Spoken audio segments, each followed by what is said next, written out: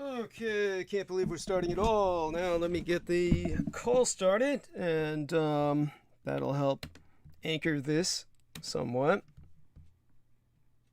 Okay.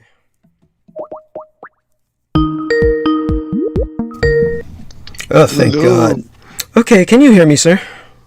Yes. Excellent. Call everybody, bring everybody on, and that would include, if you have her number, which you should, Our Lady Crystal River.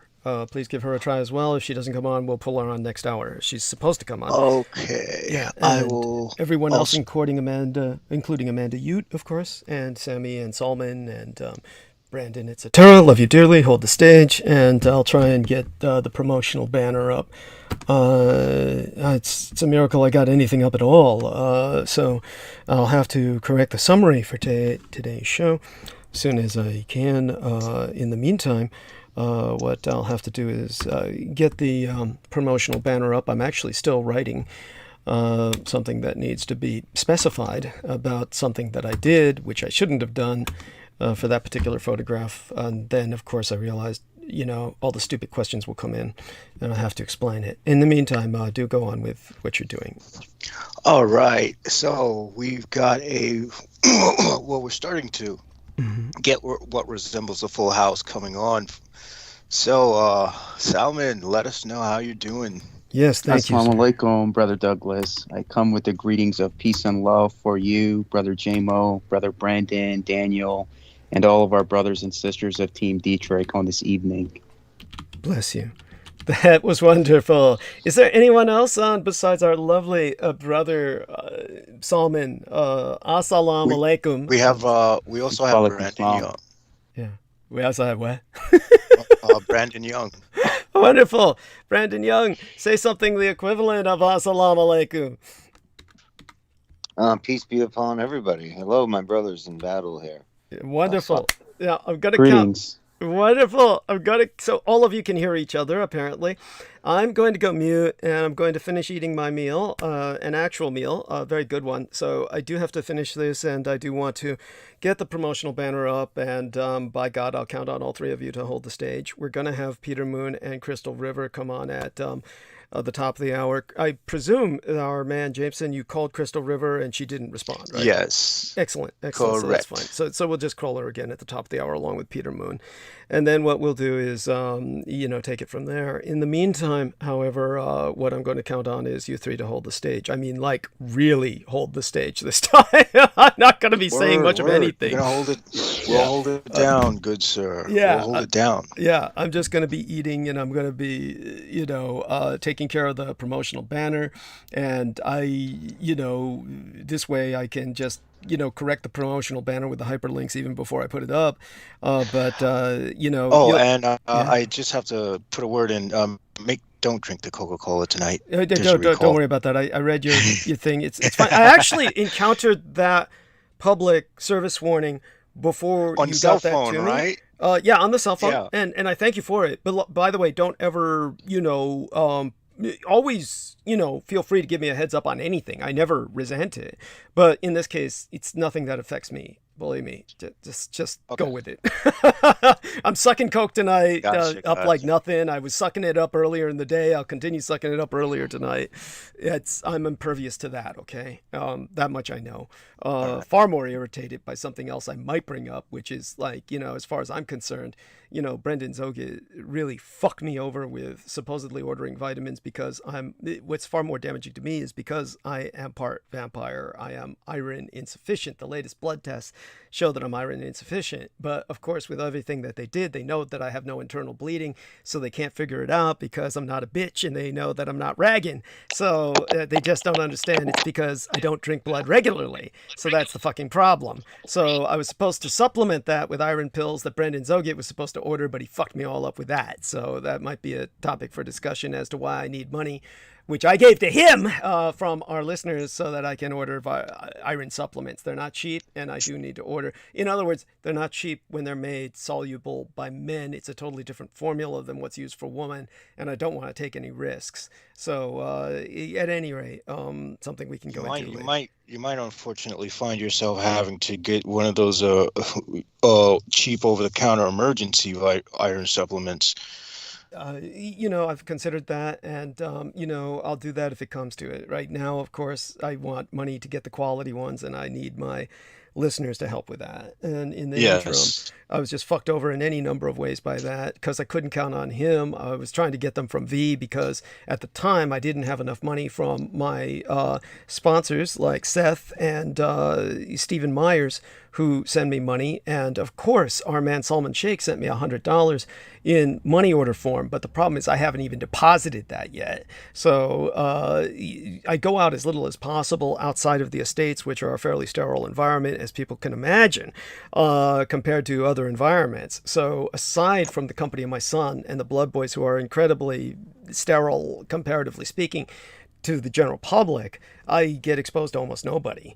And I want to keep it that way, other than, of course, when it's unavoidable, like when I was dealing with homeless mutants in Hunter's Point the other day, which, if people want to hear that adventure, review the past few episodes. We'll get you the exact date of that later. Our friends can bring that up to you. The men who are with me tonight can bring that up later. In terms of with V, of course, she took the money and purchased it, so far as I know, but she was going to bring it to me, and then we couldn't meet because the Omicron spike went up to the point where they got San Francisco in lockdown. It's semi-official, but Holy really shit. no one's going anywhere. I mean, don't forget, in case you didn't know, I guess you didn't know this, the first case of Omicron in the United States was discovered in San Francisco. So if you didn't know Yes, that. that I was aware of. Okay, I so was aware that Omicron made it here. I was aware when it made it here. I was even aware of when it hit New York. well, there we are. Thank you. I You mean, can it's give all over people the some place. background. Yeah, but Yeah. But for you can those do who- that when I'm off. Let me Yeah. just to round this up first. Yeah, just so people understand, unofficially, to prevent panic, San Francisco is in lockdown, and it's just not recommended anybody go anywhere. So I'm not going to get my tests again and things I need to do plus shots until Friday. But in the interim, V had this shit for about a month, that meaning the vitamin supplies she was going to give me. And I told her not to mail them in December because it just wasn't going to reach me in December because of the holidays. It just wasn't going to get here. So now it's January, and we're coming on to the point where she was going to give it to me Friday, but we're not meeting Friday. So in other words, when Brendan fucked me over, he fucked me over completely, like really fucked me over, like, because I had to turn to V, and then I had to use the money on my card that was provided by Stephen Myers and Seth. Shout out to both of them, but I had to use that to buy water and other local supplies from the store, including my Coke. So let me get back to all of that. I'm going to go mute completely, and all of you gentlemen, the stage is yours. And just remind everyone, I'll need their help on my card, on the PayPal card, as soon as possible, so that I can ultimately order vitamins without having to leave the home. So that would be the most important thing. Okay, all my love. I'll be back in about sometime this hour. The stage is yours. All right. So, gentlemen, what's been going on with you guys? How's everybody? Hanging in there. Oh, how you doing, man? What's up, Sammy? I'm right now. I'm on assignment. A little interesting assignment right now in Northern California. Fortunately, business is booming for my sister. She owns a funeral home, and I'm working with the dead this week. Nice. It's amazing what you find out how people die. Little example, a poor girl over the holidays. I guess she was help catering a party over Christmas. She was working the taco stand, and I guess this party was crowded, and so crowded that someone bumped over the heating lamp. I guess the heater lamps. I don't know if you guys are familiar with those. Yeah. And they knocked over the taco stand in a huge grease fire. Grease landed on this poor girl, and when the heater lamp dropped, she burned alive. Oh no. And yes, we went to the hospital to pick her up, and something happened today that I've never seen before ever in my life. I went to a hospital. This was a Masonic hospital. I didn't know these existed. The Shriners hospitals. Yes, a Shriner Hospital. Thank you, Yes, Brother Sal. yes. I walked in this hospital and everybody's happy to work there. Uh, and the reason why I say that is because everything's in pristine condition. This was very alien to me because I'm used to where anytime that I help, hospitals are very chaotic, and this is the last place you want to be. And this hospital was the opposite of that. It was very peaceful. This is the first time it happened to me. And Shriners anyways, hospitals, Brother Sammy, are the best. I have a story for you. One of my Masonic brothers, who's from Iraq, what happened to him in 2003 was that the insurgents in that area thought that he was working with the Marine Corps because the Marine Corps go around and give candy to the kids and like for photo ops, win hearts and minds and all that stuff. So the insurgents saw the Marine Corps outside his family, and they thought that he was working with them. So what they did was they drove a car bomb right into his home, which ended up killing his cousin while they were playing soccer outside, and his leg got amputated.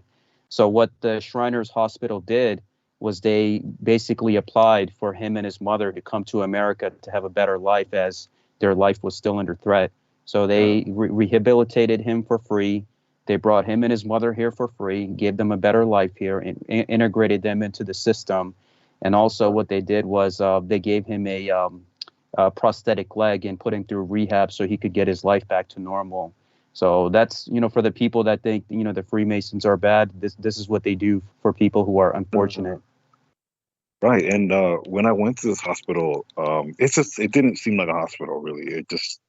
It seemed like people actually get treated there and not for free. Get hurled around like cattle. This was a very nice hospital.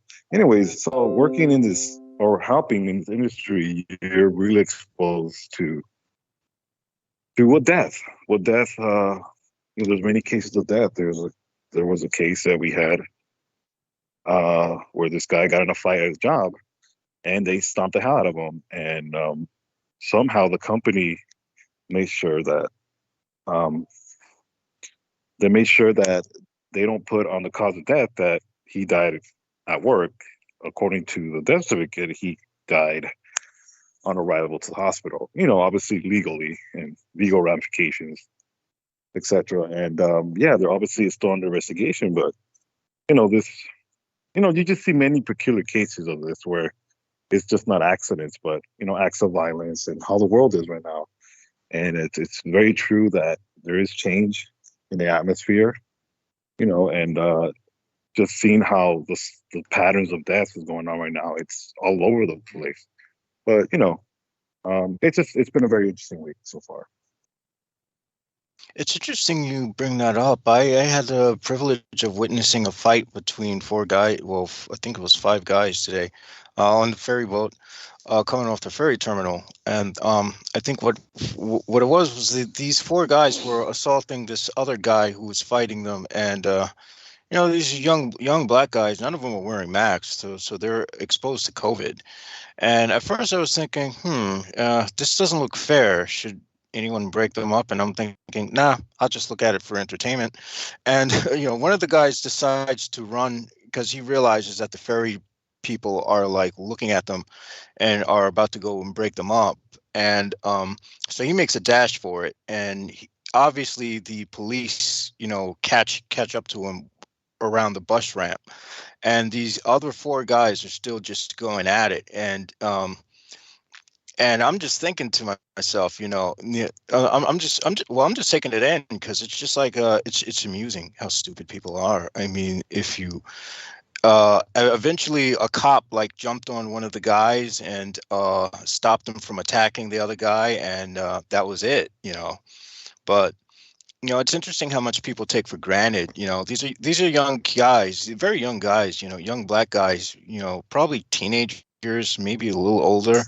But the problem is they have that mindset where they take their life for granted because, one, not wearing a mask, you're exposed to COVID. Two, if you're fighting in the middle of somewhere, you don't know if the police are going to assume that because you're all black that they might just decide to shoot you all. They're lucky they weren't shot. and getting into a fist fight in like the ferry terminal. So that was quite amusing. It was one for the world's dumbest. Well, by the way, if San Francisco's locked down, then that means Los Angeles is going to be locked down. Most likely, Los Angeles is probably going to be locked down too. It's interesting, Brother Sammy, you mentioned that, because here in Philadelphia, where I'm at, they already shut down all the schools. So that step one is already there of shutting down most facilities and schools. So I think the next step is lockdown. Yeah, interesting enough, my sister told me that they've been inquiring of all the morgues and all the mortuaries as far as how many bodies they can fit in their coolers. I think this memorandum actually was already, I guess they told them like maybe back in December. So apparently they've already been anticipating it. My sister told me that actually. And when she heard, she said February we're supposed to have a lockdown completely. According to what she's heard, obviously because of her background, and the industry she works in, she's privy to a lot of the county and local government, just government information, whether it can be accurate or not. It's just,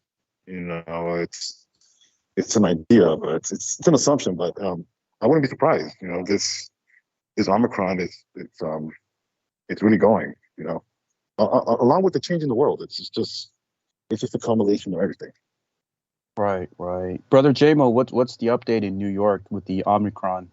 Well, the Omicron, there are concerns that, a lot of students aren't getting, booster shots. A lot of kids are getting hit with it. Again, much love to Peter, but his sort of, anti-vax, and thing, and the sort of alt-right, well, actually, it's not alt-right anymore. It's all right. All right is alternate news. All right is alternate reality. All right has literally become bullshit information.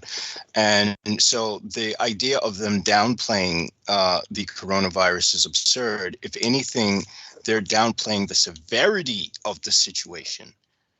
Because if you ask anyone who's working in hospitals or working at morgues or working at places like that, then you would understand that it's the severity of this is really bad. My uncle was killed from the coronavirus. Sorry to hear that. Yeah, that would be my father's brother-in-law, and unfortunately, his sister and my cousins also have it. So, and my uncle had comorbidities already. So COVID, there was no way he was going to survive it. And so this more or less, needs to be driven home. If you want to put yourself out there, and if you want to walk around without a mask on, go ahead. I mean, if you want to take that risk, go ahead. Do you? No one's stopping you. We're not here to call you stupid or anything if you want to do that, or if you don't believe the thing's real. But the thing that is kind of offensive is when you spread your disinformation. Do not spread that disinformation that this thing isn't what it seems to be, because the honest to God truth is that people are fucking dying. And it's one thing when it's one thing when some stupid statistic on TV dies. It's like, who gives a shit, because that person's not connected to me. But when it starts to hit family, then things get really, really, tense. So yeah, folks, if you don't want to take precautions on this stuff, then that is what it is. And as Daniel Roller brings up, we're going through the same thing that people did during the Spanish flu epidemic. The misinformation was all over the place, and I'm betting that it was probably politically motivated as well. Yeah, that makes sense. I mean, history repeats itself, especially what you pointed out, but Brother Sammy's pointed out. I think February and March are going to be interesting months as we head towards the spring and just seeing what the next season upholds. especially with the ongoing civil war situation, with the division that's there, on top of the inflation, the crime, the Omicron. It's just one big disaster in this country that's waiting to boil over. And I think only time will tell where all of this is going to take us. But people have to, like you said, they have to get their act together and start taking things seriously. Otherwise, you can only have a home for so long. And if you don't start fixing the damage, it's going to collapse on you. It's for that reason that I'd like to tell the audience to hit up Douglas Dietrich's PayPal, and support this guy, because he predicted this from before even Obama took office. He predicted what was going to happen unfolding. He saw all of this. And he's the only one who called what was going to, he was the only one who saw Trump winning while everyone else, thought that Hillary had it. So this Douglas Dietrich has given, the information he has given us has actually saved my ass, to be quite honest, because the time when he started to talk about the coronavirus, when no one else knew it even existed, when, I had decided then to buy something to cover my face. I had gotten some sort of scarf-like covering before, during that time, just to cover my face out of fear. So, and the thing is, it paid off. So, yeah. And I also want to tell our audience to pick up the Roswell deception and the demystification of World War II, because you'll understand why history is repeating itself right now, and why these United States of America do not learn their freaking lessons. They're historically illiterate, they're lazy and dumb. Well, I mean, that actually is giving our country too much credit, but yeah, yeah, you can hit up Douglas's PayPal, which I should probably put the link in. He didn't put the link in this time, so I'm going to put the link in the text box. Let me see if I could find it, honestly speaking. Brother JMO, have you been feeling like this tension in the air recently? Like, my intuition's been just feeling something these last few days. I was wondering if, since you are also spiritually inclined, I was wondering if you felt something like that in New York. Oh, without a doubt. Yeah, people are really passive aggressive out here. That's one thing I've noticed, especially with the black-white thing and the mask thing. It's like these microaggressions, especially white males. They'll walk around, if you're black, without their mask on until they enter another area. And the thing is, I'm like so pissed off that I'm just gonna say something about it. I'm like, you stupid fucking crackers walking around like, I'm like, you try to infect me, I'll fucking break your fucking nose. Mm-hmm. I mean, shit. It's interesting with all of this, and I'm seeing the same thing here in Philly. Like, a lot of this rage and microaggression going on, and people getting into fights. Like, even what you're seeing on the ferry boat. This is a time where people have to find some kind of a spiritual practice to basically ground themselves. Whatever spiritual practice or discipline that you have, I think right now is a pivotal time to have good companionship like we have on this round table, and just have a skill that you can hone about yourself. Because I think 2022, it's if you look at it from the numerological point of view, it comes up to 6. And 6 is basically your mind, body, and spirit, where you have to ground yourself in many ways. And I felt something is not right. I just go outside and I just see this emptiness, JMO, and I feel like, what's going on? Something is changing. And I realize we're living in changing times, and we need to be ready for these challenges that are coming up. And, it's like you said, those, and even what Brother Douglas points out, those that will be part of the Darwinian selection, the ones that will make it and the ones that won't. Yes. It's for this reason I have to emphasize, even more important than a spiritual path is proceeding with wisdom and caution, and showing discernment for what's bullshit and what's not, because this is, after all, an information war. And where you get your information from and what motives the people you're getting your information from will have an impact on whether you survive or not. Yeah, that's absolutely right. You have to make sure you get the right information. And it's like what we were talking about in the previous transmission with the New Age and spiritual community. When Trump was running for office, they were spreading all of this disinformation and lies that, he was appointed by God. And even now they're doing the same thing. Don't take the vax. He's appointed by God. He's going to come back. So these people have their own agendas. And you're right. You have to have that discernment and common sense when knowing who to listen to. Yeah, the New Age community was more or less the byproduct of Anton LaVey's Satanism, which he Yes. himself takes credit for creating that.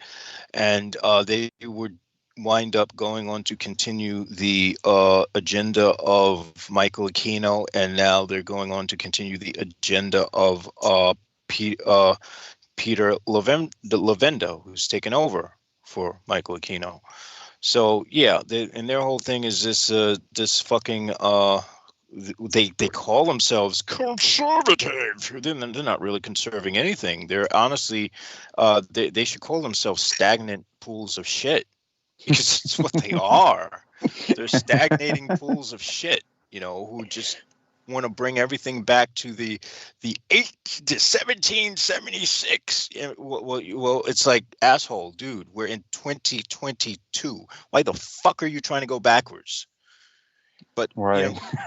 that's just the mindset of that's just the mindset of people right there. Because we want slaves, because we don't want to do any work. I mean, let me give you guys a good example of how this is going to slap white America in its face.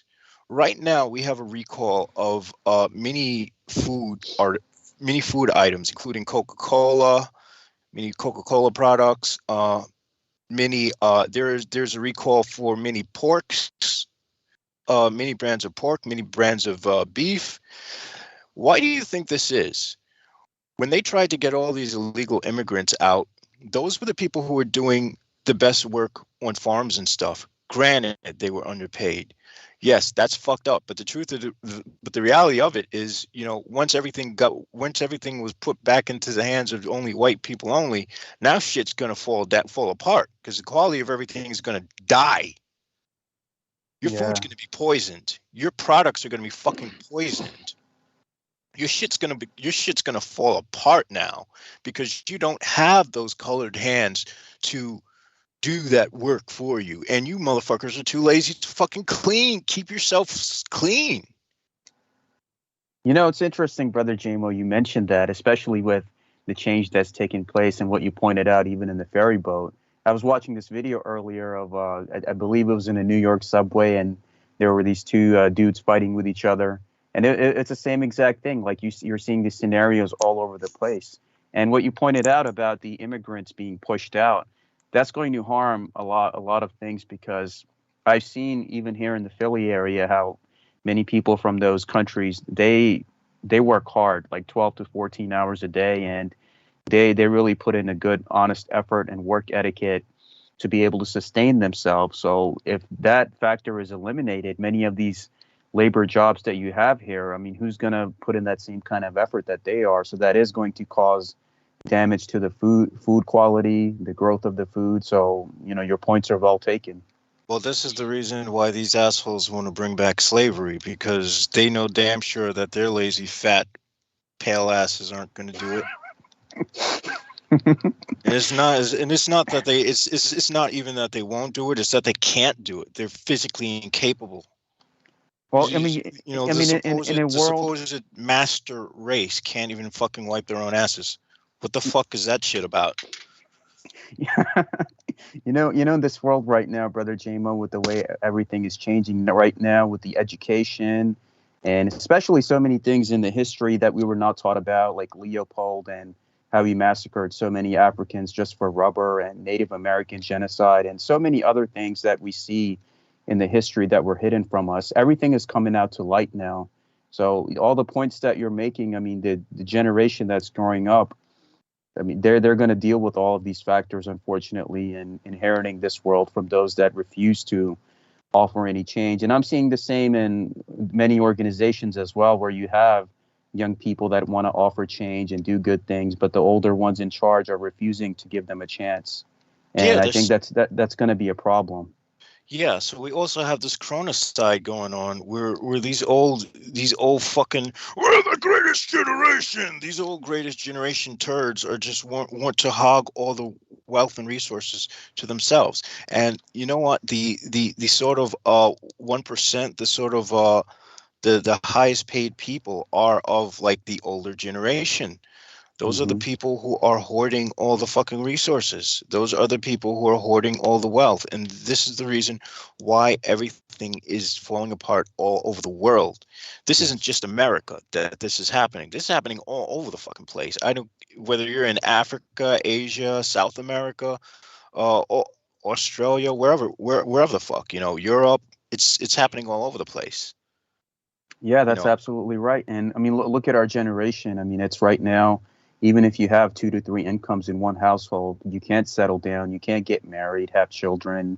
It's even one person trying to survive on his own is a miracle these days. So you're right, there has to be some kind of a change because the balance of equality in terms of resources and representation, something's got to give. And I believe we're reaching that breaking point soon with the way things are just hitting that boiling point now where people are just not having it anymore.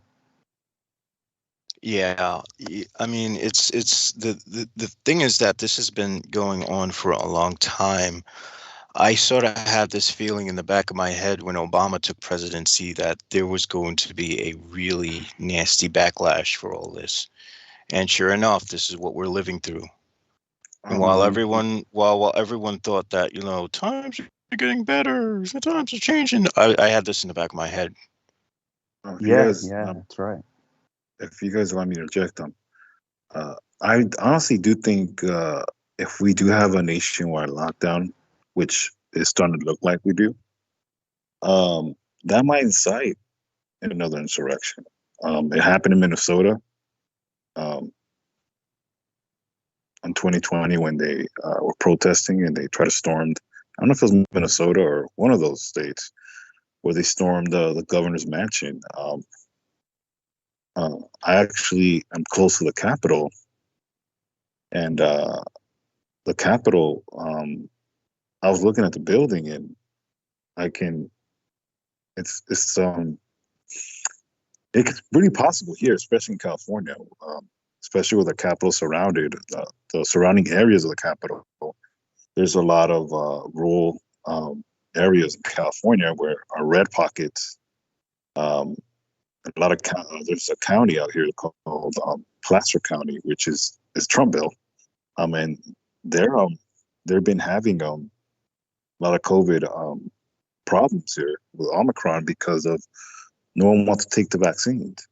But when I went to the Capitol, I can see that. I can see where they mandate the lockdown, and you know, people don't want to have it. People start rioting because they have to be safe, and I think part of it is which what is correct is the disinformation and the delusion that actual reality is not real, and it's the opposite. It's quite real, and people don't want to accept it. It's just people think people have the idea that America is God's country, and we're immune to these type of these type of biological weapons. But like I've mentioned in the past, and how Doug and both of you have mentioned, this is coming back. This is payback.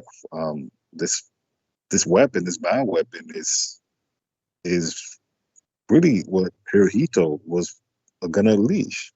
If it wasn't him, then it's the Russians maybe that who say they just didn't complete what Hirohito was gonna do. It's most And likely it most likely is the Russians who did it. I mean, yeah, they definitely did it with the with that with the what is it, the African swine flu, right, and that was a trigger that set everything off like a powder keg. right, right. And it's And it's the perfect it's the perfect weapon because it's not just the weapon, but it's the disease of the mind. It's the mind war that Kino talked about, where it's the objective is no longer actual physical combat. It's all mental. It's all in the mind, and the mind follows the spirit, and vice versa. And I think the way America is going, it's just it's almost like a puzzle completing itself, where you just add this bioweapon and all this propaganda, and there you go. It's set off. Yeah, the mind is literally going to be the last battlefield before extinction. Well, at least that's how I see it. I don't know if I don't know if there's going to be a branch of the species that will survive, or if the species will survive. But, if it doesn't, then it will be because the mind wars was the last war that, that will be the most fatal war. I mean, these are great points made by both Brother Sammy and ̔Chuo, and thank you for sharing this. In the Sufi path, which I follow, they always tell you that the real victory that you're looking for in this life is in the mind. So this aspect of Aquino's mind war and what we're seeing today with the psychological operations, I think if you could keep yourself calm, especially today's chaotic times where they want you to lose it and fight with each other, if you could just stay calm in the midst of it all and keep your wits about you, you always have the upper hand. If you mind me asking, Selman, yes, brother.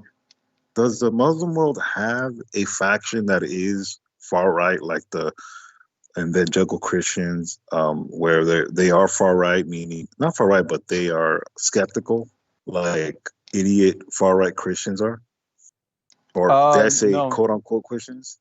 No, not really. It's much more lenient, because if you go into the Eastern world, it's you're dealing with a whole different culture and mindset compared to what you see in the Western world. I mean, you do have the extremists and the fundamentalists, of course. I mean, that's good and bad as in all races, religions, and groups in the world. That duality of God represented in His creation, but the aspect of the what you see here is far worse. That's sad. That's sad to hear. How about you, Jameson? And we talked about this a little bit. Is there such thing as and this is reason, and I'm probably showing my ignorance, but is there such thing as a left-hand path, obviously besides yourself, but where they're not quote unquote Yeah, there are schism. There's a schism in the left-hand path too, where you have people who tend to be more progressive versus people who are conservative and pushing the white supremacist agenda. So there's schisms in literally everything at this point. It's like I would say, yeah, it's almost like we're in Thamael of the tree of death, of the Klipoth, which is the contending forces, where Satan and Moloch are constantly bickering at one another. It's like it's like a split of two forces always competing with one another, never agreeing on anything. That's your Republican Party and your Democrat Party. That's your sort of progressive mindset, and your let's go backwards mindset, which I would call the retarded mindset, meaning retrograde, meaning moving backwards. Right. And rather than calling them conservatives, I'm going to just call them retarded. And this is not, and I'm not calling them retarded as in Down syndrome. No, I'm calling them retarded as in making the opposite of progress, regress. Right. And that's very well said. Yeah. I mean, these people are on a timetable, Brother ̔Chuo. They know their time is short, and that's why they're acting the way that they are. And I think it's interesting to watch it all unfold the way that it is. But at the same time, it's scary because you just see that these times are changing, and only as we go on, it's only the aspects of knowing what is to come and how to prepare for it, which will help us. And it's just listening to all of you brothers here on this roundtable is an education on itself. And that's important that in these times we have these kind of things to learn from each other as Rumi says we're all walking each other home and we owe this love and light to one another. It's very prevalent today where there's so much hatred going on. I see it all over. In all communities, I see that, the aspects of the darkness coming out of the human beings. And I think something's got to change in this world, as especially the next 5 to 10 years. And I hope, if I live long enough to see that I see some kind of change take place. Oh, well, the change is definitely going to take place. The question is whether it's going to be a change for the better or not. Change is the only thing that's constant in this sort of time matrix we call reality. Because the creation itself is imperfect, then you have time. Because the creation is imperfect, change is constant. It constantly has to reach the idea of perfection doesn't exist. Because if there was perfection, then there would be no need for change. And if there was no need for change, there would be no time. So that place outside of time, that perfection outside of time, is literally what you would call, it's literally what people refer to as the ultimate reality, or some people consider that to be a quote unquote God. And I don't know what it is. All I can say is that I look at these things as being more like technology.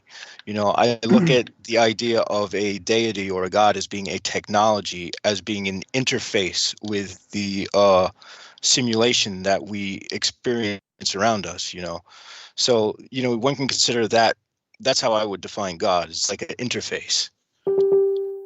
Well, that's a good point, because I know in the Sufi path, they always tell you that the life of this world is nothing but a game and a deception. And they tell you that in reality, you are dealing with a simulation, where if you look at this life and they tell you that the life that you get after this, it's like in the blink of an eye, in the equivalent of the time-space continuum. So even in the path that I'm on, they tell you that this life is a deception and you're dealing with a simulation within a simulation within a simulation kind of reality. And above it all, what they call Allah or God is basically testing you in these different schools, where when you get out of one simulation to another, then it gets harder. Then you have to get to the next one, until you get all the way back to the original state of bliss, of unison with the Creator. So that's a good point you make. I mean, I see that in my path too. Yeah, in my path, I've reached the point where I don't want to go back to the original state of the Creator, because from my perspective, that's the thing that's responsible for all this nightmare. And so in my path, Iblis does not, go back to Allah. Iblis sets his own path, and I'm to follow Iblis, and rather than, whereas maybe in your path, Iblis reunites with Allah. In my path, Allah and Iblis don't reunite, and I follow Iblis or Lucifer. I mean, that makes sense, because when I was reading the teachings of the Yezidis and even the video that I did on them, I was able to learn such a different perspective, and I appreciate what you shared, Brother J-Mo, because in their perspective, it's the same story that takes place, like from the Islamic point of view, that Iblis refused to bow down before Adam when Allah asked him to.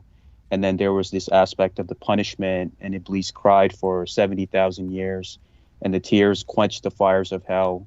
And then Allah loved Iblis so much that he forgave him and told him that this world now belongs to you. So the primordial source creator, from that point of view, it has no concern with this realm and this world, and he has left Iblis in charge of this realm. Well, what are your thoughts on like that, the Yezidi perception? Well, since I'm here, of course, I'd have to answer to that.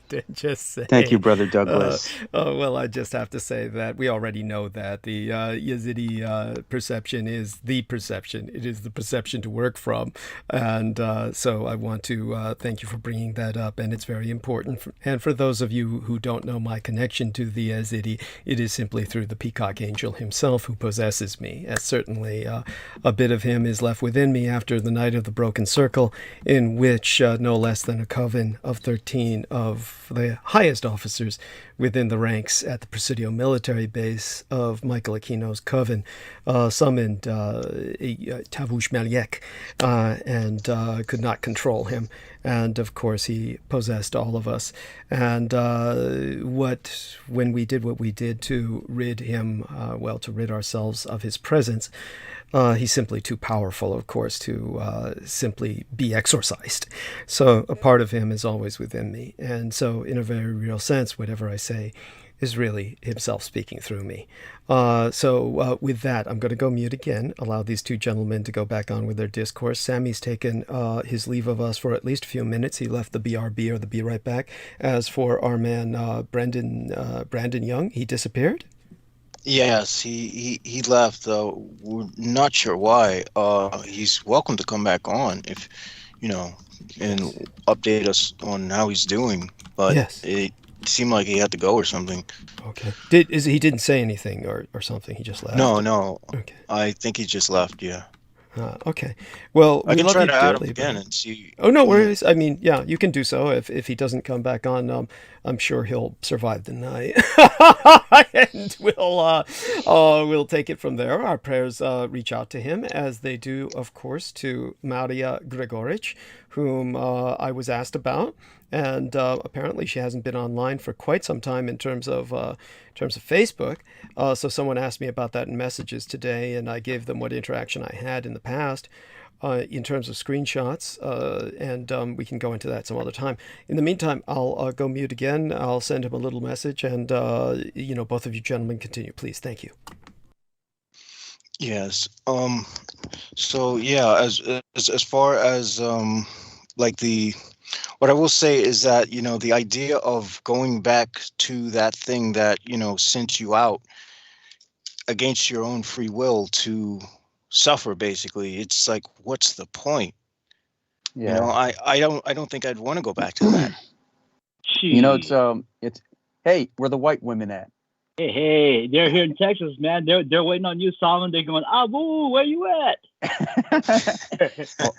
well, I'm gonna come down there, and I'll marry a nice white woman to settle down with, and we'll have nice kids, and the kids can grow up and call me Abu. But yeah, Brother Daniel, how are you doing? How's everything? Oh, I just got done catching my breath after beating up my bob bag out here by the garage. Nice. So yeah, just got a little exercise in. That's right now in today's world, that's so important, especially how anxious we're all feeling recently with just that tension that's in the air. And I think just having that hobby of keeping yourself physically fit and releasing that's the best thing you could do. And I always appreciate the way you carry yourself and your lifestyle and positivity. So what are your thoughts, Brother Daniel, with this conversation I'm having with ̔Chuo about us living in this simulation within a simulation? Oh, well, that's we how can I say, we face our own shadows and our own Maya, and most of the time we don't really know it. We think we're seeing what is for the most part, but a lot of the time it's actually what we want to see, but which takes a bigger part of our consciousness to be able to see that outside of ourselves. See, that's also another thing too. It's about having this variety of perspectives that you may be able to juggle, other than seeing how things are through your own eyes, and seeing what things are like from, let's say, from another pair of eyes that aren't your own. It could be your own imagination, or it could be feedback from someone else, or or maybe even the most brutally honest feedback from a child, which is probably your best reliable source of info. Yeah, that's right. The child's heart and the child's mind will never lie to you, and that's regarded the truth in many cultures. What you said is absolutely true. We have to just face our shadows in this paradigm that we're living in, especially now. Yep. Because until then, we're just going to be seeing those shadows in others, which is what we see of ourselves. Yeah, it's that meme that you use against the trolls on Facebook with the psychological projection and the guys like pointing down at their comment. Yep. Oh yeah. That's exactly right. Yeah, I guess you could say I've been at it for long enough, or maybe it's just because I grew up in the Philippines. You know, my people are some really lecherous pirates like that. So I guess I guess that was my college that I graduated from, to be able to pick out and predict those kind of behaviors. Yeah. I mean, in the Pakistani community, my brother, it's the same. Like, they really teach you how to be street smart. I mean, you could have like the education here in the Western world, having a bachelor's or a master's or PhD or whatever, but having a combination of being able to identify people and street smarts and how to act instinctively, when to act, I think that serves you far greater in many ways, especially in today's world of deception. And you've seen that through the Filipino community. I've seen that in the Pakistani community. And speaking of the Pakistani community, for all of the men, please stop messaging Brother Douglas. But yeah, it's you're right. It's this world that we're living in. We do need those interactions with different cultures, and that's important to one's education. And I know that's what you point out always in your teachings as well. Yeah. I mean, I even have my own challenging bouts with my own Maya as well. I mean, I have my own illusions. I know there's things that I want to see. I know there's things that I want to hear. But at the same time, because I know that, I also want to make sure that I still keep an extra ear and extra set of eyes out for what is. You know, so that I don't impulsively bullshit myself. Yeah, that's true. Basically. Yeah, and because the worst lies are the lies that we tell ourselves, and a lot of times we do that to ourselves and we don't even know it consciously. Yes. Mm-hmm. Yeah, that's absolutely true. Brother Jamo, what are your thoughts on like the Maya and the illusion and facing our shadows? Yeah, I am constantly locked in combat with my shadow, and I constantly know it's me all the time. So this is a very old war for me, and it's a very, very intimate one. As far as seeing what is in the world, I try to ask what the most. I tend to think that the objective reality is somewhere in between what two different sources might say is true. You know, whereas one person might say, the earth is a donut, and the other person says the earth is flat. Then I'll think like, okay, so somewhere in between, that means the earth is round. Yeah, got it. It's sort of deduction of, what could be, what isn't, and also trying to take the information, taking the information as being a model. Because at the end of the day, what we're working with is a model of the simulation. We're not seeing the actual thing that is, where our brain has to interpret it into symbols and signals. And so what we're seeing are symbols of a sort of reality that's inaccessible to us consciously. Mm-hmm. Yeah, that's true. Actually, Solomon, that just reminded me when I brought up with you earlier today about how I dreamed when I was a kid that I wanted to be able to control time so that I could fight better. And it's like that I used to have this big dream that I wanted to be able to slow time down and catch everything happening so that I can take my hits and take my shots, knowing at the same time that was a big delusional dream.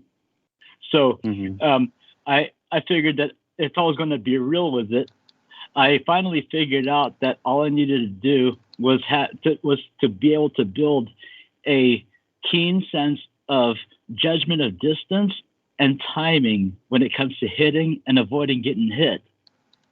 And then it's like, okay, cool. I don't have to worry about being fast anymore. I just got to hit them at the right place and time, I mean, now what I just said right now is easy to say, but the labor it took me years. but it's worth it. Right. I mean, that's in the NၤChùa, which is like the Islamic Sufi art of chivalry. That's what they tell you, that this whole thing is not something you could do in a year or 2 years or 5 years. It's a lifelong quest. This continuous aspect of balancing your senses, controlling your anger, knowing when to hit, not to get hit, like those kind of things. And when you're in a fight, basically to take out your opponent as quickly as possible, but at the same time knowing that discipline to know what's right and wrong. And you have that experience about you dealing with the struggles that you did in your life and dealing with your community, then growing up here in the States. It's all relative to your spiritual struggle that you're still living to this day, and how you became the master that you are. And that is a wonderful testimony that you behold. Shit. As an instructor, I tend to avoid I tend to avoid attaching a title to my name. I mean, yeah, I do qualify being called a guru, and yeah, other people call me master, but I just keep saying, just call me Daniel. Yes. Yeah. Well, that shows your humility, and that's part of what makes you who you are. It's the aspect of humility that really takes one a long way. And that's why you always have Allah's blessings in your life, especially with the presence of beautiful white women always around you. Well, it's also because I don't need to deal with all that extra attention. You know, I got to get away with things that I'm enjoying in my life. You know. Right. Yep. Yeah, that's absolutely right. So, how's everything over in Texas with the Omicron situation? I know in New York and where Brother ＪMO is, and here in Philly, it's getting to that lockdown point. How's it over there in Texas? Well, this past weekend, I took a trip to the beach down in Port Aransas, Texas, which is about half an hour away from Corpus Christi, Texas. It wasn't bad. Even the restaurants I went to, they still practice social distancing, wearing masks. Although there was one store that I did walk into, which was a candy store, and which was a MAGA-owned store, and they didn't take credit cards, just cash or check. And I was about to walk out, but at the same time, I was feeling sorry for them because these broke asses need the money bad, you know. So I said, okay, fuck it. I'm going to patronize you guys so that I can, make up for some karma that, I committed on the internet or some shit. So I bought candy from them. Yeah, speaking of that, someone's asking if you're still on Facebook. Hillbilly Holler, Michaela Nastasia is asking if you're still on Facebook. Yeah, he's like permabanned. I am. I'm taking a hiatus as long as I can. Oh, well, we do miss you. Well, I miss you. I'm not quite sure if the rest of humanity does. And one of the things that I will bring to everyone's attention is how much I appreciate Daniel Orola coming on tonight. Dearly love you, dear brother, and thank you very much for making your appearance. Do stick with us as long as you wish. We'll be dragging Mr. Moon and Crystal River on now. And I'll be, let them know I have to make my tea or else I won't make it through the night. So I'll be getting my tea and my Coke, and I will, be back. As a matter of fact, I probably will just grab the Coke, and when I finish that, make the tea. So that way, I can waste even more time. But actually, there's no point in drinking hot and cold at the same time, right? So I'll get one at a time. I'll go mute for now, bring the others on, and help them adapt until I return. My gratitude towards everyone, and thank you again. Bye. Yeah, I'm not able to get Crystal River on, but I do have Peter on. Good evening, how's Peter. it going? Can't you get Crystal on? I'm trying to add her. It says she's unavailable. Okay, she's ready to go. I'm in touch with her. Let me see. Good evening, Peter. How's it going? I'm okay. I'm going to say. Just the Moon Man. Yeah, I'm trying to. All right, so we should have Crystal on in a matter of minutes, folks. We hope so. If Do you have her Skype? It's the same. Yes, same old. yes. I have it trying to connect to her right now, and it says unavailable. Yeah, it's not going through for some reason. So Try again, Brother JMO. That happened to me a few days ago. I don't know, Peter, if you could try to add her on your end, maybe. I can't seem I will to. certainly try that. I don't know if we even have a Skype connection because we talk usually on the phone. Okay, looks like she's reading my message. Let me see here. All right. See if I can Skype. I'm logging on now. Okay, so she probably I don't seem to have her on my Skype. Okay, she's here, but let me see here. She's logging on.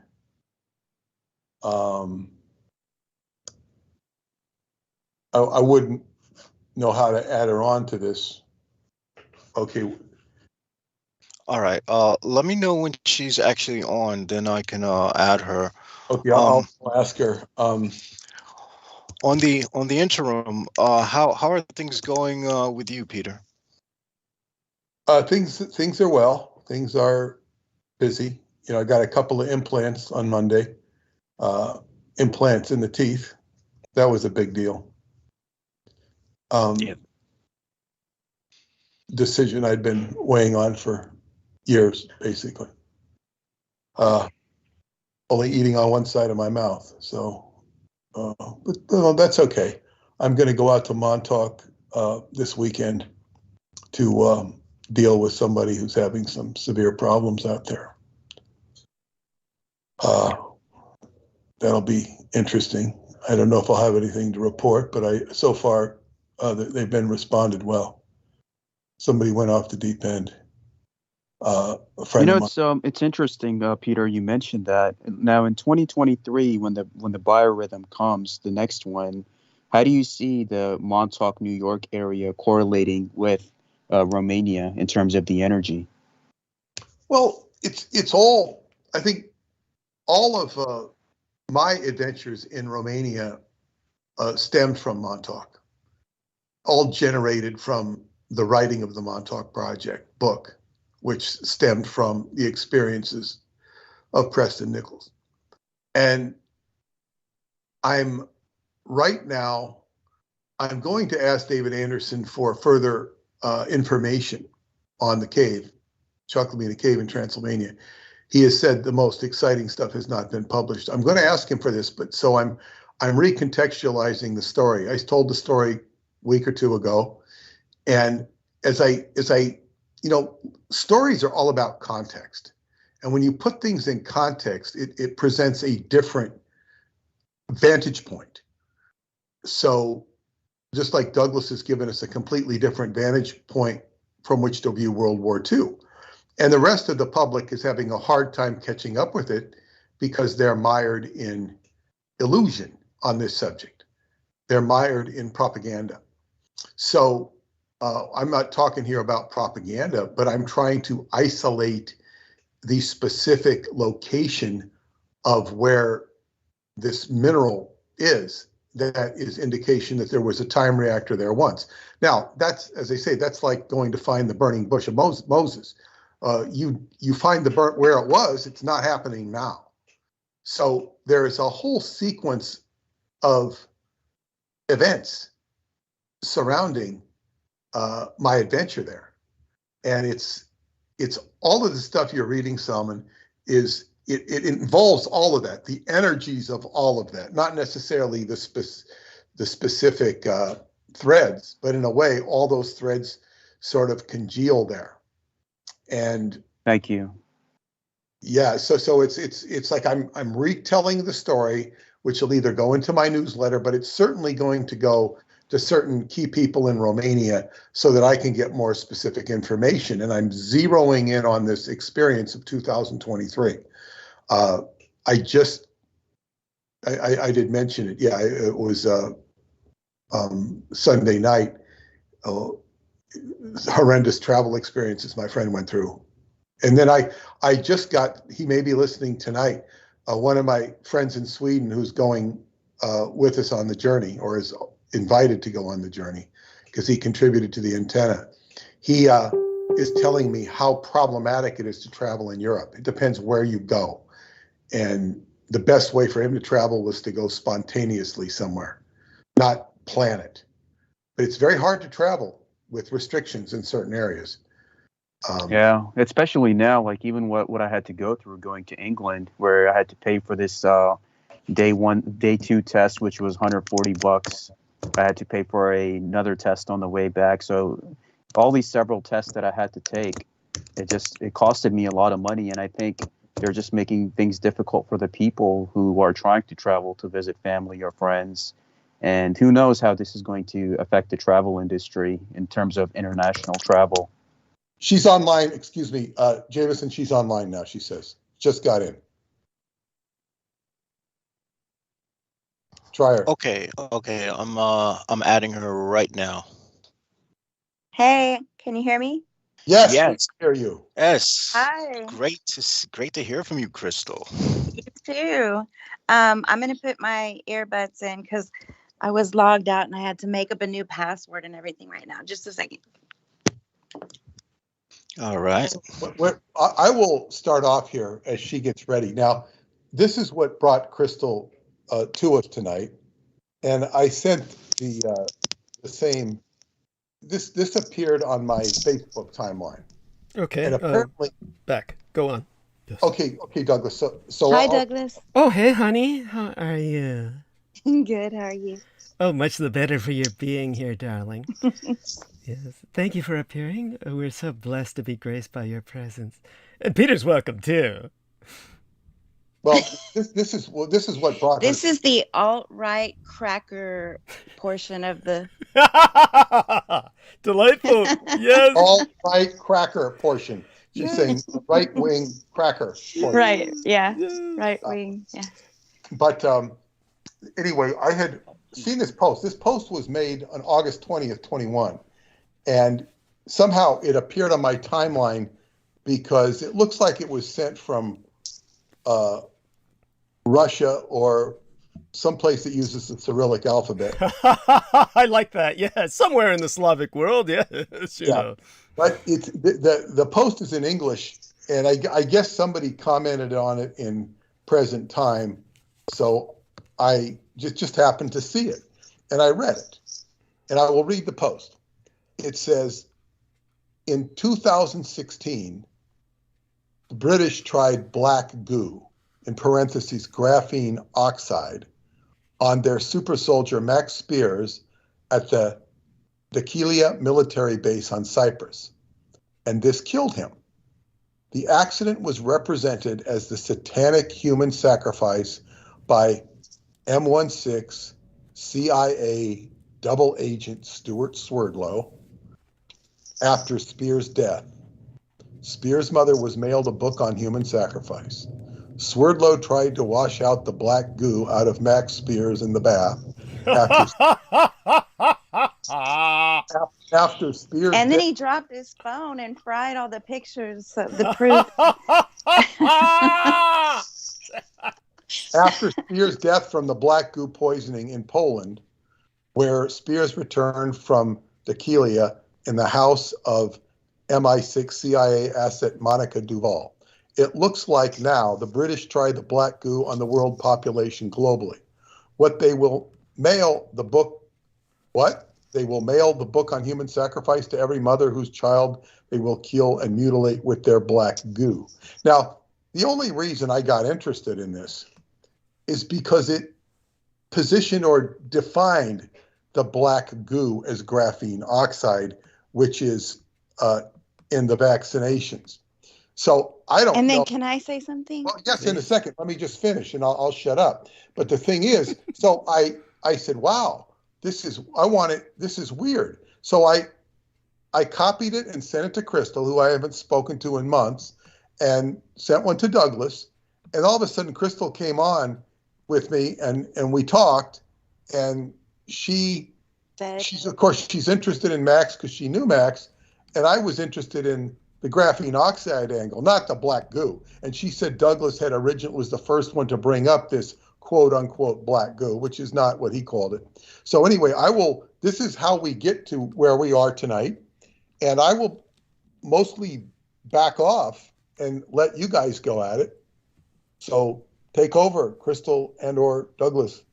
I just want to say how I responded to it was, I think Douglas will take issue with the black goo portion of it. Almost certainly.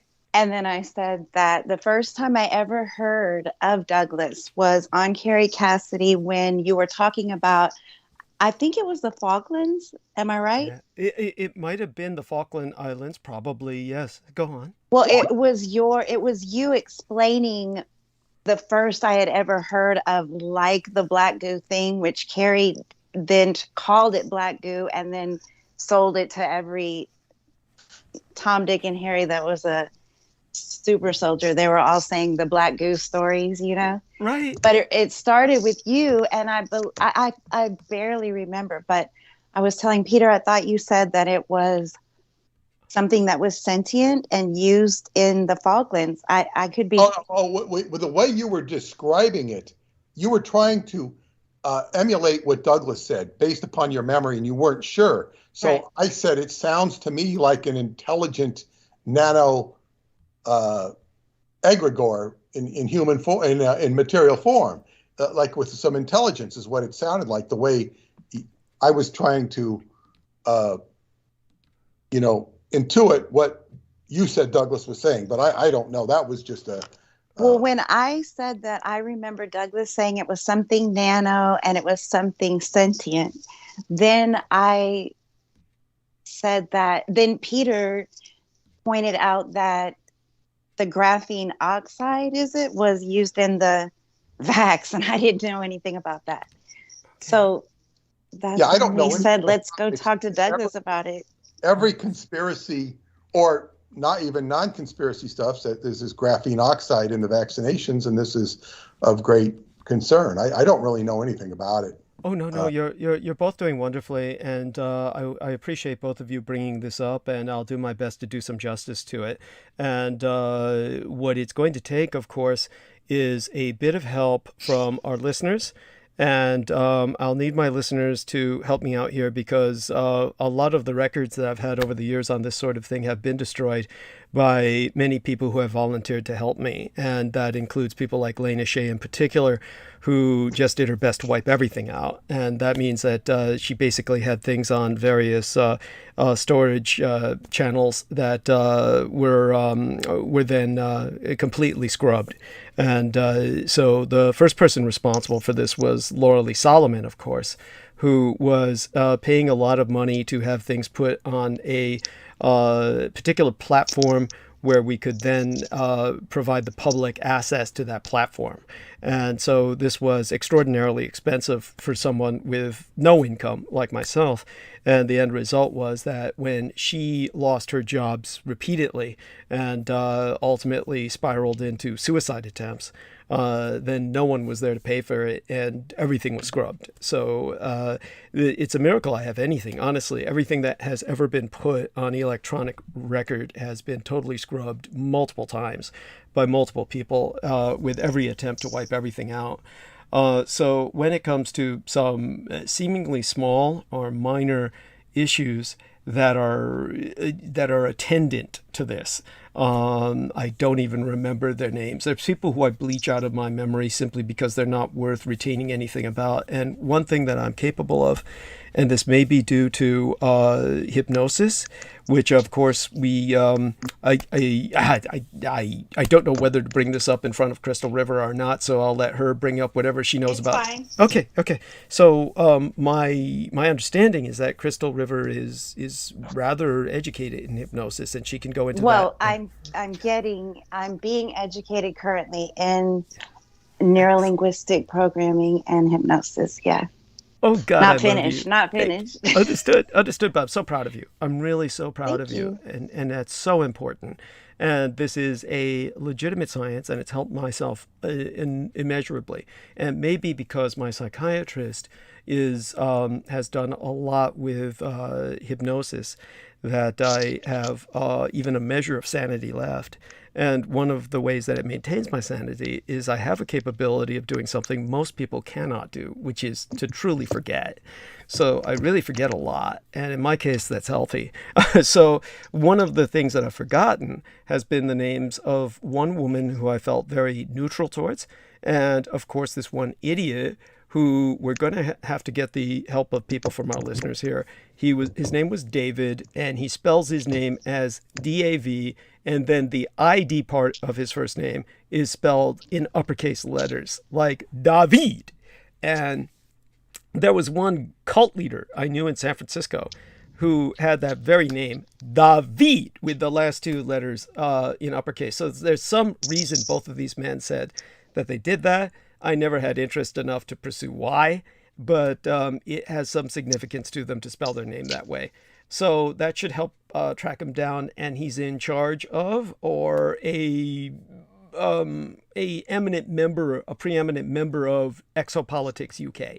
So David was one of the first people to interview myself, and he's again affiliated with Exopolitics UK.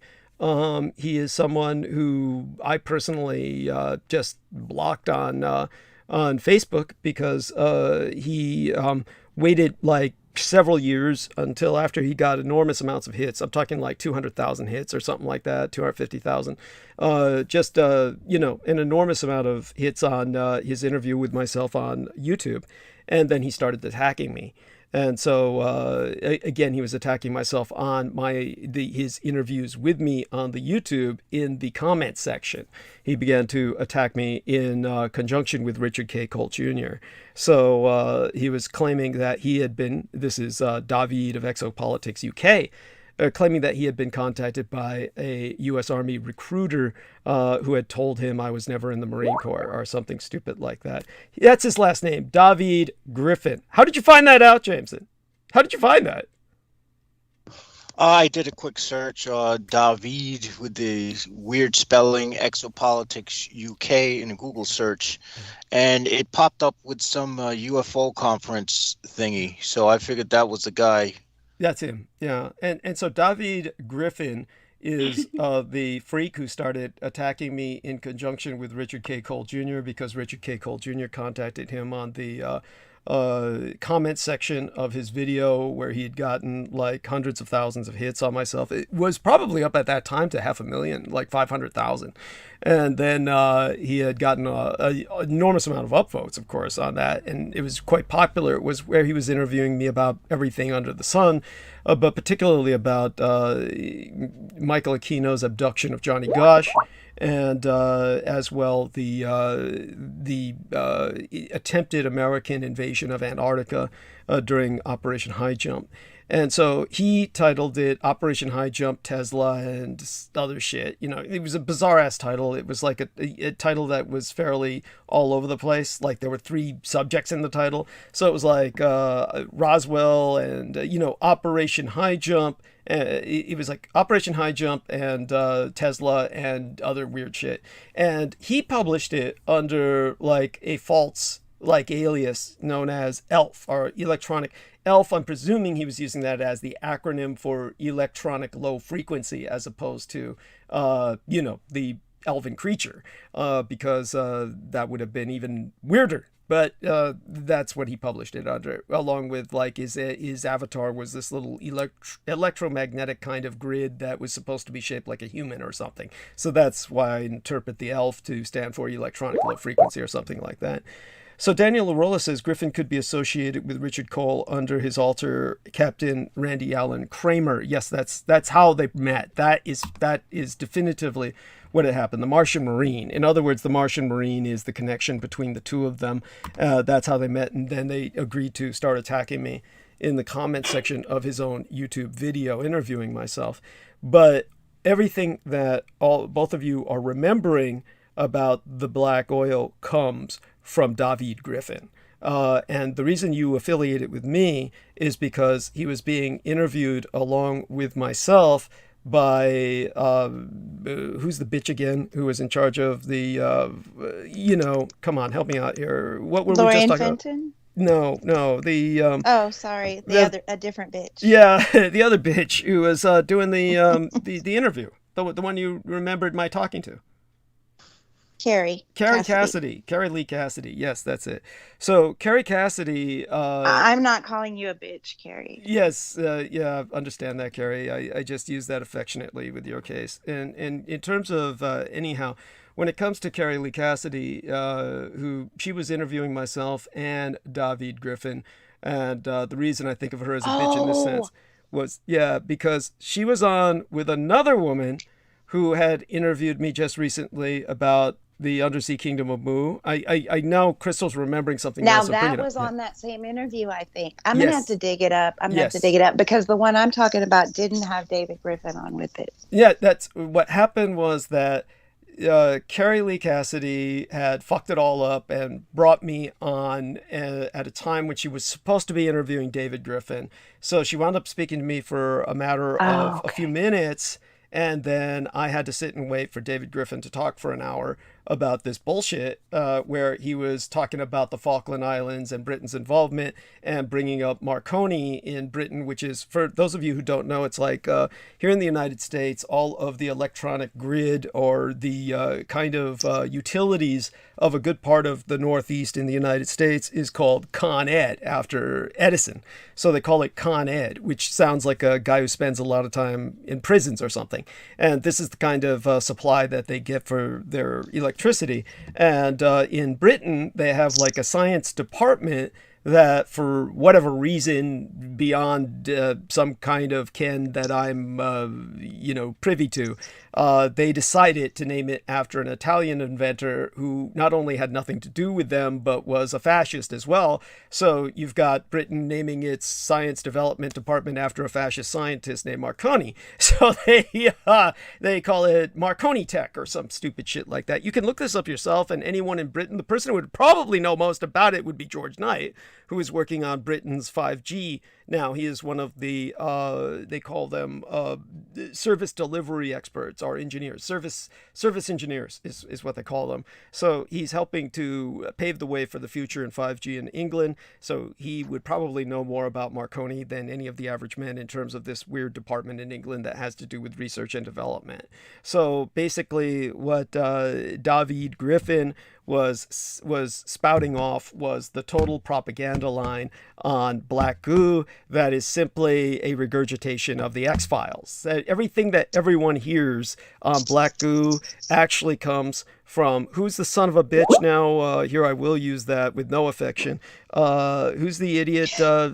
Peter Moon, we were just talking about the guy who got his brain fried all the time, who was working with Bob Lazar, and I always forget his name, even though I met him multiple times and never met Bob Lazar.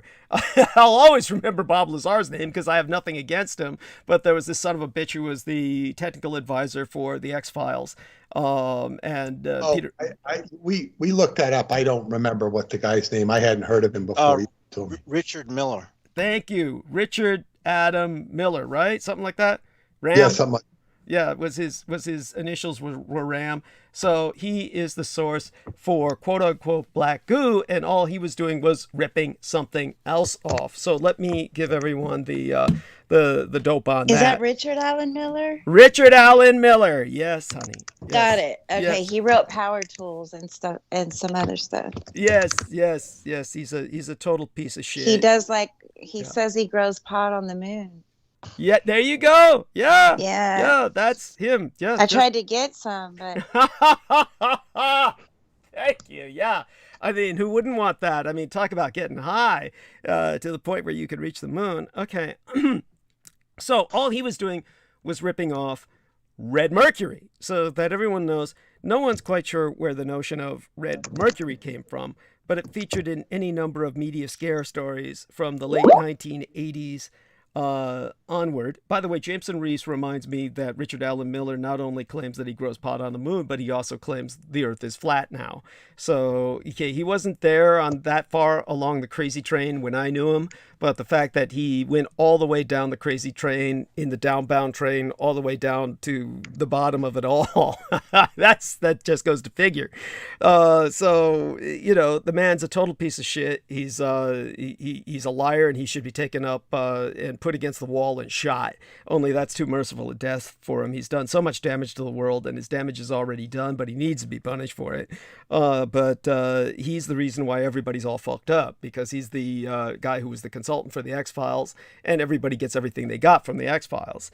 So basically in the 1980s, late 80s onward, all these fear porn articles came out on red mercury, and it was enough of a factor, enough of a phenomenon in terms of a disinformatia or disinformation campaign pushed by the Soviet Union that it was taken seriously by various governments. Even though the substance, if it existed at all, was completely unknown in nature. So the popular notions were, and there were a lot of them, that it could be used to facilitate the production of enriched nuclear fuel for weapons, that it could perhaps be detonated itself as a sort of subnuclear but nevertheless very powerful bomb, that it was ballotechnic, which means that it's an explosive chemical. For those of you who want to look that word up, that would be BALLO, and then the word technic attached to that, no hyphen, all a single word, and that it could be used in place of the fission bomb trigger for a fusion, that would mean a hydrogen bomb, or that the mercury, quote unquote, was merely a code name for fissile material, plutonium perhaps, that it was a stimulated nuclear isomer along the lines of hafnium-178 M2, and thus a potential explosive source of gamma rays, or that it was a paint that, if applied to stealth bombers and the like, helps them elude radar. Now, obviously, I could extend that list considerably. That's all I remembered. But even the name of the putative material was confusing, because initially the substance was supposed to be black, but it was called red mercury because it supposedly originated from the debris of the old Soviet Union. But soon it lost the capitalization of the R, and obligingly thereafter was red in color. So in other words, all of this was based on hearsay, rumors based on rumors that became increasingly convoluted. So it could be a solid, a liquid, or a powder. Now, one tempting theory is that the KGB, quote unquote, invented red mercury as the basis for a sting operation aimed at finding out which rogue states and terrorist organizations were in the market for nuclear materials. And for those of you who don't get this, it would be like something we did at the library, or rather at the Department of Defense, through its library system. The Department of Defense, when I was working as a DoD librarian, one of the things that they would do would be try to find out, say for instance, a Soviet mole, meaning a sleeper agent in place within their research system, which is where the Soviets would stick their Soviet moles more than anywhere else, would be in the research departments, right? So what they would do to find out who was the mole is they would release something stupid like, we've got an explosive chemical that is transparent and tasteless, and we can hide it in vodka. And so they would point out that we're making bottles of explosive vodka. And then they would release that into the information distribution system and the filing system. And then whoever tries to relay that back to the Soviet Union could be caught, because we know what to look for. So that's what the Soviets were doing with this. And so a variation on that thematic was that Russia was engaging in a scam designed to raise billions in foreign exports of a worthless substance, and that it was the Western intelligence agencies who opportunistically used the sales as a means of finding out who was seeking nuclear materials. I mean, either way, it was probably both. And so in 1995, there was a book that was finally published that was titled The Mini Nuke Conspiracy. and it was subtitled How Mandela Inherited a Nuclear Nightmare, meaning, of course, Mandela of South Africa. And that book was written by Peter Hounham and Steve McQuillan. Hounham's surname was spelled Hounam. McQuillan's surname was spelled McQuillan. And they claimed that South African scientists had created red mercury during the apartheid era and were using it, that they had built countless tactical nukes, which were now in the hands of anti-governmental right-wing extremists. That was their claim. Now, the reality was, quite conventionally, South Africa had contracted with West Germany for ostensibly building nuclear energy plants. And this was how they got nuclear weapons from West Germany. Because West Germany had all kinds of nuclear power plants with which they were building nuclear weapons. And so the West Germans were sympathetic to the apartheid era South Africans. For those of you who don't know, when Rhodesia raised its flag in the Olympics, the only time it was allowed to do that was when the Olympics were held in West Germany. So this was like a reason that the reason the Germans were doing that was to fuck over the British, who had tried to annihilate the German peoples in southern Africa. So those of you who don't know, the Dutch were put in death camps by the British during the era before World War I. And so what happened was during World War I, they sided with the Germans. And during World War II, the Dutch in South Africa sided with the Germans, as did, the Dutch who would later on move to Rhodesia. And for those of you who don't know, Rhodesia was under sanctions by the British Empire, and that's why the Germans helped them out. So the Germans were constantly in a struggle against the British, and that's what led to these convoluted politics. But most certainly, there were people in the market for red mercury, and with fairly large sums of money that were changing hands all through the 1990s, through probably still today under the changed name of black goo, and what the X-Files called Black Oil, which was incredibly fucking stupid because all oil is fucking black. But there you go. That's why people stopped calling it black oil and started calling it black goo, so they could disambiguate. Anyhow, in 1997, the Bulletin of Atomic Scientists, one of the most prestigious journals on Earth, reported that the buying price for red mercury ranged between 100,000 United States dollars and 300,000 US dollars a kilo. And earlier in 1992, Russian President Boris Yeltsin signed a decree licensing the Yekaterinburg company Promokollegia.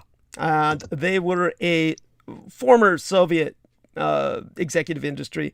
They were contracted to produce and sell 84 tons of red mercury to the U.S. company Automated Products International of Van Nuys, California. That's spelled Van Nuys, as in V-A-N space N-U-Y-S, which guess fucking what? Van Nuys was the headquarters of the bondage pornographic production company that I was once affiliated with. So, what do you think is the connection there? Because otherwise it doesn't make any fucking sense. At any rate, none of it makes sense. Well, I gotta bring something up here. Of course. Basically, from what you said of red mercury and from what I see on the cursory search on the net, it's just a false meme. Yeah, but think of what I just told you.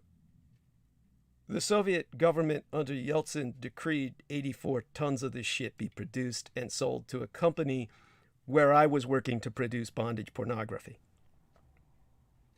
Well, what does that mean? It really existed, or does that mean it was some big scam? You know, it's I don't know, but I can tell you, it's certainly bullshit when it comes to the nanite part. That's when you had the British dispo come in, David Griffin, and start projecting the Richard Allen Miller shit, which of course we got to remember Richard Allen Miller was the technical consultant for the X-Files, which was produced by Chris Carter, which is a Canadian company. So, this is important. The Canadian company is part of British Dominion. So in other words, it was already part of the British Commonwealth that was selling that shit. So this reminds me of this girl who just got convicted in Silicon Valley. You know, I forget her name. She was in the of course, Elizabeth Holmes of Theranos. Yeah, this is what this reminds me of. And by the way, don't forget to add, Peter Moon, the Theranos company and Elizabeth Holmes were all about blood out of Silicon Valley, but they were dealing with blood. Go on. Yes. And now also you mentioned Nelson Mandela. Yes. And I looked and I kind of knew this, but this applies very much to all of this black goo stuff, or at least the meme that catches on. There might be some truth behind red mercury. There might be some truth behind black goo. But the Mandela effect, it says that it began with a large, it began in 2009 when Fiona Broome created a website to detail her observance of the phenomena. She's at a conference talking with other people about how she remembered the tragedy of former South African President Nelson Mandela's death in a South African prison in the 1980s. However, he did not die. He passed away in 2013. Now, anybody who was watching history, I remember Nelson Mandela coming to New York, and they made a big deal about it. He visited New York. He was wearing a New York Yankee cap. And it's, of course, I knew who Nelson Mandela was a long time.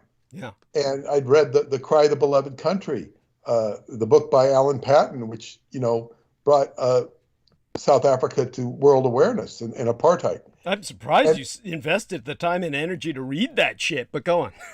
It was a school assignment. There we are. Thank you. And I read it. And that's how I learned about South Africa being what it was. But the Mandela effect, was just obviously, to me, it was horseshit. And I could not believe the amount of infection, contamination. People talk about COVID being infectious. That's nowhere near as infectious as stupid memes. Thank you. Like black goo and Mandela effect. Now, if there is something behind any of these things, the way these things are communicated is with non-intelligent reactivity. Yes. It is like a contamination of non-intelligent perception and reiteration. It panders to the lowest common denominator. All of this stuff. Now, I had a longtime subscriber to my newsletter, and he would now and then send me emails, and he began. There was a period where everything he communicated was black goo, and it was like it was coming out of his head. And I said, "What's wrong with this guy? Black goo, and everything he'd say would be black goo, and I might black goo him back, but I was joking, and it was black goo, and then he passed away. Thank God. Maybe he died of it.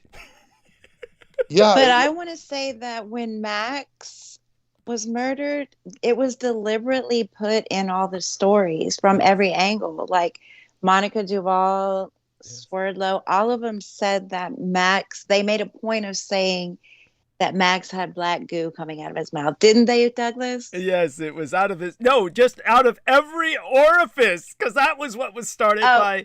Who was that son of a bitch who did bases? Miles. Yes, Miles Johnston. Miles Johnston was the first guy who, before Max Spears' mother knew he had died, this son of a bitch came out. He jumps on the black goo. You're right. Yes. He's the biggest perpetuator of that stuff. Yes. That's yes. those stories. Yeah. Yes, both. The two, that term is good. He's the perpetrator and perpetuator. Perpetuator. Yes, he perpetuates what he perpetrated. And so he Right. started off by saying that it came out of Max Spears's every orifice, out of his nose, out of his ass, out of his piss slit. You know, I wanted to call up Miles Johnson and ask him, what were you doing in terms of your necrophilia where you were trying to fuck Max's dead body, you know, where you found this out? I mean, how else would you find out that this was coming out of his piss slit and his anus unless you were there to molest this poor bastard's dead body? Really? Really? Yet he says this and nobody asked him about that. They all just took it as gospel. When this son of a bitch comes out and says, yeah, I saw it. He was coming out of his eyes, his nose, his mouth, his ears, his ass, his piss slit. Yeah, you know, once you get to those sections of the body. It just makes them look guilty again, though, because they wanted to throw people off by saying that, to throw people off of the real perpetrators. Yes. Is it possible for somebody to have a black emissions at their death? Not like that. No, he was describing it was spurting, like, you know, like Max Spears was ejaculating this shit out of his nostrils and eyes and shit. And, you know, it was just... They were trying to make it look like aliens killed him, not people. So nobody here had to be, you know... responsible. Cross-examined about it, yeah. Hey, thank you, honey. Yes, that was it. It was, you know, we're all innocent because the evil aliens came and did them in. There we are. Oh, what a piece of shit. And oh gosh, now I've got a few things going on here. At any rate, do go on, both of you. Well, what's the other substance, Peter, that the lady was trying to say that it was graphene oxide? Well, now graphene, whatever. I like that. Yes. So just to kind of get back online to a degree, basically, the one thing I do want to say about what happened with Van Nuys, California, was that this decree by Boris Yeltsin was canceled a year later, and it seems likely no material, in fact, ever changed hands. But even so, Pramilgo Kollegia's executive, or the head CEO, whatever the Russian version there is thereof, reported his company received foreign orders for red mercury totaling over 40 billion United States dollars. As late as 2004, which wasn't that long ago, comparatively speaking, in a sting that was mounted in the United Kingdom, 3 men were arrested for attempting to buy a kilo of red mercury for 300,000 pounds sterling.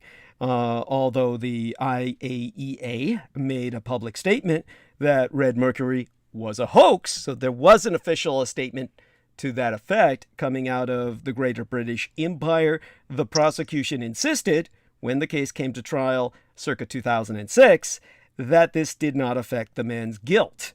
They were, however, misguidedly trying to obtain the material for terrorist purposes. At any rate, believe it or not, they were acquitted. And all of this activity for red mercury, yet still nobody knew what it was or what it could even do. Well, some people thought, if I can remember correctly, that they knew.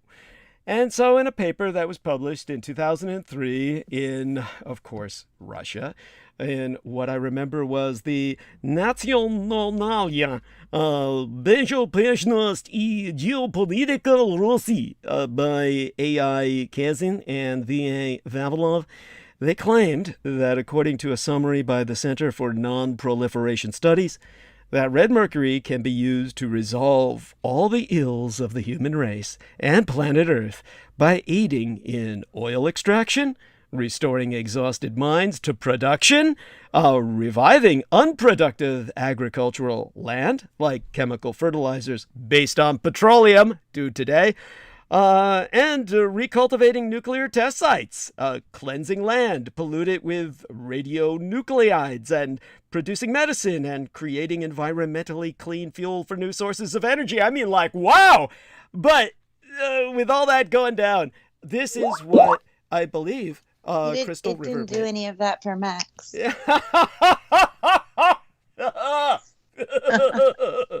That poor son of a bitch. Oh my God. You know, I hate to say it, I love Max dearly, but by the time he died, we all wanted him dead. That's you know, and I couldn't understand why honestly Sarah Adams was bitching so much when he finally went. Oh my God. As Jameson says, this is the Philosopher's Stone of Alchemy, and Daniel Larola points out that if, you know, that dirty old man, Miles Johnston, had really been there when Max Spears died, you know, he would have described the smell, because, of course, if all that shit's pumping out of that guy's body, so too would shit and piss and everything else, right? I mean, if the guy's literally excreting all that, so the stench must have been unbearable, but the guy brings up none of that. But then again, of course, he's old, and most people lose their sense of smell by that time anyway, right? But all that being said, all right, let me try and get this together into more of an organized point. The point is that when it comes to the connection that was made between Crystal River and the Nazi Fischer-Tropsch equations, or the extraction process for converting synthetic fuel, this is where the connection comes in. You see, what the Russians were claiming that red mercury could do is what the Nazis did.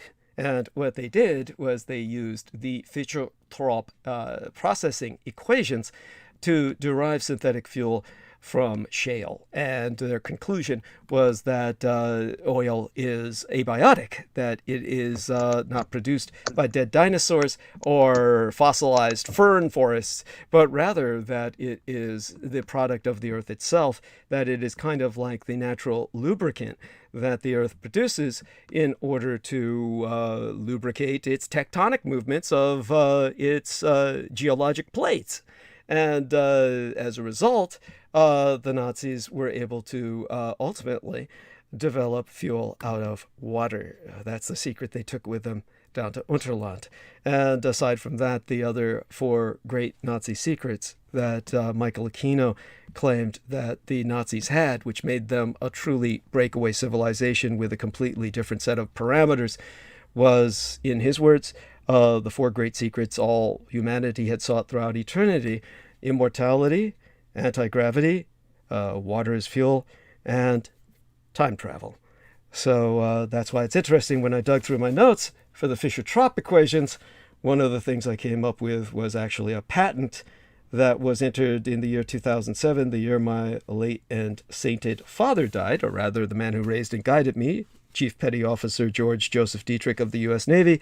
And this is gravitic time travel patent, and it was numbered 2006 007 3976. So isn't that interesting? That, of course, would be a ripoff of what the National Socialists did with the cosmic bell, or Die Glocke, what the Westerners called Tesla's egg, which was, of course, a torsion tensor. I would call it kind of like an explosive temporal axial displacement mechanism. So that, of course, was a kind of proof of concept experiment that ultimately resulted in Die Glocke not only being developed as something that certainly changed space and time around it, but ultimately was weaponized into the Bell Bomb, which, of course, still sits, if it hasn't been destroyed by the recent eruptions, in La Palma, the Canary Islands of Spain, where both Hitler's ally and enemy, kind of frenemy with benefits, well, not in the sexual sense, as can be used between two rivals of opposite sexes, but frenemy in the sense that they really didn't like each other, but they were partners in adversity. The dictator Francisco Franco of fascist Spain and Adolf Hitler Franco allowed Hitler to place the Bell Bomb in the Canaries because that's what could trigger a tsunami that would destroy the West. And that enabled them to blackmail the West into allowing their exodus, as well as blackmailing the West into the Marshall Plan, which refunded Europe and reconstruction thereof, as well as NATO and the remilitarization of the Rhine and the rest of Germany. And, of course, Hitler visited the Canary Islands on his way out of Europe when he traveled through Argentina into, ultimately, Unterland. And so he was checking on the function of Die Glocke, or at least the fact that it was there. More like a honorary inspection than anything else. He certainly wasn't technically trained as an engineer to assess it in a technical manner. But of course, no world leaders are. It's not really important for a world leader to know how to design a rifle, just so much that he has the trigger. So when it came to all of that, that does bring us back to perhaps the processing of oil itself, which, and the person who found out about that, which was how I found out about it, was Fletcher Proudy, who earlier today, when Peter Moon brought up Fletcher, I said, who? And, someday, Crystal, I'll say that about Max as well. Somebody's going to say something about, that time Max Spears, and I'll say, who? And you'll have to remind me. That was the day after you asked me to remind you of Fletcher Proudy. Thank you. See, if I didn't do that, I wouldn't remember these things at all. But before we get into anything technical about all that shale shit, understand Germany has enormous shale deposits, but they don't let anyone touch them because of environmental protection. In other words, that would really fuck up their environment and their state that's smaller than Texas. So they really don't want to go after the shale. It was only during wartime contingencies that Hitler was even considering it. And ultimately, they found something better. So when it comes to all that, certainly I think that one of these days we might go into some of the aspects that I found in these notes about, believe it or not, I found more notes on time travel than I did on the fucking Fisher-Tropsch equations, albeit I could talk about the Fisher-Tropsch equations much more with greater confidence, a greater degree of confidence than I can about the time travel. But nevertheless, I got more notes on the time travel than I do on the Fisher-Tropsch equations. Of course, Jameson Reese says, please do. Jameson, the rest of the world is not like you, okay? So we'll let everyone else go on to things of human interest first, and then we might go in that direction. But my point being that I think that this is something that of course, David Anderson would understand immediately and would probably able to, basically tell us if it was pretty much the same as he was doing or something a little bit different.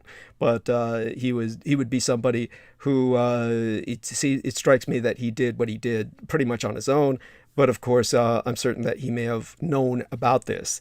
And when it comes to what I found out about the Fisher-Tropsch equations, the only reason I found out was because Fletcher Proudy had been doing what he could to recover materials before they were destroyed by the United States, captured materials from the Third Reich.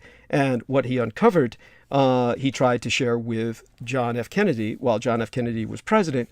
And before he even had a chance to really present the Fisher-Tropsch equations to John F. Kennedy, it may have been one of the factors. There were so many factoring into why they killed him. But they killed him, and after that, Fletcher Proudy lost all faith in government and pretty much went rogue. He essentially became what we would call today someone like a libertarian or alt-right kind of figure who decided he was going to take what secrets he had recovered with him, and that he felt that the government no longer deserved them or could be trusted with them. So hopefully that adds some context, and I hope that's as coherent as I can make it. Oh, it's good. Thank you. It's just a lot of that's obviously something that was really going on. Yeah. But we're bombarded by hyperbolized false memes. Yes. That people eat like it was candy. It's addictive like candy. Yes. What people will circulate and reiterate, and it catches on.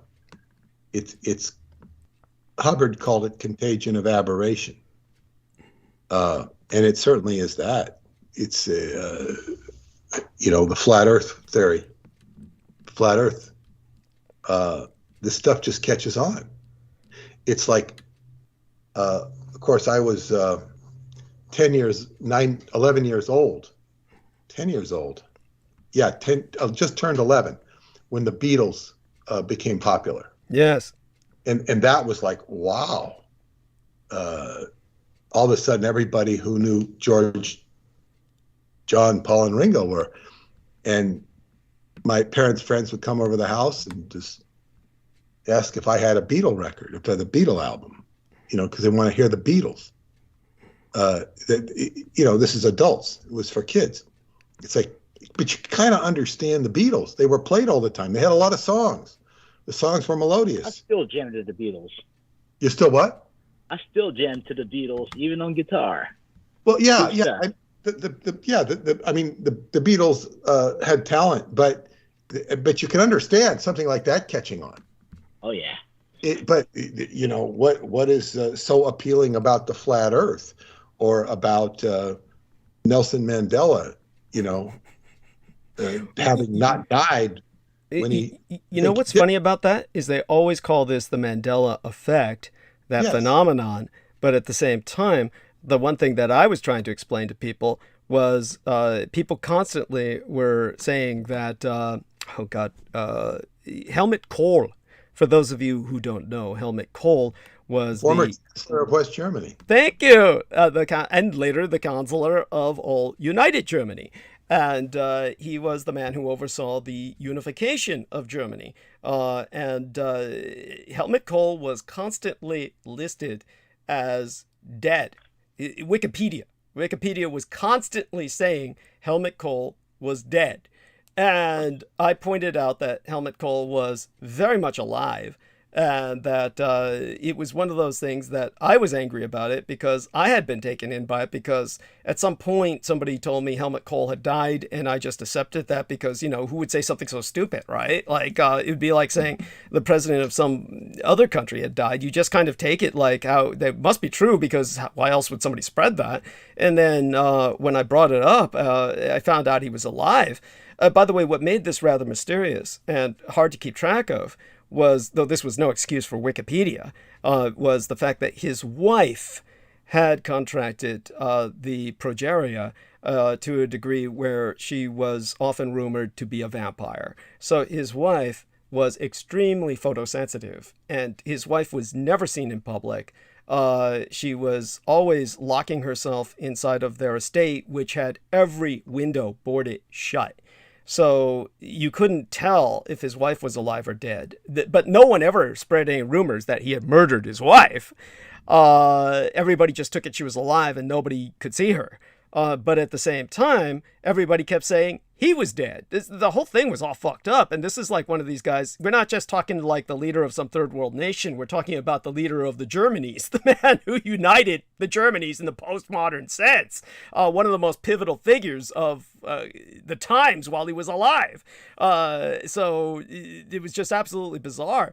And so I remember the asininity of people writing, oh, Wikipedia is right and Douglas Dietrich is wrong. And this is just the kind of shit I've dealt with all my life. But the reality was, at some point he died.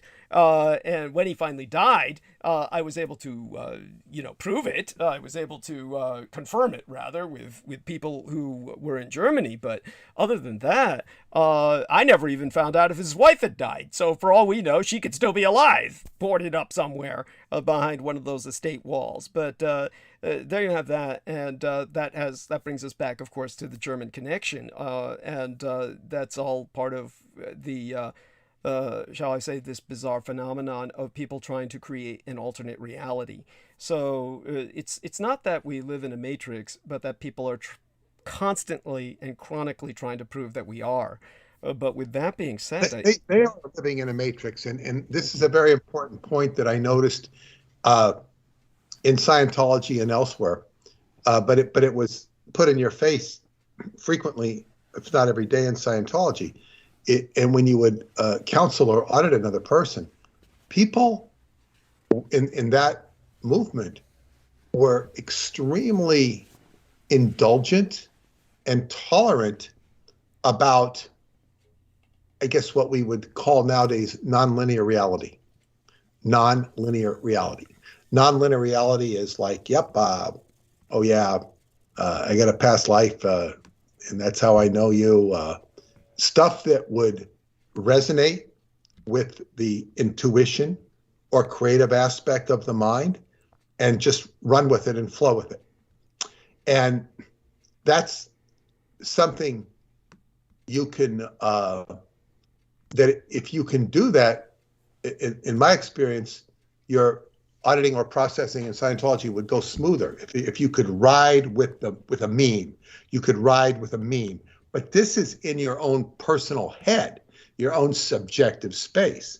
Somebody says, go back in time to where you had a pain in your arm or something, and you go back, and you have to be creative visually to go back and recreate that visualization so that you can get at the root of it and get at the actual etheric components that are creating that psychosomatic pain. It helped to be creative. You could put creative energy into that, and it could and would dissipate. But when it starts applying to, we were space buddies, back in, hey, space buddy. And, then it gets weird. Now, the same thing happens with Montauk, where people will say, I was at Montauk. And then you start feeding on these unrealities. Yeah. And maybe they're real. Maybe I can grant that they're real. And I don't have a hard time allowing somebody to believe that and to have experienced that. But when you start to take those unrealities and start to impinge them on physical reality, or talk about them in the context of physical reality, you are in a delusion. And this is like taking Monopoly money to the store and expecting it to be and then getting outraged when it's not exchanged. My God. This is, in other words, it's okay for people to have nonlinear realities. It's totally okay, but because they exist. But this is where, the disconnect starts. I think that it has to do also with the fact that humanity knows that on some level we've been lied to. And that's why people are willing to entertain the ways in which we've been lied to. And the proof of that's in Douglas's book. Thank you, honey. Well, yes, but you see, it's not an excuse that you've been lied to go out and write to your congressman about shape-shifting reptilians and how we got to get to the bottom of them. Because even if you're correct, you're missing the fact that you're going to be viewed as a nut.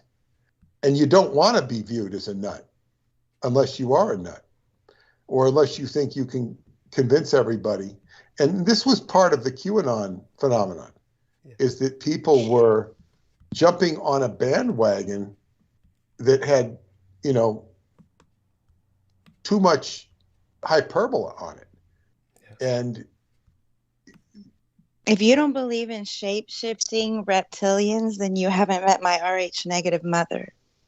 Well, that's a point too, honey. I didn't say I didn't believe in them.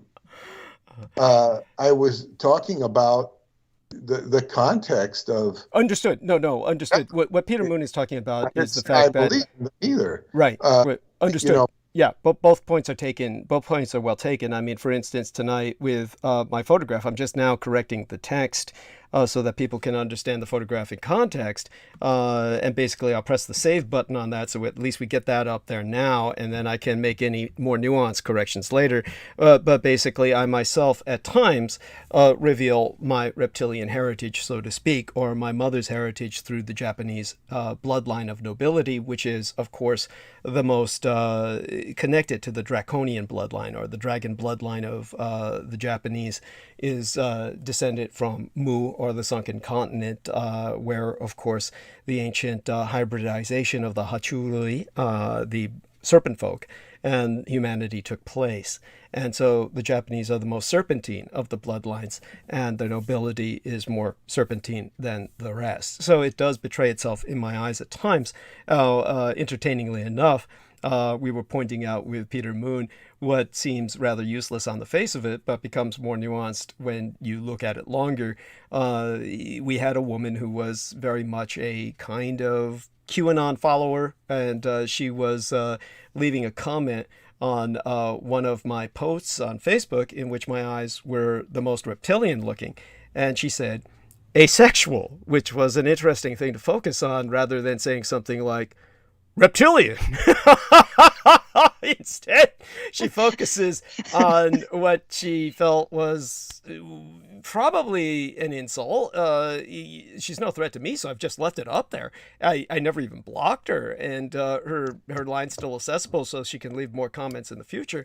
But, I pointed out that asexual would mean that I was someone who was celibate, as opposed to saying something which I think she meant, which was more like androgynous. But then she... it's strange she focused on that rather than saying something like reptilian, like the eyes are serpent-like or something. And so that was odd. But this is how people are. They focus on things that have meaning to them. And when it comes to what we're talking about, what Peter is saying is that people, of course, if they have any sense of socialization, then they're going to present what they need to say in a much more acceptable manner than simply as a kind of ultimatum type of attitude that we have going on with so many people, where it's like, take this or leave it. It's at this point now, what we have are too many people who are just slapping down on the table what they feel is something they have to offer the world, and they do it in such a manner as take it or leave it. You take it, or there's something wrong with you. If you don't want this, there's something wrong with you, and whoever accepts it. Yes, and being aware of the viewpoint of other people, and like if you're running a cult, it just matters what the leader says. It doesn't matter what everybody else thinks, because everybody else is wrong. Right. And but what do other people think? How is this interpreted? This was a problem in Scientology, not so much with Hubbard, but with the group itself. They couldn't think like other people thought outside. And I would run into this, you don't, like one of she was a pretty close personal friend. After I left Scientology, I had taken, I think, my wife to a local doctor. We'd just been out, and I talked to him, and he kind of said, you're in Scientology, right? I go, yeah. And he had to tell me, he says, I had the most horrible experience with this woman who came in here and started acting like she was bossing the place around and asked for this guy's medical folders. Maybe they were dental folders. She insisted, she was acting like a stormtrooper.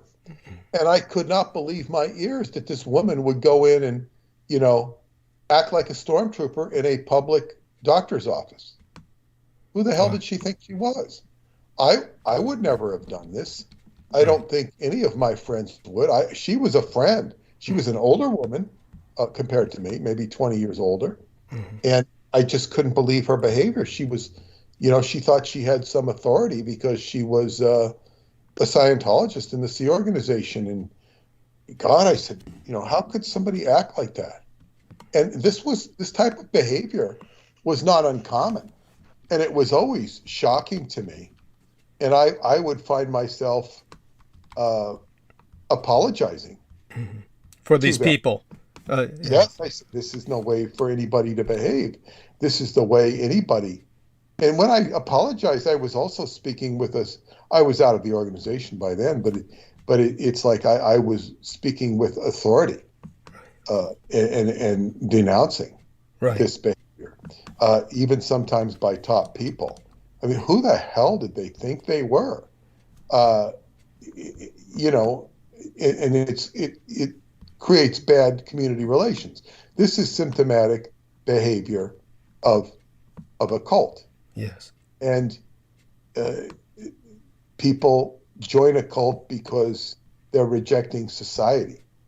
And you can reject it, but how deep are you going to reject it? Now, this is the same problem you have when people are, in UFO groups or similar, and they're all seeing the same aliens, or they're bonding with this egregore, consciousness, a group consciousness, an egregore, and they can relate to each other in the most sort of dysfunctional way that is not healthy. The only way it can be interpreted as healthy is if it's like a discussion group to get rid of the addiction, whatever they're addicted to. They're not seeing reality in a way that is, I guess, what you would say, communicable. And now I can be very tolerant and patient of people speaking nonlinear reality, and I can do that, and I can do it in a therapeutic sense. Just like I've had a friend call me, very dear friend. She might be listening tonight. She's been calling to express herself in ways that she's not been able to express. She's known me for a long time, and she's starting to she says, I don't know how I said that. Why can't I say that? I can't say this. And she's just blabbing away. And I understand her. I also understand that she's coherent, and she's a very beautiful person and a lovely human being.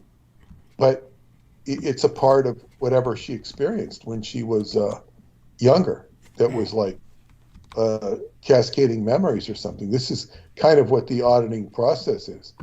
But I also know this person's not going to go out and assert herself in environments where it won't be accepted. That's why she comes to me, because I can understand and listen to her, and I'm happy to do it.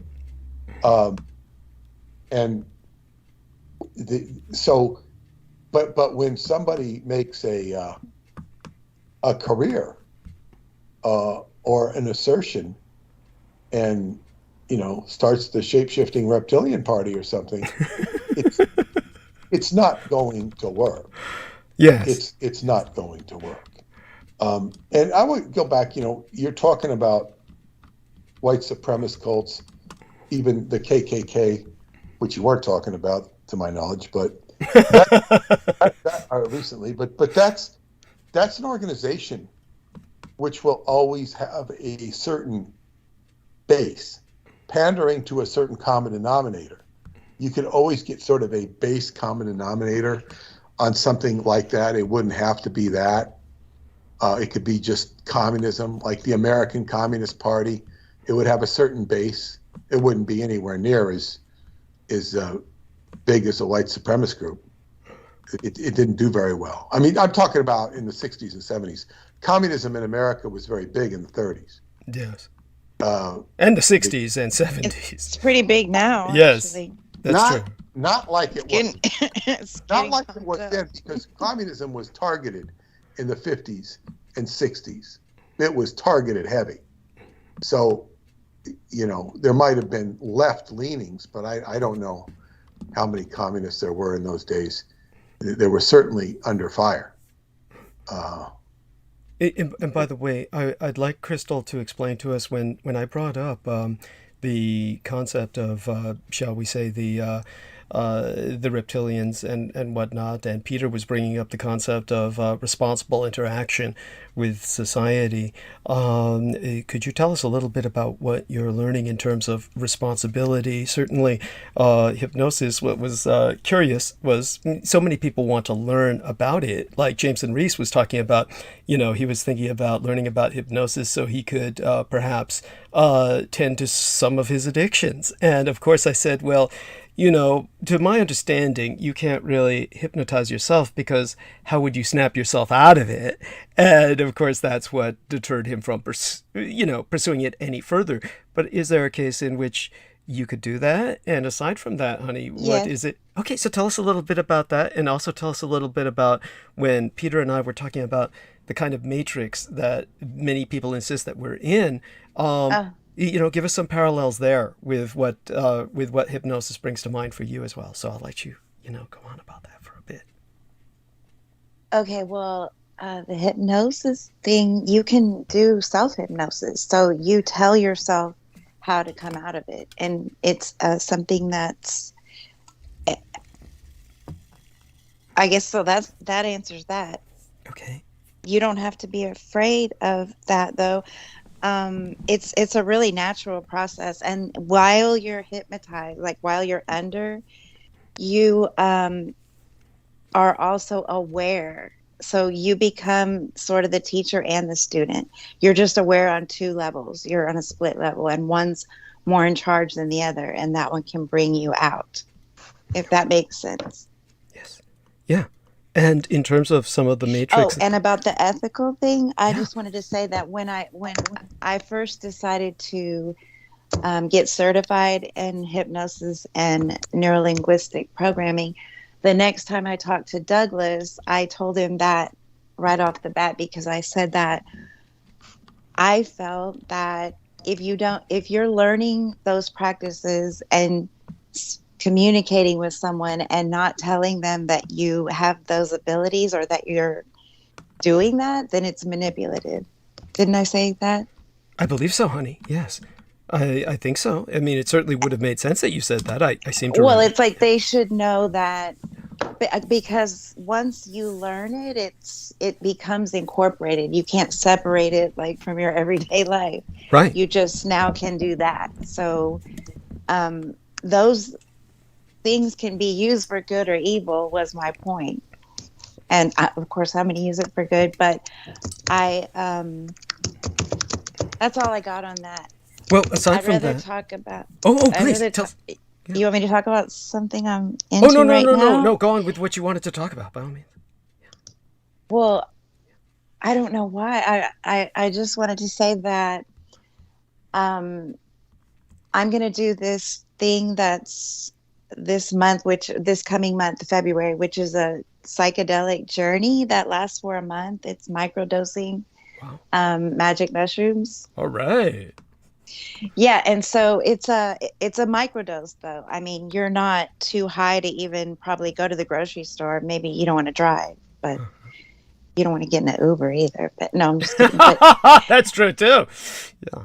But the thing is, yeah. So that's what the fairy DNA in me. The part of me, my meme is that I have fairy DNA. I don't know. Haven't been tested for that or COVID-19, but the fairy in me wants to do that. I've done mushrooms before, but this is something that it sort of all dovetails together with the hypnosis and the NLP. Uh-huh. That's beautiful. And with that in mind, Daniel Larola says, I was dosing out my good share of shrooms at the beach cabin this past weekend. Yes, of course. No surprise there. And, our boy, our man, Daniel, has mushrooms growing out of, anyhow, I won't go any further. Well, these are under supervision. So I'm taking this journey with someone who's watching over me and has dosed it out for me. So a month's supply is something like 25 little tablets that have the mushrooms in them. And because you don't do it every day, you do it like 4 days and then 1 day off or something like that. I won't know until I get all the further instructions, but it's not just me taking massive amounts of it. It's something like 150 milligrams that you start out with, and then you go to 200, and I think they cap at 450, but I'm not sure about those numbers. I forget things like that, but no worries. We get the general message. And right. I'm so glad that you brought that up. And aside from that, when what I was wondering was, obviously we were talking about the shape-shifting and the reptilians. Was there anything that you wanted? Well, I just wanted to say that it all really comes down to states of consciousness. And so what one person can see, another person might not be able to, like a fairy.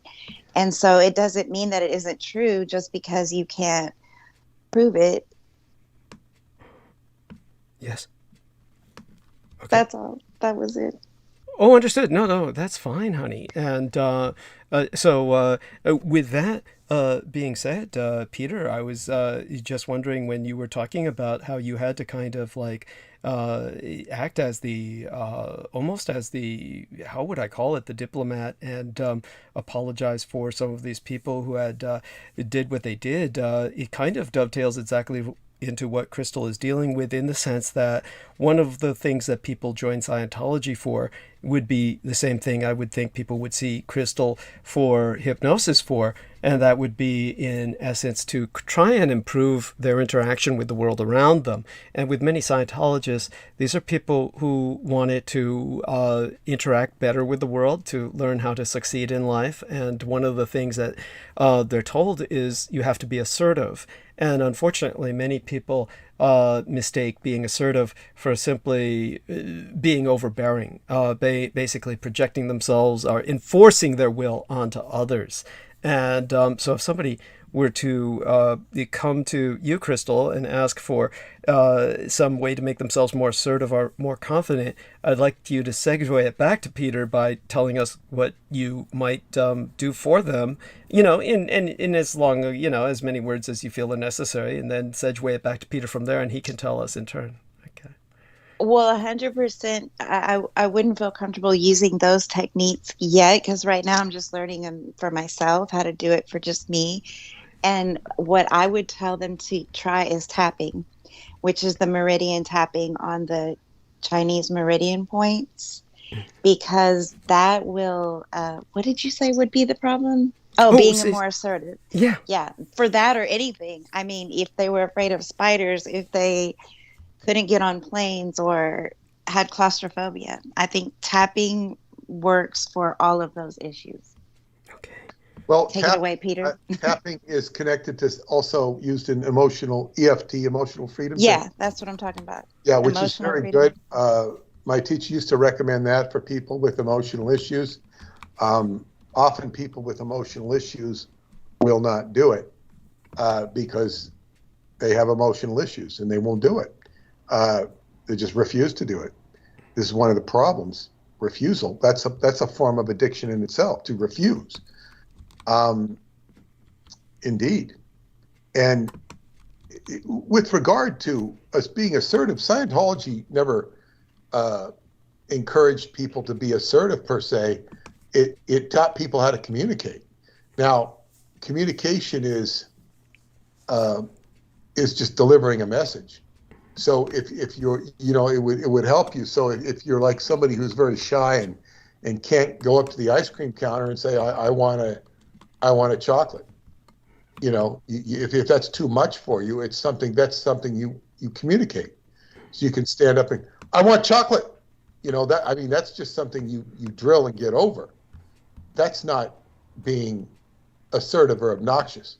That's like somebody who's so shy they can't talk, or is just over timid. That's the basic, so one can communicate like an adult, or like, and of course I would notice that just after simple courses in Scientology, that your communication would improve so much that you're actually listening to somebody and you're actually speaking to them, and there's no question of it. Where it gets into this aggressiveness, that's something different. And that occurs, it's a very human condition. It cannot just occur in Scientology. It can occur anywhere. But of course, where it would occur in Scientology is when people would be given a position of importance, or what they thought was important. They may not be in a position of importance at all, but they thought they were. And so they would start to act out of character and act important because they thought they were having to hold up their image or something, when they were doing nothing but acting like a fool. One of my old friends told me of this woman who had, he had gotten into Scientology a little before me. Of course, I progressed and moved on, and he's stuck in time. He never moved, and I contacted him years after I had left, and I found him on the internet. He was very helpful to me in my early days, but he hadn't really progressed, and he was just had kind of had a sorry life in a lot of respects. But he told me of this one woman who came to Sacramento, and she was dressed up in her SEER uniform and she just got up there and was just ranting and raving about how she was going to make this movie, The Battlefield Earth. It's the greatest movie. It's going to put over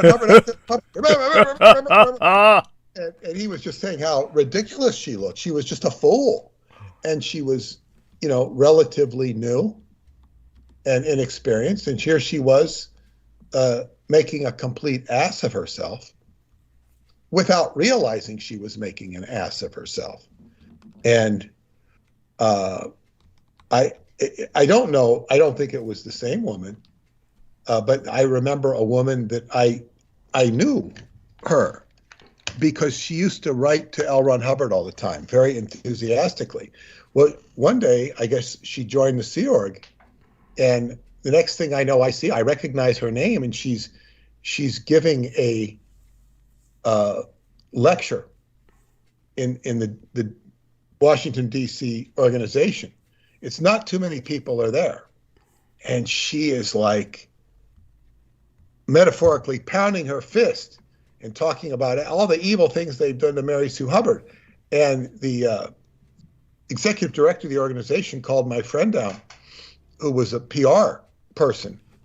And I came down to watch what was going on. And he asked him to come on and clean up the energy after she spoke. Oh, Jesus.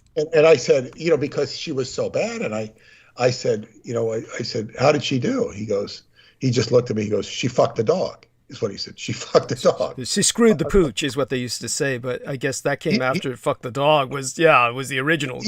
He didn't say that. Okay. And he said, she was just absolutely, I saw the end of it and it was pretty horrible.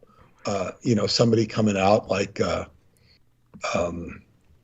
stormtrooper. And sometimes people would do that, and they would come out and make fools of themselves and yell. And there's a time for yelling, but more often than not, there's not.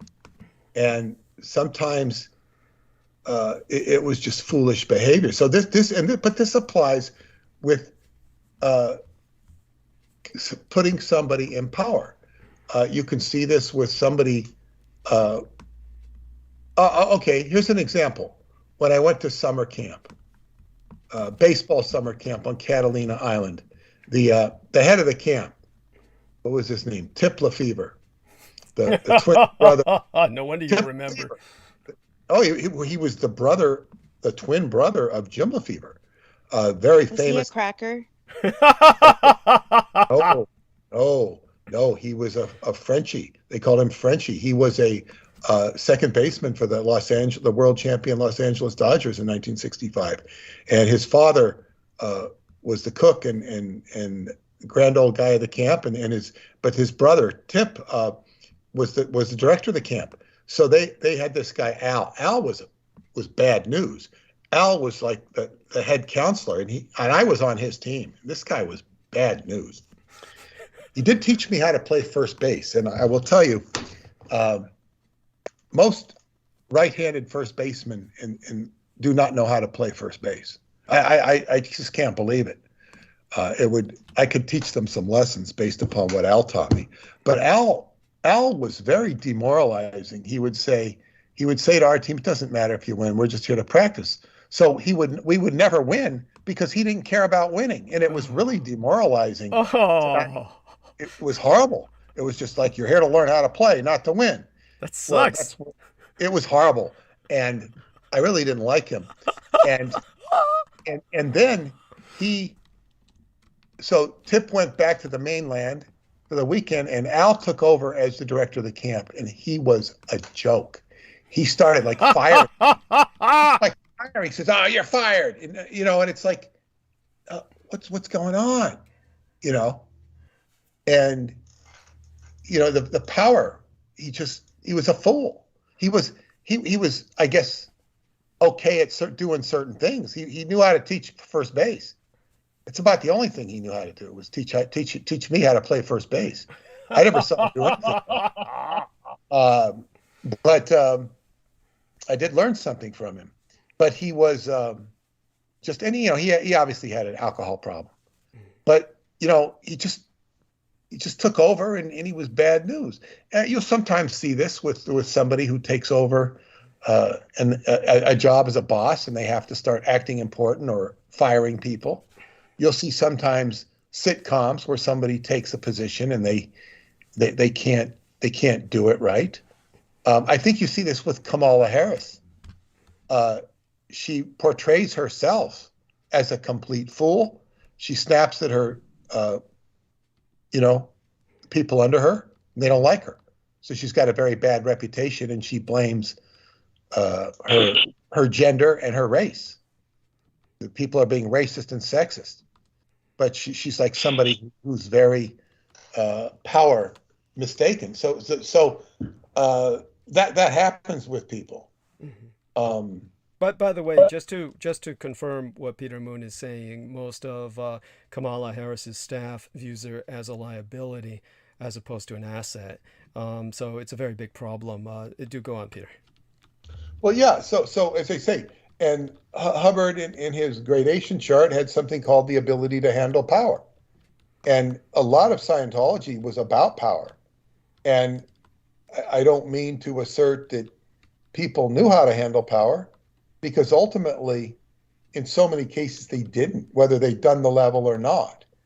And of course, Hubbard wrote a lot about power administratively, and he had formulas for power. He was preoccupied, if not obsessed with power. And because he thought it was something you had to deal with. And he wrote a very long article about Simon Bolivar, based upon a book called The Four Seasons of Manuela that he read.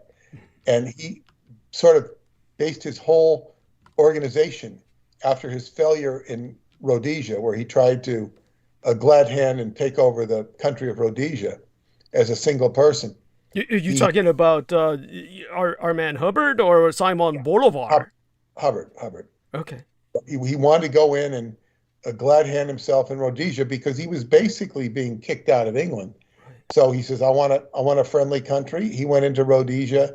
He tried to make friends with the prime minister. He did a bunch of stuff there, but he basically admitted it was a failure. He says, I was trying to do this single-handedly. I have to do things with a group. He studied this book and went into a whole discussion based upon the book, The Four Seasons of Manuela, which is a story about Simon Bolivar. And Simon Bolivar, he said, which is portrayed in the book, was an incredible general, but his whole skill was charisma. He was charismatic and could come and save the day. He could bring the forces. He was not an administrator in any way, shape, or form. So when he had liberated South America and had basically freed the people from the yoke of Spain, and the yoke of Spain was its power satellites was the Catholic Church. So what happened when Simon Bolivar had freed South America, his home state being Venezuela, his home country. Yes. Even though Bolivia was named after him, and Bolivia. Yeah, that's right. But his nation that he wanted to create was Gran Colombia, was the unification of Colombia, Panama, so they could have their canal, and Venezuela, and I believe Ecuador as well, probably some of the Guianas, bits and pieces that were stolen by Brazil. But go on.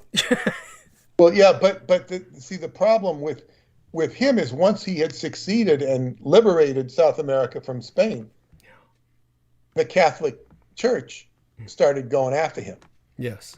They were like the intelligence agency that was left behind. So what Hubbard would teach you is once you overcome your enemy, you've got to go in and get rid of every trace of that enemy. Yes. He should have, gone in and executed the priests, all of them. Hubbard didn't say that. Well, this is what, for those of you who don't know, this is why Simon Bolivar was considering Islam as the alternative religion to unite his peoples in defiance and ultimate liberation from the church.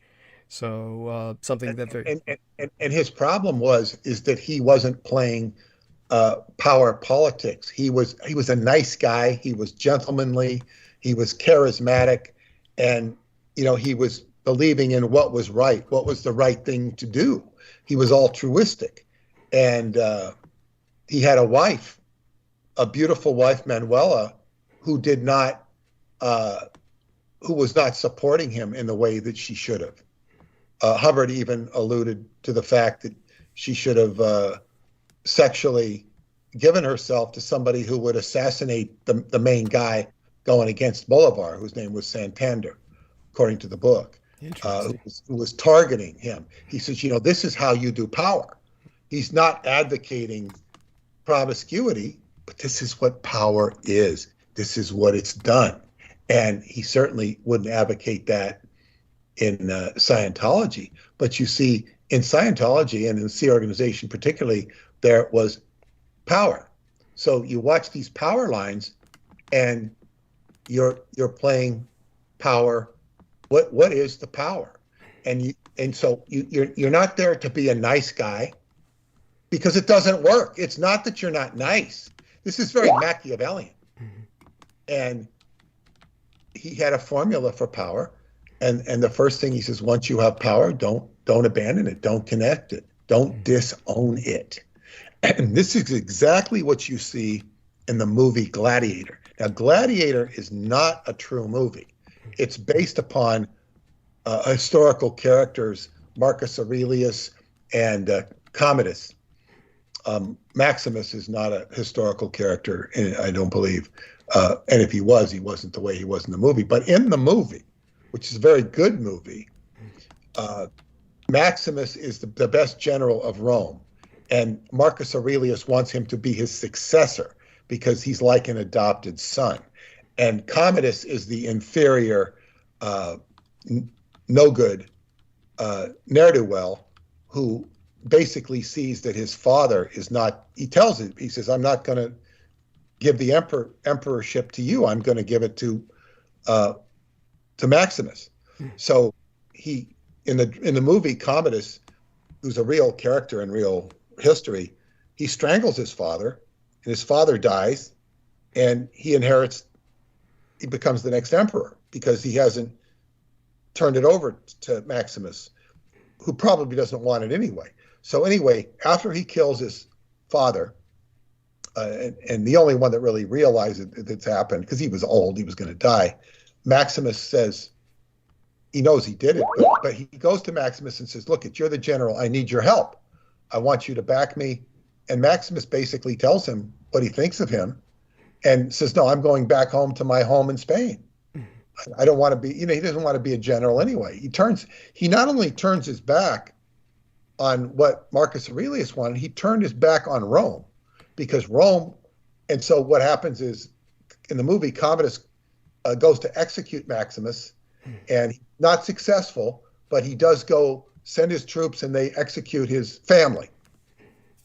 And so Maximus escapes, goes back, sees that his family's been killed, and ends up being forced into gladiatorship, and he comes back to Rome as a gladiator, where he ends up fighting Commodus in battle. And I won't spill the story for those who want to see how it ends. But the point is that what Maximus does, he abandons his power. He's being given the whole Roman Empire to steward.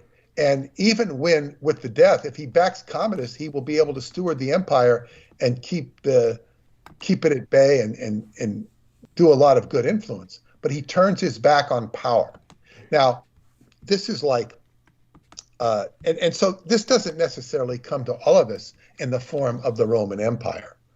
I had said when I was in Transylvania, it was when I was meeting Paula, and I looked, and I told Paula's mother, I said, we're driving to Sarmasa Jatuza, and I said, I said, I really accept Paula. I accept her. Because here I was being given this beautiful young wife who was life itself. And she stops the car in the middle of the road, which isn't quite like stopping in the middle of New York or someplace, or California. She stops the car in the middle of the road and she says, "This is very good." She says to me in English, she says, "This is very good," because she says, if you didn't, she would shrivel up and die. And she says, and it wouldn't be good for you either. And then when we got to ̔, the holy place, I took Paula down in this little ravine area, and I talked to her, and I told her what she said, and I said, it's what she said, you'd shrivel up and die like a flower. She says, yes, it's true. It's true. So for whatever reason on earth, this young, beautiful young lady needed me in a way that I still can't explain. She's thriving now, and I'd like to think she would thrive without me now. I don't want her to be without me, but it's not the point. It's like she was life. Life was being put on my doorstep. Yes. I didn't ask for it. I did not ask for it at all. This was not something I said, oh, I want to have a wife, a beautiful wife, a young, beautiful wife. None of that.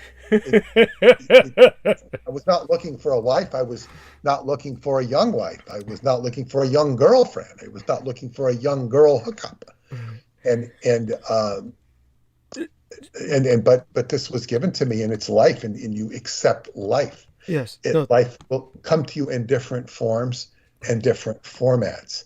It doesn't. This just happens to be involved with romance.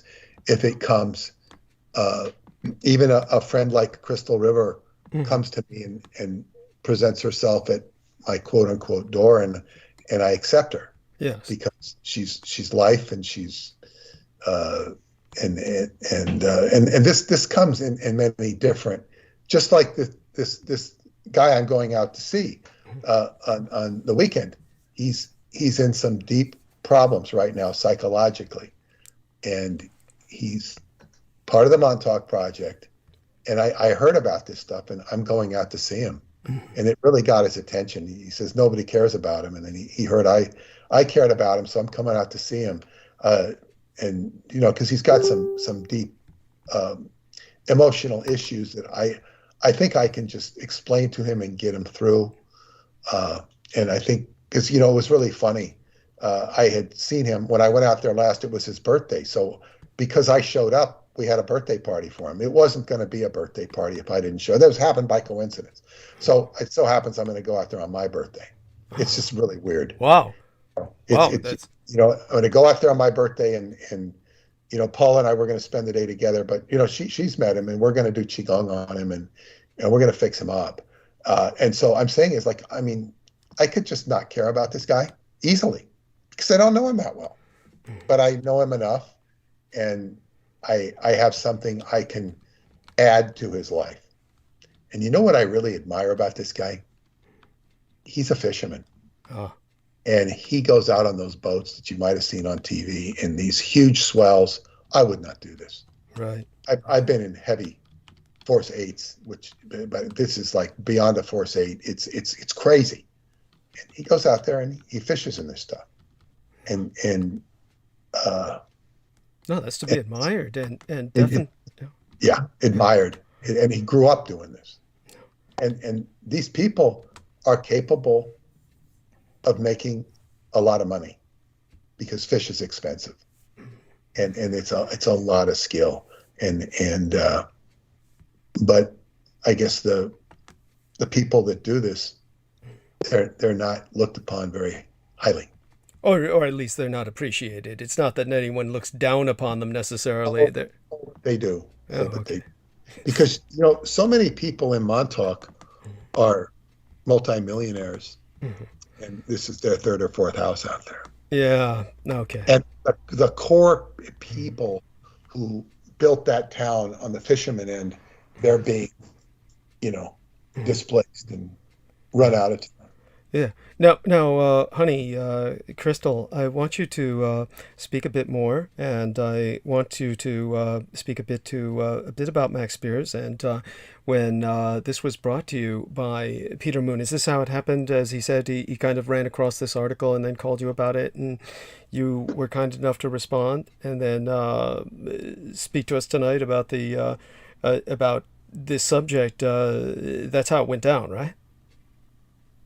He just sent me the thing and I answered right away because I got it right away. And then I told him that was interesting that he was bringing it up because the first person I ever heard anything about that from was you. Right. So right. then I said, and then I was like, is today Wednesday? Maybe I could go on next time it's a Wednesday. And then we were like, wait, today's Wednesday. Yes. So No, we're very lucky to have you. I certainly want you to speak while you're with us. And could you tell us a bit more about, in terms of your experiences with Max, and aside from what was being claimed here, obviously there are other things in your life that I think people need to appreciate. And maybe you could share some of that with us. What is it that you want people to appreciate you for, aside from this time that Max impacted you? Because I know that the time that he impacted you, for some reason, he began to see Peter Moon as an obstacle, and even threatened Peter Moon to a degree. And you could share some of that and then come into what it is you'd like people to appreciate about yourself, aside from the Max factor, so to speak. That's cute. Yes. There was the time, I've told it many times, that Max threatened Peter. He felt threatened by Peter, and then he threatened Peter. And I told Peter that, and Peter said that he didn't consider him a threat at all. But so there's that. But I'd rather talk about what I'm doing now. I don't know if anyone appreciates me for it, but I've been working out every morning at 4:30 a.m. Right. Oh my God! Then I take this super healthy smoothie, and then I do a 3-card tarot reading with a new journal that I got that started on the new year. So today is, I think, the 12th or 13th day that I've been doing this. And then the other commitment I've made to myself is that, because like we've talked about how I don't consider this new year the new year, right? I wait for the Chinese New Year because that's when it's really the new year. But for now, this journal that I was gifted started on the 1st. So I started doing a 3-card reading for myself each day, and just disassociating from the fact that it's for me, and just free writing whatever comes out, and then reading the journal back later, not now. But and then I've committed to reading 1 chapter a day of any one of the many books that I'm reading, because I'm always reading 3 or 4. But I'm reading yours, and I'm halfway through it. And I told Peter today that I just finished the chapter of Black Lives Didn't Matter, but then after that I read another chapter today. So I read the Okinawa chapter, and I found something funny about it, because I mean, there's not really anything funny to find about it, except for it. The date of it was April 1st, which is April Fool's Day. That's correct. Yes. Yeah. And that is funny in its own strange way, was that Operation Iceberg, and there was another name that Peter Moon brought up in the book. I forgot what it was, but the invasion of Okinawa took place on All Fool's Day, which was apropos in its own way. Certainly 80% of the Americans who invaded never even made it to the beaches. They died before they reached the shore.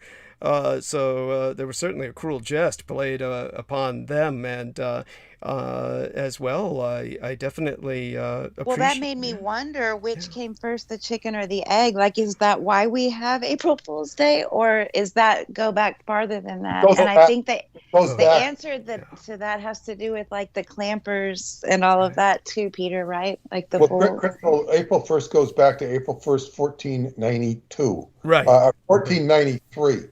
1492, on the 31st of March, the Jews were expelled from Spain. It was an expulsion order expelling the Jews. On April 1st, all the Moors had been told that they could go to, they had ships waiting for them. They could go to the ships and they'd be sailed back to Morocco or back to Africa. They didn't believe this. But when they found out that the ships were there waiting for them, they left.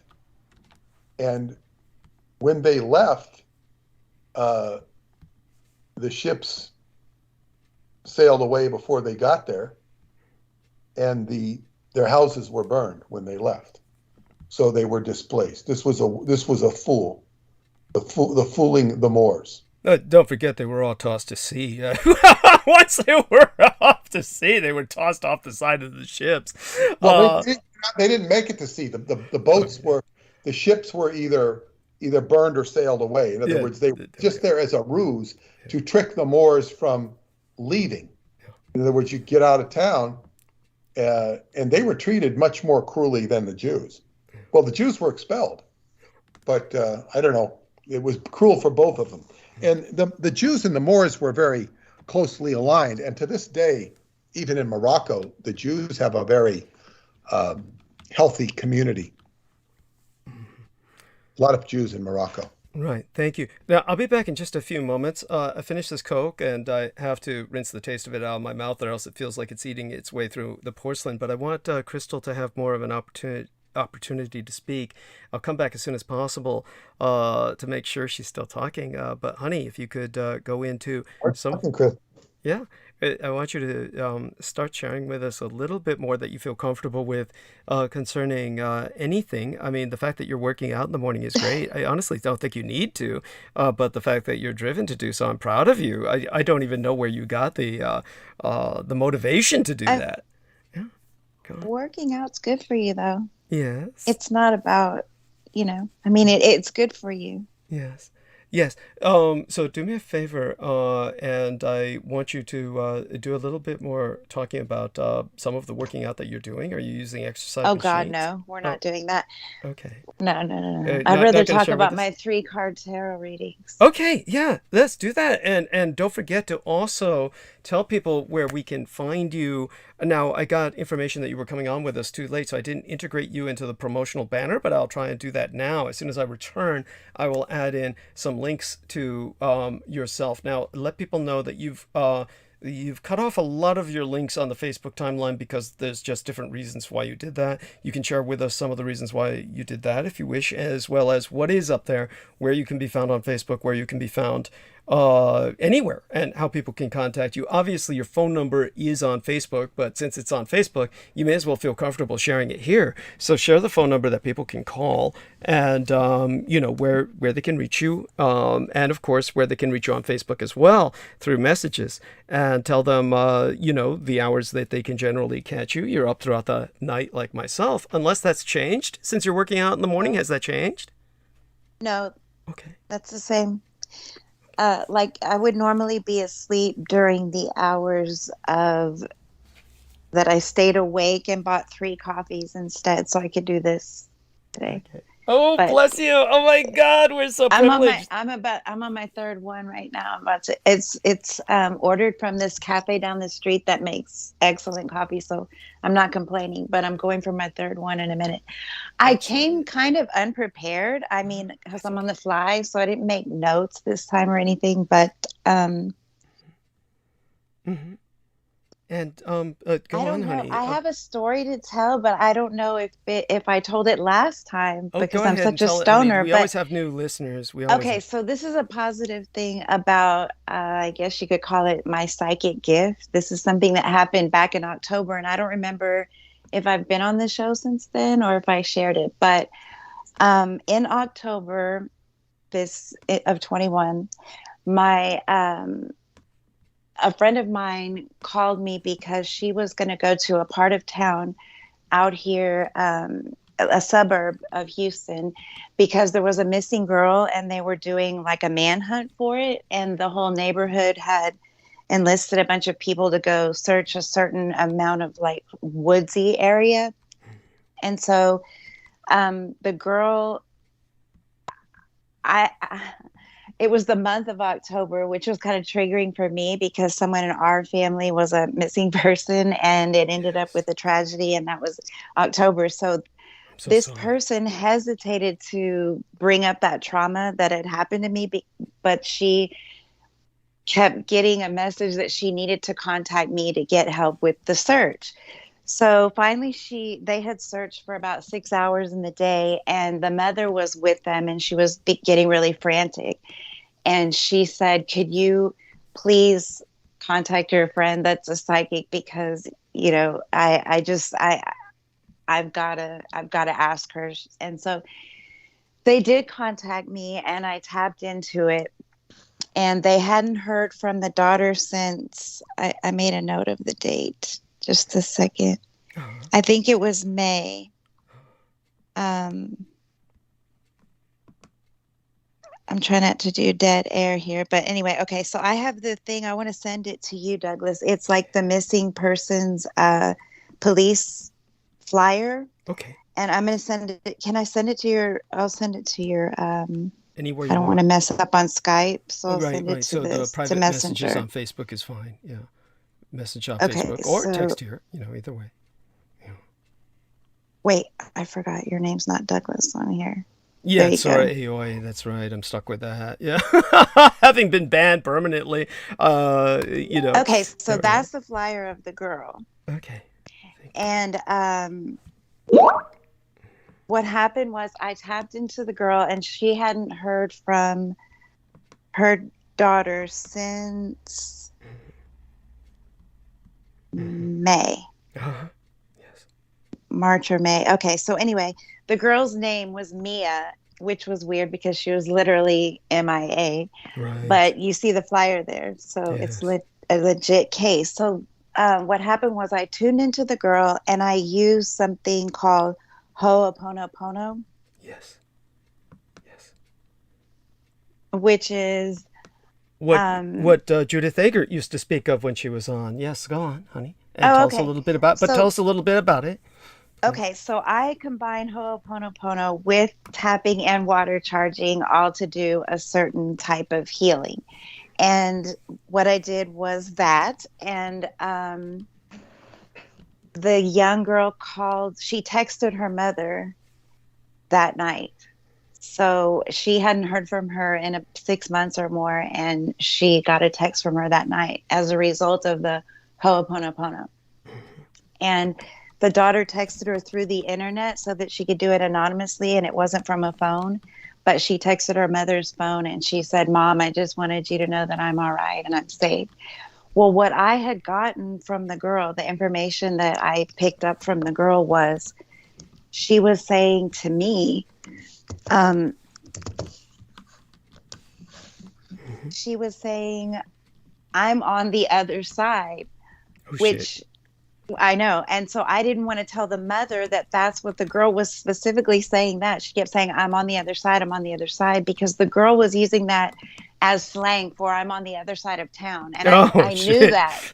I knew that when the girl was talking to me, but I didn't want to say those exact words to the mother because that sounds crazy. I'm on the other side, right? Yes. So yes. basically, I was trying to get the energy of what the girl was telling me without using the words. And anyway, the girl called that night, and she told her mom that she was basically with a boyfriend. She wasn't in any danger, and I knew that. I knew that she was viewing the mother as interfering in her life, and she felt like she was a grown up enough to do what she was doing. So that was the case, but I just thought it was remarkable that she called her that night Yes. or texted her. Oh, thank God. No, I think that you had a lot to do with that. So your psychic ability can also bring forth a kind of response from people, and that's profound. Now, I really must take care of this. I'll be back in a few minutes. I'm going to make myself some tea as well, perhaps, or maybe I'll wait until both these wonderful guests check out for the night. For so I'll be with them for a little bit to encourage more interaction. Can But Peter say something while I get a drink? yeah, Peter, take over the What would stage. you like? What would you like me to say, Crystal? Yeah, Crystal, tell them where to go. Oh gosh. I don't know. Let's talk about Peter, the astrology, Peter. There we Pardon? are. Let's talk about the astrology. You tell anything you know. I'm just going to get a drink and then I'll talk about it too if you want. Yes, so I'll be right back, and Peter's going to tell us about the astrology of what is it, Mercury retrograde or whatever it is right now. All right, be back. Well, That's one of many things. That's a minor thing of what's going on. I will fake it. I'll fake it because I don't have a lot to say about astrology right now, other than we are going into Mercury retrograde on Friday, and I think right before Mercury goes retrograde, it goes what's called stationary, and it sort of sits still. And when it sits still, it doesn't appear to move forward or backwards. That's when it's at its most retrograde effect. It will do that when it goes into retrograde and when it goes out of retrograde. So, for example, I'll be filing some taxes tomorrow, and I will be doing it with certified letters to make sure they arrive, because I'm doing it during stationary direct, just to make sure that they get there, and I don't have problems with that. So that's what you do. You if you're communicating, if you're traveling, you have backup plans. It's not a good time to travel. And Mercury will go direct on February 3rd. So you try to wait at least 3 days after that before you sign contracts, buy electronics, so on and so forth. We're also having I believe it's a full moon on the 17th of January. It's supposed to be a big event. I really don't know what this particular full moon is about. I could look it up, and the full moon's in Cancer. The full moon's in Cancer, and also even bigger, the personal planets Mercury and Venus are both retrograde right now, which is a big deal for Venus. She's retrograde in Capricorn, and she will be doing something that she's never done before. So it's a 40-day thing. So that retrograde in Capricorn, while we have Aquarius, is where Mercury is going to be retrograde.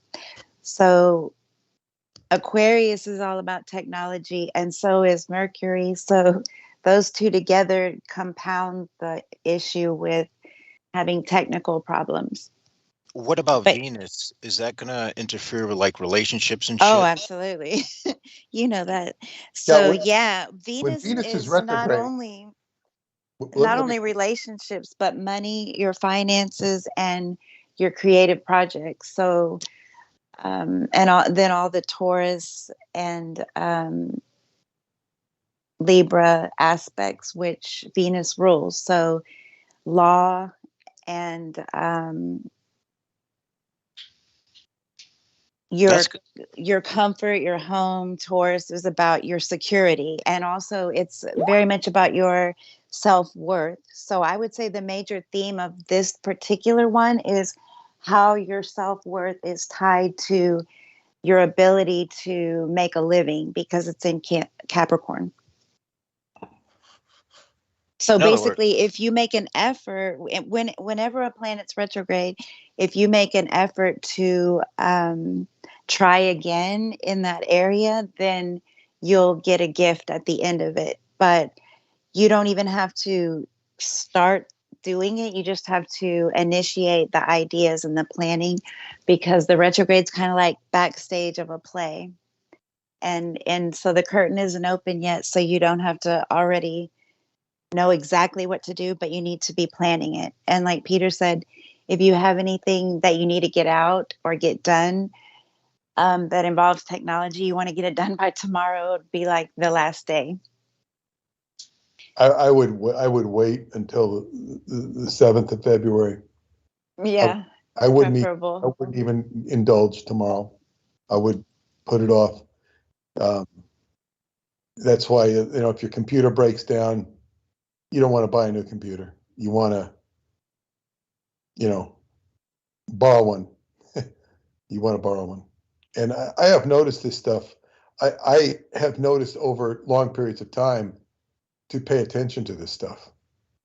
And there have been instances when I would do a mailing or release a book, and I would do everything I could to make it avoid going out during retrograde. But because the printer would screw up or somebody would screw up or just not do things right, it would come out during Mercury retrograde, and I couldn't help it. And it wouldn't work. It's just I've seen it's definitely you'll see correlations with this if you pay attention to Mercury retrograde. Mercury retrograde is an excellent time to write and compose and to review and reflect upon your life, reflect upon the past. Right now, you said it's in Aquarius. It would be an excellent time to review all things related And it to will retrograde from Aquarius all the way back into Capricorn and then come forward in Capricorn. Yes, and it would also apply to what your house is. So, because it's my fifth house, it's Capricorn, is the house of entertainment, romance, children. Your creative projects. Yeah, yes, and I am, reviewing those, all of these elements. But it's a great time to write. It's a great time if you're an artist to be an artist. If you're a photographer, to be shooting photography, playing with the photos, doing Photoshop, whatever. It's a great time to compose and reflect. So it's good for your creative juices. It's just not a good time to be signing contracts or making deals. I remember one time an astrologer admonished me because I bought a dishwasher during Mercury retrograde. She said, "I'm surprised you make a big major purchase like that." I said, "That's not a major purchase." I said, it's a dishwasher. I said, "The only reason I bought the dishwasher is because if I sell the house, I wanted to have a dishwasher." I said, "I'm not going to use the dishwasher." And I've never used it. It's a dishwasher is a pain in the ass to use, but it's an appliance, and there was a spot for it in the kitchen. If I want to do the dishes, I turn on the water and do the dishes. It's much faster that way, rather than taking them and loading them in and turning on the hot water and putting the soap in, and then you have to quality check each one. Sometimes, dishwashers suck. Yeah, they are a pain in the ass. So, yeah, thank you. That kept us going for a little while. And so, honey, now that we were filling time with astrology. More astrology? Can I do more astrology? Well, honey, you're more than welcome to go into astrology. And is there something that you'd like to tell us about this month in particular and the kinds of influences we may be under? By all means. Yes. Okay. So, because I'm learning and it helps me to learn as I teach. So, I just wanted to point out that the personal planets are Mercury, which we've been talking about, and Venus and Mars. So, if you want to know how things are going to affect you most personally, you want to check what those planets are doing. And right now, I wanted to say that then Jupiter is in the middle of those, and Jupiter is partially a personal planet and partially an outer planet. So you want to check Jupiter. And we just had a big deal with Pisces, Jupiter moving into Pisces, because Jupiter has been in Capricorn, which Jupiter expands whatever it touches. And so for the past 2 years, you've seen it in a Saturnian ruled sign. So it's been it's inflated things about like lockdowns and rules and mandates and that kind of stuff. So now with it moving into Pisces, it'll be more about all different themes, and those other themes will subside. They won't be so harsh as they were before. Mhm. And so with Jupiter in Pisces, we have heightened psychic ability, and you can remember your dreams better and learn through your dreams, and all those kind of meditative things and creative writing and music. All of those things will be blessed until the month of May. And then we'll have a little reprieve where that planet goes retrograde for a while. And then at the end of the year, from October to December, so the whole holiday season will be magical, because Jupiter will go back into Pisces and make, after we've gotten, it's kind of like the high, because it also rules drugs and getting high, but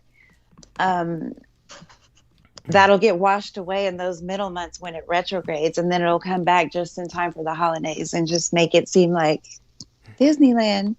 Wow. Oh, that's delightful. That's so wonderful, honey. And you make it all seem so beautiful and wonderful. So, in terms of, did you tell people? Because the way I remember it, you went to get some water. Again, your phone number, how people can reach you and access you for your services, please. I'm trying to make a stronger social media presence this year. So I'm trying to do a thing called Tarot Tuesday and another one called Oracle Sunday, because I have literally hundreds of decks, some oracle, I have runes and pendulum and all different oracles. And so I'm doing Tarot Tuesday I'm taking one of hundreds of decks and showing different ones each Tuesday and doing little mini readings. And you can find me on Facebook at Crystal River or Crystal River Psychic Readings and Occult Knowledge, I want to say. I always forget. And the other one is Heal Your Water. You can definitely find me on Heal Your Water and just leave a direct message and I'll answer you back within 24 hours. Or you could text me, and that number's on my Facebook. If you're interested in it, you'll go there. I'm not going to say it here. But if you text me, I'll get back to you in 24 hours. Okay. And so what I just did was I just put up a hyperlink to tonight's show. That will help. And I put that on the Sora AOI timeline, which is how everyone can reach me just by going to facebook.com/Douglas D. Dietrich with all the D's in the uppercase. That's what will bring you there. And right now, what I'm going to do is access the photographs of the biofacsimilacre that I had used. They're not published tonight, but they're certainly accessible for everybody to look up if they simply go through my photographic background, my images. If you look up photos or images on Facebook, you'll find it on my Sora AOI timeline. Again, that's accessible for facebook.com, Douglas D. Dietrich, all the D's being in the uppercase. And when it comes to Our Lady, the Fairyologist, she is should be accessible at, let's correct me if I'm wrong on this, facebook.com/Crystal River Fae Wisdom. Is that still up or not? That's gone. Let me take a look and see. No, that one's gone. That one's gone. Okay. And so then it's facebook.com/Crystal River Readings. Okay, that's still up. There we are. That's it. So that's Crystal River Readings. And facebook.com/Crystal River Readings and facebook.com/Crystal River Tarot, which is there you have that, and that's up. So you will find it there. Facebook.com/Crystal River Tarot, and Crystal River Readings and Crystal River Tarot, they're separate pages. And of course at Heal Your Water, which is simply facebook.com/Heal Your Water. Now her phone number is available on all those timelines. aside from that, I think that those 3 pages are enough. Maybe the other pages were simply redundant. So No, that's good. I took the one about being holistic and organic down because that's controversial now for some reason. Oh, because But people are afraid. People are afraid that people who advocate alternative healing or some kind of holistic lifestyle, what they're afraid of is that they might offer cures for COVID. Okay, that's why it was safe to take that down. Thank you for taking that down. That's best for you to do that at these times. Speaking of which, honey, I'll ask you. So here's the problem that I had. Our boy Brendan Zoget, who you were kind enough to do a reading for, he approached you in his distress because, of course, the boy has had he's had a hard luck streak ever since he was fucking born, and it never really stopped. So the guy approached Crystal, who provided him with some suggestions, and so she was very gracious about that. And of course, hopefully that helps him out in life. One thing that's helped him recently was before he went on vacation. This was the second time this happened, but another time, the only reason that I entrusted him was because he'd been so helpful in the past. But then what had happened was that he decided that, he had some problems with his PayPal, which of course he told me about only after I had sent him money to do something concerning my vitamins, because of course I'm in need of supplementation, and the supplementation I need is because of course I am a person who has some vampire in him, about a quarter vampiroid in terms of my bloodline from my late and sainted mother, and because of that I do need to drink blood fairly regularly, not nearly as much as my mother did, but the problem is I don't drink it all that regularly. It's mostly on holidays or special occasions when I'm able to visit the estates with my son and have access to his husband's harem of blood boys.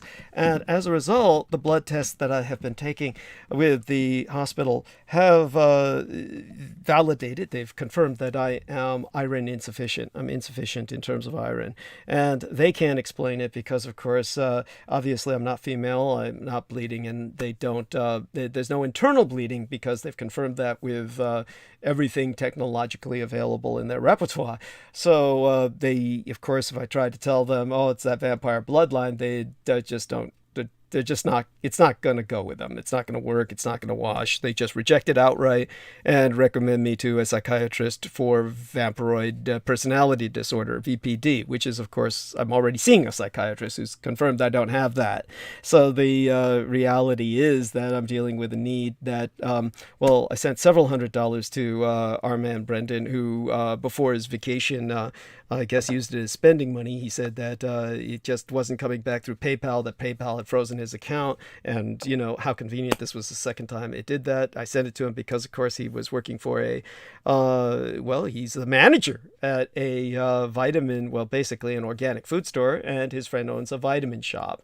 So it was supposed to be expedited and easier, and in both cases, it's never been that. And so it was just a monstrous betrayal. And so then I sent that same amount of money to V because I didn't think I'd have that amount of money available in my PayPal because, of course, I needed that money to pay for water because my pipes in my home are just lead lined for all intents and purposes. They're just unavailable. The water is just rusted. It's just horrible.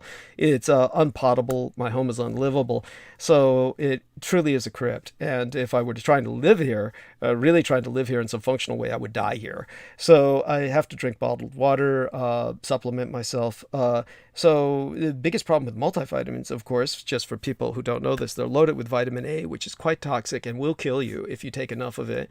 So if there's any kind of multivitamin you can recommend that's low on vitamin A, or any means of iron supplementation until I do finally get, the supplements that I paid for from V, who couldn't bring them to me. I told her not to send them to me through the mail in December. I just never would have gotten them during the holiday season. It just would have been lost in the mail. Too much mail going everywhere during the holiday season, and we were going to meet in January, but of course we couldn't because the COVID has put, Omicron has put San Francisco on lockdown. The first cases of Omicron in the United States were discovered here. So San Francisco is now seething and officially on lockdown, so we can't really get that to me through the way we were going to get it to me. So, maybe some organic ways you could recommend where I could get more iron in me, or, aside from the obvious where I need to start drinking blood again, maybe start mugging people for it, but I think that would be going a bit far. It's harder to do when the city's on lockdown and COVID anyway. We just don't have the tourists to prey upon as I used to back in the day. So I used to be able to just go out and drag and swing my hips, and idiots would follow me into alleyways. I was mugging people for money back then, but these days, it would be for blood, and God, most of them would be worthless in that regard. I'd be afraid to drink theirs. So, honey, any suggestions you might have, or and the like, or vitamins, whatever, just go on a bit about that. I don't really know anything about that, except for it occurred to me that I know that my blood, being Rh negative, is more copper based than iron. Did you consider that? Oh, cool. I mean, I wonder how it would taste. Of course, I never try to think of women in terms of food because, I know that's why that they call it blue blood, because the more copper that's in your blood, it appears more blue whenever it hits oxygen. Have you ever when I got carjacked and I saw my foot cut open and the bone was sticking out. Oh my it was God. Blue. It was more blue. Yes.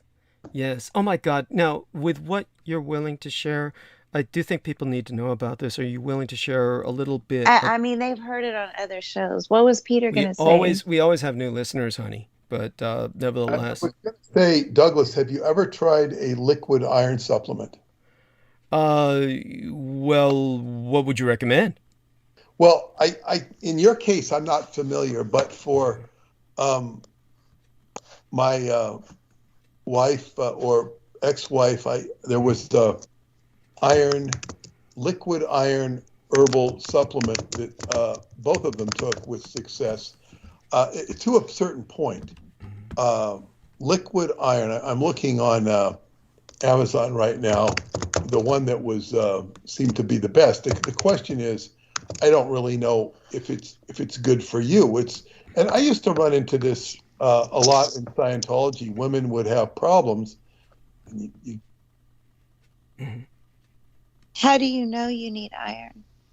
Oh, the tests. They take blood tests because I was complaining. And by the way, we lost Peter. Floridix. There he is. Okay. There.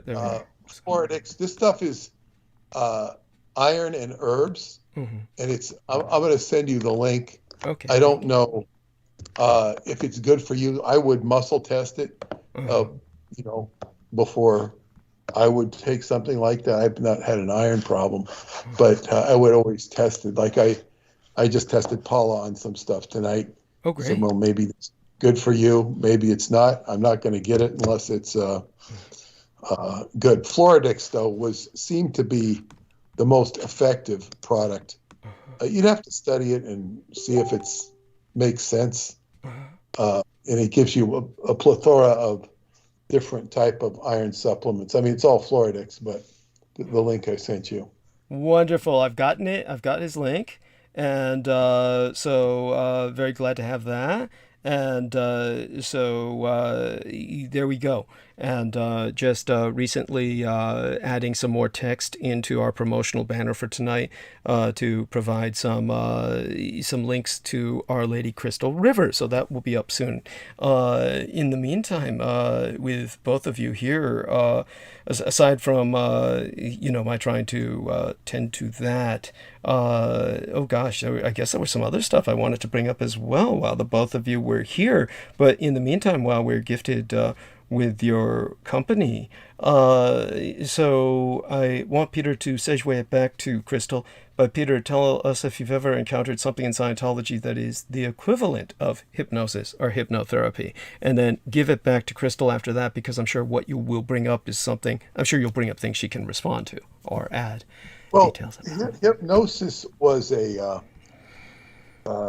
not, was a dirty word in Scientology. And, people have different opinions on it. Because Hubbard was a trained hypnotherapist, or a hypnotist, I should say, and he was doing a therapy. He semantically separated them, and people will say, "Oh, you're hypnotized when you go into Scientology. They hypnotize. It's all hypnosis. It's all hypnosis." Hypno has to do with the sleeping state. It has to. I mean, if you look up the etymology of it, Scientology was what had state as it was defined. You go into reverie. You go into reverie where you think, think of a time when you were happy. Think of a time when you were underneath the oak tree, swinging on the swing, eating, drinking watermelon or whatever. You go into a reverie, and then you would dig in deep. Hypnosis is, by its very etymology and implication, is a sort of a sleeping state where you're penetrating the subconscious. So it wasn't something that was encouraged or done in Scientology as such.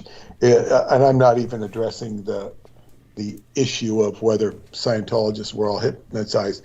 To maybe give some perspective, we're all suffering from hypnosis to the degree that we're asleep walking through this world. This world is mankind is asleep, as ggkGHuo said, not encouraged. Mankind is asleep. Most of him is asleep. But the hypnotherapy techniques that Crystal or other therapists will offer are somewhat similar and somewhat different in Scientology, because Scientology was very regimented and it was very extensive in its approach. Like a typical hypnotherapist is not going to work with everybody forever. They're going to work for them for a certain period of time. They're going to get them to quit smoking. They're going to get them to overcome their phobias. It's a different approach. For better or worse, Scientology became sort of a preoccupation of one's soul. It didn't have to, but in the early days it wasn't, but it became a complete consumption of one's soul, basically. And I don't mean that pejoratively, but hypnosis is, and psychology in general, is you're trying to, and I'm not talking about hypnotherapies here, but I'm talking about psychology. People go to psychology because they're having problems with relationships. They're having problems with their own psychology. They can't function, or they've got an addiction or something like that. It's very pragmatic in terms of one's day-to-day life, and it's usually pretty much limited. But I will give it over to Crystal from here. Yes. Honey? And maybe we lost Crystal? She's been hypnotized. She's been hypnotized. We'll come back to the microphone, Crystal. Holy shit. Let me take a look at what happened here. Somebody sent me a message in the that was Jameson who said be right back.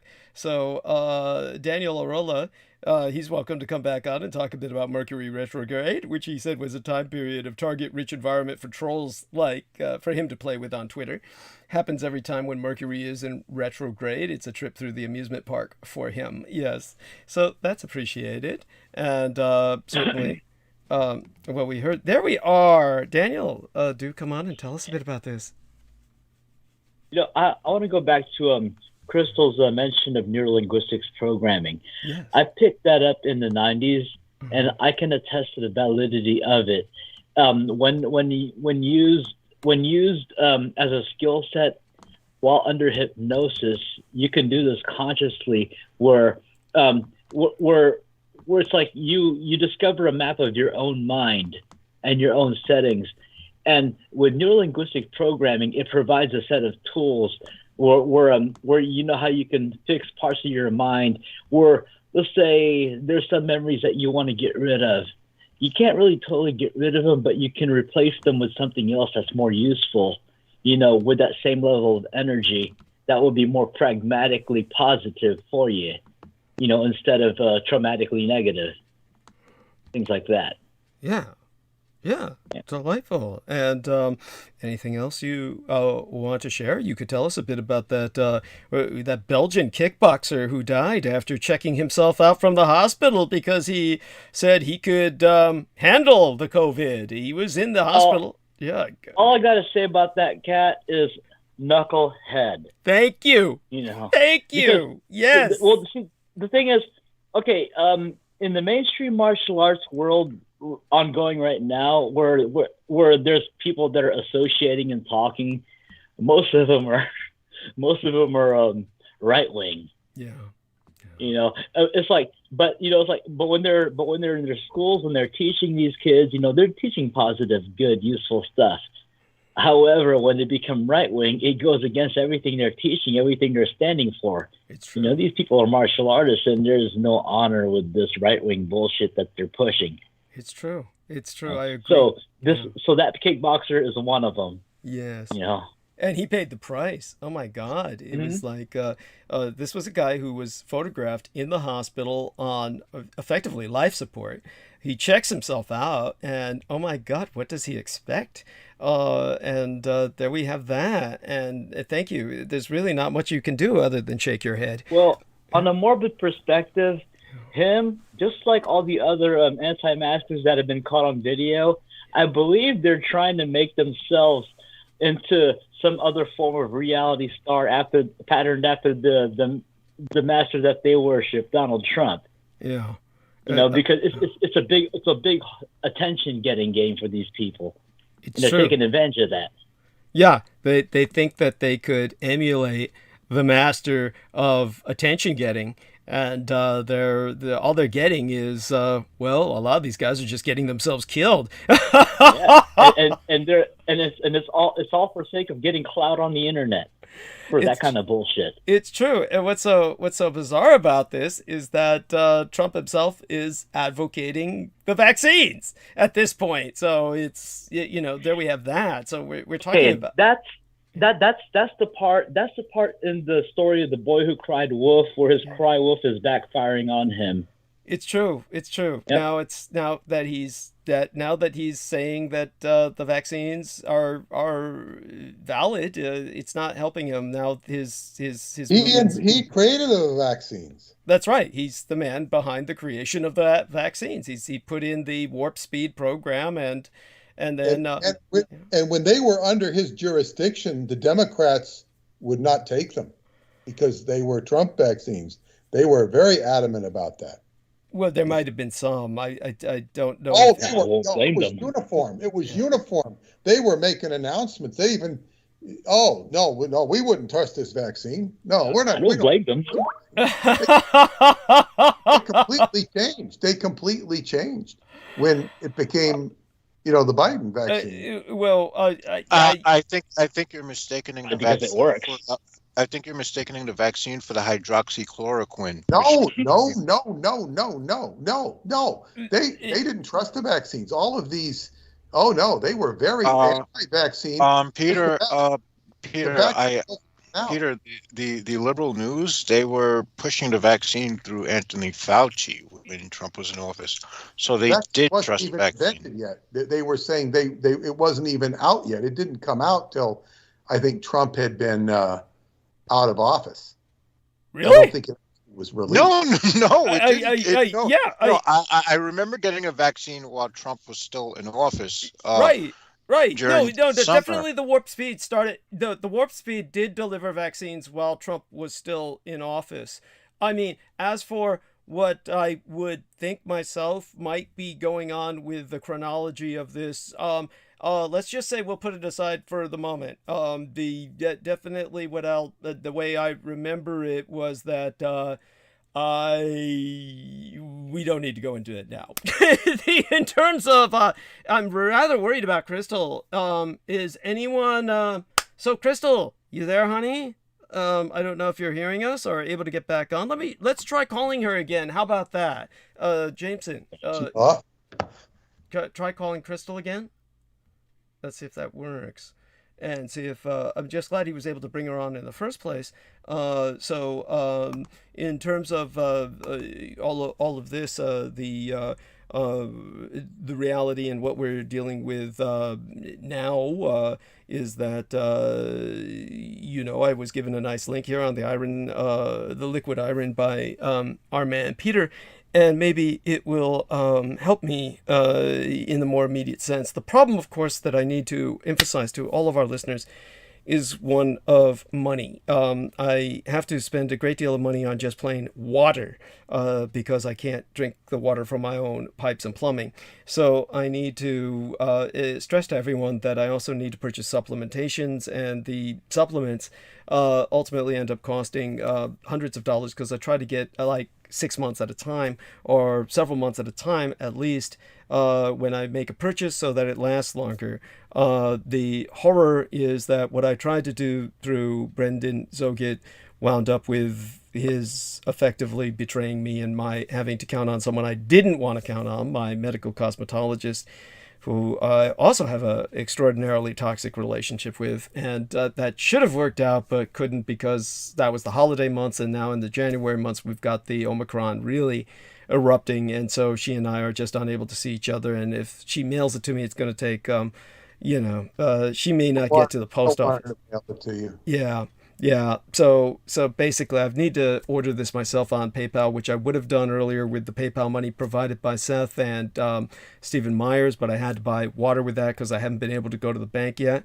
We have a nice $100 sent to me by Salman Sheikh, but I haven't even deposited that yet. I can't go to the bank and cash that. I have to deposit it and withdraw it later because it's $100. So if anyone sends me anything, the best way to get it to me is by PayPal. Do you get Amazon Prime? Okay, then he disappeared again. Amazon Prime with what? With the check? Do you have Amazon Prime? Oh, I don't have Amazon Prime. No. No. Okay, then if somebody, this is what somebody could do is, if somebody wanted to send him, they could somebody who has an Amazon Prime account could send it to Douglas. They could ship it to him. Yeah. They could ship you the supplement directly. Right. So somebody wants to make a contribution, they could do it that way. Yes, excellent point. So bless you all, and just so people understand what the iron supplement that I was getting was manufactured in Ireland. It was meant for men, and it was very well absorbed by the male system without doing otherwise. Iron, of course, to a man can be dangerous. It can actually, cause horrible things to happen to a man if he's overloaded on iron. So you don't want to do that. So I was getting this, what was it called? I guess I could look up what I had sent to V at the time in terms of the particular brand, and I'll point that out to people in terms of iron. Here we are. And if I look that up, iron specific supplementation, there we go. So just so people know the company, and there's no way you can send me too much of this stuff because I'll always be using it. This is obviously something I'm stuck with for life, my dealing with this. So basically it was called no, that wasn't the one that I'm looking for. Let me take a look for the one. And in the meantime, everybody can even get back to talking. Really distressed about Crystal River disappearing all of a sudden. I hate it when this happens to people because you do worry about them. We were worried about Brandon. But this is her nature. She'll disappear. Yes, it's true. It's true. And Brandon... here's a quote from Kamala Harris. Oh, yeah. This is October 7th, 2020, before the election.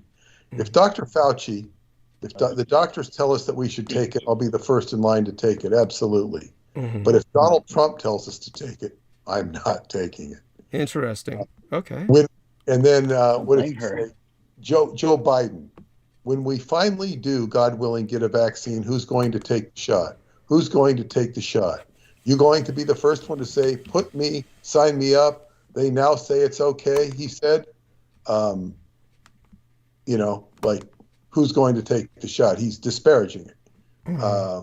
Yeah, but who's the source of that? Joe Biden. No. What I mean is, who's the source of the information you're getting this from? It's a quote. It's a television interview. It's a quote from who, though? Well, it's supposed to be straight from Kamala Harris and Joe Biden themselves. Yeah, but what I'm saying is, it Fox? Is it?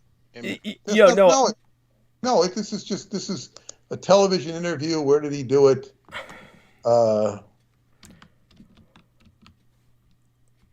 It looks like COVID briefing. It's like from a YouTube thing.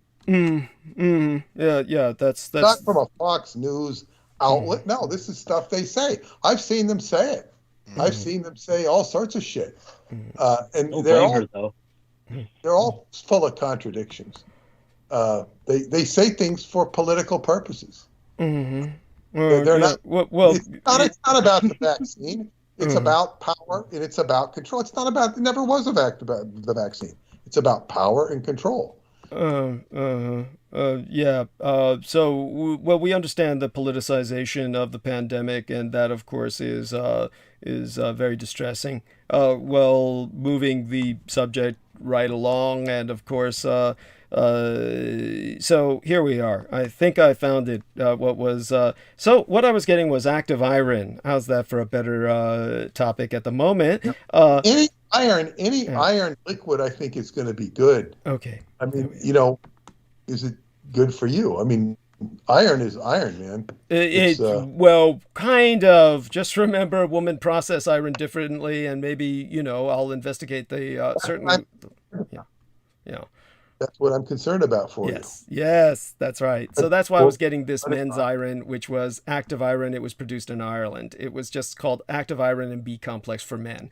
So that's something that people can find online. Active iron is what it was called, advanced formula. And so that's what was, I got supposed to get 6 months worth of that from Brendan, and I might as well have just taken that money and thrown it away. Which is effectively what I did. Other than that, then we got what was going on with V, and so altogether just a lot going on.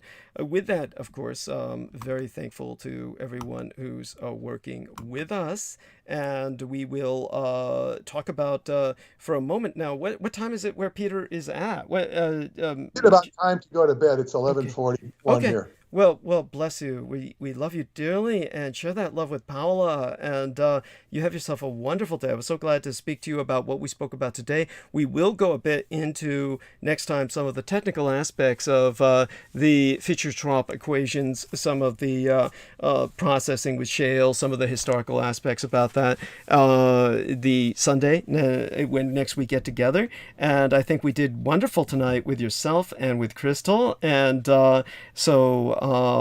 bless you as always, Peter. Love you dearly, and do me a favor if you're able, send me those other 6 books that you were going to send me before that got returned to you, and that way I'll have enough to pass out like I'm doing. I still have to send Crystal and of course Penny Bradley and a number of people autographed copies, which I didn't do because I didn't want to do so until after the holidays. And now that the holidays are over, I have to wait before I venture into that post office. I'm not going to do so without having had my other shots first, and I'll get those hopefully on Friday.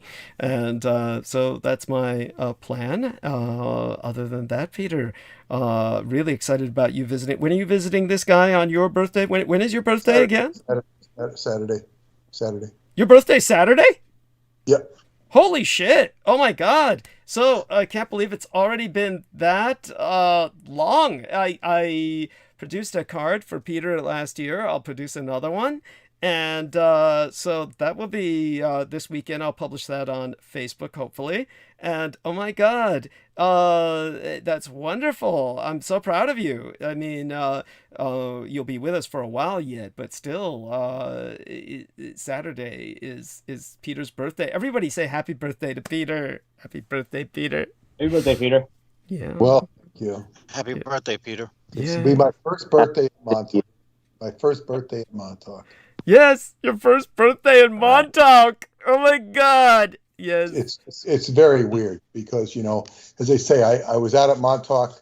Last I was out there was this guy's birthday, and it just happened to be his birthday. So we had a cake and a party for him, and I had a bunch of people arrive because I was there. So it just parlayed into his birthday. Okay. But this is just going to be 4 of us, Yes. and it'll be interesting. Oh, before you leave, I do want to take some of your time to address this. It's a pity our Lady Crystal isn't here about this, but you will probably see, if you haven't seen already, the promotional banner for tonight's program. And of course, you might notice that I'm flashing 2 fingers. Now, this is something that is distinctly Pan-Asian. I knew many people would ask about it, so you can read the text. You don't have to, Peter, but I'm saying for any listener, you can read the text on the promotional banner for tonight's program, which I always tell people, please get a Facebook account, even if you just set up a false one so that Facebook doesn't abuse your personal information, so you could access, if nothing else, my promotional banners, because they do inform people what is tonight's theme is usually about, what the thematic will be. And today is, of course, the aftermath of National Human Trafficking Awareness Day. It is actually recognized as a week and a month as well. This is National Human Trafficking Awareness Month, so that people know that much. So this is something that you want to wear blue all month for, so you can educate other people about it. And I do want people to know that the horror of human trafficking is that the COVID pandemic has actually exacerbated it. Just so people understand that the COVID-19 pandemic has led to an increase in human trafficking by more than 40%. So we're dealing with an extraordinary situation. And again, the month is recognized as National Slavery and Human Trafficking Prevention Month. But January 11th, yesterday, specifically focused on awareness and prevention. Now, one of the reasons I'm flashing that finger has to do with this and what I've done in the past that has helped with the situation. Everybody knows about the shutting down of the Presidio military base, the shutting down of the Marine Corps pornography industry in San Diego.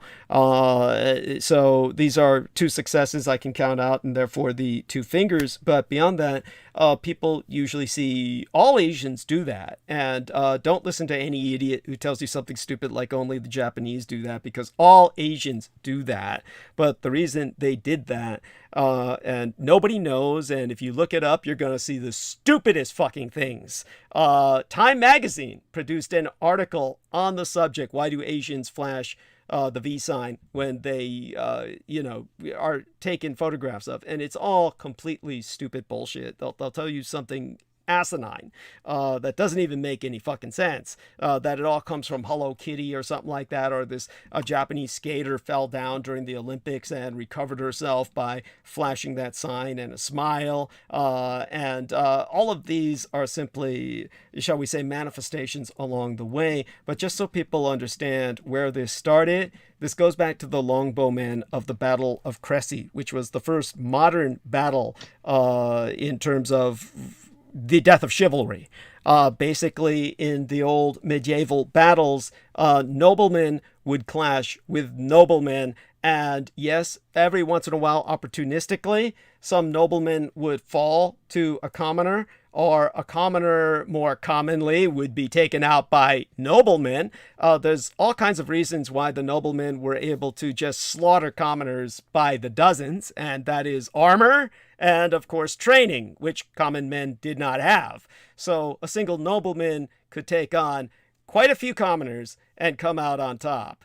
And this was how they proved they were noble. But when it came to the Battle of Crécy, that was the death of all that. And what had happened was the King of England gave out an order that all commoners be trained in bowmanship.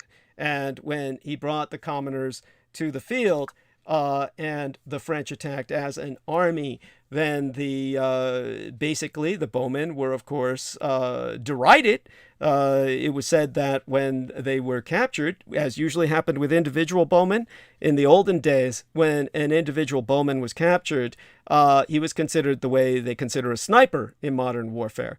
There's soldiers and there's snipers. And if truly I had ever entered the field of battle with the Marine Corps, if I had not been dishonorably discharged, then ultimately, probably if there was no such thing as racism in the Marine Corps and merits were honored for merits, what I can tell you is that when we were at the rifle range, and it's supposed to be completely skewed in such a way that this is impossible, but I can tell you they cheat all the time at the rifle range. It's supposed to be where they have a totally different, shall we say, unit. They call them companies in the boot camp. Supposedly a different company, which has no connection with your company, is supposed to be handling the targets so that nobody can fake the results. And I know that's true because when I was doing my shooting, I came out top score. And this was despite the fact that they did everything they could to fake the results. That includes the man who was supposedly the shooting range instructor, who made certain he kept kicking me in the head and the face and the shoulders while I was firing. And I still came out on top. So none of that, of course, was entered into the logbooks. It was entered into the logbooks that I came out on bottom. But I know for a fact that all the scores came up as I hit all of them, despite the fact that I was being kicked in the eyes and the face. And the only thing that protected my eyes was the fact that we were wearing ballistic goggles. But otherwise, he would have blinded me, probably permanently. But I was being kicked in the head and the face and shoulders violently, all the while that I was firing. So the soldiers and their snipers, and I probably would have been a sniper. But when snipers are usually caught, they're usually beaten half to death, if not outright executed. And the same with archers. When they would catch archers, they would cut their 2 fingers off so they could no longer draw a bow. So at the Battle of Crécy, where the British fielded an army of archers and the French derided them, then the archers proved, of course, at long distance to slaughter the French army. That's what happened at the Battle of Crécy, and they slaughtered commoners, slaughtered all the nobility, as well as the common army, as well as the horses beneath them. So the end result was the British at the end flashed their 2 fingers as a fuck you sign to the French that survived before they executed them. And that was the death of chivalry. All nobles and army alike were slaughtered by commoners. So when it came to that finger as a fuck you, the flash of that finger in that manner, the British do it these days by reversing so that they show the back of the hand. And that, of course, is something different from the way it used to be as a sign of victory in war. And so when it took to the Japanese appropriated that symbol. And that was appropriated because of the Battle of Sekigahara, in which they deployed gunpowder. And like I said, a third of the firearms in existence in the world at that time were deployed at the Battle of Sekigahara, and they slaughtered their enemies using firearms. This was an ancient samurai battle. We're talking about the time of the conquistadors, if you want to look at from a Western chronological perspective. And they used that same symbol, only it's a forward sign with the palm forward with the fingers as a fuck you. And that's what is meant to signify the use of the gunpowder firearm, because men who were caught individually using firearms in samurai Japan would have those 2 fingers removed. So Sekigahara was Asia's Crécy, the introduction to the modernity in warfare, the automation of the battlefield, so to speak, to a degree. And when the Japanese won World War II, all of them began to flash that sign in photographs. Then the rest of Asia took that up because it was known that if Hirohito hadn't won World War II, all of Asia would have been annihilated by American biological weapons. So every Japanese does that, and they have no idea why.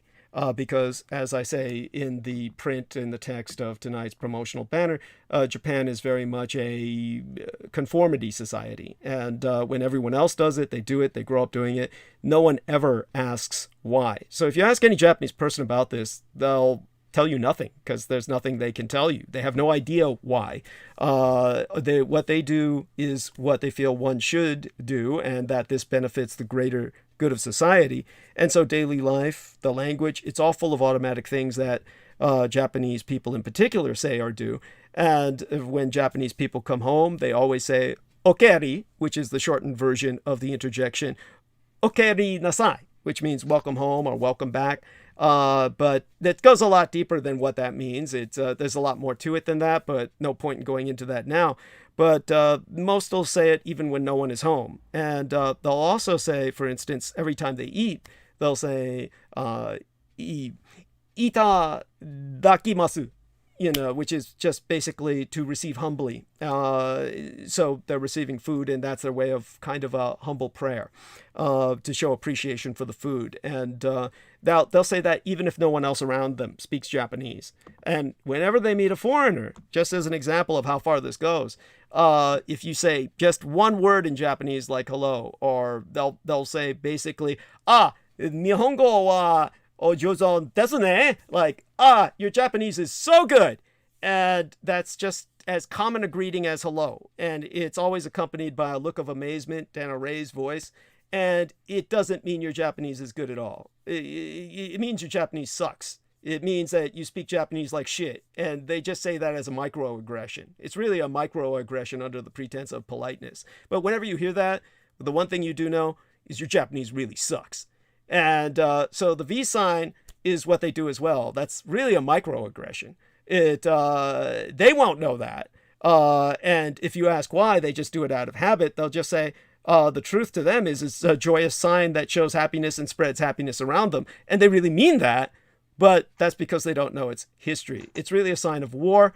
And that's where it became a sign of peace for the Westerners because of John Lennon. Because John Lennon married Onoyoko. That's her real name in Japanese, is Onoyoko. And so in English, they say everything backward. They call her Yoko Ono. And so Yoko Ono kept doing that. And what John Lennon said was, why are you doing that? And she wasn't going to tell him what she knew because she did know. And I know she knew because she talked to my mother about it. So I know Yoko Ono knows what it means. And when she talked to my mother about it, it was just her way of fuck you American or fuck you Englander. And we won the war. And her and my mother had the best laugh about that.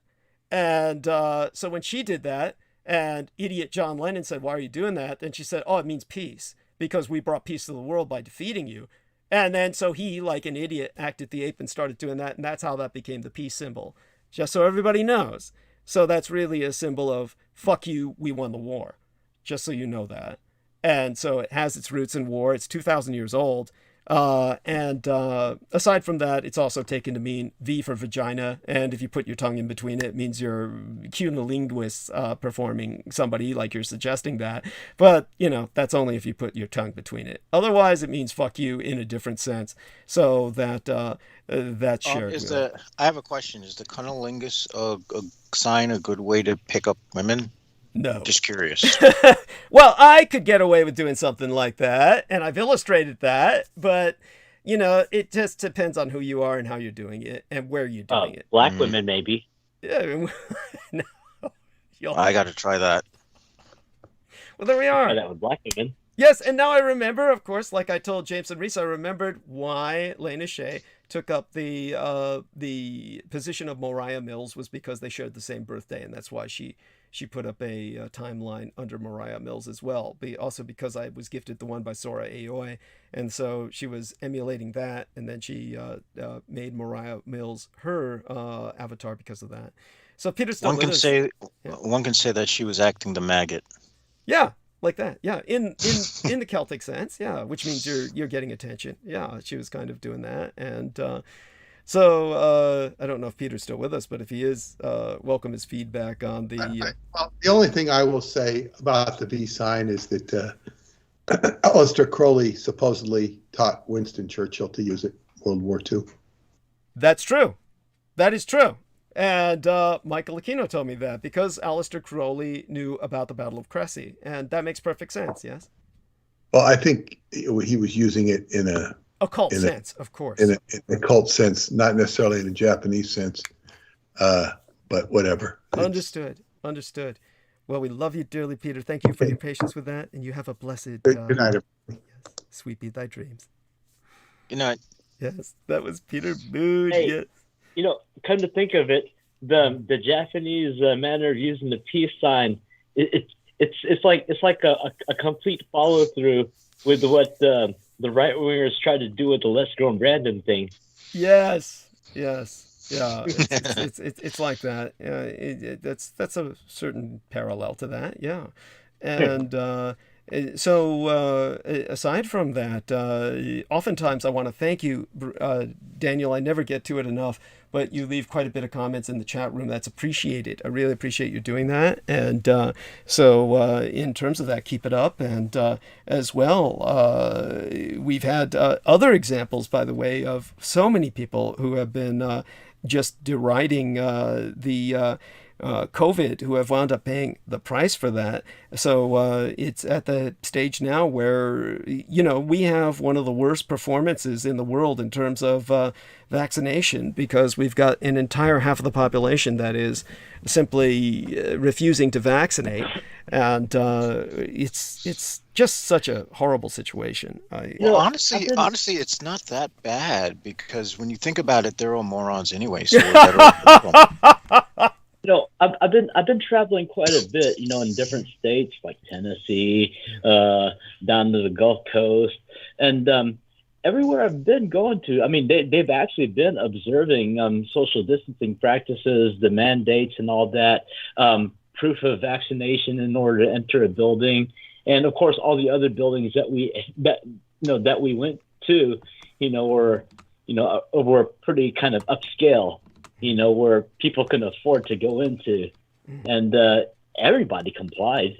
There was no bitching, no one was complaining about the mask they had on. Everybody was getting together and they were gathering, and they were happy with that enough. Great. No, I really appreciate that. And because I was going to ask, in Texas, I don't know how much you're traveling around in state, but I would assume Texas would be a nightmare of refusal to cooperate with any of these social norms. Is that otherwise the case, or have you seen places? Well, throughout the city, it's become optional to wear masks. Although there are some businesses that are strict about it, and when people kind of complain, like Karens on the internet do, they're kind of actually few and far between, and so but for the most part, people are complying. Good. It actually sounds like Texas is doing better than New York, honestly speaking, because people out here, at least in the areas I travel, especially the ferry boat, they're morons. Jeez. And some of these are some of these are New Yorkers. They're just like, there's no social distancing. I cringe going into the bathrooms because I always fear like I'm gonna die, and so I put like safety goggles on aside from the mask, 2 masks that I'm wearing. It's just horrible.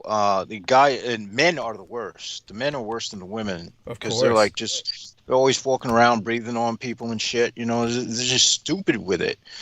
And honestly, there's part of me that wants to knock someone out for it, but I'm not going to do what those 5 morons did in the ferry terminal today, which was get into a big brawl. And what was that, that was about? fun to watch. Was that about? It must have been something gang related or something. These were like young black guys, the type who are like they look like your average hood rats. Okay. Anyway, they were just I hate to say that about my own people, but seriously, come on. I mean, shit about my own people all the time. But it's true. but really, I gotta rag on them for that. Oh my God, is Salman Sheikh still with us? Salman.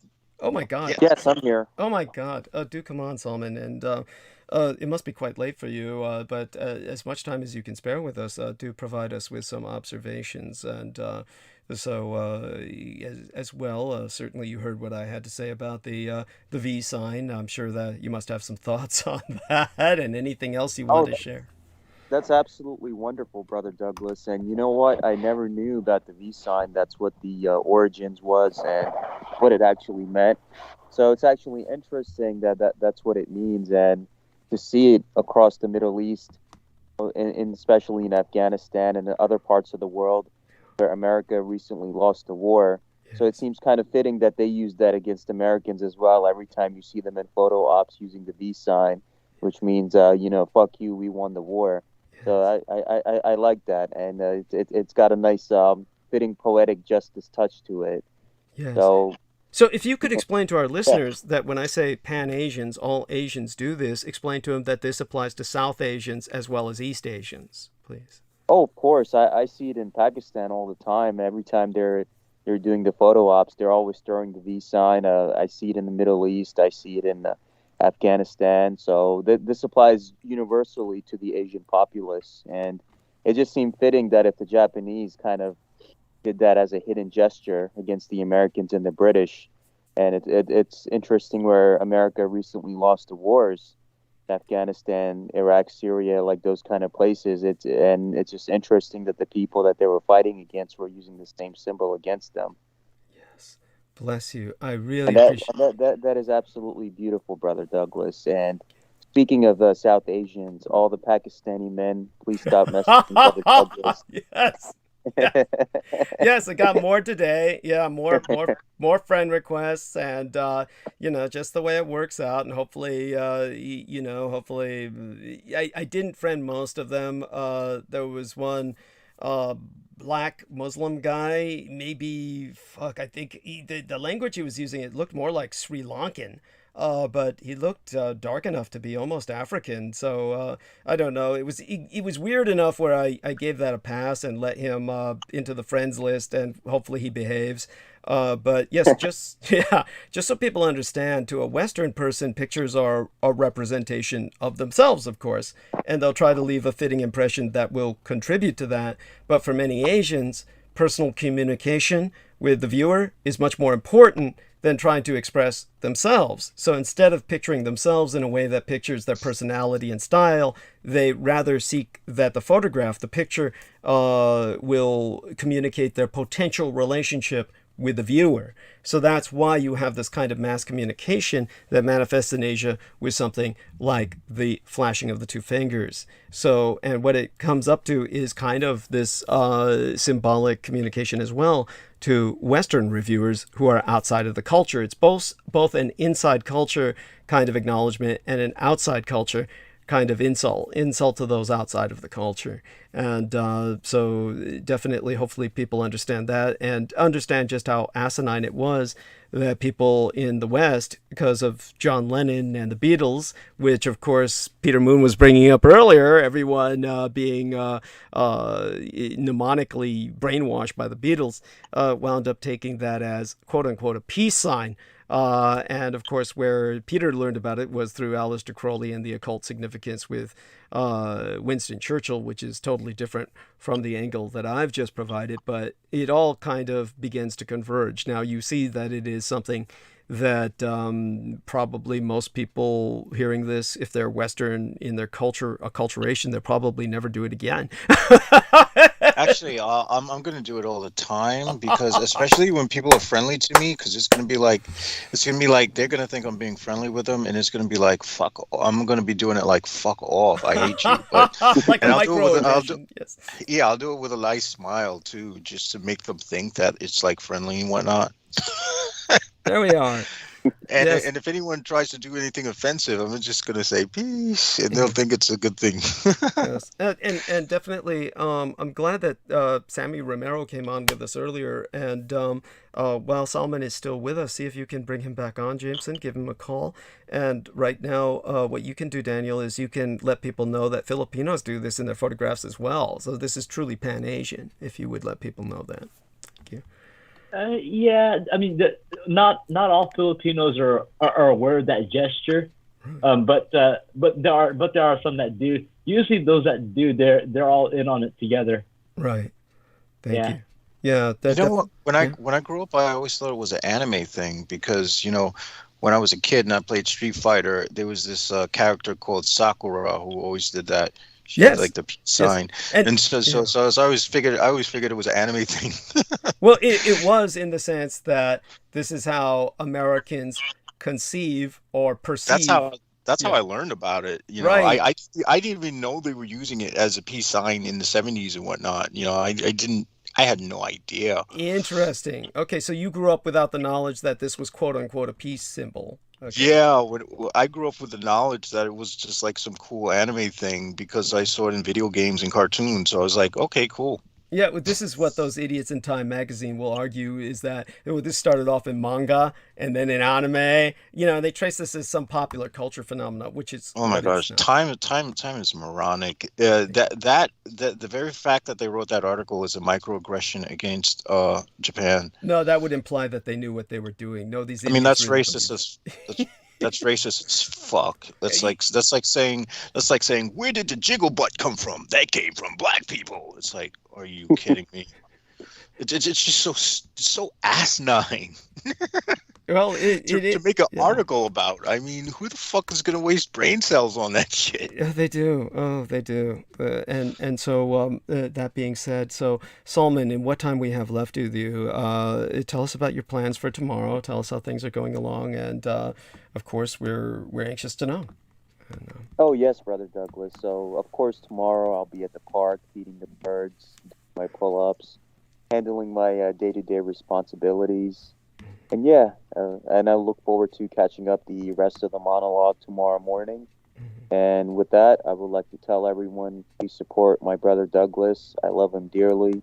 May Allah always bless him and protect him against his enemies, including all of the interlopers with the metal chairs and the one, and especially the one doing Yes. And besides that, everyone support him, report the gang stalkers, send him help financially, whether you could do it via check, money order, on PayPal, get the Roswell deception and the demystification of World War II, and just spread the word. Right now we're living in pivotal times, and it's very important that we listen to Brother Douglas and all the knowledge that he is gifting us. He's truly God-sent. Have all of this love, light, and knowledge for humanity, and just to be a part of this experience is truly an honor and privilege for me as well. And I love him dearly, and I'll always stand by him. And with that, I say good night to all of our brothers and sisters of Team Dietrich, Jameson, Brother Daniel, Brother Douglas, and of course, all the beautiful white women in Texas as well. Hey, where the white women at? So, they're saying Abu. Yeah, so I could settle down with one of them, and the kids can call me Abu. Can't beat one. So this is Texas we're talking about. Much love to everyone. May Allah always bless you and destroy all of your enemies on the day of judgment. Assalamu alaikum. Peace be with you and yours. Yes. Thank you. Good night, son. And yours. Later, man. Much love. Good night. Most blessed be. And that's a wonderful individual. We're proud to have him with us, our Team Dietrich chaplain. That is Salman Sheikh. And so as for, let's see now, I'll also send a message to Sammy Romero asking if he can come back on because if he's, let's see how that's, can you come back on that with. In the meantime, both of you gentlemen hold as much as you can, if you care to, of course. I mean, Daniel, are you able to? Yeah, thank you. You know, I was at the beach this weekend, and not too far from me was this old couple with the camper trailer, and they were feeding the gulls, and all these birds they just got closer and closer, and I'm thinking, oh boy, it's like they're gonna end up shitting on them. And there was a period where these people where they stopped feeding them, and these birds were just kind of taunting them, getting on their nerves. And then when they didn't get a crumb from them, they started flying up there, and I just saw shit just drop on them. It's like, oh boy, well. Oh my God! Oh my God! So I was thinking about Salman. So I meant to tell him that if he ever fed the birds at the beach to lay him on the ground somewhere far away from where he's sitting. Mm-hmm. There we are. Yeah, thank you. Thank you. I mean, I guess he's learned that. He must have learned that lesson by now. And besides, he seems to have a better rapport with the birds. Tell you what, Sammy Romero just said he can come back on. He said yes 1 second. So try to bring him on. If he doesn't, there he is. Is that Sammy Romero? Yes, see. Oh, so glad to speak to Hey, you Sammy. tonight, and very Yeah. pleasant to have you back on. And I'd like to beg of you, I left my tea to steep, and I left it to steep far too long. Let me go take care of that. I'm going to leave you to hold the stage with these two fine gentlemen, Daniel Arola and Jameson Reese. And if the three of you can do that for me, I'll be back in about, several minutes. And when I come back, I'll let you know. And then I'll probably still need all three of you to buy me some more time while I get myself together and try to monologue for tonight, okay? Really appreciate problem. that. Oh, bless you. Love you all so dearly. And let me go mute and leave it to the three of you. Somebody in the background is kind of coughing and moving. Hopefully that's not the... That's me. There seems to be a permanent. I'm starting to hope that I don't have throat cancer or something. I doubt you have that. That would be well, rare. It's just that, you know, this whatever this is, it was sinusitis. It wasn't COVID, but it was caused by something moldy that was in my room that I had thrown out. It winds up that it's a really interesting story. Well, you can relate that, but in the meantime, let me assure you, it's not throat cancer. That doesn't cause coughing like that. It's so let me go mute while you relate that to while you die on air. Oh God! Oh man, yes. You want to know what the irony of this is? Oh, what? The fact that the very medicine I abuse is supposed to be anti-cough. Yeah, of course, cough syrup. There we are. Yes, that's true. And I had to spray some stuff in my nose because, you know, it just couldn't breathe. And what happened is once it clears the sinuses, it causes me to cough off all this mucus. I think there's like some kind of blockage in the bronchial tubes, like in the veins and whatnot, that's coming up because I saw these red gooey things popping out. Okay, thank you.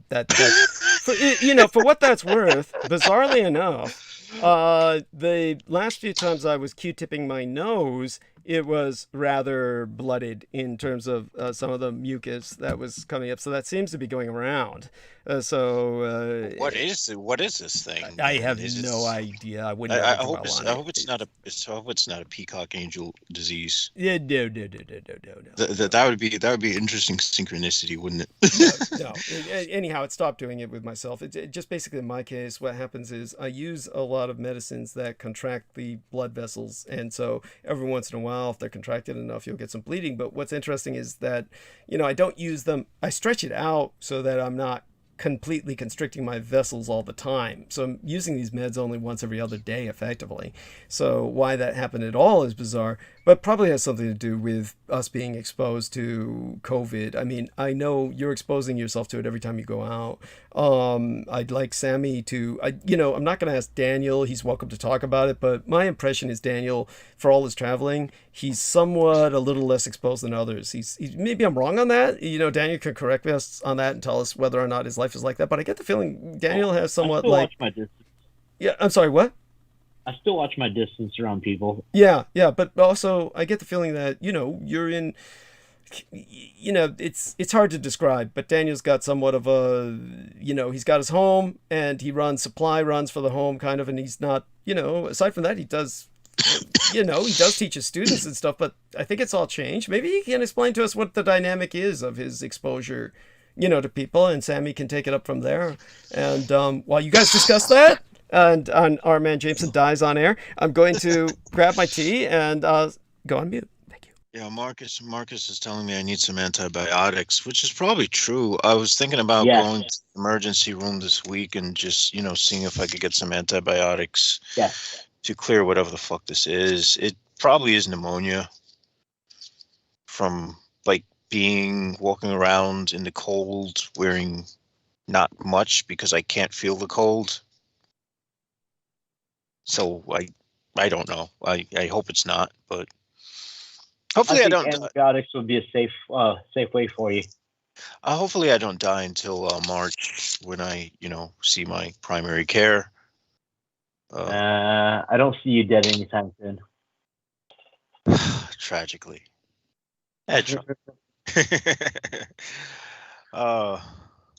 So what's going on, fellas? What's any interesting things happening in the world that we should pay attention to?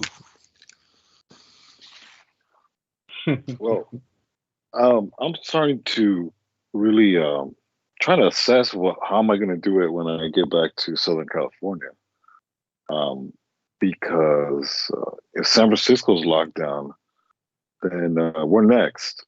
It's either probably next week, from what I've been talking to my sister about, which is interesting because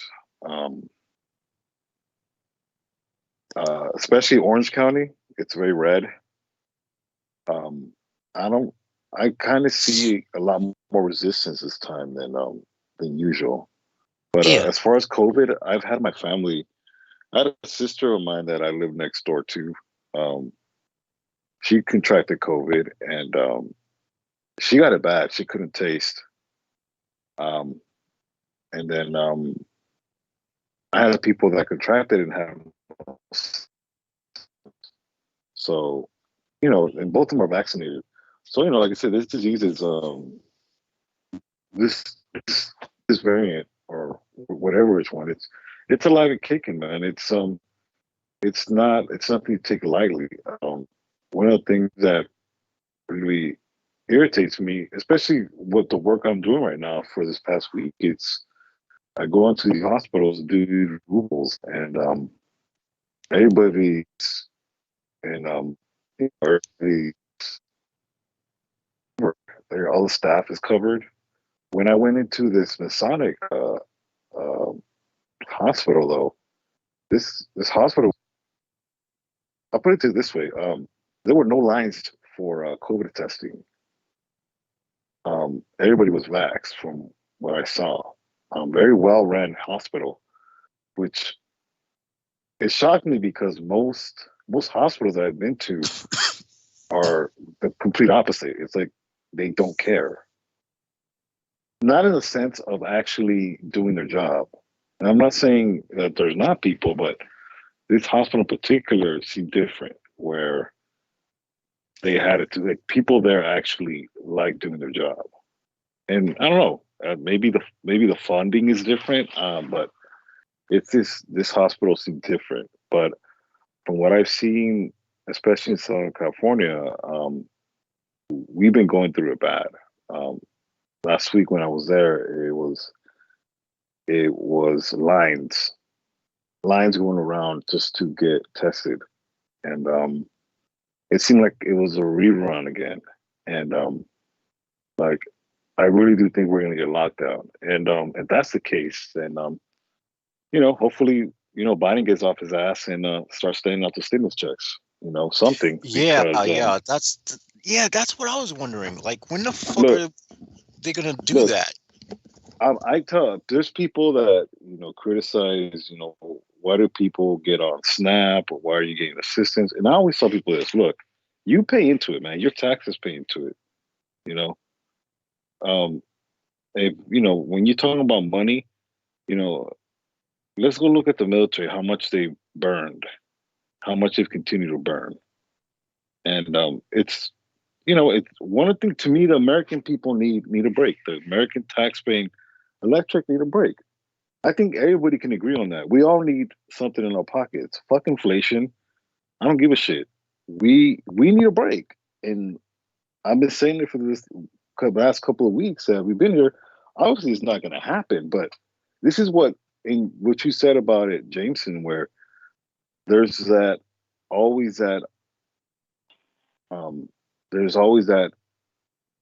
opposite of unification when it comes to legislation, or when it comes to politics. There's always has to be an opposition.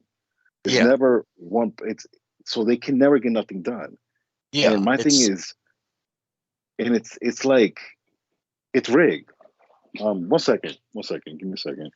I feel the same way. I mean, we're all going through the same shit for this pandemic, like everyone did back in the Spanish flu pandemic, except for we had the internet and it's worse. Yeah, because there's more. Now, there's one thing that I am optimistic about is that after the pandemic, after a lot of people have died, there's going to be so many openings for work. The economy is going to rise back up. In fact, the Spanish flu pandemic, after that, that's how the rise of the middle class came up. And people were having jobs. The roaring 20s came up. People were happy. That's a very interesting observation. And it does, it's a good point. This thing does have the potential to rekindle the growth of a middle class, because for a long time before the pandemic, the middle class was almost becoming obsolete. So you bring up a very good point. And not only that, with more people dead, there's more resources and money and things to go around. So there's going to be less of a shortage of things. Yeah, that's one of the reasons why I was looking at this entire thing as a boon. And most of the people who are dying, it's not all the people, because there are some good people who have died. Don't get me wrong. There are some people who took all the precautions and still got COVID because of how infectious, this new strain is, and might have had underlying morbidities and died. But when it comes to the people who refuse to take care of themselves or refuse to take it seriously, from how I see it, those people were probably the dumbasses who were pulling America down from the beginning. So this will open, death always opens a way for progress. And I don't mean to sound like ghoulish or macabre. I'm not trying to shock jock, but for every time humankind has made leaps and bounds in progress, there have been mass sacrifices. That's just the way this reality works. Or rather, I would say that's just the name of the simulation, sacrifice. Yeah, death does happen, and some people just go that way. They chose it. Yeah, I don't even know if it's conscious. I don't even know if they're consciously aware of it half the times, that's what does it. But it's just a pattern that I've seen. And so I've started to realize that, for humankind to make any step or to make any positive steps that are advantageous. Not only that, they also get religious too, because when you add the religion in there, they have this belief in a fixed reality, in a life after death, that just in case something happens, that they know where they're going. Oh, so that's man. also how they keep it. That's also how they stay in the cult. That's a scary mindset to have, because I don't know. I've watched a lot of paranormal things, and I've had a lot of paranormal experiences in my life firsthand. And I don't think the dead really know where they're going to go. And I think it's a matter of luck. You could wind up unlucky and die in some area where there's a lot of elementals or some other extra-dimensional forces that are enslaving the dead. Or you can wind up lucky and go somewhere where you create your own fucking universe or something. We don't know. You end up in a field of frequency that's attuned to you. I mean, it's so out in the open. I personally am hoping to erase my signature of existence and cease to exist permanently, because one incarnation is enough, and I have no delusions that the afterlife is going to be anything good for anyone. I mean, I think at some point, after whatever blissful experience you have, everything gets recycled back, and who knows, you might wind up being born a Chernobyl baby or some crazy shit like that. Who the hell wants that? I mean, you never know. I mean, and it could be just a random game. It could be just like a random game that's created just for, I don't know. And then the idea of a sort of benevolent God strikes me as absurd, because this is one of the things that really drew me to Lovecraft, was the fact that, the idea of these indifferent forces who just see humans as if they're nothing and just swallow them up like they're nothing.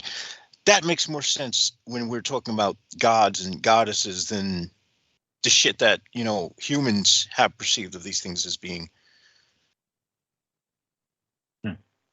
Well, my funny take on religion is, in some strange roundabout way, the symbology of gods and divine entities, to me, I find them as metaphors of advanced science because they're divine energies. That could be. They could be symbols of laws of the universe that operate, that just keep things going on their own. And in that sense, they're very impersonal. They're very, and that sort of adds to the, I think that sort of adds to the mystique of something being more like technology than being an actual thing it's more like an interface. Yeah, What I mean, are we talking- animism is kind of like that. They find the divine in even inanimate things. Yes. Okay, go on. Yeah, that makes a lot of sense, and that's one of the reasons I could really vibe with the sort of beliefs of the Japanese, in the Shinto. Yeah. Oh, what Because happened to Sammy, by the way? He left for a moment. He said he was going to be right back. Okay. Okay, good. So both of you continue. But... Hello? Oh, there he is. Yeah, I'm back. Oh, Sorry. good. So you can join in. We're talking about animism and Shintoism and life in all things. Yes, including the inanimate. So these gentlemen are speaking about that, and you can join us with that. Please educate me. Yes. Educate me. I'll see what I can get in. How I can get in. There we are. Okay. Yeah. Now, as far as the value in the inanimate objects go, we could take a simple object like let's say a guitar played by Jimmy Page of Led Zeppelin, and for any guys that collect guitars, if they ever got a hold of that, the value that's placed on it is because it's according to the amount of mana that's been infused in that object because it's been handled by an icon named Jimmy Page of a band named Led Zeppelin. Yes. Absolutely. Yes. In fact, for example, there's another band. There's one of my favorite bands in Germany. One of their albums they had recorded. Their drummer used a drum kit that was used by their former drummer that's deceased. In order to have his spirit in the studio with them. And that's sort of like a little magic infusion in their recording.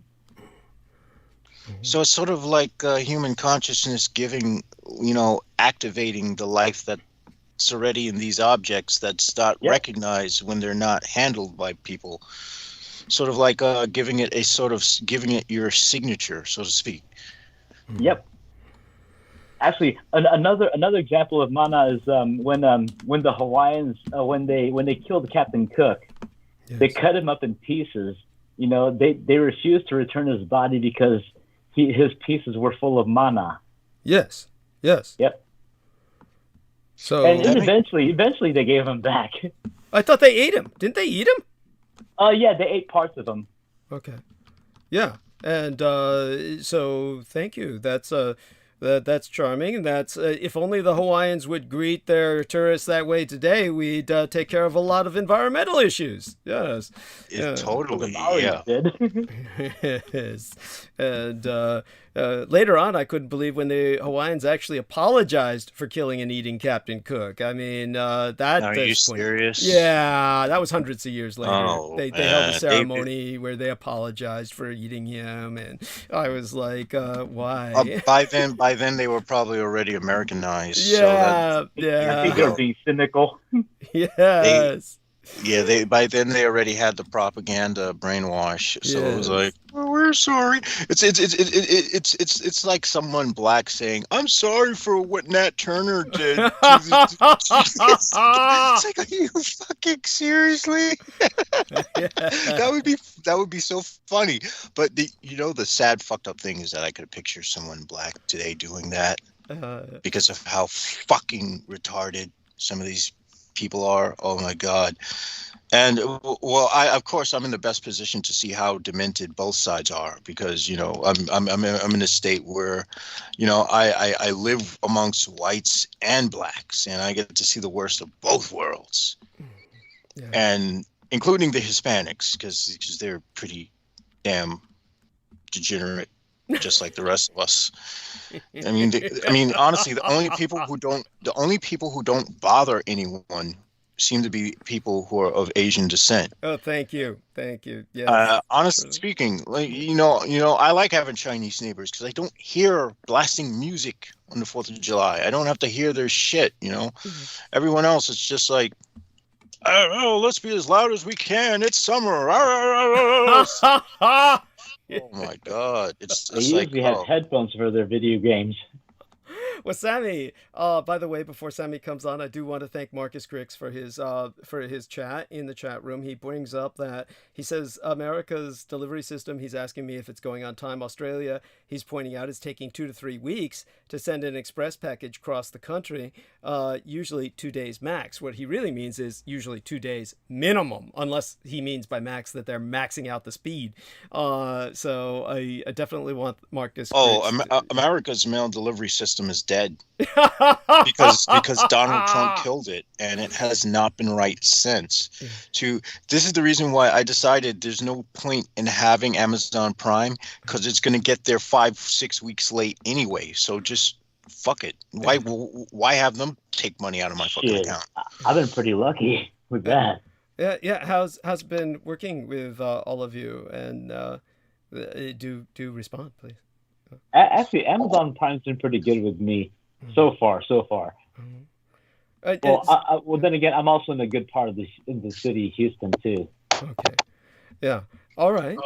Yeah. Go on, Sammy. As far as me, you talking about work, Doug? Oh, just everything. One thing I'd like you to respond to is we're talking about loud noise and we're talking about Latin Americans. You can bring up the sense of sharing with the community, the sense that you're all just one big family. Oh God, what was that? It sounded like he was drowning underwater. Are you there with us, Sammy? Yes, can you hear me? Yes, thank you. Oh yeah, we thought you got attacked by sharks for a moment. Yeah. No. I'm actually driving back. But, I was at a Mexican supermarket, and I couldn't go on because they had Vicente Fernandez on, and they had Los Tigres del Norte on, and I didn't want. How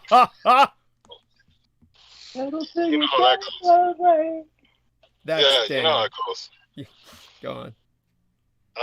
But as far as right now, I don't know if you know that, Doug. Right now, I'm helping my sister with her funeral business right now. Oh, cool. So dude, I have to ask, are you embalming? Like, you get to work with corpses and shit? I'm dressing them. Cool. I'm dressing them, which is it's very you have to get over the whole naked part, obviously. Yeah. So I used to do this, during college, when I was going to college. Yes. And obviously most of the embalmers that I work with have been women. And I'm glad I did, because they used to tell me stories that there used to be some weirdos that were men embalmers. Yes. That would get little. They were necrophiliacs. They would especially with we get a lot of victim of crimes cases when it comes to all the embassies or the consulates, especially in Latin America. So, we do get women. Some of these weirdos would, you can put the 2 and 2 together. They would get.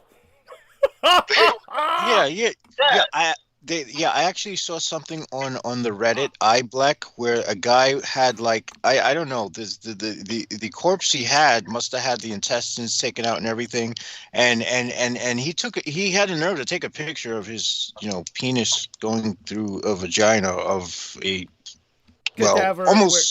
completely mutilated cadaver that's not even recognizable to be a woman anymore. It's like, dude, why the hell are you getting off on that? Go ahead. I'm sorry. Go ahead. No. By all means, go on, please. Well, and this is the thing about it is all the women embalmers should tell me, look, you need to treat this body like it's your family member. Thank you. Yeah. You don't hit them. You don't stack them on top of each other. You don't abuse them because, you know, to a certain extent, they're just asleep. Yeah. And, you know, it's very disrespectful, and, you know, especially the Hispanic embalmers. Something you can't disrespect these, you know, these people. So I've only worked at maybe 1 or 2 male embalmers, and all of them have given me a creep vibe. Yes. Which, you know, it's just whatever. You know, you do your job. Now, keep in mind, I'm only doing this because my she's busy. Yeah. You know. Yeah. Are you driving right now? Are you driving right now? Yeah. Yes, I am. I'm sorry. That's okay. Are you safe? Yes, I'm safe. Okay. Oh, dude, tell us about this creep vibe. What is it exactly that these guys are emanating that really sets your radar on edge? Is it like they're like a bit too? Are they like getting boners while they're working with the corpses or shit? Like that goes without saying. But I mean, even if they were, I'm not be checking out dudes, but you know how it is, whatever. But what I'm trying to say is, I don't know how to explain it. It's just you get that creep vibe. It's almost like it's just that creep vibe you get. You know, it is what it is. But what the female bombers, what I've noticed about them was they love what they do, but it was almost like a mother and a child. Yes. With how they prep the body. All the bombers that I know actually buy actual hair care products. Yes. You're talking, you know, top of the line, Paul Mitchell, etc. Yes. So especially with the women, they comb their hair. They obviously the family gets involved as far as what is the descendants' hairstyle, especially with the women, how they want their hair, Yes. etc. You know, so they're very sensitive to how they look on their last day. Yes. You know. Especially with the makeup, and I never realized it till now when Doug talks about, you know, when he talks about a beautician and so on and so forth, for how important that is, because it is, you know, and my sister's very passionate about it, very passionate, to the extent that she doesn't even have a website, okay? It's all word of mouth. Her mortuary is all word of mouth because of her demographic, and because Hispanics are almost backwards. We treat the dead better than we treat the living. It's true. It is true. And dead or alive, they're family, and yet somehow when they're dead, they're more family than they ever were alive. So go on. Absolutely. One of the things I remember my dad saying is, if you're gonna treat me, if you're gonna give me my flowers so I can smell them. But if God ever gives you the ability, when I go and I have the ability to wake up, I'm gonna kick your ass if you're crying over me and you're an asshole to me. You know, it's like, you know, it's an insult. It was an insult to him for you to not care about him when he's living, but cry on his, when he's you know, in the ground. When he's in the ground. Like, yeah, he found it the most. It's the ultimate. It was an ultimate insult to him. Yeah. So, and then, you know, I was telling JMO and I was telling Salman Sheikh that dealing working in this industry. I haven't worked in this industry for about almost 15 years, but I was a kid. So coming back to working a little bit in the industry, and I started looking at the death certificates. You start looking the number of the causes of death it's crazy. There's this young lady that we picked up today. We did a removal, and she was at a party, and she was working the taco stand. She was a teenager. I guess she wanted to make money. I don't know, but it was a party. This is over the holidays, and I guess it was cold. And they had heat lamps, warmers. And what ended up happening is the room got too crowded, and someone tipped over the taco stand, and it was a grease fire. The grease fire was ignited by the heat lamp. Someone knocked over the heat lamp, and the grease literally splattered on this young lady, and the heat fell over, and she burned. Oh my God. And people ran, and this poor girl was burned alive. Oh my God. How bad was the corpse? We picked up this young lady at the Masonic hospital, and they said there's going to be a closed casket, pretty much. Yeah. Without a doubt. I mean, the thing's probably unrecognizable. Right. Let him talk. Tell us, Sammy, what was it? So you went in there. You picked her up at the hospital. I take it that they removed her from life support for you, correct? Or did you? How does? She was already at the morgue. Okay. She was already at the morgue. Okay. Unfortunately, her parents are in Mexico. They got deported. I believe in 2020. ICE picked them up, and she was born she was born here, but her parents were deported. So. Obviously, she had to work and go to school.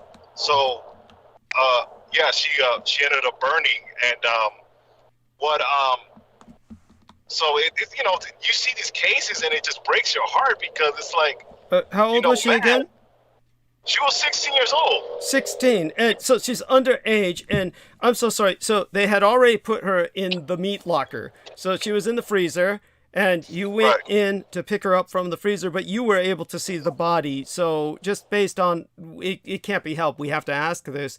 What was the appearance? Well, here's an interesting thing about that is because this is a Masonic hospital. She was the only one in the morgue. Okay. That hospital. I've never seen a hospital like that. Okay. This hospital is top of the line. Like, I walk in there and people are happy to be there. Right.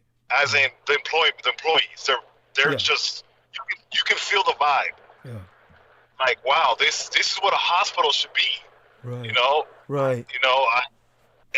No, by the way, just to interrupt for you for a second, Daniel Arola, verify this. You've been in similar hospitals where you've got some like daddy-in-law, father-in-law, and like are these kind of Shriner people. You've seen hospitals like this, right, Daniel?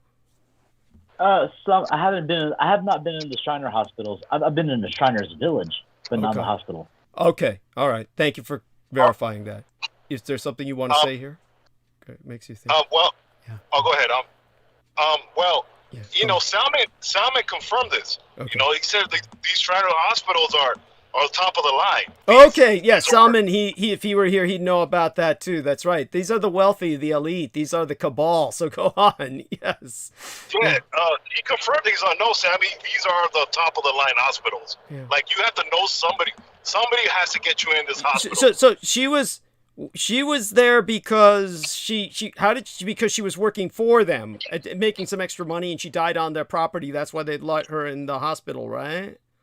I'm assuming she knew somebody, or somebody she knew was connected to that Masonic hospital. But the first thing I would think of was that somebody was abusing her sexually and was able to bring her into the hospital because she was essentially his like sex slave, and that's why she was working at the place. Does that make sense? That she was basically somehow kind of grandfathered into the... Yeah. Possibly, maybe. She was the only corpse there. Yeah. In fact, they only have one. From what it looks like, from what I saw, they only have one cooler in there for human remains. But you see these cases and it breaks your heart because it's horrific. Like, oh my God.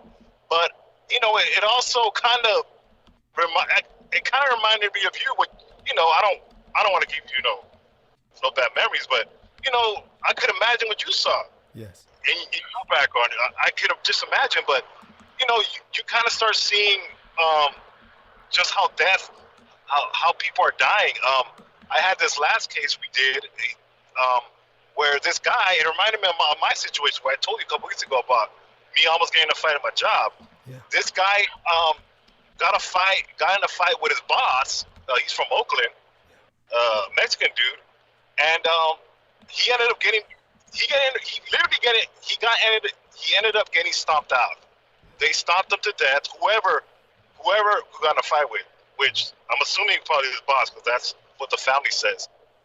But the death certificate said dead on arrival on the hospital.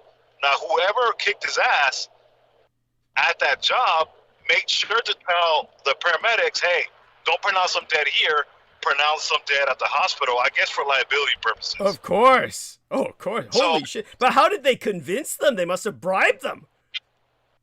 I'm sure, because this guy, if you look at him, it looked like someone beat him up with, it looked like someone threw him in a sack and beat him up with a bunch of billy clubs. He looked like he walked into a hornet's nest. He was beat up. Yeah. I mean, you could tell he fought back because his knuckles were scraped up and pretty roughed up. But you know, you see these cases of people. You know, just it's interesting seeing the death certificates, how crazy it is. But also, what ended up happening is the family lawyered up, and you know, they came in to take pictures right before he got cremated. In fact, I have a story about that. I remember when I was younger, I transported the wrong body to Mexico. It was actually supposed to be a closed casket. The funeral director told me, "Hey, transport this body to Mexico." I guess the mortuary had another mortuary in Mexico, in Tijuana, and so he told me, "Hey, that's the only green casket there. Go ahead and take it because, you know, we're running late. I guess there was a service, a viewing." Well, when I got there, I delivered the casket. It was a green casket, you know. And she's, you know, it was actually supposed to be a closed casket. And when the guy that was setting up the viewing opened the casket, the reason why I found out it was the wrong guy, because, you know, the family said, "Hey, that's not my brother. It's supposed to be a closed casket." So I took the wrong person. So yeah, it was very interesting because, you know, most Mexicans are either drunk off their ass at a funeral, and they can be very volatile. They can be very violent. Yeah. So, you know, luckily the family got a nice envelope to, you know, give them more patience, and they brought in the right body. Interesting. Oh, okay. the right corpse, I guess, the right human remains. But Right. you know, the funeral business is very interesting, where, you know, people get cremated, the wrong people get cremated all the time. You know, Yeah. you know, everybody knows the stories in that business. The wrong people get buried. There's been people that have been gotten buried. I know the funeral, the mortuary that I started with ended up burying the wrong person. And you know, they had to unbury them. You know, just simple negligence. Disinter them. The term is disinterred, but go on. Oh, Yeah. okay. Yes. You know, human error, some of them, but some of them are just plain negligence. Yeah. So, you know, that business, you know, is very interesting in the fact that, you know, when you're driving a hearse, people want to get away from you. It's like they think you're bringing death with you, and it's like, Right. you know, it's very interesting industry. But you know, it's very sad. You know, you come across these cases like that young lady, and you know, my sister's very good at detaching herself, but Yeah. she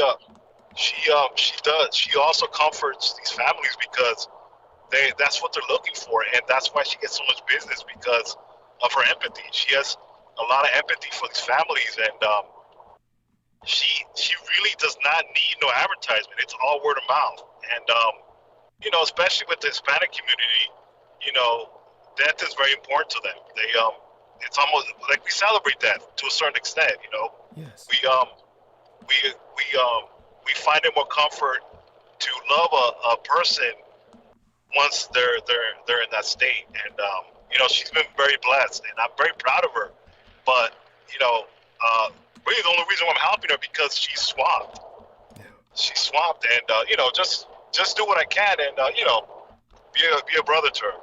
I'm so proud of you. Honestly, this is wonderful, and it really keeps you working with the family. This is just so important, and it brings us an insight into this industry that I've spoken about before, but this finally, through Sammy Romero, we're getting the true insight into the industry that we all need and appreciate. And understand, of course, that necrophilia is rampant. Now, it's a bit, what I will not give her name. She was somebody who worked in the sex industry, and she was a necrophiliac herself, which is quite rare. It's just every once in a while you will get a female necrophiliac. And of course, I never judged her. And really, most men wouldn't complain, honestly, if the soul were hovering around their fucking dead body and they saw this lady humping them. They would probably think they were getting more play now than they ever got in life. So most of them wouldn't bitch anyway. So I'm never going to report her. But the way she would basically interact with the male bodies is she would stick the syringe, you know, just basically the needle they would use for the embalming, and she would just stick that right through the piss slit, and the penis would be maintained erect. So she could ride that erect penis through that trick. Just so all you guys know what's going to happen to you once you die. At any rate, or you can hope, right? But at any rate, in the case of men are disgusting, and it goes to the point where they're notorious for holding things like body parties, where some young lady will die in a car accident, and so long as enough of the body is there to retain a good shape, they'll like fill it with fluorescent embalming fluid so that it glows in the dark, and they'll stick that in a punch bowl and be drinking punch out of that all night while they party with the body before they fuck it. I'm not kidding. This goes on.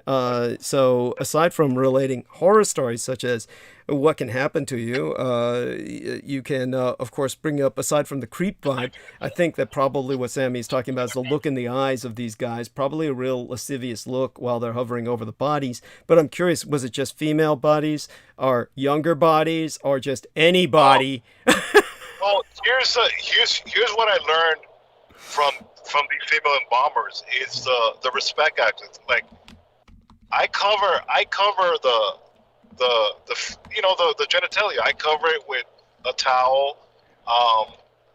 You know, just for me, as far as to keep me, and it's not that I'm looking there. It's just it keeps me at ease. Where, you know, I'm helping my sister, so you know, I'm pretty much a noob. You know, I haven't done this in years. So, you know, I have to. I think it like it's my relative. You know, I'm not a.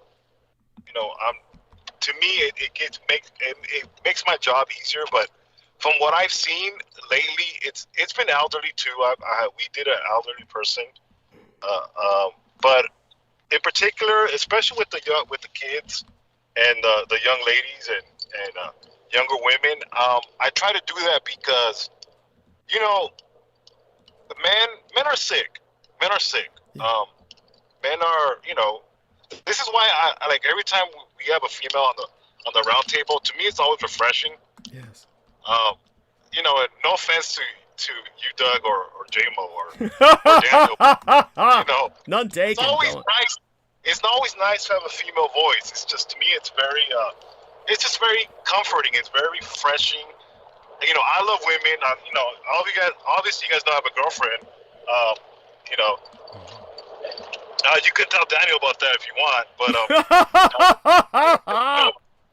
the little episode we had, but you know, it's always refreshing. But with the women, I make sure to cover the areas because it's just, to me, respect. And I'm big on that when it comes to respect to women, and it keeps me at ease where I feel like they're people.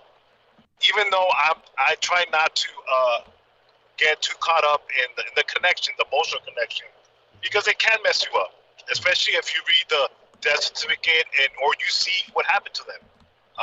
We had a gunshot wound. We had a woman that got shot in the head, and I saw them I saw, you know, my sister put putty to cover her gunshot wound. Yes. My sister's really good at that, but the way she handled, the way she took care of her, it's almost like she was still alive. She did her makeup, she did her hair, she did her nails, she filed them. So, you know, this attention to detail is why she is where she's at. And she's very wealthy, you know, as far as not just, I wouldn't say monetarily, essentially, but, you know, she loves what she does. And when you see someone that loves what she does, it's very rewarding, and it gives you hope, and it gives you, you know, motivation to you know, press on and continue to do what you want to do, because the attention to detail my sister has is, you know, it's just unmatched. And you know, sometimes I'm so impressed by her attention to detail.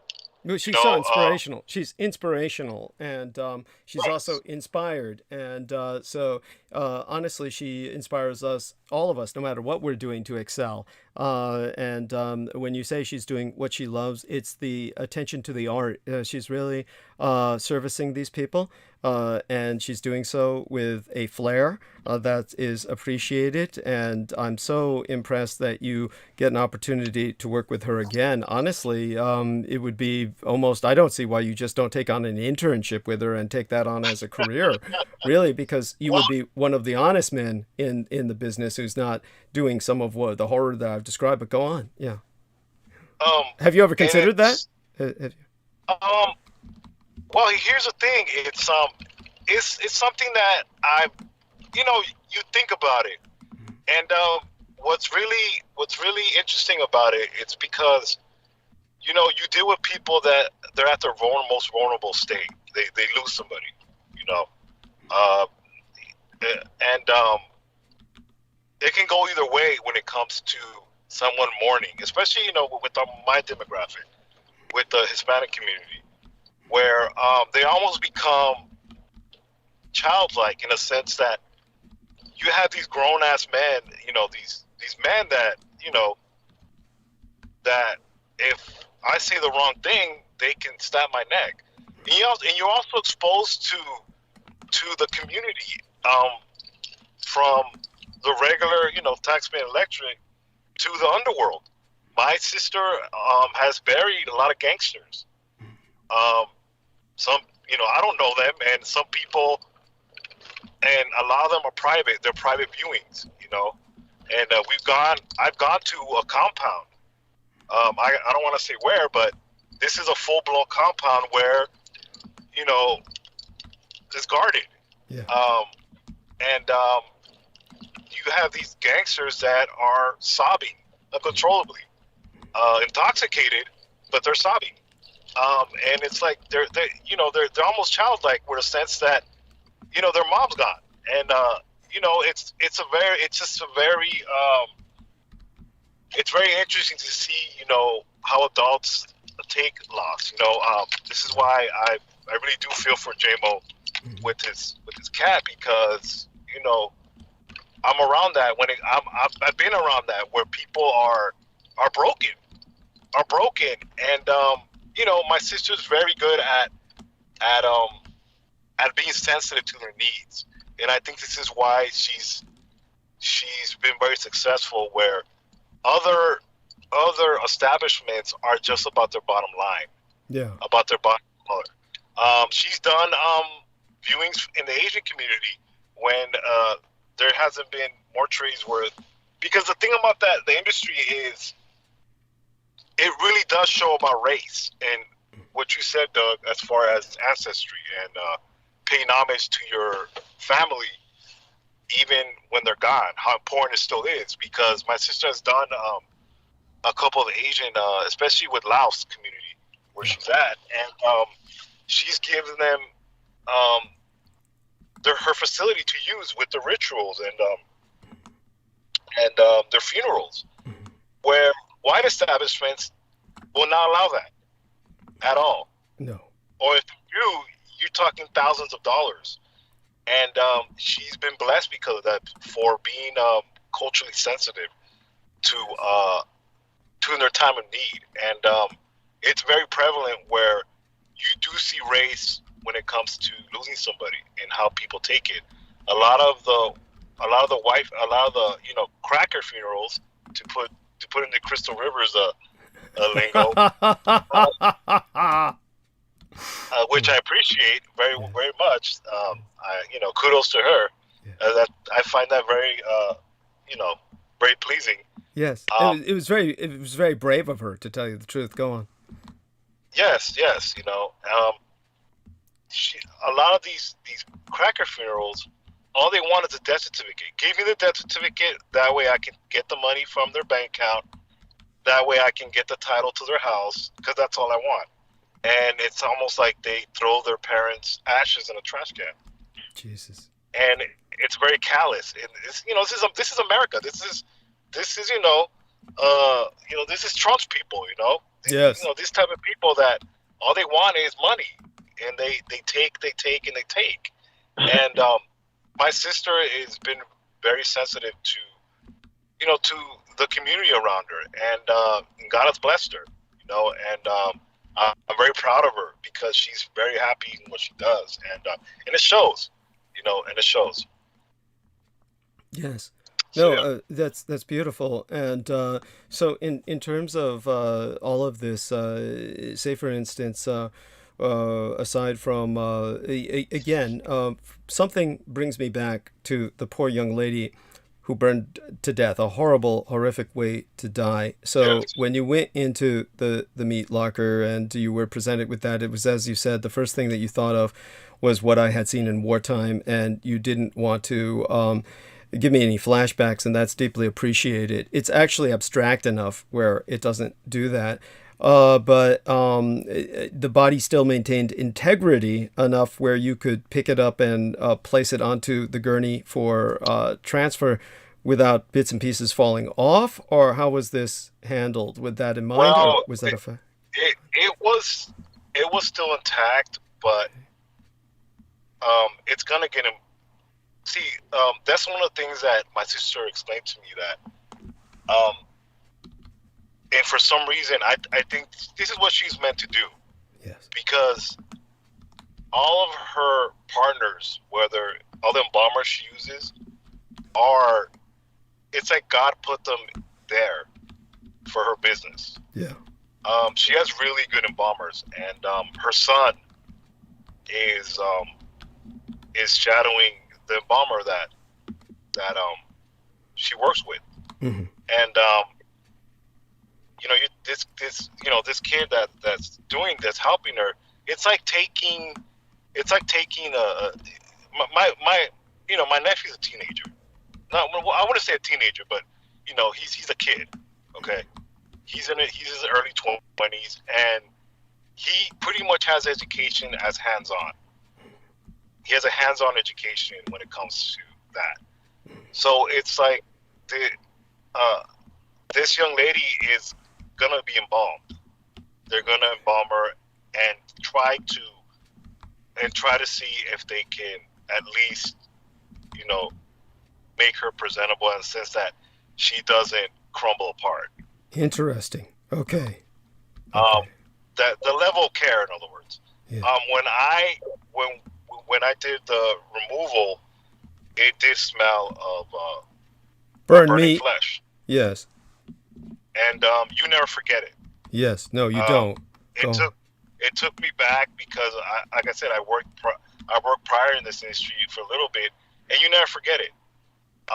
And it kind of gave me chills because it's like most people, and I'm not trying to, I'm not saying this is rocket science, but you deal with the deceased, and most people don't understand that they're harmless to a certain extent. It's the living that we got to worry about. Yes. It's the living. These assholes that are making these laws to make our lives live in hell, or these assholes that are taking our tax-earning money in the military and not giving a damn, not acknowledging the horrific things they've done, and not admitting the holocausts that they've done. Yeah. I remember you saying the Vietnam War. of how many people had died with the bombings in the Vietnam War, the horror. I can just imagine. It's minuscule, but when I smelled this, when the aroma came to my head, I thought about those things because it gives you an insight into how asleep the American public is when it comes to what we've done in the past. And it reminds me that what we're going through as a country is payback. Yes. It's the sins of these assholes that has come back. And to move on from that, it's very rewarding to see somebody like my sister that loves what she does, and the care. I was very impressed by the care where you see this I've seen where she does these women, and it's almost just like they're asleep. The products that she uses are nothing but the best. Yes. And it's beautiful what after she does with the viewings, like, she tells me that her customers say, wow, my sister looks like she's just asleep. And it's one of some things like that, because my sister got the education the wrong way. Yes. She worked for an establishment where it was all about bottom dollar. They not only did they do that, but they did other stuff on the side. Like the owner was building race cars next to bodies. Oh. It was just, very negligent. Okay. Yes. And you're talking about, taking advantage of the Hispanic community where, it just wasn't right. She got her education the wrong way. She's been there where she's had to, they've had to dig up somebody because they buried them wrong. They buried the wrong person. Or she's been there where she's had to stop the cremation of the wrong person. Right. And minutes before the wrong person was going to go in the incinerator. Jesus. Because of negligence. Yes. And she finally made up her mind to, no, I'm going to open my own establishment and just get it out the mud and start from ground zero.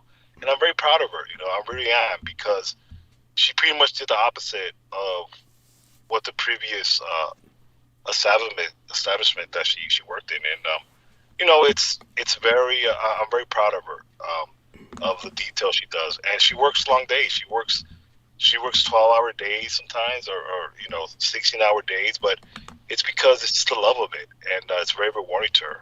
But, yeah. God bless her, and I want to thank you so much for sharing that. And in terms of what she's done as such a service, she's also serving us all, because this provides an opportunity. Daniel, could you tell Sammy, I don't know if Sammy ever heard you talk about this, but tell him a little bit about how in the Philippines you had some of these guys who were working on the bodies outdoors, and the kids would just watch. That wasn't necessarily negligence or abuse, but it was just a different way of handling the issue. So if you could tell him that will probably bring some other memories from his mind to share with us. Well, this scenario here is in a rural area out in a province in the Philippines, and yes, there is a clinic building where a lot of free medicine gets given out and treatments, but at the same time, in the back patio area is where they embalmed the bodies that they had found from the morning after someone got killed. And usually when that happens, there are kids that live nearby in neighborhoods. They hear about it happening and they gather, but they keep their distance from the work, but they stay close enough where they can see everything happening. And I was one of those kids. We were all curious. It's like even if we've never seen dead bodies before, we were still curious because it was just something unique. It was just something that we figured, oh man, this is going to be so interesting. That it was also equally gross and repulsive, but we still stuck there. We were still watching everything going on because we see this body that used to have life in it. At the same time, on the side, some of us are thinking inside that, oh shit, that could be us one day. But yeah, it was was open. I mean, we weren't restricted as long as we kept our distance and respected the work. Then it was cool.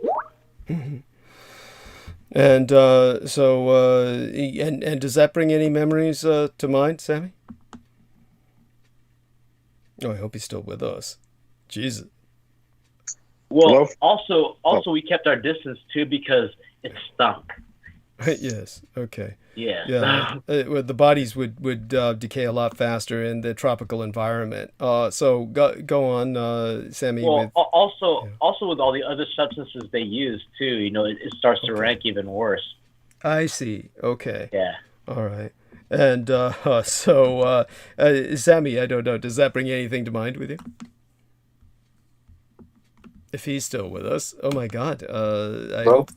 Yeah, Sammy. Hello. Yeah. I'm sorry. Repeat that. I'm sorry. Can you tell me that again? Someone called me, so. Oh, okay. No worries. Sorry. No worries. So basically, our man Daniel Larola was relating how in the Philippines, of course, they basically. Why did they bring the bodies out again? To work on. Yeah. It was just that part of the building where they where they openly worked on them. It was in the back part. It's in the back patio area of the building that it was in. I mean, yeah, that was just how they did it then. I mean, this is in the province. We're like away from the city, so that's also another thing. Okay. Okay. And so they were working outdoors, and the kids would come and watch because they're in a rural environment that was like, you know, just way out in the middle of fucking nowhere. And so the kids could do this. They could go and watch, you know, the bodies being worked on. I don't know if that brings any memories to your mind, but no, well, the thing that was very crazy about where I used to work at was this. The owner was very cheap as far as. He was just cheap in a sense that he couldn't find other places to do his side projects. It had to be in the mortuary garage. Yeah. And it's just, you can tell, especially in a business, you can tell someone that invests in the right equipment to make the business more prosperous, where somebody is doing the bare minimum just to squeeze out as much money as possible. And, you know, this establishment got so many lawsuits that they're crumbling. It's like, they were on the news in LA for burying the wrong person. You know, so it's almost like you're starting to see when someone does not really care about the industry, they just care about the bottom line. And you see the difference. And it's almost like, the money's going to be there. It's just really how much you care about it. If you care about it, people know quality.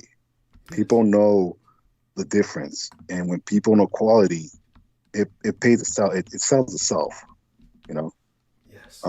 And that's what's been really happening for my sister is that her quality of the detail she does with her service, she does not need to advertise. It's just what it is.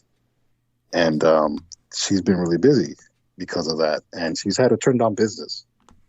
And, you know, it's a good problem to have. And it makes you sad because you can tell who does it. I mean, there has to be someone that does it wrong so people can know what's good. But she's even to that extent where she's not greedy. If someone goes to an establishment and wants to switch over, she does not take their work because of the liability purposes, where it's double the work because someone does not care and I have to clean up their mess, and it's not convenient for that. It's just, you know, it's something that's just not, she doesn't recommend and she doesn't do because I don't want to. It's like impeding on someone's work, and it's just different. It's different. So, you know, as far as that establishment, you know, it's like night and day. But no, you know, it's one of those things where, you know, she learned and she's prospered. Yes. Yeah. Thank you. I mean, that's beautiful. And other than that, I take it you're home now. You're not driving now. You're at home? Yes, Or? I'm Okay. home. I'm home. It sounds so much better. The quality of your technical, the technical quality of your sound. And so aside from covering the female bodies, and you're dealing with male bodies as well, there must be something funny you can relate about the fat old men's bodies and how out of shape they are. It must be horrible to look at all those blue veins, but go on. The male body is disgusting. Okay. It's disgusting. But even to them, she takes her time, but it's not even, it's like night and day. It's like night and day. It's like, it's a tough guy. It's a dude, whatever. But it's like, they're men. Men are just, I don't know. It's one of those things where I have to just, okay, I'm here to help her and, get the job done. But, as far as that's concerned, men don't get as much. Not that men are not loved, but it's different. It's different when it's a woman or a female or a young lady or a girl. It's different. If a man really has a lot of visitors, you can tell that person was really someone special. But most men really don't get a lot of visitors. Or the way they die, sometimes it's either violent or, and I'm not saying that women don't do that, but it's different to me as far as just my point of view. Yes. I would assume that there's a lot of self-abuse involved. Like there's obvious self-abuse is what I would tend to assume, that they really didn't take care of themselves. Yeah, so go on. Right, and you can tell who, like the guy that got beat up. He was only in his early 40s, and he looked 60. Like his guy looked like he had a temper, and you could tell like it really warned him.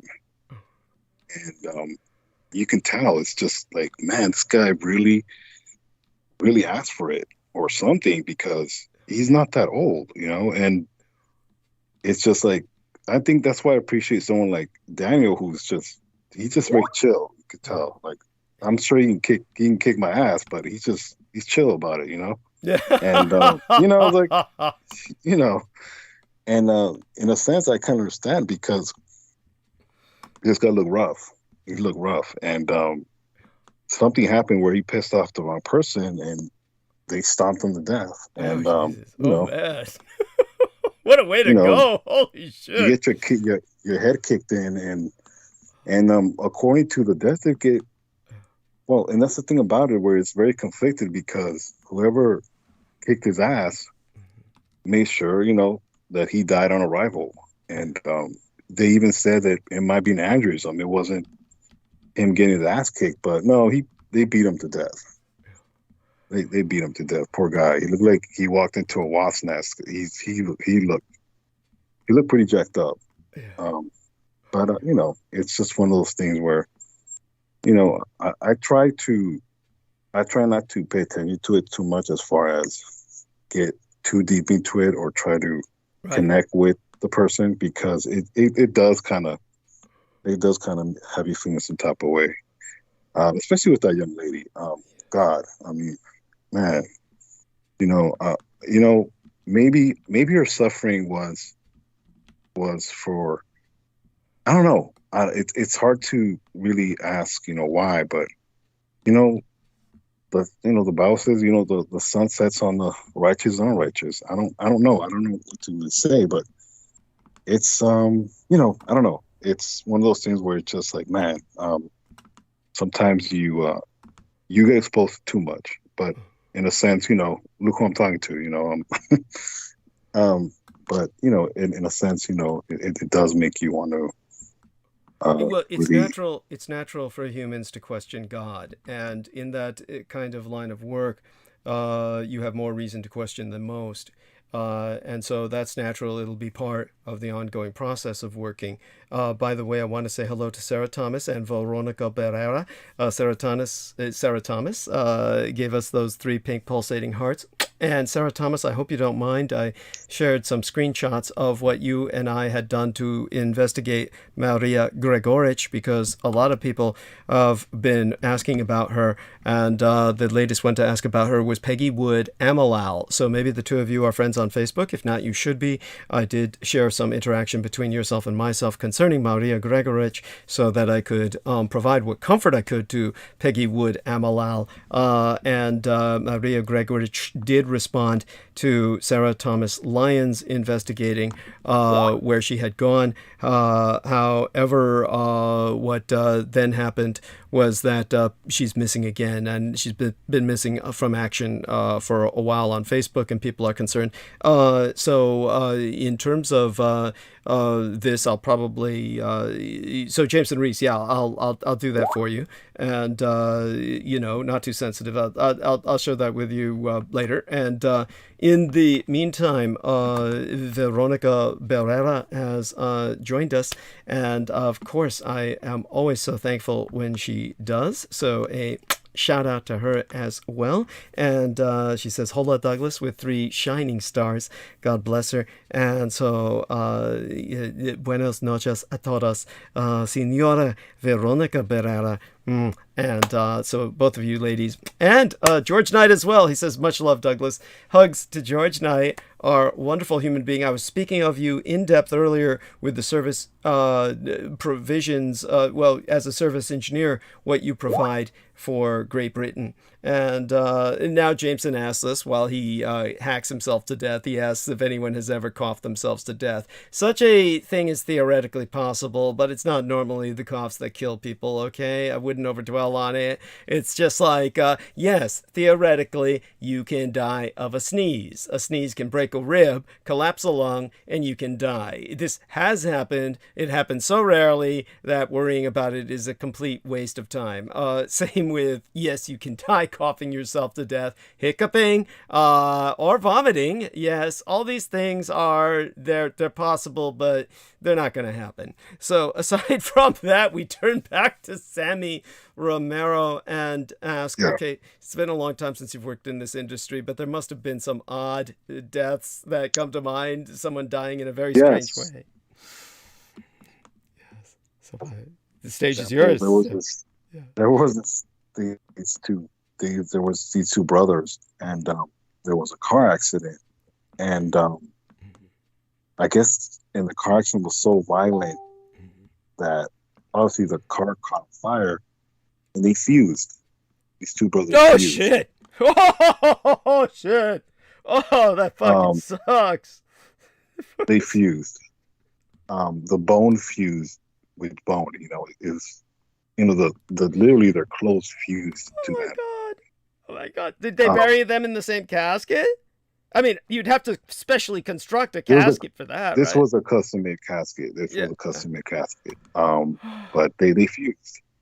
And it's like, wow.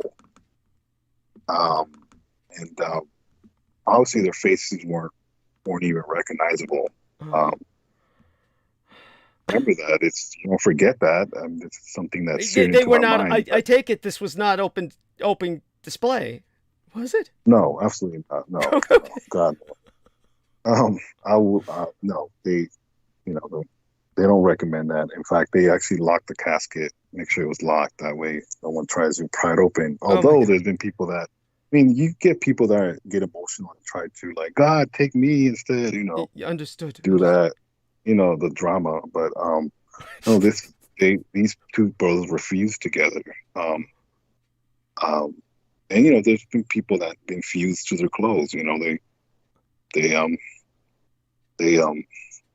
they burn alive. Like, the thing about this young lady, I didn't need to recognize her when we did removal today, because she was the only person. But I haven't really actually opened it and take a look, because it's one of those things where, like, I want to eat, so I think I need to just chill. They, you know, there's, especially with drone victims, we get a lot of, like, their skin is literally falling apart. They get skin slippage, and, you know, especially decomps are one of those where it's like, wow, I don't know, you know, it's one of those things where, like, you dread it, but it's just part of the business, in fact, when we did a removal with other this other kid, he was about 20 years old, decided to turn on his propane stove in his car to heat up because he died of carbon monoxide. And I didn't realize that you can still get poisoned through that. I thought it was only wood fires or coal fires. No, you can still die from that. So I'm like, that's very good to know. I wouldn't do that, but he died of carbon monoxide, and it's just sad. Like, it's just sad how you see, stuff like that where this kid died in his sleep, up to compared to, the young lady, the horrible, horrific death that she experienced. It's just, you see the difference where you can die in your sleep and then die this horrific, painful death. So, it's just, you go from this to that, and it's like, you name it, it's probably happened. It's probably happened. And, what more can I say? It's just, it's part of the industry. And I haven't worked long enough to tell you more, but, it's out there. It's just one of those things where, it's just part of the business. Yeah, no, definitely glad you shared what you did. And in terms of I think that this is a very, it's a experience which matures you. I have no doubt of that. And your maturity is, to your benefit. And honestly, I think you're sensitive enough that you should really make this kind of a career. Honestly, because it seems like you work well with it. And is that, again, you didn't really answer the question before, and you don't need to if you don't want to, but is that something you've given thought to? I'll have to give it thought. It's just one of those things where I really have to position myself better if I do. There's other things going on in my life, and I'll share those with you in private when the time's right, obviously. Yeah. And but definitely it's been rewarding to just be a help and kind of get reintroduced to this because it's very eye-opening. Yeah. And so in terms of, anything else that you want to share with us aside from this business, what's been going on with yourself today, and otherwise, let us know. Tell us what's...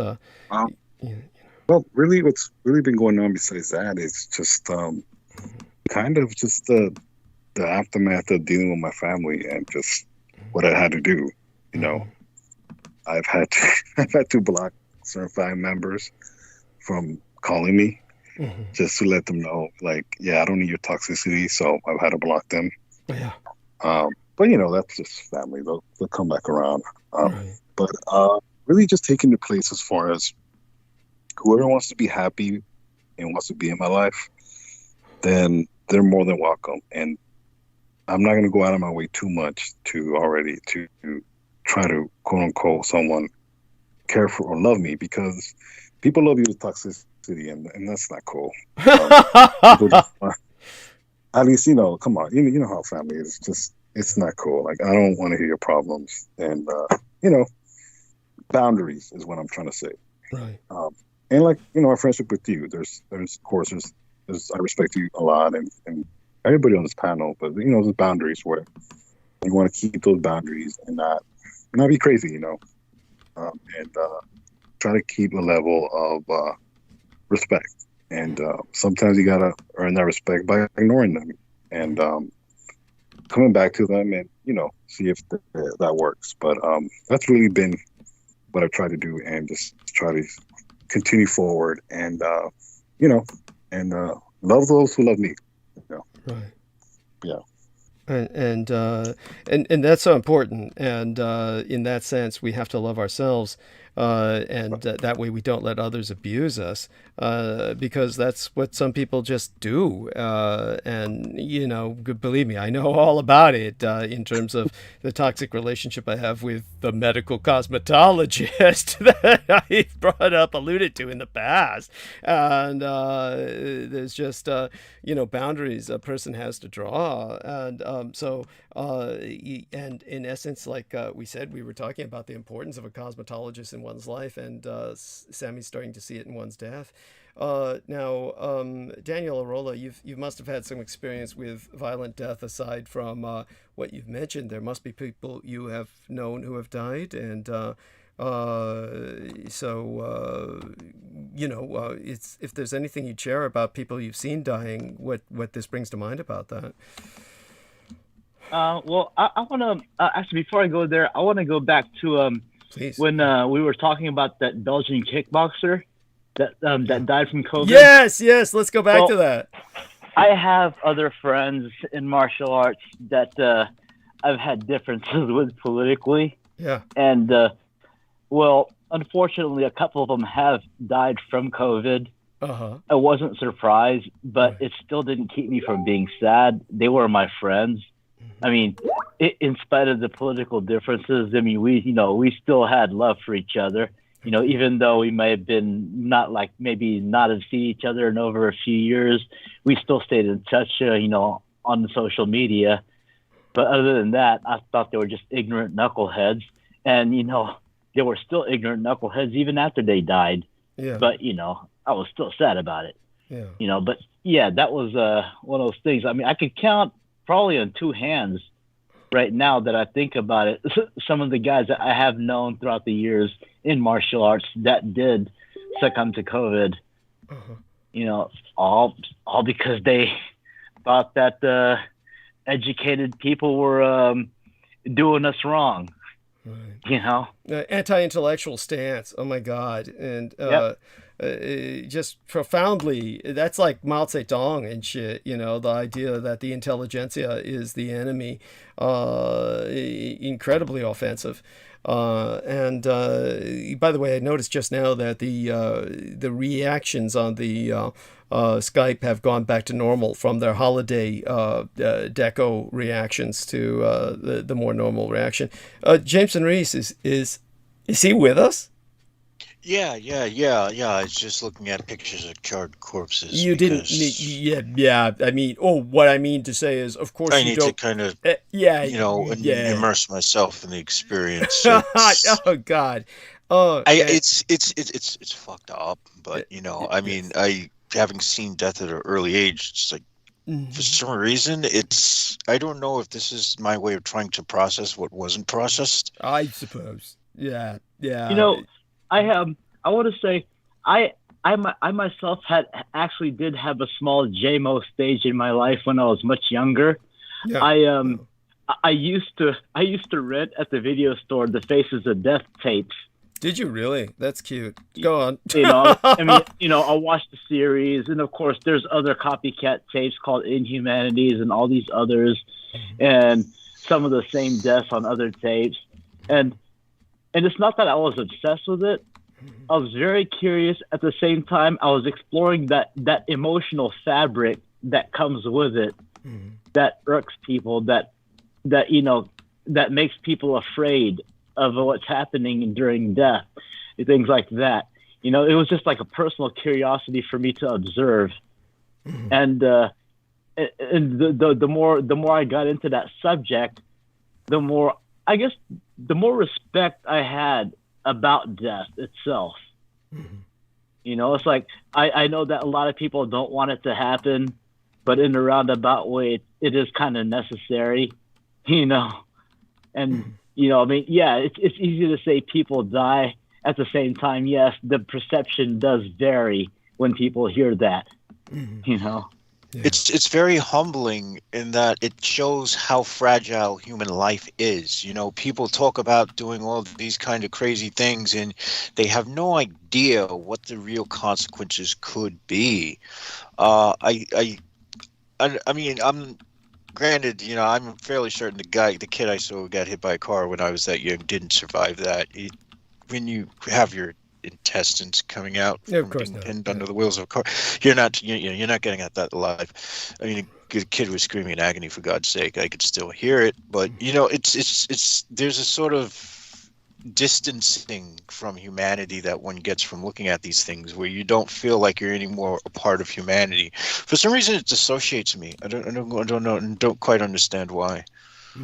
Yeah. Now, as for personal eyewitness experiences when people are getting killed, there was a time in my wild youth where I did find myself getting caught in a crossfire of a drive-by shooting and counter shooting. Holy shit.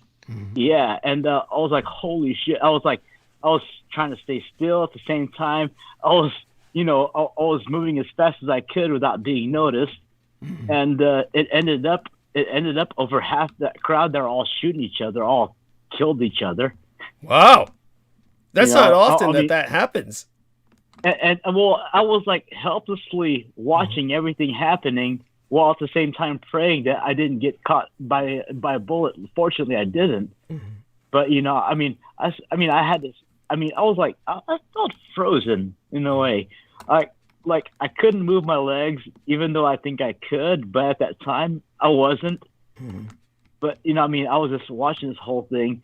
I was getting sick to my stomach, because of the blood splattering, the This was in the Philippines, right? This was in the Philippines. No, this was here in Texas. This oh, was okay. God damn. I had my time where I hung out with the wrong crowd. So yeah. So this is what it was. You knew these people? You knew these people? Yeah, oh yeah. Well, Okay. oh yeah. I knew these people. These are gangsters. It's all the drug trade. Okay. I had my time where I hung out with the wrong crowd. I'll just keep it at that. Okay. All right. So by all means, I thank you for sharing that. And how old were you again? I was in my 30s. Yeah. Okay, you were in your 30s. And wait, no, wait. I was either in my later 20s or 30s. I was divorced in between wives. Okay. Yeah. Okay. So that's incredible. So you, by the way, Sammy has left us for a little bit of time. He may be back, hopefully. In the meantime, you gentlemen can help hold this. What I've been doing is I've been writing a column. I'm expanding the column on the human trafficking within the our promotional banner for tonight. And of course, some of what I'm writing, I'll speak about tonight for a little bit. And but honestly, as long as others can carry it, so I don't need to go into monologue just yet, I'm happy. By all means, both of you gentlemen continue. I'm hoping that we can get out of the morbid topic a little bit. I think it was educational enough, but I'm sorry, if you want to say something else along the lines of morbidity. You seem to have stopped coughing a little bit, so go ahead, go on with what you were going to go into with your morbid topic. If that was something for there was a guy who did literally cough out his lung before. Yes, you gave me the link. I saw the link. By the way, I also gave you what you asked for in the thing. So yes, but that doesn't mean anything to me, because that's oftentimes probably his case was special, but most of the time whenever somebody has the so-called Spanish influenza, which was the American Army and Navy flu, or when somebody has a cytokinetic storm that is caused by COVID and they're coughing up pink froth, okay, that's your lungs. Your lungs have simply dissolved. Your body, your immunosystem has overreacted and caused you to attack your lungs and then dissolve your lungs. At which point, when you're coughing up the pink froth, you're coughing up your lungs. Okay, so that's like, everybody does that. I haven't millions of people have gone pink yet. Oh fuck! Now I'm getting scared, man. Wait, you said you're coughing up pink? No, I said I haven't coughed up pink yet. But okay. Should I go to the hospital or some shit? I mean, what the fuck should I do? I'm not quite sure. Why are you so concerned? You better be getting laid. So, what was that, Daniel? Well, I said, if you're coughing up pink, you better be getting laid. Yeah, so there we are. There you go. Yes, that's cute. So, now, I'm sorry. Why are you fucking panicking, Jameson? I get this from you a lot, where you're considering going to the hospital. They don't want to die. Maybe I'm trying to. Maybe unconsciously, the going to the hospital is overcompensating for the lack of contact with women. Well, it might be all that, but just tell me what. Okay, maybe I'll agree that you need to go to the hospital. Tell me why you're suddenly worried about what. Why are you thinking about even considering it? I don't know, because Marcus Griggs said it could be pneumonia, and I was like, oh shit, what if I do have pneumonia? Well, pneumonia's not gonna kill you like that. Pneumonia kills you like over like days or weeks and shit. I mean, like I had walk-in pneumonia for effectively months and months and months, like over a year. Holy shit, you could live with. Well, I did. Yeah, but then I'm not baseline human, but, you know, there's plenty of people in that condition, dude. There's plenty of people in that condition who are impoverished and don't have any access to hospitals, and they live with pneumonia for years. Okay. Yeah, okay. So I'm not necessarily going to just kill over and disappear. That's not how it works. No, no, that's not how it works. You probably don't have pneumonia because you would get feverish and then other kinds of shit. You know, so that's okay. I wouldn't like trip. You really are a bit of a hypochondriac. And of course, I'm not going to deter you in the sense of like saying, oh, don't pay attention to that and let you die. After all, for purely selfish reasons, I need you to fulfill even more functions since, I definitely won't be, getting Brendan Zogit to doing anything after this. The guy's fucking useless. He's You know what's interesting was that before you got on air, I was thinking about him. I was like, what I haven't heard from that guy in a while. What's he up to? I guess I don't want to know. It's just basically he is the manager for a health food store.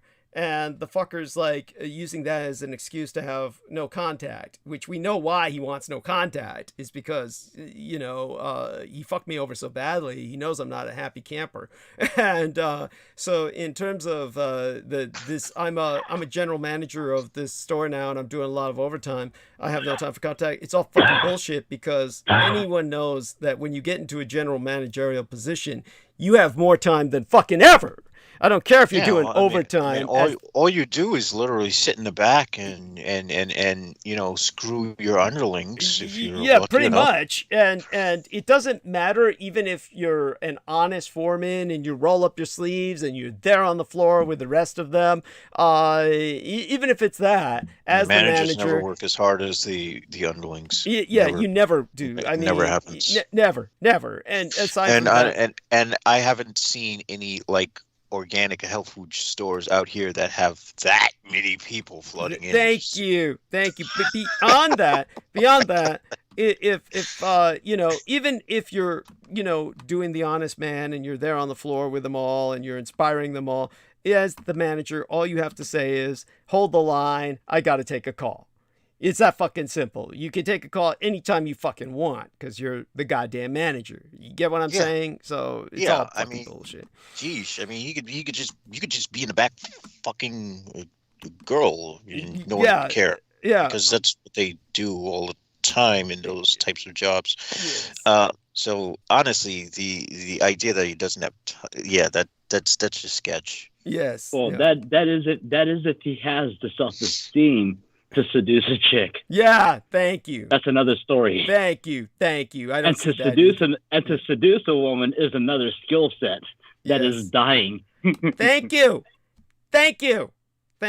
Yes, I don't see that either. But it should be infinitely easier for him to meet girls there because I think because these would be primarily, many of them would be vegetarian or vegan, and that's where his elitism comes in, his hatred of meat eaters and shit. So that's like another thing entirely. But I am not happy with him, and so it'd be one thing just taking money, but it's another thing he fucked me over in terms of health, really. So I'm really pissed, and that was. Did he at least return the money to you? Yeah, I Saying got he it couldn't back, get but or it was too something? late at that point. It's months later. It was like, first off, he did what he did before his vacation, and I asked him before he went on vacation, first off, I asked him when he said, "Oh, well, the PayPal account's frozen." And and this had happened before, so it's like, okay, that happens twice, and it's the same account, and it's like before he said it didn't go into the account, but it took him like several days before he got the products to me, and then it turned out it had gone in that account, something he didn't admit till it went into that account the second time, and somehow he was able to get the money out of the account, and it's like, then when he got the money back into, it was just bullshit. It's just all bullshit. I don't care if it's happening or not. I just don't care. The whole point was that with the second time, I'm sorry. That is why I never lend or borrow money from a friend to and fro. Now I can with someone I don't like, and business will actually continue as usual. But when it's friends, you're going to pull that moral card, and then you're going to just be kept hanging. Yes. Well, there you go. I mean, at any rate, so when it comes to what we were speaking of, what happened was that, what was the question again exactly about him, the idiot? No, I was just commenting. I was asking how he was doing until, I just found it interesting that I was thinking about that, and right. and then Well, you you're come on psychic. today You're and I psychic. find You got out. a psychic link, and you were I'm the one who psychic. first. You were the Me one of all who people? first questioned his whether or not he was trying to rip me off. You might remember that. Yeah, I did remember that. Yes, and so when it came to that point, I said, no, I just think he's just generally that fucked up with bad luck and everything, which he has a lot of. But in terms of here's what happened was, then when I gave him the money, it was just so strategic. It was like just before he went on vacation. And then when he said he couldn't get the money out of the account, then he went on his vacation, so I couldn't contact him about it because he was just totally incommunicado. And then when he came back from Hawaii, before he left, I said, well, since the money's locked in the account and you have a full-time job now where you're working as an office manager where you got a pay raise, why don't you just use your own money and buy me the vitamins I've ordered? And then you can, take the money out of the account when they release it from the account. That makes sense, right? Yeah, that makes perfect sense. Thank you. Oh, no, I can't spare a single dime. I can't spare a single dime because I need it for my coming vacation. So then he went on his vacation and I'm left hanging till he gets back. Then when he gets back, then he says, oh, they didn't give you the money back from the account yet? No. And okay, that alone is like, fuck you there, right? Yeah, that's because he spent it. Yeah. And then he sent me the money, and by that time, it was like I needed to use. It was just like fuck it, It's just like by that time, yeah. So the money was returned to him, but it was just too late, and I was already fucked up because I had given money to V to order the shit that wound up, waiting for a month because she couldn't send it to me. And it was like Peter Moon said, you don't want her mailing you anything anyway. Yeah, and so it's just it's just so he well and truly just fucked me over. I just fuck him, and so it's, aside from that, it's even to the point where when I needed technical support, he wasn't showing up. He's just not responsive anymore. So it's just fuck him, and that being what it is. Do you know how to use the Wayback Machine to look things up that from the past that have been scrubbed from the internet? Either one of you gentlemen, especially Jameson. I could try it right now. What doth he want to search for? Okay, we can talk about that later. I'll tell you what he searched for, and then the idiot never put it onto a format I could use. It needs to be taken out of the memory machine and then put into a format that I can actually fucking use. So that would have to be investigated. Yeah, just send me the website and I'll see what I can. We'll talk pull about up. it privately at some point soon enough. As a matter of fact, I mean, it's not that I'm trying to hide anything. Yeah. I'm just hoping he didn't get that the from Peter Levenda. You're like, oh, you mean the chicken call? Yeah, the chicken call. Yeah, I wouldn't even give him that much fucking credit. Honestly, it just.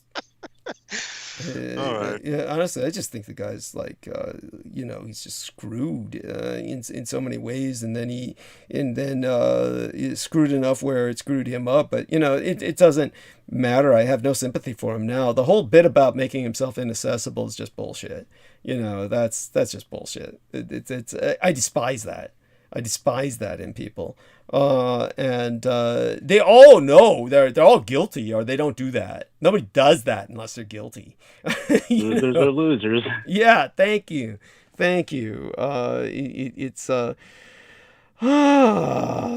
Yeah, so let me breathe, get my act together, get my head out of my ass, and honestly, I swear to God, this is sick. I feel like I could have another Coke. Really, I've been drinking plenty of them all day ever since I found out they're loaded with food poisoning. Toxic, metallic shit and all the rest of that good shit. Well, yeah, you probably got you probably have like a gullet like birds that rocks that like nano rocks that break down metals and shit. Yeah, well, just trust me on this. With the water that I've been drinking out of my fucking own pipes for decades, there's nothing in that Coke that could bother me. Okay, that's yeah. So yeah, I mean, well, hey, that water comes from Japan. Yeah, yeah. Might as well come It's made in Japan. Might as well be from the Fukushima, like Daiichi. Yeah, there you go. Just pump straight from the processing. What do they call that part? The wastewater processing unit. Yeah, the fucking heavy water and shit. Did you know what Japan did to clean up Fukushima? Yeah, they planted a whole bunch of sunflowers. No, that's just to absorb radiation. Do you know how they cleaned it up? Yeah, they sent it all to America. They used the jet stream to send it all to the United States. You may as well have. I mean, there was that factor there that I've told people about. It just flows out to the ocean where the Americans... I'm sorry, what? The Kuroshio? The Japanese current? Oh, Kuroshio, yeah. I mean, there's that. I mean, it wasn't exactly that. It flows out by the regular currents near the Japanese waters towards the Americans, for some reason, knew this, and they parked the fucking carrier. I forget the name of the carrier they parked it, but they parked the carrier right there to absorb all the radiation. I remember reading about what the crew were going through, and I was like, holy fuck. Yeah. I'm glad I never signed up for the fucking Navy. Mm-hmm.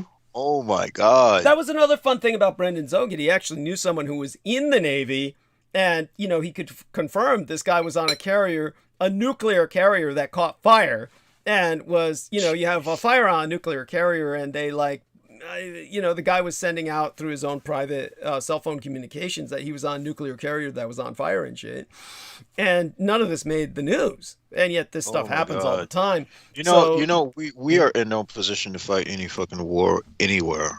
Oh, no, not at all. I honestly, I'm looking at the world powers that would be locked in World War III, and none of them are in any position to fight any fucking Thank wars. you.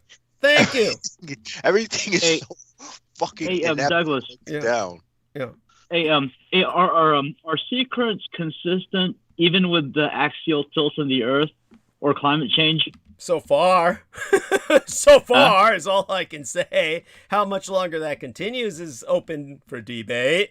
So far. But that's not how the Japanese cleaned up Fukushima Daiichi, because there are homeless people in Japan. The majority of them are foreigners. So they just press ganged all of the foreign homeless to clean up the Fukushima Daiichi. That's how they cleaned up Fukushima Daiichi. Was with homeless foreigners. Yeah. Hey, that's actually a wise and benevolent process, because you're sure they're feeding them. Yes, good point. Yeah, good point. They're feeding them some alpha, beta, gamma. They get some food, all right. We better hope they're radiovores. Yes, I like that. Yes.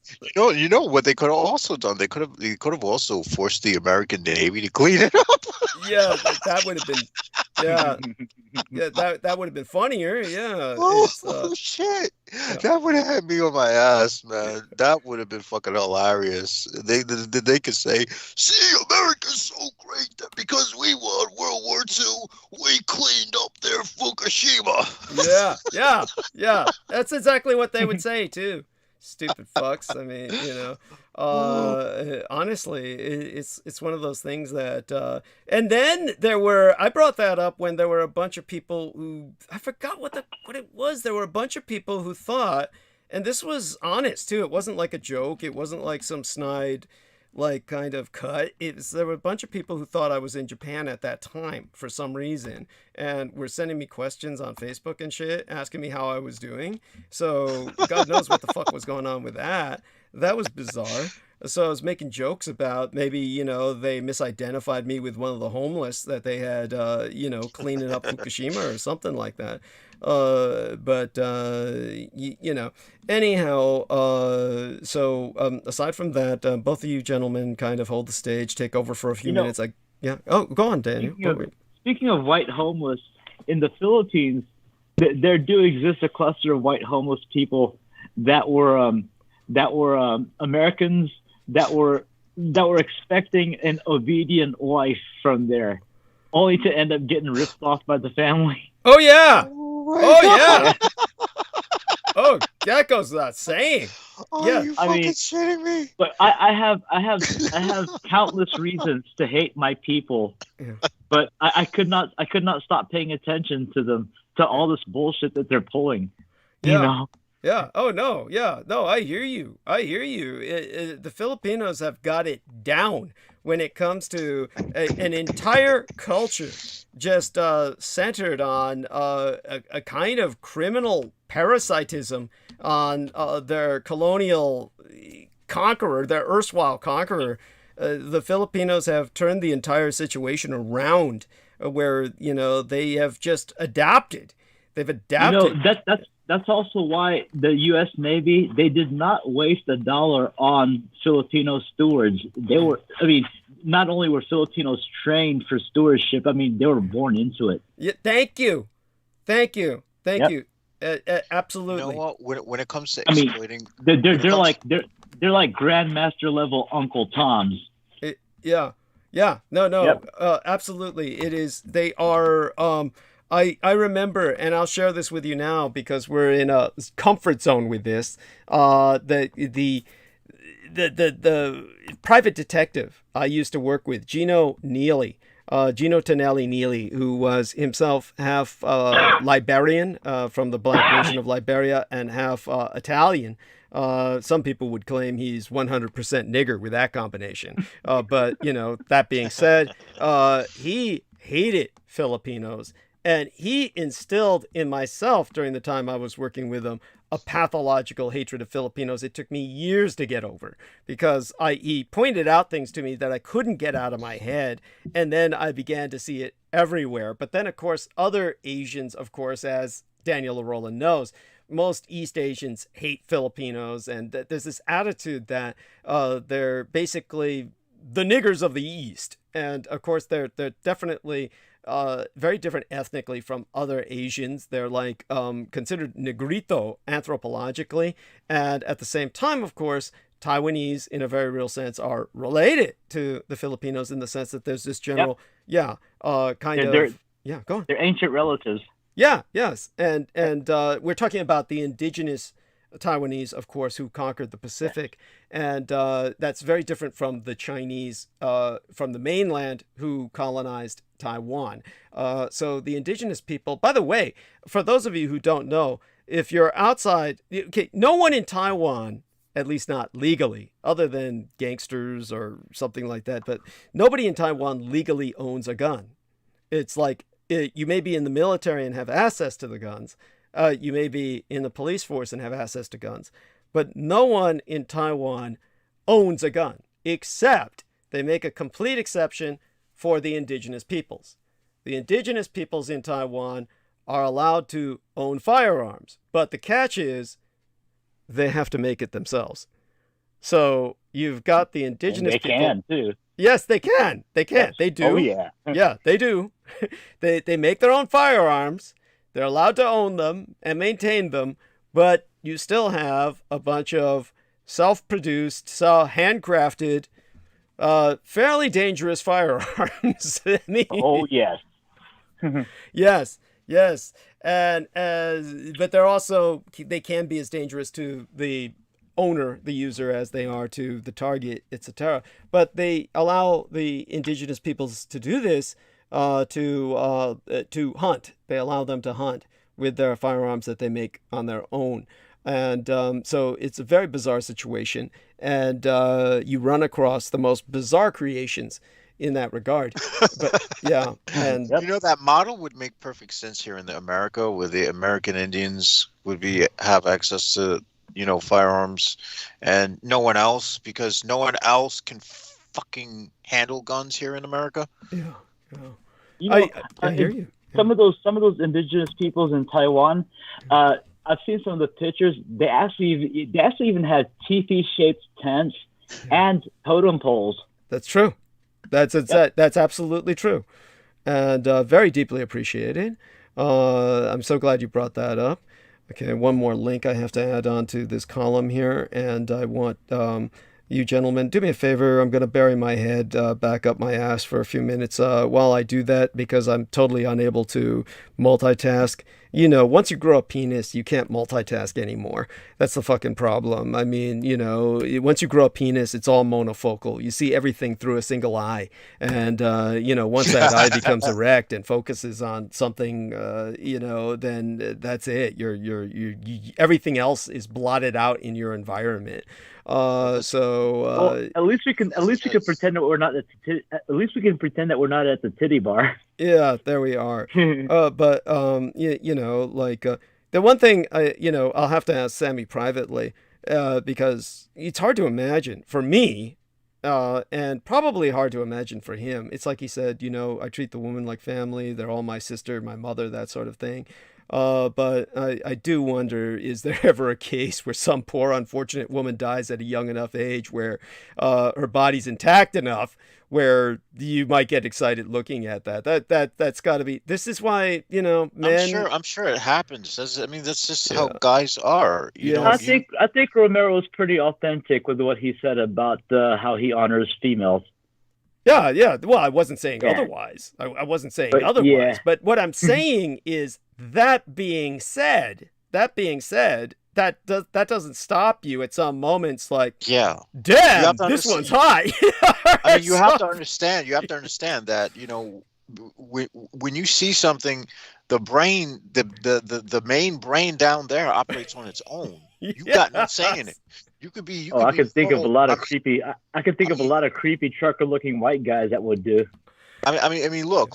I'll be perfectly blunt. It's like, I'm walking down the street and I see an attractive woman, and this might be a woman who's walking down the street with a kid, but I'm not looking at the kid. I'm looking at her, and I'm like, damn, and it's like, okay, I gotta try to like hold this in, because I don't want them to think the wrong image, you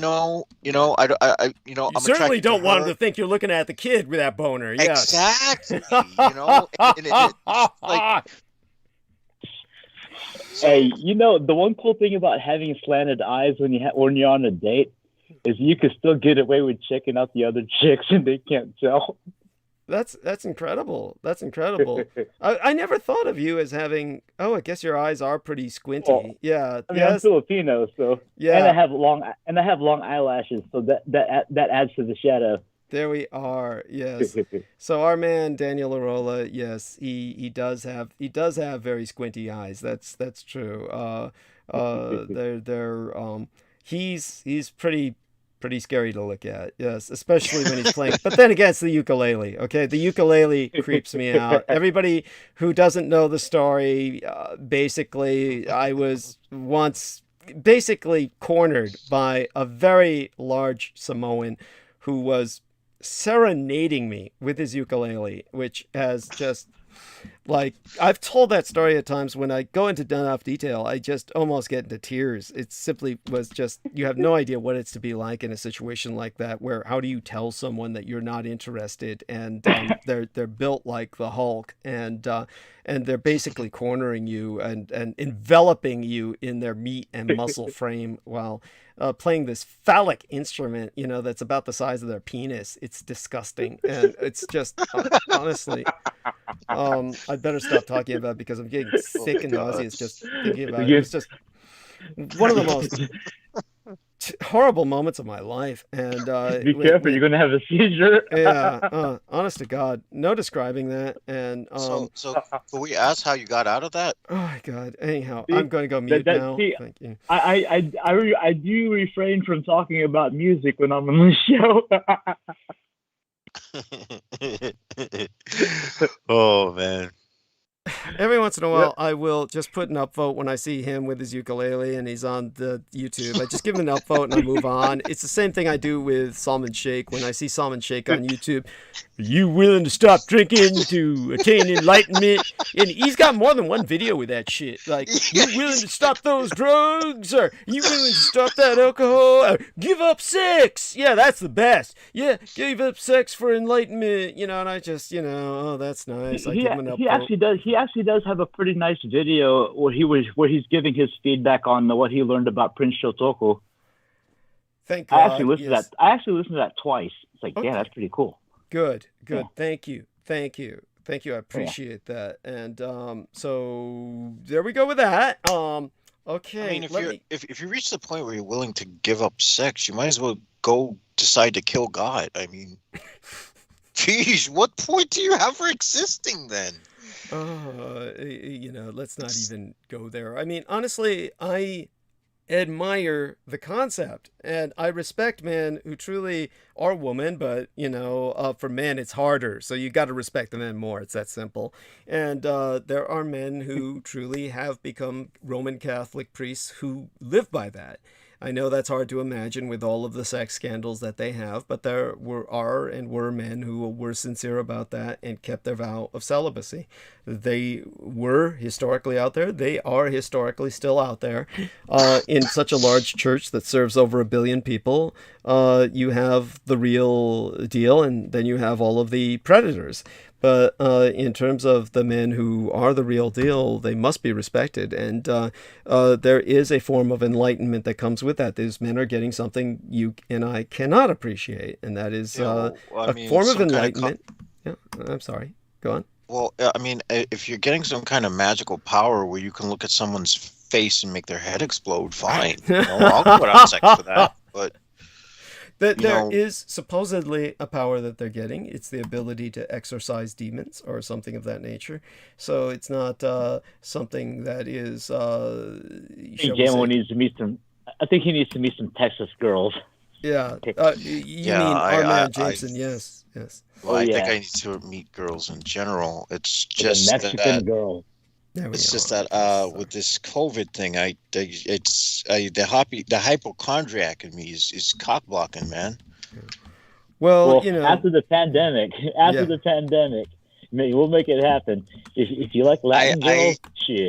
Honestly, I don't think there's an after the pandemic at this point. I think this is going to be normal life from here on. There will be an after in the sense that while it's going to probably remain endemic forever, it's going to have to, in a sense, just die down. And in other words, it'll become like the flu. It's just something we're going to get a shot for every year. Those of us who are responsible and those of us who are irresponsible, well, many of those people will die off. So the human race improves, right?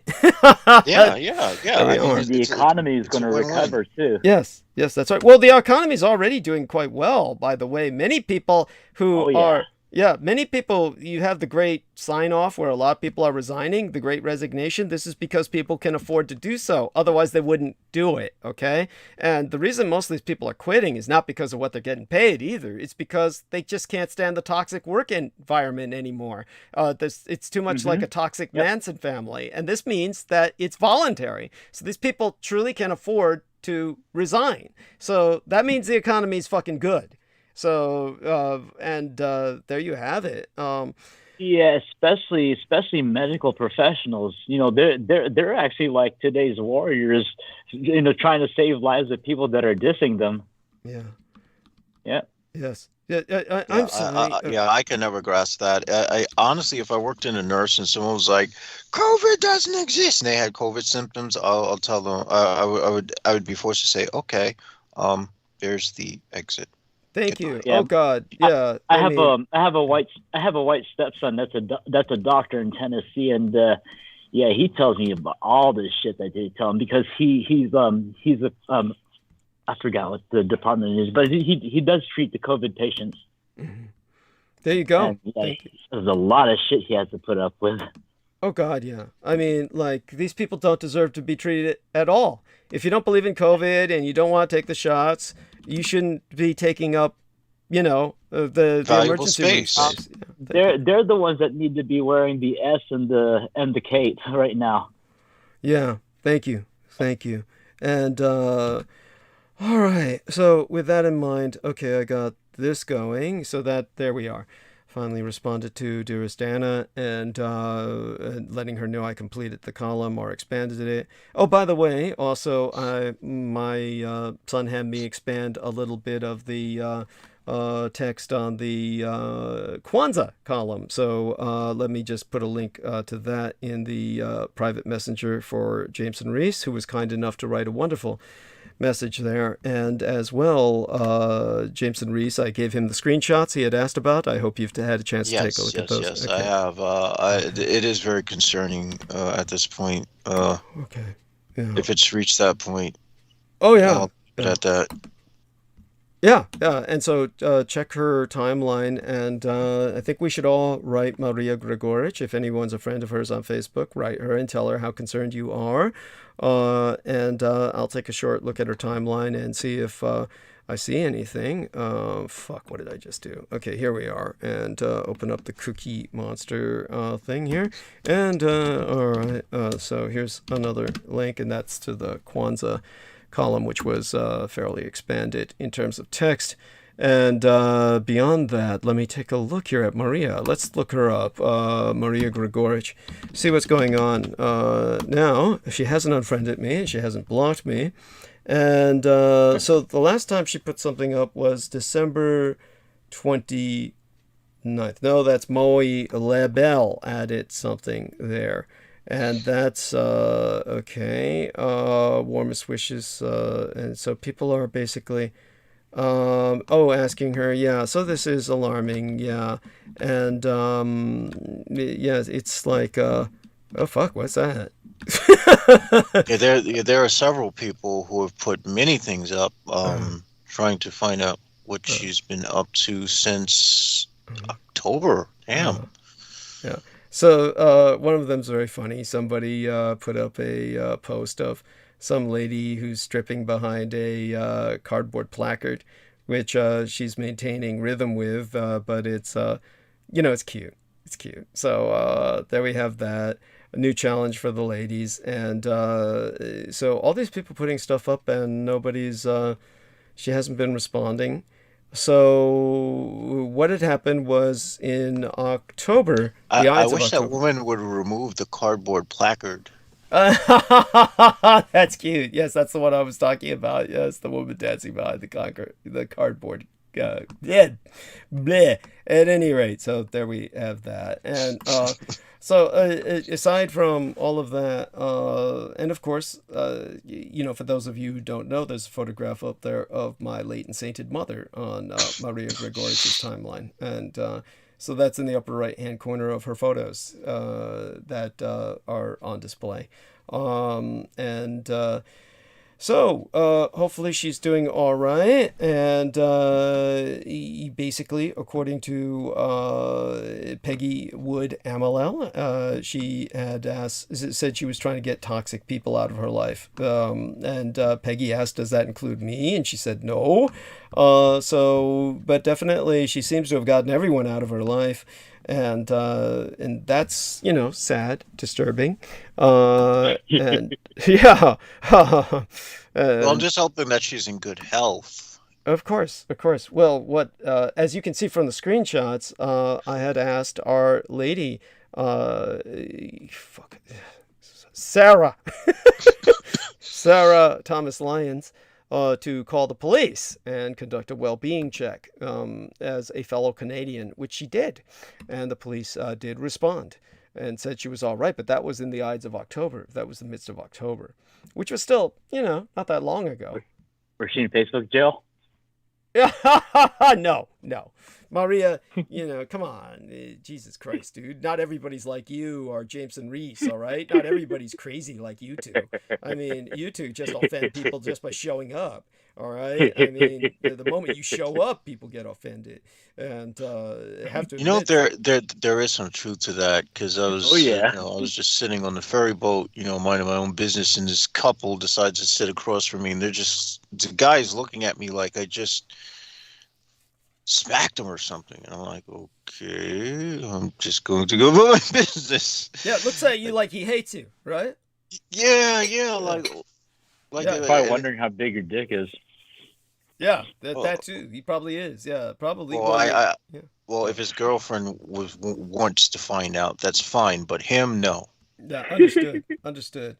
It's usually the guy that goes there. Yeah, it's true. It's usually you'd be amazed at these guys how they go there. They're weird. And by the way, honestly, when I told Beaver about the necrophiliac chick who was just sticking the embalming syringe in guys' penises through the piss slit while they were dead so she could hump them, he was saying, pretty much, damn, if that happened to me after I was dead, I wouldn't mind at all and shit. And I'm sure both of you gentlemen would agree. I mean, it's nothing most men would complain about. Yeah. I mean, we would agree with that. But my question is, wouldn't she be getting some embalming fluid up her? I said the syringe that's used in embalming fluid needles. It's not like it had been used. So it's not like it has embalming fluid in it. It's just a syringe. No, it's just the syringe, dude. It's a penis. How much can you stick in the piss slit, dude? Yeah, needle... but what I'm saying is it's supposed to... Isn't it supposed to... I can't visualize how this works. Because the penis, you just stretch it up, you put the needle inside of the piss slit, and it kind of sticks up. Yeah, but it's not like the thing's erect or anything, because there's no blood flowing, because the thing's dead. How does that work? She probably had some other trick she did with it, I'm sure. It's like a sponge. Probably you slap something on it, probably bloats it, something that is not necessarily toxic. Okay, so some necrophiliac bloat. Actually, there have been some bodies where the penis remained erect. That's true. Yep. Yes, by the way, that's quite true. Well, I saw a video of a guy who was riding a motorcycle and his head got decapitated, and they couldn't refrain from pointing out that the guy had a hard on, and I'm like, well, who the fuck cares? Well, the guy's head was decapitated. Yes, well, there you go. But then again, maybe dying like that turned him on. I don't know. There you have it. Actually, that's kind of funny. Well, death does make your body do all kinds of funny things. Yeah, death does. Yeah, bizarre things to bodies. Both my father and I, at different times in our careers, saw dead bodies do incredible things. That was my father at one point was dealing with dead bodies in the Navy where they were, and somebody... A corpsman said, if you press this nerve, the body just sits up automatically, like a reaction on a frog twitching. And so it was something that my dad learned as a trick for no good reason. Yeah, that he could think of. That was taught to him by a corpsman. He never asked the corpsman what that was about. He found out later. It was the corpsman was a Freemason. And they used that at certain Freemasonic rituals where they had a cadaver of one of their members or somebody that was brought in from some fucking body bank or something, like, like our man said, the morgue from one of the, for rituals. Yeah. For necromantic rituals. The Navy, the Navy recruiting office, they usually tend to try to talk recruits into enlisting as corpsmen. Because their primary duty in that they're known as pecker checkers. Yeah. They don't know that until they're already enlisted. Yeah. What the hell is a pecker checker? That's where you get the physical. You check out his dick and balls, and you got to handle it. Things like that. Yeah. Oh, yeah. That's truly getting the shaft from the military. Oh yeah, I know a few recruits that got talked into that too. They never heard the end from me. Oh yes. There you have that. Yeah, and so oh, by the way, Jameson, I don't want to forget this. Thank you very much for deleting that idiot's comment at the beginning of the program. I mean, yeah, that's the red eye flight comment. Pretty obtrusive. It's like what is this guy's pictures of me? It's like, what is this guy about? Why don't you fucking listen and find out, you asshole? Yeah. Seriously. Thank you. Oh my God. It's, I don't know which is worse, that or the bots, right? No, that's probably the asshole who's sending the bots. He feels every once in a while he has to, do that when he's not grunting on the other side of the line. He's actually been the guy who's been opening chat over the past several episodes. For the past 3 to 4 episodes, that's the guy who's been opening chat, actually.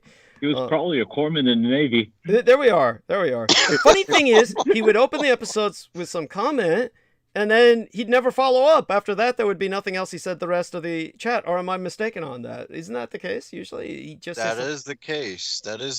And I think he might be one of the he might be a sausage software employee who takes his job a little bit too seriously. There we are. Something of that nature. Yes. And it's just like I notice he uses the avatar of some, skinhead looking white guy, which means he probably isn't a skinhead looking white guy, if you know what I mean. It's probably a totally false avatar. So God knows. At any rate, don't but the white guys, the thing is, when white guys get bald heads, they all look like skinheads. It's so true. I mean, there's so many, and unfortunately for a lot of white guys, they just lose their hair, right? I mean, oh my God, if Peter Moon was any younger, he would look like a skinhead, all right? But he's just, Peter Moon, and his hairline is really thin. And, I mean, thin where he may as well just shave it all. I mean, what little he retains, you gotta ask why. Sammy's back. It's the Homer Simpson effect. Hey, there we are. So Sammy, do me a favor, dear man. Now that you're back with us, the three of you gentlemen, I'm going to try and prepare myself for monologue, and so be kind, hold the stage, and then I'll do my best to get my head out of my ass. It might take about 30 minutes of drugs and alcohol to get to the point where I'm ready to suck all the oxygen out of the room. Right. So I'll count on you gentlemen. By the way, I guess one thing that can get us started in a healthy topic that'll keep everyone involved. I take it you heard my apology the other day to incest victims and products of incest, or children of incest, I should say. And did you hear that? No, but I'll take a review. I'll take a look at it.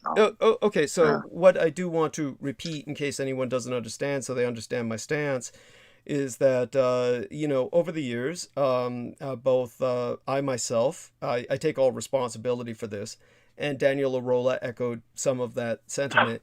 incestors, as we call them, because we were oftentimes making fun of the alternative right and many of these white supremacists and many people on the Republican side of the fence as morbidly inbred, etc.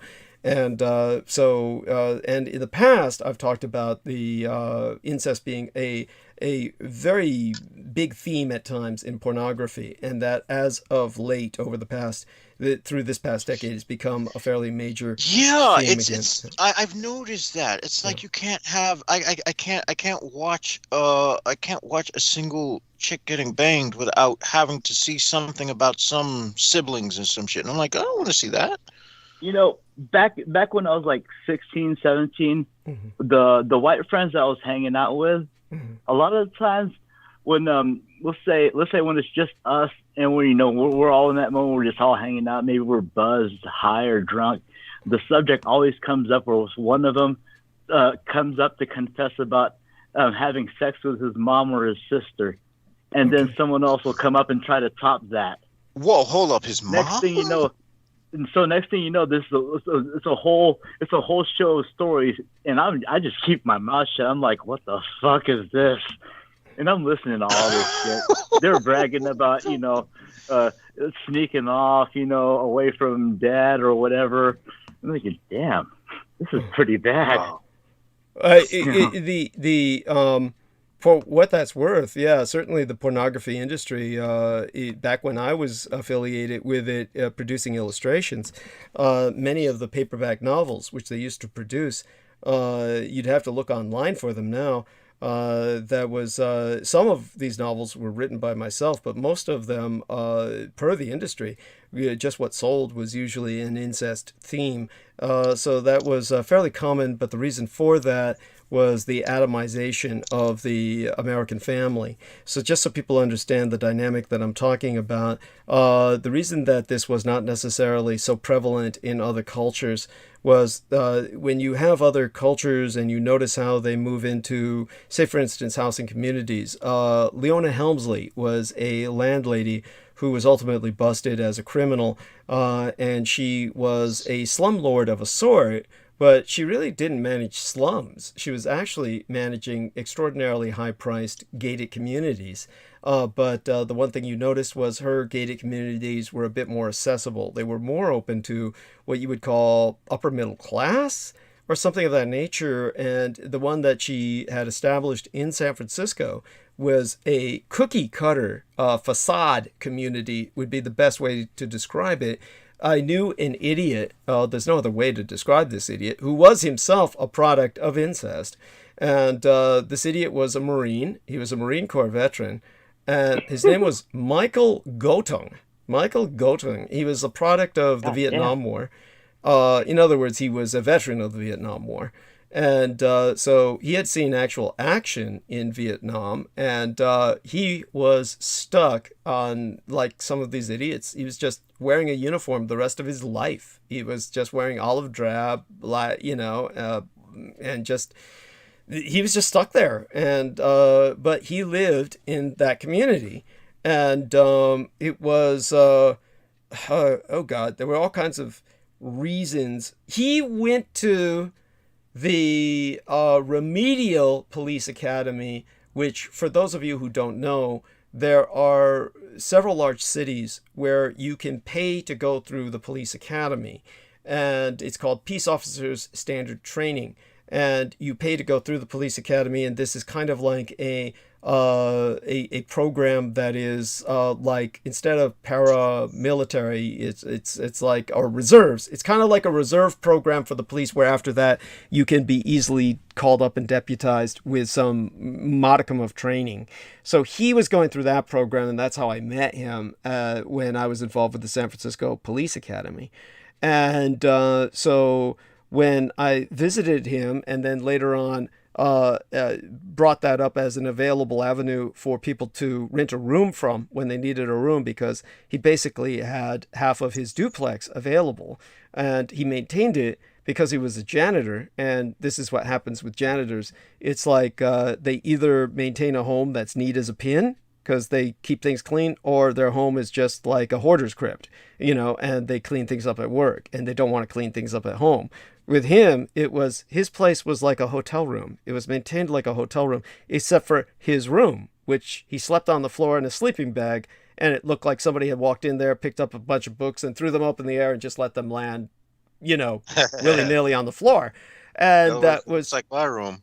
Yeah, there you go. So, but this individual, it's a whole pathetic story that would be morbidly entertaining in and of itself. But when it came to the reason I'm bringing him up, what was it, aside from the incest and the fact that he was a product of incest? Oh, yes.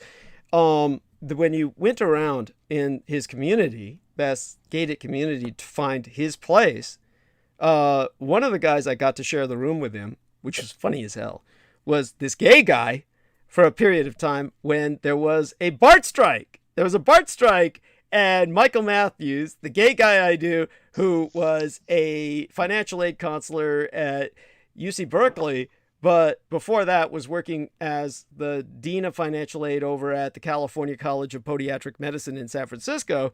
He had to stay in the city because there was a BART strike, so he couldn't come into the city from where he lived outside of the city. So I set him up with Michael Godung to live in the place for about a week or two during the BART strike. And so he was living with this crazed ex-Marine, this gay guy. And that was funny as hell. And he never forgave me for that. But I didn't care. It was so funny, I didn't care. And he said, the way he described it, because at the same time there was another idiot who was an honest-to-God convicted pedophile child molester, who was this former U.S. Army Ranger sniper who I got to know at the Presidio military base. And he was the guy who taught me everything I knew about mercenary work, who said I could never make it in mercenary work because I was a pretty boy.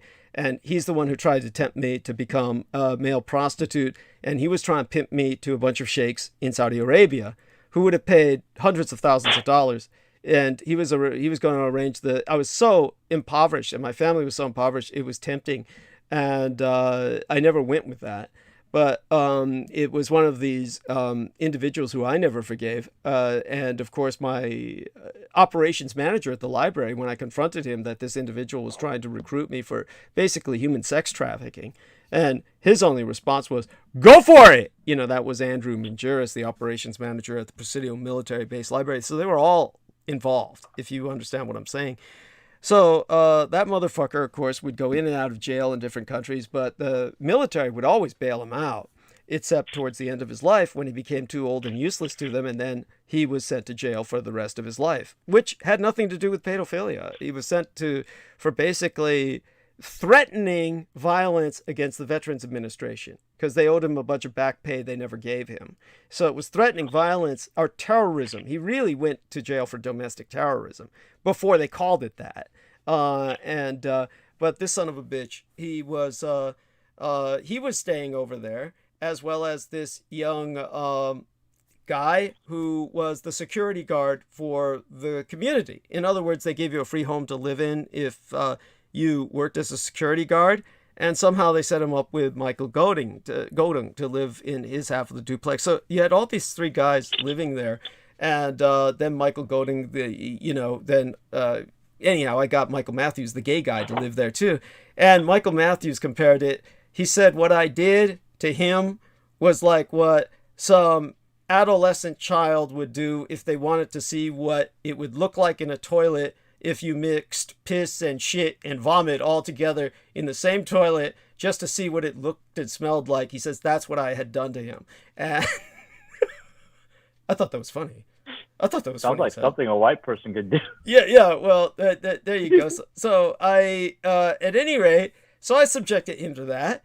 And what he had told me was, of course, because the facade of every home looked alike, and I mean exactly alike in those places. He said he became lost several times trying to find his way to that particular unit, and he said the closest you could compare it to was Edward Scissorhands. He said the setup of the background for all the homes looking like cookie cutter facades in Edward Scissorhands. It was like you had entered the set of Edward Scissorhands because everything looked exactly alike. And so in terms of, aside from that, the one thing you noticed was how different the ethnic families would live. The ethnic families would basically be an entire clan. So unlike the whites would live in a complex by themselves in one of the units, or like, you know, those 4 single white guys that I threw together, living the way they did. Rather than that, you had ethnic clans with their grandparents and their grandchildren all living together. And because most ethnic communities in the rest of the world live like that, where grandparents and grandchildren are basically in the same complex, the same housing unit, incest really doesn't manifest, not normally. And with the Americans, the reason it became such a cultural norm, so to speak, I'm not saying it's been normalized, though to a degree it has, is because of the atomization of the family. It started with the frontier, and then it carried on with the concept that once you get old enough, you got to get out of the house and get married, or you're considered deviant, or somehow something's wrong with you. And so every American was shamed and disgraced into leaving his household and getting some family to move out on their own. And this resulted in increasingly atomized communities. And then by the time that suburbs developed, American suburbia was a phenomenon that had existed nowhere else on Earth. Nowhere else on Earth was there ever such a thing as suburbs. Not like in America, because suburbs no one else had the space for them. In Europe or in Asia and anywhere else in the world that's developed, you don't have suburbs, because you either have land that's cultivated, or you have people living in cities, or you have rustic villages, but there's nothing in between. Am I making sense here? Is this coherent? No, that's correct. Thank you. Correct. Because I lived in the Philippines, and I remember, and any place that looks like the suburbs are tourist areas. Thank you. And they're created intentionally so that tourists will go there. Thank you. So it's a Potemkin, it's an artificial situation created. And so when it comes to what the Russians would call a Potemkin village, by the way, a propaganda village.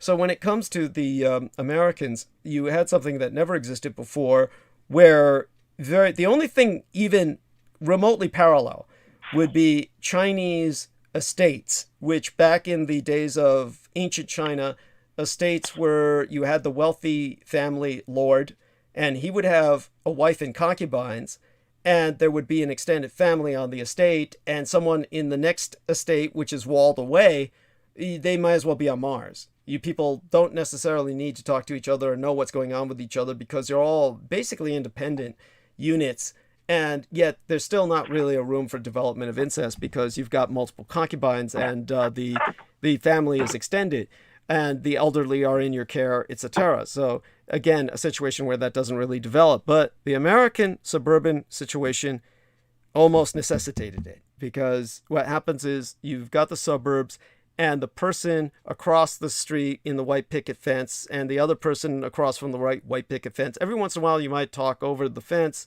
Your neighbors would talk over the fence, but really you're on different planets, and nobody really knows what's going on in your household.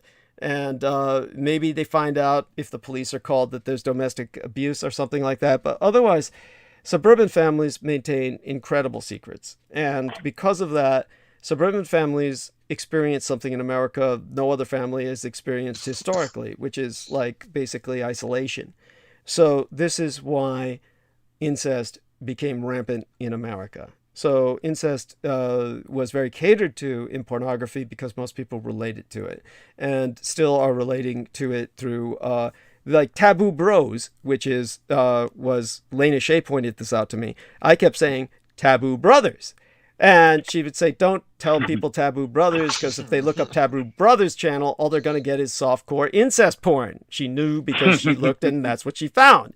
So I had to correct myself and say taboo bros. Rather, Daniel corrected me and said taboo bros. And so taboo bros 2 is his channel now. And so just so people know. And so when it comes to the incest factor, what I decided after a long talk with my son, the Blood Boys, and also my own realization of my biological father's lineage through Austria, Adolf Hitler's. Not that Adolf Hitler was a product of incest at all, but his culture, Austria, had the Habsburg dynasty. And as I pointed out, the Habsburg dynasty, like all the royal families of Europe, these were laboratories for inbreeding because the royal families married only into each other to maintain the royal lineage. And therefore, they produced many examples of morbid downbreeding. Examples of what they ultimately called, some traits are named after their incestuous symptoms, like Yeah, the Habsburg jaw. chin. Yeah, the Habsburg jawline or chin, etc. And so in the case of Emperor Hirohito and the Yamato dynasty, if you look at their lineage, you'll see that pattern of, instead of a big chin that's grotesquely pronounced, it's almost as if there's no chin. And so their chin is very pronouncedly, not there. It's so you have a chinless kind of phenomenon. So all of this happens through that. So I have to remember, of course, that in a very real sense, incest is part of the monarchies that I continually defend and espouse as a necessity for maintaining cultural continuity. So constitutional monarchies, I believe, are a necessity for cultural continuity. They're an important aspect of human expression in terms of civilization. So when it comes, or continuity of civilization, a maintenance of a cultural tradition and identity. So taking all that into account, I had to, confront the fact that also many people who are products of incest are not. They didn't choose that, and that then, of course, especially in times of COVID, many of these families are isolated more than they've ever been before. And what happens is a lot of kids who are siblings, it just happens. They just experiment. This is what happens. And especially in times like these, it's not that I'm recommending that or encouraging that, but it's basically the byproduct of isolation and not going out and seeing other people to commingle with. Yes.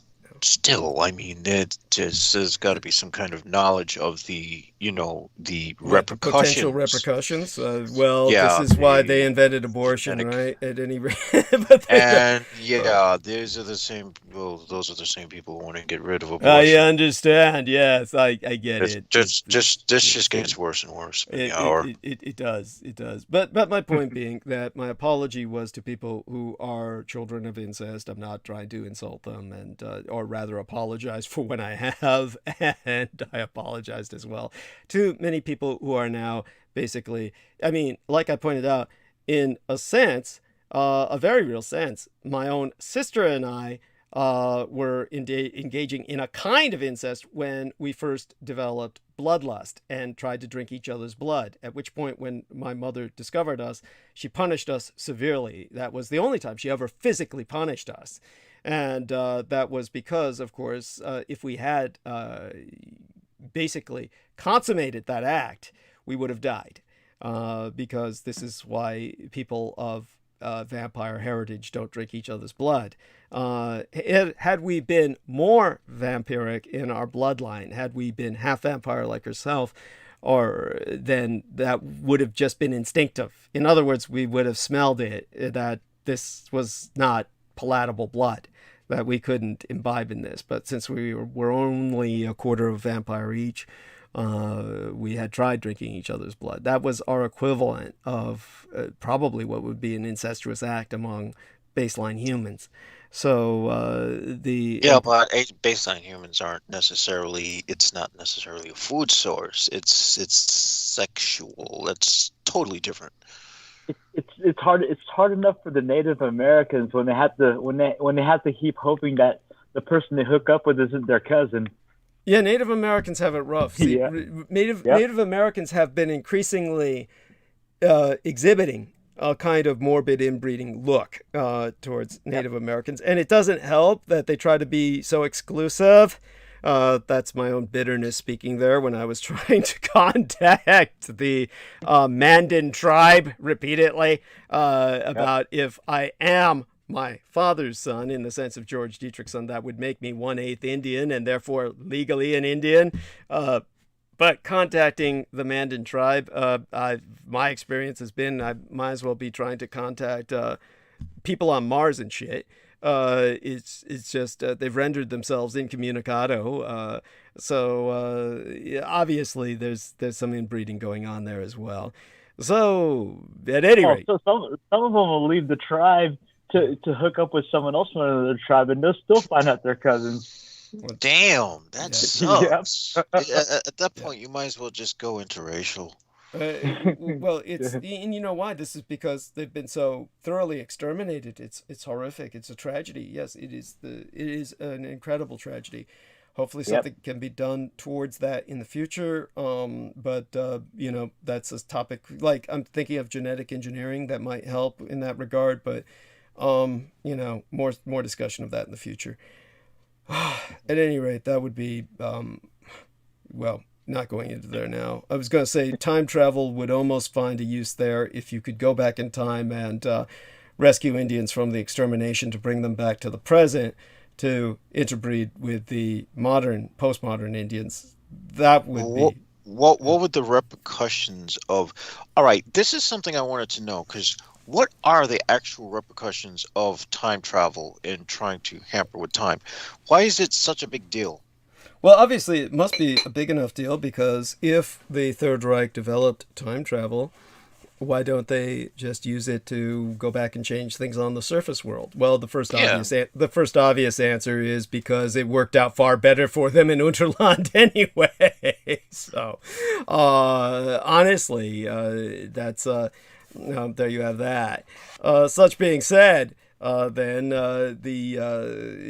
in terms of all that, that's a topic for discussion again later. I mean, I'm not interested in that right now. But in terms of hopefully, Sammy, now you've heard it. You heard what I said, and hopefully that puts that into some perspective. Now, what was it you and Jameson the other day? I came back and I said, "What were you two guys talking about?" And you said, "Incest," and that like made me spit up my tea. Yeah, I was present there at that time. Oh, you were there too? Oh, yeah, I was there too. Yeah. Oh, so maybe you can tell me then. What, and Sammy both? I mean, what the fuck were you guys? It's all the same. It's all the same shit we're talking about now. Yeah, about how these guys, how Daniel met these guys, and they were talking about how they were screwing everyone in their family, and Daniel was looking at them like, well, I ain't got nothing to say. Oh man, that's fucking crazy. So, I have 7 sisters, and I love them, but that's the thing, that I can't even imagine that. That's it. And, you know, they're all older than me, so, you know, they're almost like an extension of my mom, but, you know, some of them are crazy. I'm not going to front. Some of them are crazy. I love them, but some of them I have to love them from a distance because, you know, and that's, you know, that's, and that's dealing with them, with their pettiness towards each other and, you know, their manipulation at times. And, you know, it's whatever, but, you know, I love my sisters, but yeah, not like that. Hell no. Yeah. Well, that's... So, yeah, go on. You know, that's to a certain extent, you know, I mean, to each their own, I guess. But I think, you know, it's quite possible, you know, when it comes to incest. But I just think it's, you know, it's interesting you say that because of COVID. For some reason, I always thought incest was kind of a forced thing. Like, I never really thought, you know, a brother and sister. Well, mom, I can see maybe a mother being mentally ill, you know, trying to take advantage of their son. I'm sure that's possible, but and you have fathers who do that to the daughters who are mentally ill. Absolutely. I've even in the Hispanic community, you know, you hear of that.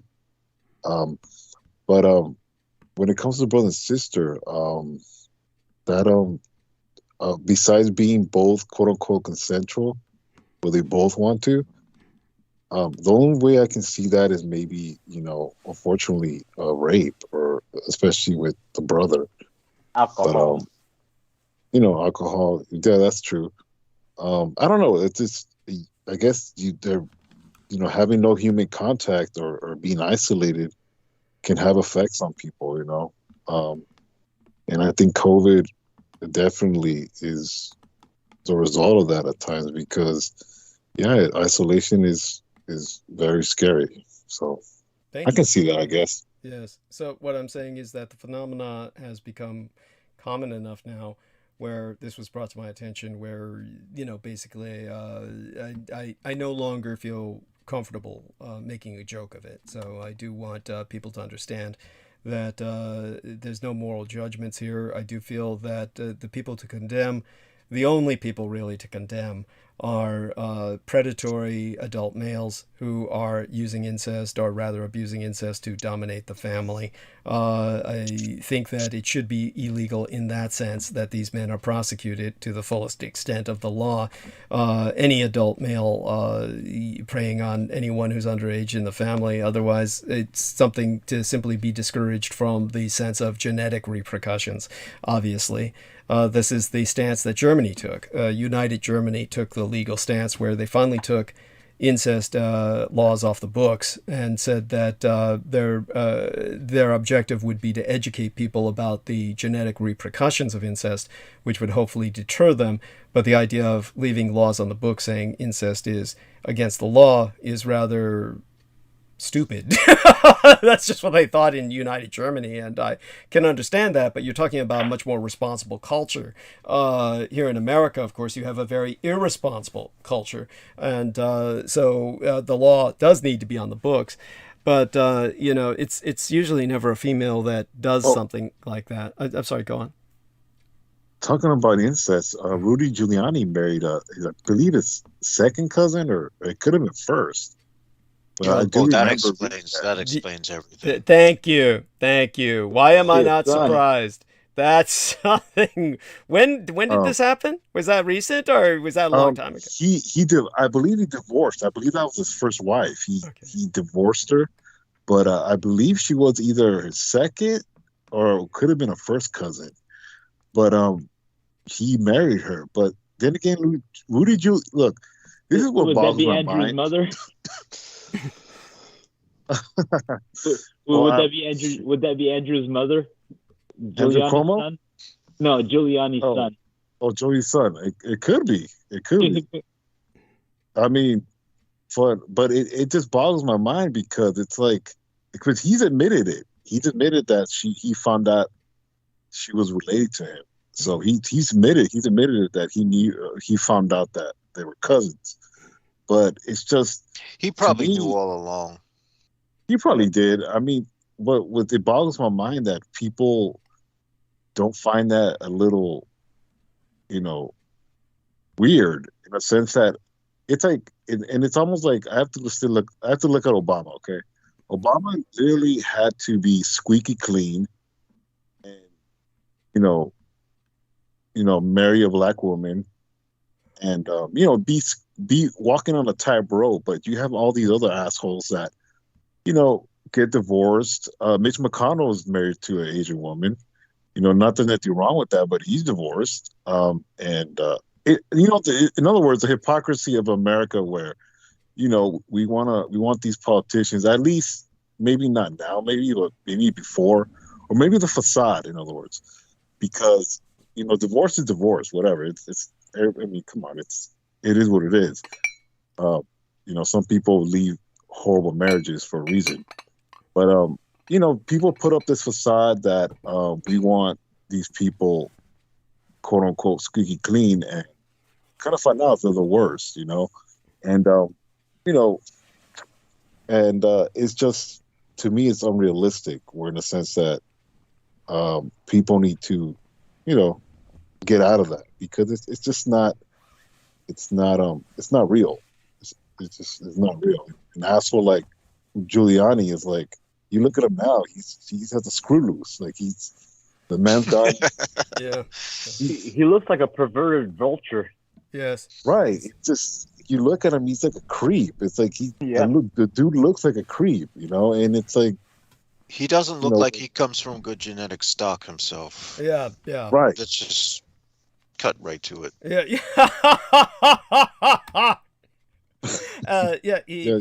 Now, in all fairness, he's probably They're probably taking the absolute worst photographs every time we see him, but he's definitely not photogenic. He's definitely seems to be prone towards positioning himself where the absolute worst photographs are taken.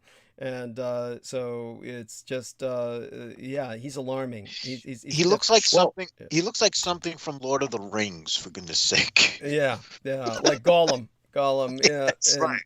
Yeah.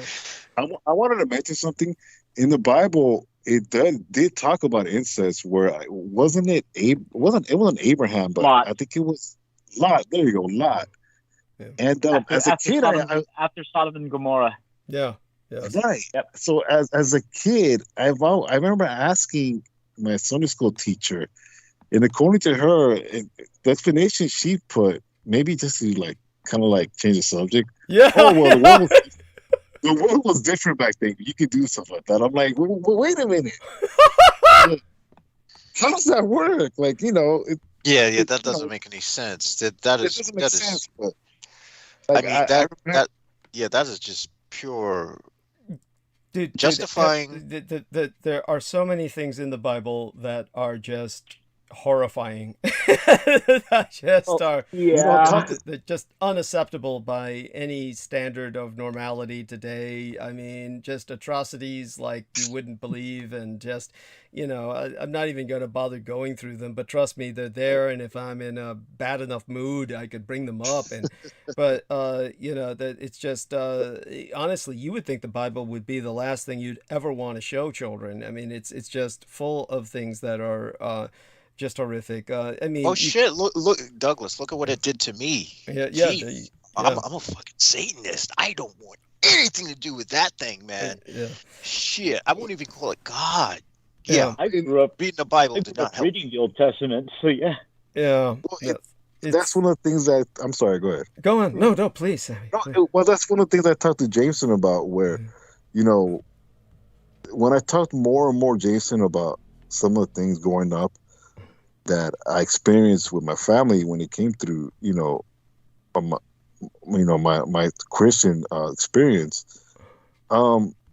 In a sense, it's almost like James. I feel like sometimes Jason is telling me, like, man, you know, the left-hand path is at least straightforward. Where at least you know what my goal is, and it's not that you know, I don't love being a Christian. I do. It's just there is a lot more bullshit as far as the inversion of it when it comes to people manipulating, you know, the scriptures. Where, like you said, Doug, you know, it's really about the interpretation, because people do twist it, and it's far worse than sometimes someone from the left-hand path, where it's like, dude, it's like really messed up. Some of my friends are really, really scarred because of all this. You know, me and my family, where I experienced this with recently with just trying to get through them, as far as like, you guys need to get over this because it's just not healthy. And they have resent, and they're just confused at times where they contradict themselves. And it's like, you guys need to really heal when it comes to, you know, your experiences, because of somebody that abused that information, that abused those scriptures to their own manipulation. And I've seen where I've gone to churches where really, in the reverend or the pastor is saying, oh, your family doesn't love you. You know, the church is here for you. You know, this is why we have a church, because your family is going to leave you. And literally this reverend is talking about his own abandonment issues that he's not gotten over. Yeah. So his issues are bleeding into the word of God, and he's twisting it to make you feel like your family is the worst thing in the world, where no, you have to deal with your family, and loving your family, you have to deal with them, and you have to do it in a healthy way. And sometimes you have to remove yourself, but you can always come back, but you don't ostracize them. And it's like when I heard this, it's like, no, you have that issue. Yeah, you can't put that issue on me, because that's just manipulation, and it's not healthy. But anyways, and then, you know, it's become cult-like, and it's it's just worse. But yeah. Sorry. No, definitely that's important. And of course, this is what you get in many churches, is obviously a cultic phenomenon. And the cultic phenomenon is, well, that's the horror of much of religion and what it's turned into. And of course, this is not really a faith at that point. And so, we certainly are aware of this, I think, all of us as a society. But so many people continually fall victim for this. And that's because society is so fragmented now. This can continue to happen. Everybody establishing their own echo bubbles. The science fiction novel, who was, I'm trying to think of the one that was written by, oh God, what was it called? Was it called The Terminal Man? No, that was another author. I'm thinking of, I'm trying to remember, I'd have to look it up. But there was a science fiction novel written by a woman. It was based on a series of short stories, which are completely different in the magazines than they were when they were published as a book. So I had spoken of this book in the past before. And the reason it stood out was because the female authoress, she had spoken of let me look it up here. She had spoken of a New York City of the future in which it resembled the internet of today, in which the neighborhoods became essentially echo bubbles. And that seemed almost like a fairly ideal scenario in a sense, not an utopia, mind you, but a working scenario in that. Hey guys. I'm sorry? Hey, I gotta go now. Okay, understood. I gotta go to bed with someone I'm not related with right now. I don't blame you. Well, all right, guys. Talk to you later. Enjoy. Love you dearly. And so that's our dear brother, Daniel Arola. And when it comes to this book that I'm looking up right now, give me a second here, and I almost have it. I think, yeah, we are. The Missing Man by Catherine MacLean.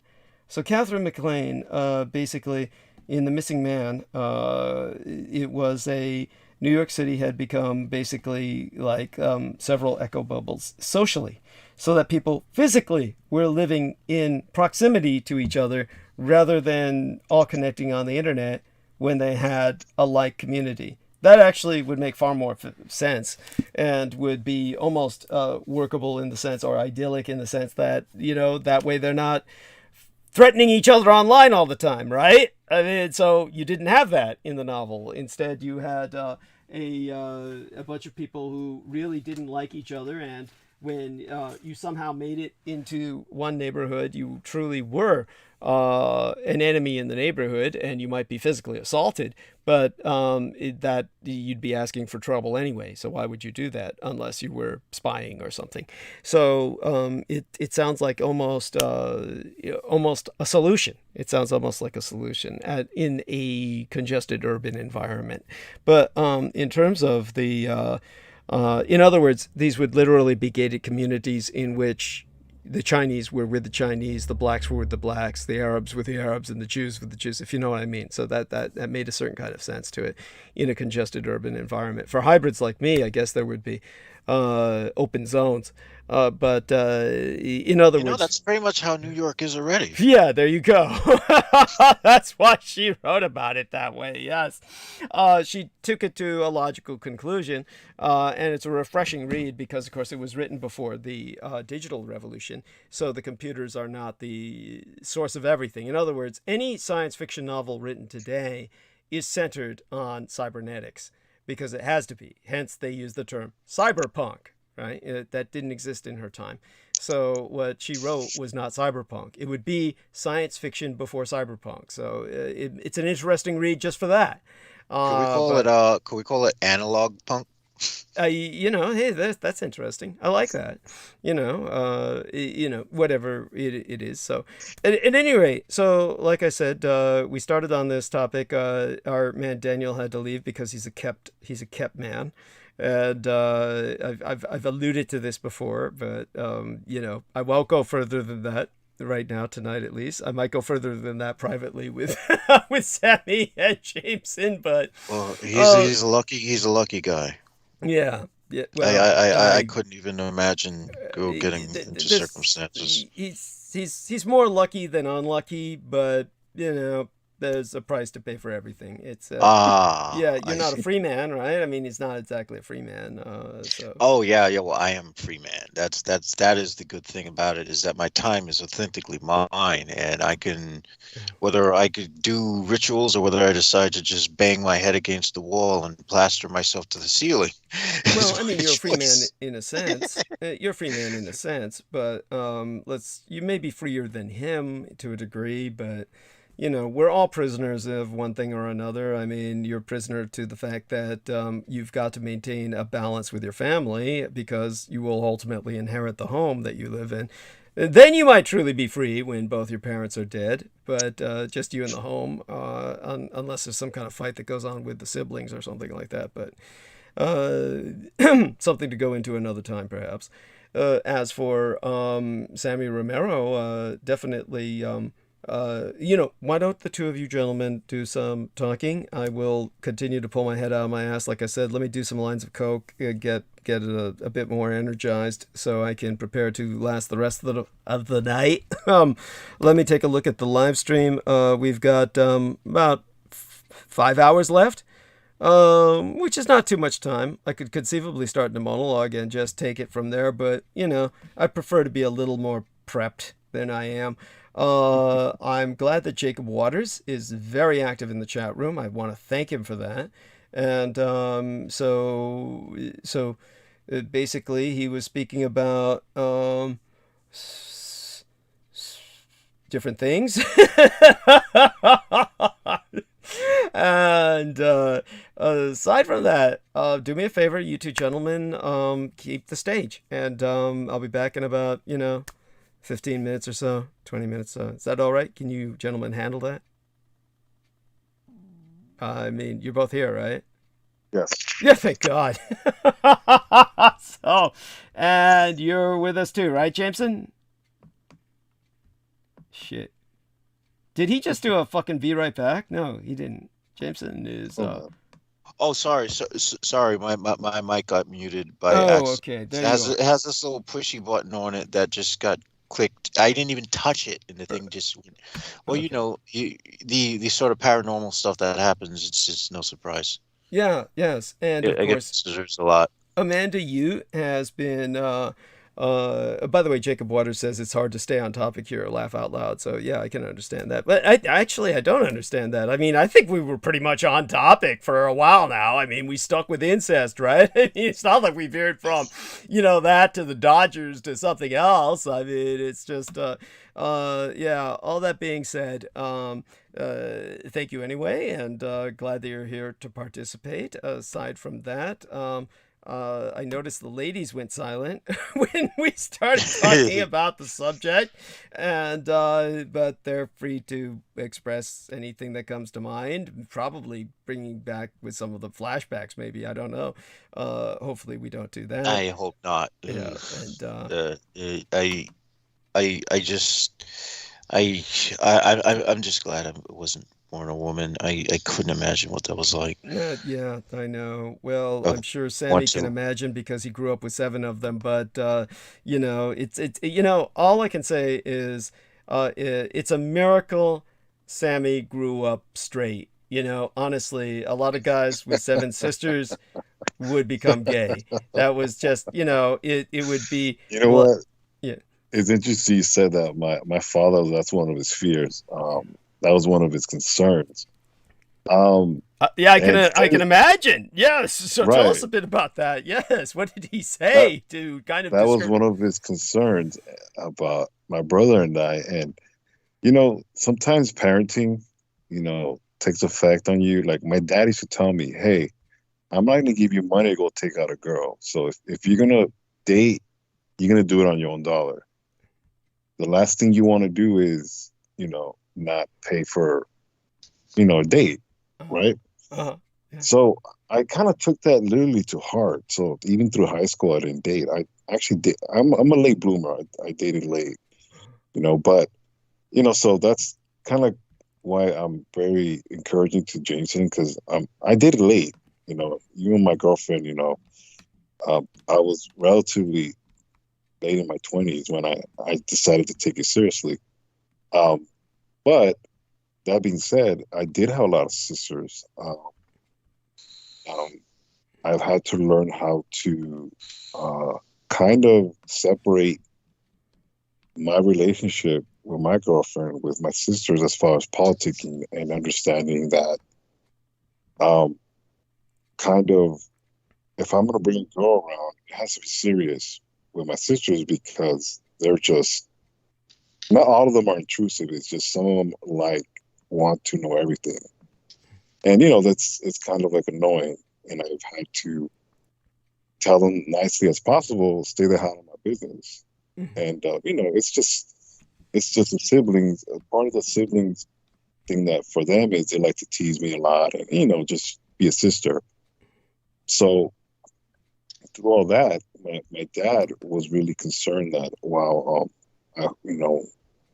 I hope,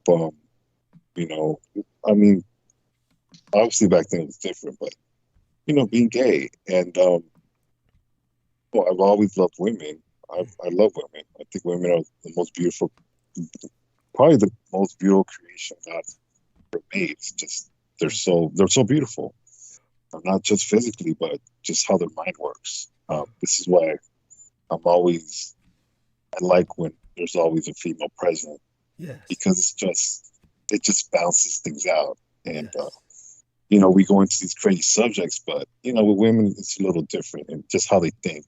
Yes. And that's been one of the things that I loved about dating and just talking to women. It's how they think, even what they think about sex is different than us. And, it's just being social, and acting like you've been there. That's the best advice I can give to you, man. Act like you've been there. Yes. The more you just have that chill vibe where you act like you've been there and just talk. Yes. It'll come naturally. It's just, women are just intuitive like that. And, I don't think I'll ever have the opportunity. Jason, believe me. Act like you've been there. Believe me, okay?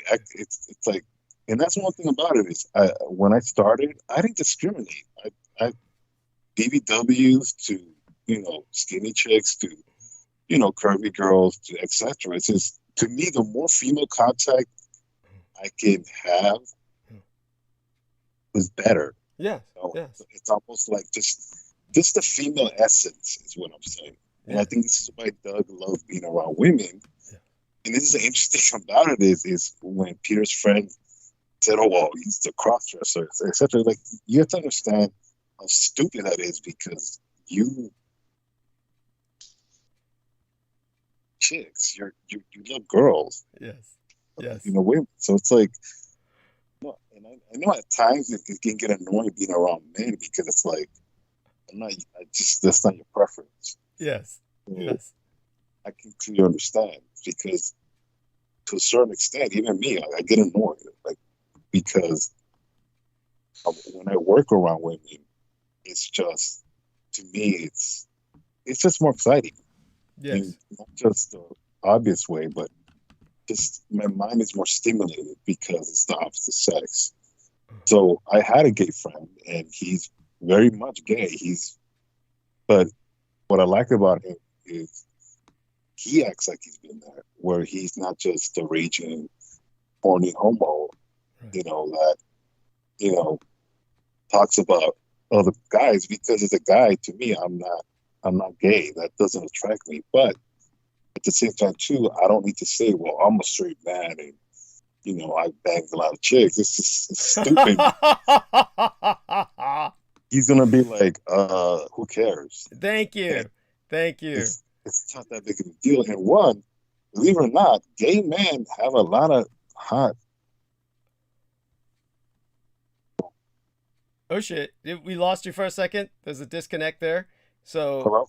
Yeah, we got you back. Come on. Gay men have a lot of attractive female friends. Yes, because females are comfortable around them. So go on. Exactly. So, and he's very, so it's like, believe me, there's plenty of women to go around. It's just, it's almost like this. And, I'm not, and no shade to Jason. Jason's a good looking dude. Like, so it's not even that. It's just, I think he'll come into his own, and it's just, the more contact you have, the more it's just, I think Doug knows what I'm trying to get to, where I've learned not to overcomplicate things. Even with my girlfriend, where I'm starting to communicate with her more because it's just easier. I'm so used to putting up roadblocks in front of me where I want to do things my way, and it's my time. It's almost like, and it's not that I don't have my own things, but the closer we get, the more I start to understand that it's a lot easier just to have that woman next to you, because it's just, I don't know, it makes life a little bit better, I think. And I know Doug knows what I'm talking about. Oh, absolutely. I think it's more gratifying because it does make you feel like a man. Like, yeah. So I think, and I'm gonna be happy for Jameson to have this for him, because that's one of the things that I think I guess the pleasures of life, man, and you can appreciate a woman and not beat her down and think you're a man. It's almost like it's what it's supposed to be like, because really women are naturally submissive. It's just, like I said, that male toxicity is very sick because By the way, you're fading in and out, so do focus. Stay near the microphone. Go ahead. Okay. Is it better now? Yes. Okay. The male toxicity has ruined that and has made women more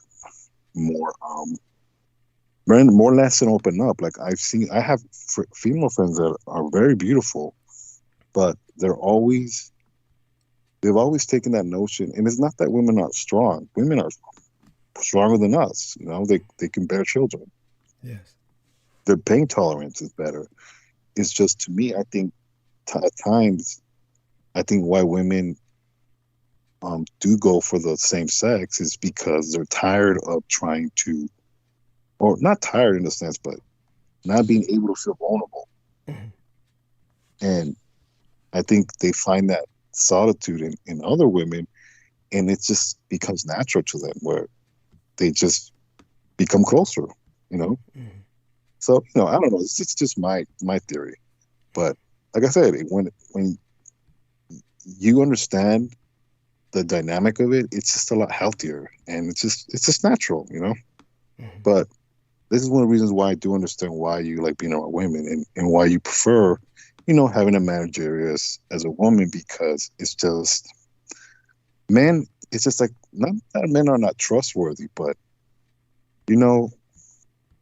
most of the people that have done you wrong have been really, to me, men, where, you can forgive a woman, you can understand what women go through trauma, and trauma does change women.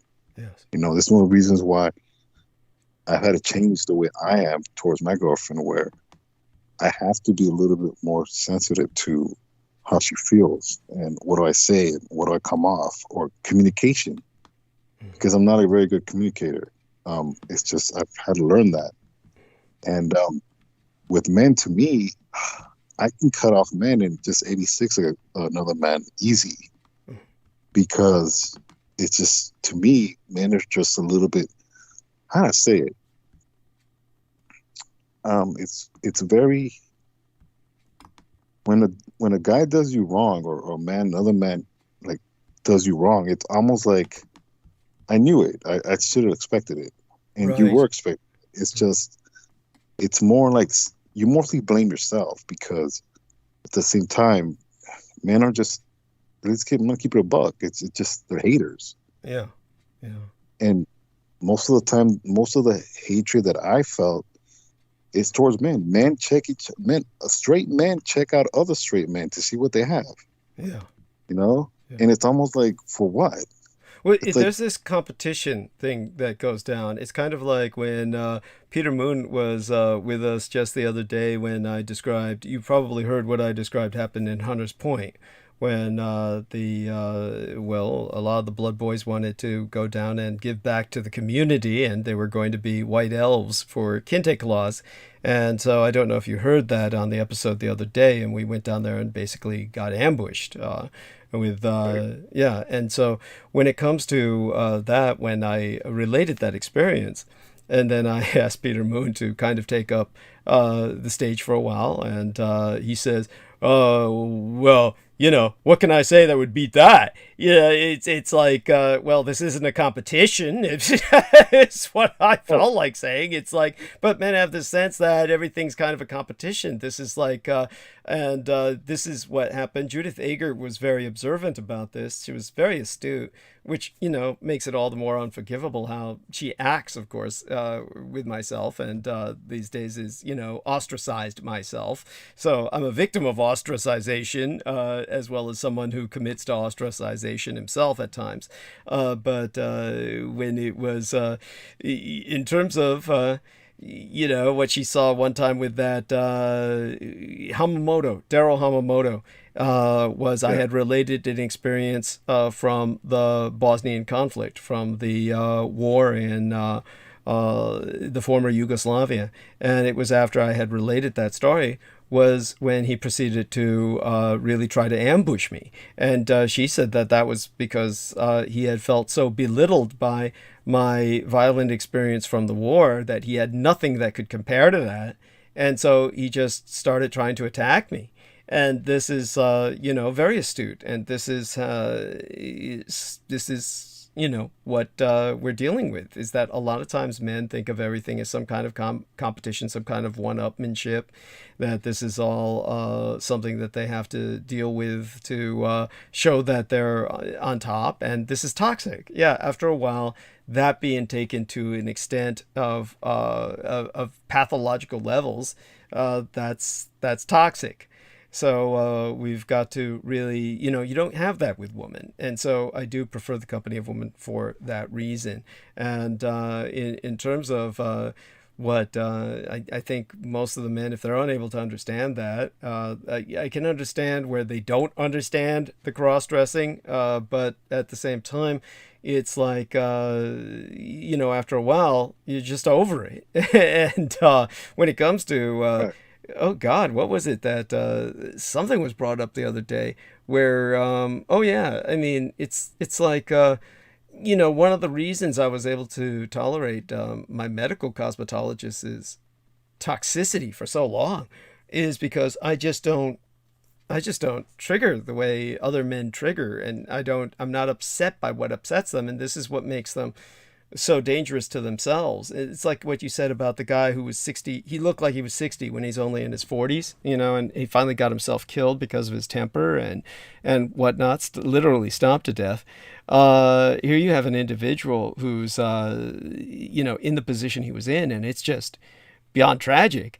But when it comes to the, you know, when it comes to like the average guy, what are they responding to? They respond to stupid things. I mean, an example would be just when it comes to the particular person I'm talking about with this toxic relationship that I've had for what must be decades by now, maybe, or years at least. But this individual like totally revises history, and it's amazing what some people do in terms of this. But it's like they've never emotionally matured, and they're stuck in like a childhood, like an adolescent childhood, because they're emotionally retarded. And you have that with some of your sisters, I'm sure. And in her case, it was that her and I had a physical relationship, and she denies it, and I just, you know, roll with it. It's like and then she got together when Judith and her met up. They both denied sleeping with me to each other, as if that was somehow an embarrassment. Like, you know, did you sleep with him? No, I never. I know this is the fact because, you know, when I related this to my psychologist, who is female, And she asked me, how do you know this? I said, well, I talked to both of them. They both said that they had seen each other, and both of them had denied ever sleeping with me. The question is, how much do they believe that? Well, in Judith's case, I think less. In the other case, she truly believes that. Her mind is warped enough where she tells herself what we did was not sex. And it's like, to me, it's just, okay, I roll with it. These people, this is to each other. They say this because they're embarrassed. Like, they want to say that I don't have that power over them. They want to say that, he doesn't, but I have enough power apparently that they both get together to bitch about me, both get together to commiserate, which what does that tell us, right? But, in terms of the cosmetologist, however, it's just a case of like, your average man. If your average man had consummated a physical relationship with a woman to the point where she orgasmed and, which is considered a point of pride, some man performing it to the point where that happens. And then afterwards, she denied that this happened to your face. Your average man would go nuts. Your average man would be like, how could you say that? This is because he basically feels he's being denied his masculinity. He's being denied his accomplishment, that this is somehow being denied. It would be like, this would drive your average idiot male to murder. There's men who kill over shit like that. It's like they're being laughed at or something, or being belittled. I'm beyond all that. It's like, to me. Yeah, go on. Yeah. Can I share? Do you mind if I share something? Oh, of course. Okay. Go ahead. I had a childhood friend that I told you I grew up in evangelical Pentecostal church, and she was a bad girl. And she got in a relationship, and she obviously matured faster than I did. Good looking girl, cute girl. She always used to tease me that I'm a Bible boy, that I like swear, that. I like that. Bible boy, yeah, go on. Yeah, little boy that you hide behind your sisters. You can never come out and play. Except and I know she liked me. She liked me. I could tell she liked me. But so you know how girls are. They're gonna tease you. Yes. And I played along. And she found out I was dating my girl. And I'm dating my girl, and we're great. We're happy together. And I mean, Doug, you got to put the two and two together. If I have a girlfriend, you're gonna be intimate. You're gonna partake in that. So she finally told me, "Hey, I didn't know you had a girlfriend. Do you have sex?" I'm like, "What kind of a question that is?" Like, that's a stupid question. It was all, and her assumption was like, well, I always assumed that, you were a square. I'm like, yeah, I played along to what you were saying. Do you think I care? Your opinion of me, if that's what you think I am, I'm just going to play along. Right.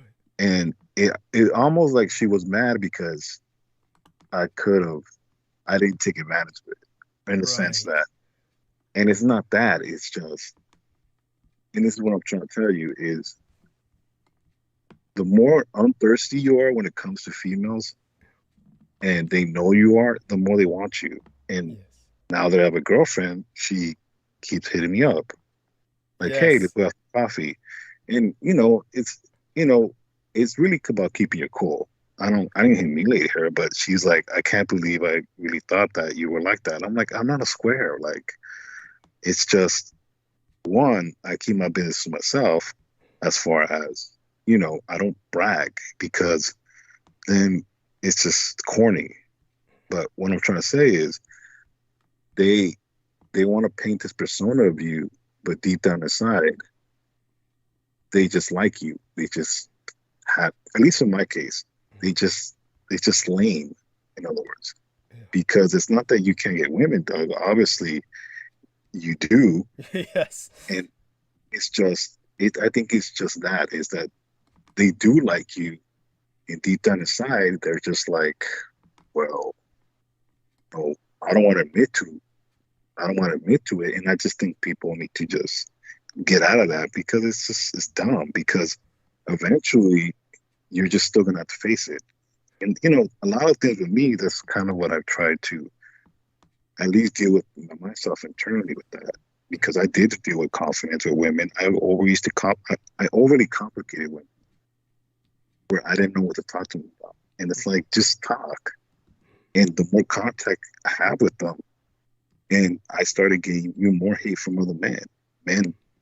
I noticed other men trying to, like, they notice me talking to more women, and they're like, well, why do you talk to so-and-so? Or I see you talk to so-and-so. Like, and I saw more men being more envious of that, even though it's not even like that. Or in the sense that even if I took it there, I'm not going to act like it's a big deal, because that's part of the fun, where you have to exude that confidence, even when you're really not sure, because in the end, no one cares. It's like, okay, no, move on to the next. Yeah. You know? Yeah. But, you know, it's very interesting when people don't kind of admit to themselves that they do like you and they want to say something else. And then at the end, they just look dumb. Yeah, thank you. It's really how you react to it, you know. Yes, no, definitely, and I definitely appreciate what you're saying. So you know, with that in mind, do me a favor and see if you can take over the show for a little bit of time. What I'm like just fuck. Is What am I Jason going still there? Yeah. I'm still here. We were talking about something where he felt he couldn't relate, but in terms of he can relate. He can relate. I just don't have any input when it comes to that kind of situation. For all other things, I can have something to say, but that I just have to listen. Oh, you'll get there. Don't worry. You'll get there. What I'm trying to say, Jason, is I like to develop relationships, even if they're platonic. Even if I'm attracted to the girl, like right now I have a coworker that she's like 20 years old, great looking girl. The girl's a brick house, okay? I mean, nice, and I'm so glad I have this where I can disconnect that male lust and understand that not to take advantage of the situation, because I'm in a relationship and I like monogamy. Like, I would love to slut myself around. What guy wouldn't?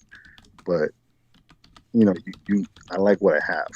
But we do develop a great friendship. She's into cars, and she's like a kind of like a tomboy type of chick, where she has a really nice sports car, and you know, talk about that, and through that, you know, you develop a kind of a friendship, you know. And I think slowly, you know, because obviously whatever's happening in your life, which I don't claim I know what's going on in your life, obviously, but you know, you progress and you kind of start moving forward and not necessarily be stuck in the same thing. And I just think, give yourself time and it just happened. Believe me, Jameson, it's just sometimes going out there and doing it and just being aware that, you know, you're a good catch. And yeah. Oh, my apologies for keyboarding while you two can hear that. Let me go mute while I was doing some of that. Oh my God. Oh, and our man James is coughing himself to death. Poor son of a bitch. Yeah, I might not live to see to get a girlfriend. Oh yes, poor bastard. The only way I'll be able to get laid will be post-mortem. There we are. There we are. So hopefully you can encounter that. By the way, I'm sorry. What was that? Did Sammy say something? I'm sorry. What was that? Go ahead. Nothing. I was just going to say that I got an email from somebody asking me about this female necrophiliac, like asking what fun that would be, etc. Well, understand this: unlike men, with females, the majority of their sensitive body parts are on the front of the body. It's easy for them to rub up against something and get stimulated. So it's not, it's not as much of a challenge as people might suspect. That if you've just got an unyielding piece of meat underneath you, I'm sure that as cold as it is, that stimulating yourself against it really isn't that difficult for a female who was swung in that direction. But it's not that common, obviously, for women to be. Yeah, I'm sorry. I have a question, Doug. Sure. Now, because this is just something that I've always wondered, and when it comes to sex workers, and I think it's because of my background and just the social programming that I went through. And you said this before, where in other countries, sex work is just that. Yeah. It's a profession that feeds and pays bills, and people are functional in a sense that they have their family and even children, and they can do what they do, but still go home and be functional adults, and vice versa. Compared, I think, because America does stigmatize them. To me, America has a stigma of, God's country, we're Christian, quote unquote. Yeah. It's America loves its porn. You see, it loves it. Yeah. And the Christian community, especially the Christian community, loves this porn, loves this gay porn. Oh, yeah. Yeah. Yes. So my thing is this, and when you're talking about today's topic, where it does talk about trafficking, and obviously sex work goes hand in hand with it, I think it's unfortunate because people say, well, I don't want my kid to be a sex worker. Well, in a sense, it's how you look at it, as far as if they want to, and that's the profession they choose. Okay, then let them be in control of their own destiny. Yes. And I always wonder, because I'm not saying, when I think of a sex worker, obviously I think of a streetwalker, but from the ones that you talk to, do they get more pillow talk as far as men confiding in them? You're talking about the professional intimacy? escorts that I see at this point in my life. Yes. Okay. Yes. Men mostly confide in them, obviously with the physical, but has it been men just want companionship and they just pay for it?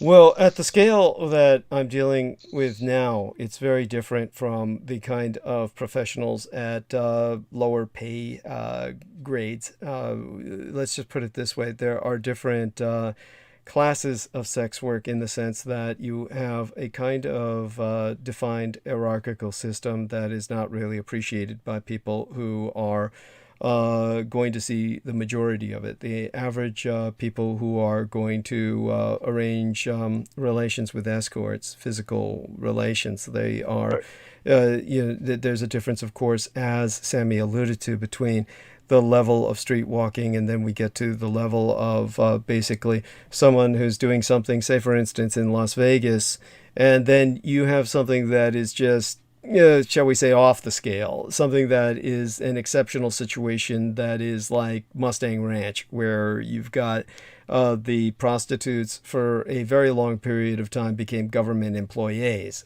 And that was before the government could finally release them from the government contract and let them go private again, which is what I believe ultimately happened. I never really pursued that. It was just something that was more of a casual interest on the side, where that was bemusing. It wasn't even like particularly amusing so much as bemusing. But when you get to the scale that we're dealing with, where they're hired by truly wealthy people, which is the case where Sugar Daddy employs these for me in exchange for what I provide for him. And we've developed this kind of barter system. Then it's one of those things where these ladies are at a scale where they're not going to discuss what they're doing with any other clients. So these are true professionals. These would be like the female version of a male hitman. So a male assassin who's hired to kill people professionally is not going to sit down and talk with you. If you hire him to kill anyone, he's not going to sit down and talk with you about other people that he's killed. So it's just not something that will be done, and it's not something I really have an interest in. It's one of those things where it would be if someone is paying them for that, I would presume if someone is paying them for pillow talk, there's a scene that actually is pretty well done in an action film with Dolph Lundgren, where the rest of the film doesn't really make much sense, and it's loosely based on a novel that was a classic called Lord Jim, which I highly recommend the original film called Lord Jim that people can watch. And Lord Jim is a film where there's an individual in Southeast Asia who's involved in adventures, and he dies in the end. Of course, they weren't going to do that in a modern action film, where they weren't going to add something that deep or that profound. It was simply going to be Dolph Lundgren and a bunch of action sequences that don't really stick that well together and don't really make that much sense. But the scene that stands out almost more than anything is he's in a room with a young prostitute, and he's just kind of muttering to himself, and she finally says to him something like, I forgot exactly what it was, but to paraphrase it, she said, "You want sex, you paid me for that already. If you want to talk, I charge more." It was basically what she told him, was that she was tired of hearing him mumble to himself out the window. And so she was saying, either get to it or pay me more because I charge extra for this. So it's along those lines. Honestly, if you're paying a woman for some kind of company, escorts can do that. Then these are professionals, that is, who they can. And this is. Yeah, this is. I'm sorry, oh no worries. This is what I was telling Peter Moon, who basically, Doofus, which is what's his name? Oliver Stone's son, Sean Stone, was bitching that women think he's gay. And well, dude, you're the son of a multi-millionaire, you dumb son of a bitch. You can just pay any amount of woman to hang on your arm. You don't even need to be having sex with them. You can just pay a woman to escort you, literally, to go places with you. At some point, women are going to say, oh, okay, he's not gay. I mean, that's all he needs to do. So that's not a problem for him. Instead, the idiot, like Salman Sheikh said, the idiot claimed, I'm converting to Islam, and joined a sex cult, with some guru who was able to get him some ass. And, that's what it took for him, because he's obviously got issues where he can't, just pay some woman to hang out, by his side, which is the easiest thing.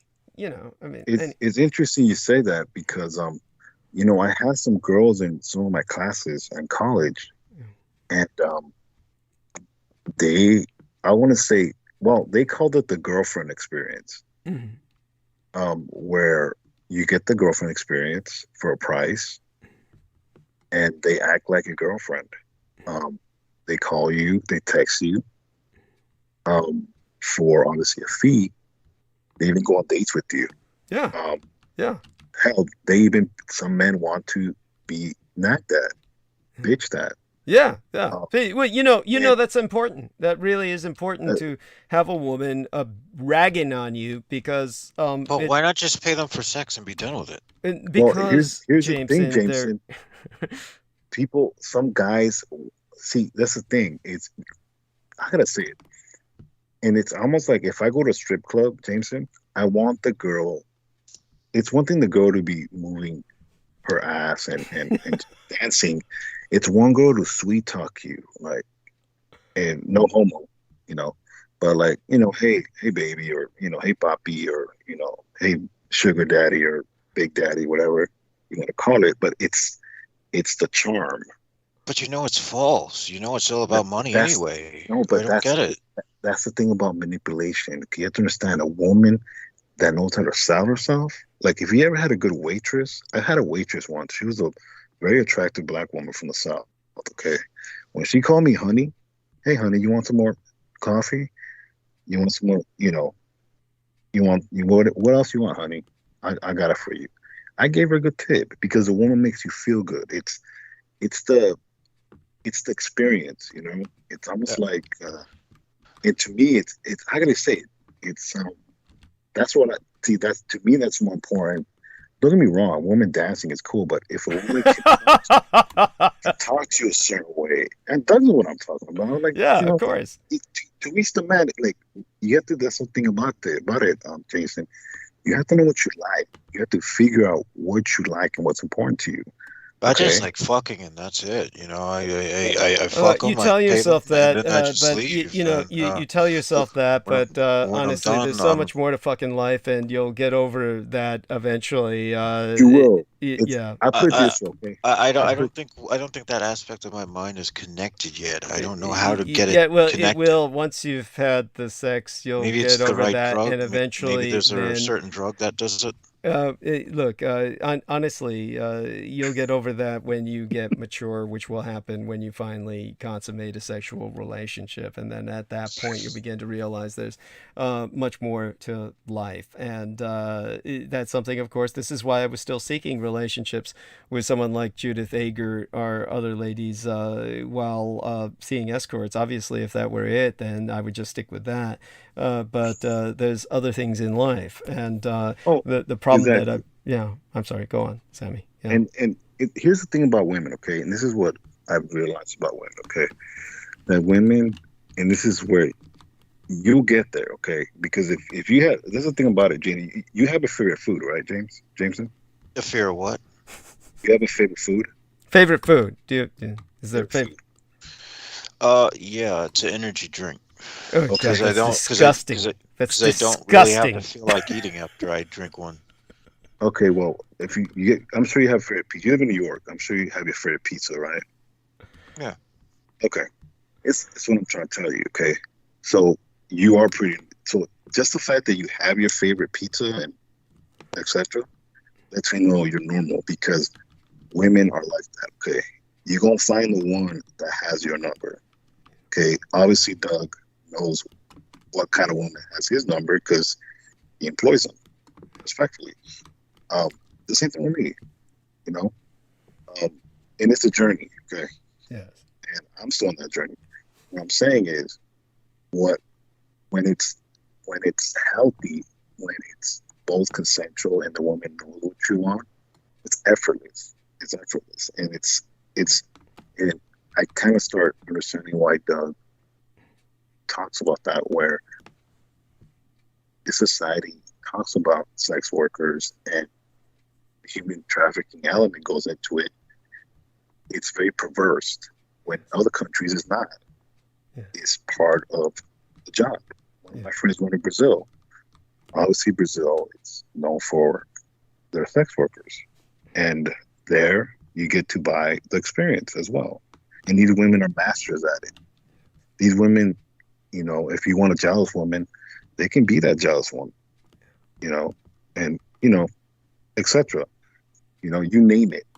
What I'm trying to tell you is, to a certain point, I think this country doesn't want to admit that. And it's stuck in that inversion of, oh, let's not talk about it, but you know what's going on. You know what's going on in the Republican conventions. Yes. It's more. It might as well be in San Francisco. Yes. Yes. That's right. Because some of these guys are sick. I'm overhearing. Sugar Ray Leonard. You guys know who that is, right? Yes. Yes. Go on. Yeah. And you can describe, for people who are not familiar with sports, do describe Sugar Ray Leonard. Sugar Ray Leonard is a famous boxer. He fought Roberto Duran, the No Mas fight. Very, very, very accomplished fighter. But the man is on down low, allegedly. But he's obsessed with this fighter called Earl Spence. He always complimented him, and when Earl Spence did not give him the attention, he turned on him. But the man's obsessed with the fighter, and you can see it. And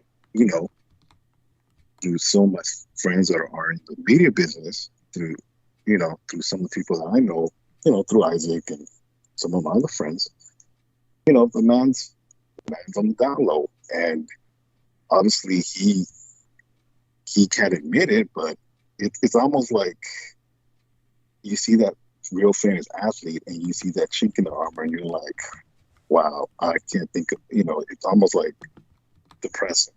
Really? Yes. So it's like Madonna's dancers, basically. So, I heard a comedian talk about, boxing is the most gayest sport. You got two men fighting over a belt. How gay it's, half naked fighting over a belt. There you go. Yeah. How gay is that? Yeah. So, it's just one of those things where this society, this country it just reveals more and more of its just stupidity, where it's almost like other societies that are quote unquote not as civilized as ours have already dealt with that to a certain extent, obviously not completely, but they're way more ahead of us than ours, because here we are, and this, the sex industry here is booming. It's just people don't want to admit to it. And I'm not saying, obviously I'm in a relationship, but one of the things that I do appreciate about my girlfriend is that she's not closed-minded, in the sense that she also knows that that industry, people have to live off of that, and people that don't acknowledge that, or people that think they're going to hell, you condemn someone to hell. Well, that's not how the world works, because of the women that sometimes in some countries that's all they have. Yes. And it should be respected. And yes.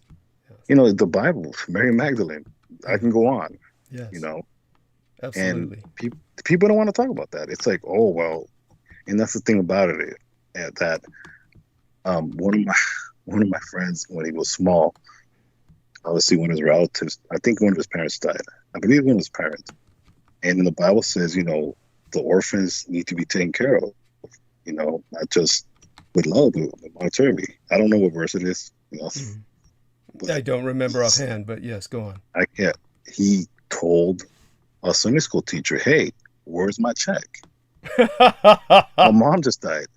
He quoted the scripture where, and vice versa, the church had to give him a check. You know what the church did? What? They kicked him out. Oh, no longer part of the church.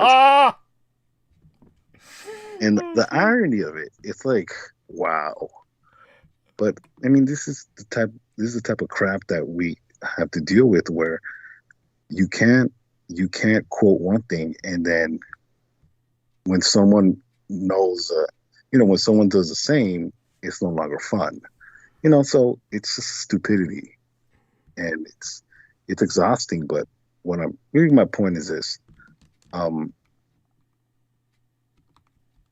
if you don't get out there and at least, especially towards the woman's side, how important they are in our society, you just won't get the full picture of it. And sometimes, rejection is just part of it.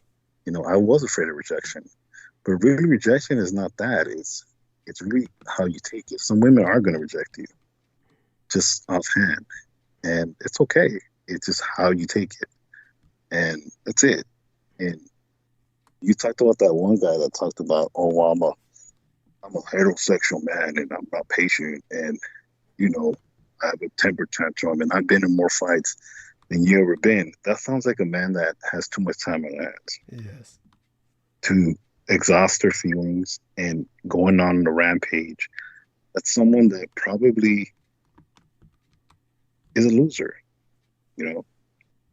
And that's the thing about it, where I started to get that when I was getting frustrated why I'm not been dating, or why I didn't get attention from women. It's not that. It's, you have to get out there. You have to talk, mingle, get to know the world, and eventually you get there. But it's swag. You got to get that swag. Swag is very important. Yes. As far as I'm concerned, you got to have that swag. You know, that's one thing about that I've heard about Prince Rogers Nelson, that the man can wear high heels and can get women. You know, obviously you have to have swag. You know, There. Yes. if you don't have that, it's like, come on. To some extent, it's like you have to do the same, just like a woman, just like the women do. I don't know.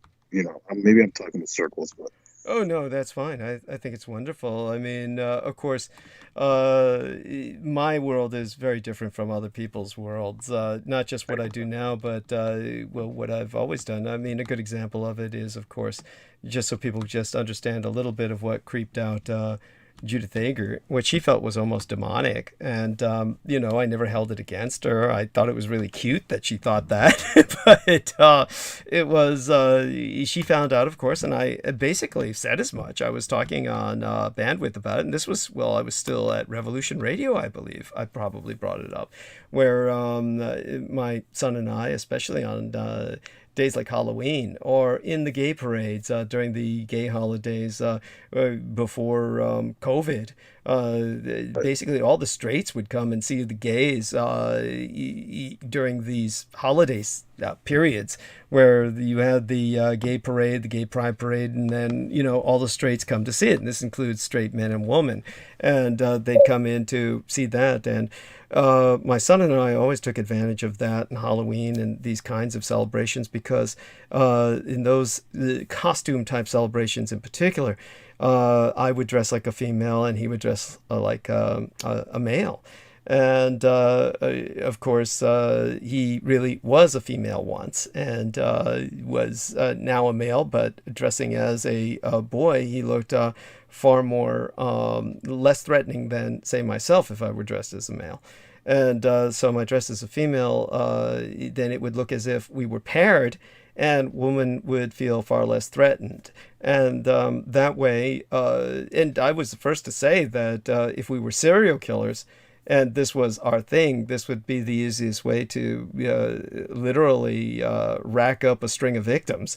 But never was our intent. Instead, they'd get used to us and get drunk, and in our company at some point they'd wind up in bed with both of us. And at that point, of course, you know, primarily myself, but sometimes my son would help with getting them stimulated, and then we would consummate the sex act. I always, of course, with the help of my son, made certain they got home to safely, certainly to the hotel where they were at, or where, you know, we certainly made certain they got home. And it was always a case where that is something that worked for us and played out well as a game. And sometimes we'd both be dressed as females, and then that too would make women feel a lot safer. And then they'd find out only when they were in bed with us that we were both boys. So that was the, there's things that I can pull off that other people can't, including going into parties as a girl and then walking off with one of the girls from the party. That is something that I brought up before on Revolution Radio back in the old days. So because of that, Judith felt that that was rather sinister, or that was something that was misrepresenting, or well, no one's ever pressed any charges. So all I can say is that obviously the ladies involved were satisfied.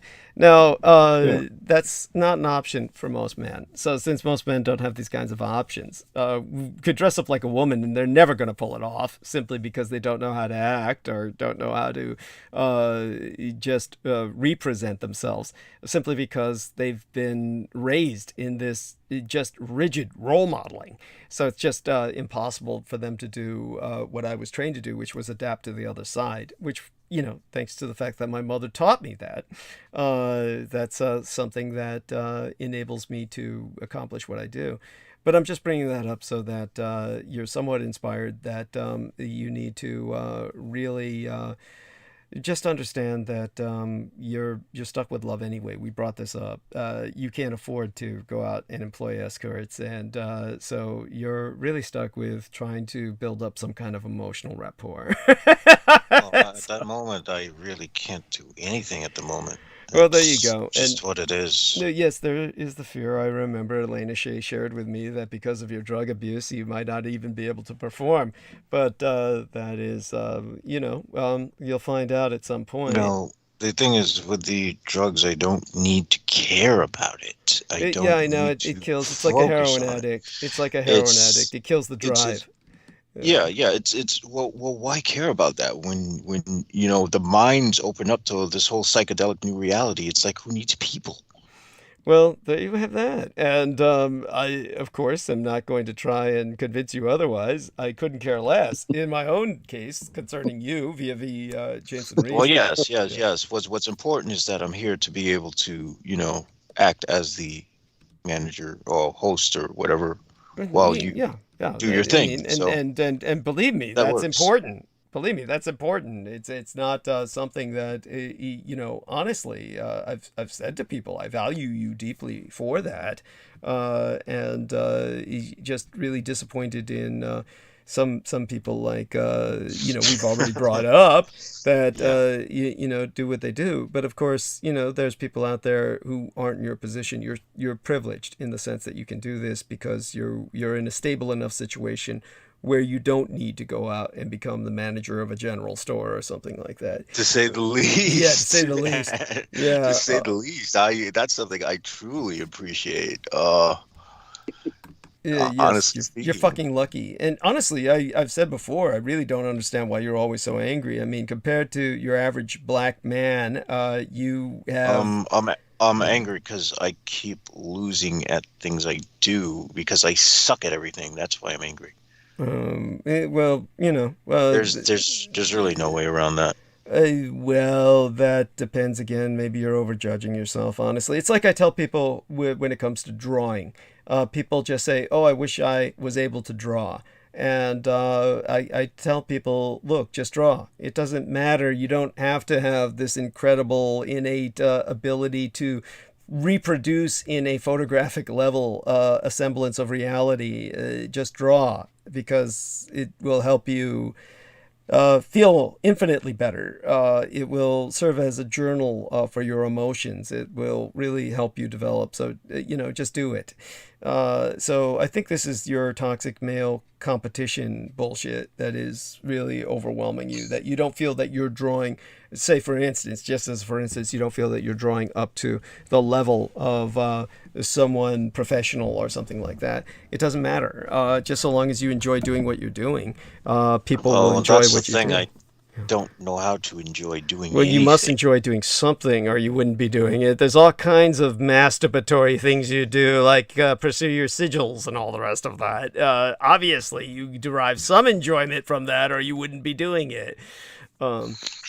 These things have become quite automatic. Such as it is. So it doesn't interest me that much. So moving on to where we were at, our dear friend Sammy has been, trying to kind of help you out. And in my case, I'm dealing with several challenges having to do with the computer malfunctioning. And it's malfunctioning to the extent where the only solution would be for go me... to screen share and I might be able to help you out with it. No, don't worry about it. There's nothing you could do about this because this has to do with trying to connect. The computer is not connecting. So the only thing I know what to do, the only thing I can do is shut the computer down and restart it, but then we lose the transmission. So that's okay. I can start monologuing soon enough. Like I said, it was really sick. I actually wanted to drink another Coke. So this is maybe all that shit they've got in it. That toxic shit is getting me addicted. Holy shit. And these are 16-ounce cans too.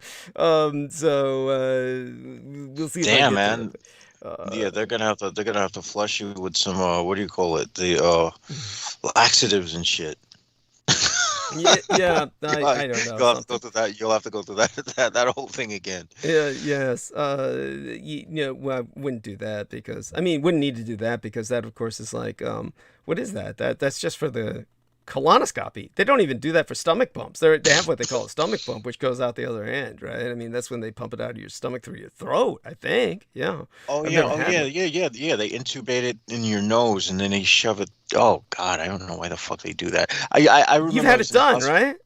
No, I was in a hospital next to a guy who was having that done because this guy ate nothing. He was an old guy who ate nothing but potato chips, and it caused a blockage in his intestines. Okay. And so they had to literally go down into his stomach, into his small intestine, and pump all the shit out through his fucking nose. Okay. And his wife was like, "Yeah, that's because he eats too much potato chips." That is awful. That is awful. That was the most hilarious thing I've ever seen in my life. It was actually quite funny, and the stuff was just this dark, blackish, bilish. Well, just so you know, I've experienced what that man experienced when I had a bleeding duodenal ulcer as a 14-year-old, and that's when they had to stomach pump me to get all of the digested blood out of my stomach. So then they shoved that tube down my nose and basically forced me to go through that and pumped that shit's painful as hell, isn't it? It is indescribable. It is indescribable. There is no word for it. It is disgusting. So it's definitely not something anyone should experience. It's just what it is, you know, all I can say is that you know, that was just another horror, just another from an endless sea of horrors in my life in terms of experience. Now, okay, that being said, let's take another look at the time we have remaining. And fuck, we might be unconnected. I wonder if we were transmitting. No, we're still live. We're still live. We got 4 hours roughly. 4 hours left, approximately. Well, actually, 3 hours and 56 minutes. 54 minutes. Are you sure? 8 to wait a second. 4. It's 4. Unless it's 4 a.m. here. Yeah. No, I mean that. Let me see if this'll. Are you sure we're transmitting? Let's take a look at this. Based on what I'm seeing, it says you're live. Okay. So the stream is working. The YouTube is not. The YouTube's not connecting. So what's going on is, in terms of my conventional Mozilla Firefox, which I work through, the Mozilla Firefox is just totally fucked up. So what I'm going to try and do is do a renewal there, and I'm sure it's not going to renew. So at the same time, the ticker, or the live ticker, is saying that it's 8 hours have passed. So what I'm working with is the live ticker that says we've got 4 hours left, because 12 minus 8 equals 4. Yeah. You're right. 4 hours left. 4 hours left. You started slightly late, so yeah. Okay. So what we've got is about 4 hours left. So I should start soon. I'm just trying to, you know, still get to the point where I'm ready to do that. But when it comes to, once I get on it, I'll just suck all the oxygen out of the room, and it will have to be soon that I start that. In terms of like I said, working with several things I've been working with, the challenge now is that I'm working with basically no reference materials, which is fine. But this is the way I always work it in the end anyway. But nevertheless, it's one of those things that is, how do I say, it's just creepy. It's being untethered. So when you're being untethered and you have no ability to look up things online, like I won't be able to, say, for instance, speak of something and then say, let me look this up, like I often do. I won't be able to do that tonight. So just so people understand, there's kind of a, you know, limit to what I can say, meaning that I can't confirm everything that I say in the most up-to-date sense. So you'll have to you'll be basically giving a review on everything. Yeah, and that's fine. And based on feedback from the chat room, they're saying that everything's working, you know. Okay. So they can see it. Let me see if I see what they're saying. Because, yeah, that's not coming up on the chat here. And let me look at the other chat here. definitely, I am totally fucked when it comes to, say, for instance, I turn on the YouTube video just to look at my own video to see how it's going. It's not connecting. So that's fine. So long as everybody can hear me, that's all that matters. And we'll do our best. What I'm going to need is someone to time me. So this is where our man Jameson is going to have to stick with me throughout the night. And basically, by the time that we get to half an hour left, you tell me. Okay? So, you know, and that could be like 45 minutes to half an hour. Just tell me in other words, so long as you're like within range of half an hour, it doesn't need to be like half an hour left precisely. You get what I'm saying? To the point where we get close to half an hour left, you let me know. All right. Should I just type it in the text or just? Oh, you would just type it in the text, and okay, see if that works. Now, let's see if that fucking works. Type something in the text and see if the Skype works. Plus something in the text right now, like just test, and then that. Okay. We'll see. There we are. Okay, I can see that. That's gonna work. I can already see that. There we are. What the fuck is that? It's just random letters. Jesus it says Christ. Yeah. tidy. Yes, that's cute. Okay, so Sammy, close up for tonight, kind of wrap up. Yeah, and, I'm gonna turn in. Yeah. And just want to tell everybody to read the Roswell Deception, the demystification of World War II. This is going to explain to you a lot as far as the real truth. It's going to bring culture into a narrative that didn't involve culture, and it's a very rewarding information because it really coincides what's going on this very moment. And let's support our brother Doug and what he's doing with his vitamins and his expenses. Thank you. Period. Thank you. So important. This is very important because he needs to be functioning as far as just essentials. And I'll be sending my prayers to you, Doug, and as well as you, Jameson. You're my brother from the left-hand path, and I'm proud to say that because I've learned a lot from both of you, and I appreciate that. And support our brother Douglas. Okay. Good night. Oh, God bless you. Thank you. We love you dearly. And that was Sammy Romero. He's a wonderful human being. So glad he's got a girlfriend and that life is, going well for him so far as can be seen. And I look forward to speaking with him privately sometime soon, catching up with what challenges he's going through. Of course, with Seven Sisters, it's not only a miracle he grew up straight, it's a miracle he grew up maintaining any sense of sanity at all. So when it comes to what else is going on with us, I didn't really mean for him to wrap it up that quickly because I'm not quite sure I'm just ready to go on just yet. But with our man Jameson Reese here, he can entertain us by coughing for us and dying on bandwidth and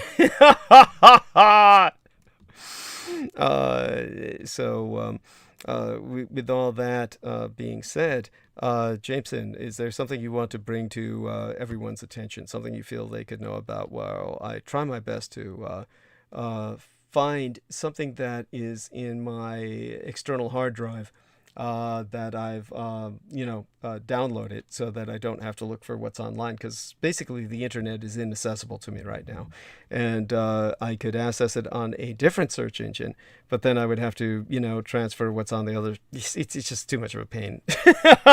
So in the meantime, keep us occupied by telling us a little bit about what's going on in your world, or our world. My world. Well, our world that you feel. Yes, your world. My world is relatively dull to most humans. My world is one of concepts and things of the mind that nobody wants to really talk about too much because it's not human stuff. So let's do a peruse. They're talking about the Omicron shit in China. Who gives a fuck about China? Oh my god. I hate that place. Let's see. U.S. news.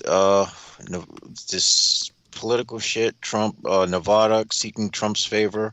She wants to kiss his ass. Oh god, I fucking hate those people. Why do they exist? Who wants to kiss his ass? Who is this? Some chick, Michelle Fior, steps out of a Ford 150 with a handgun holstered on her hip and tells viewers she was one of the first elected officials to endorse Donald Trump to lead up to the 2016 election. I fucking hate. Please shoot yourself with that gun.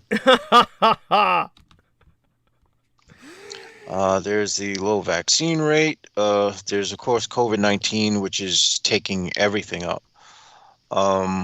Prince Andrew's sex abuse lawsuit. Which oh, yes. Now that's entertaining. Yes.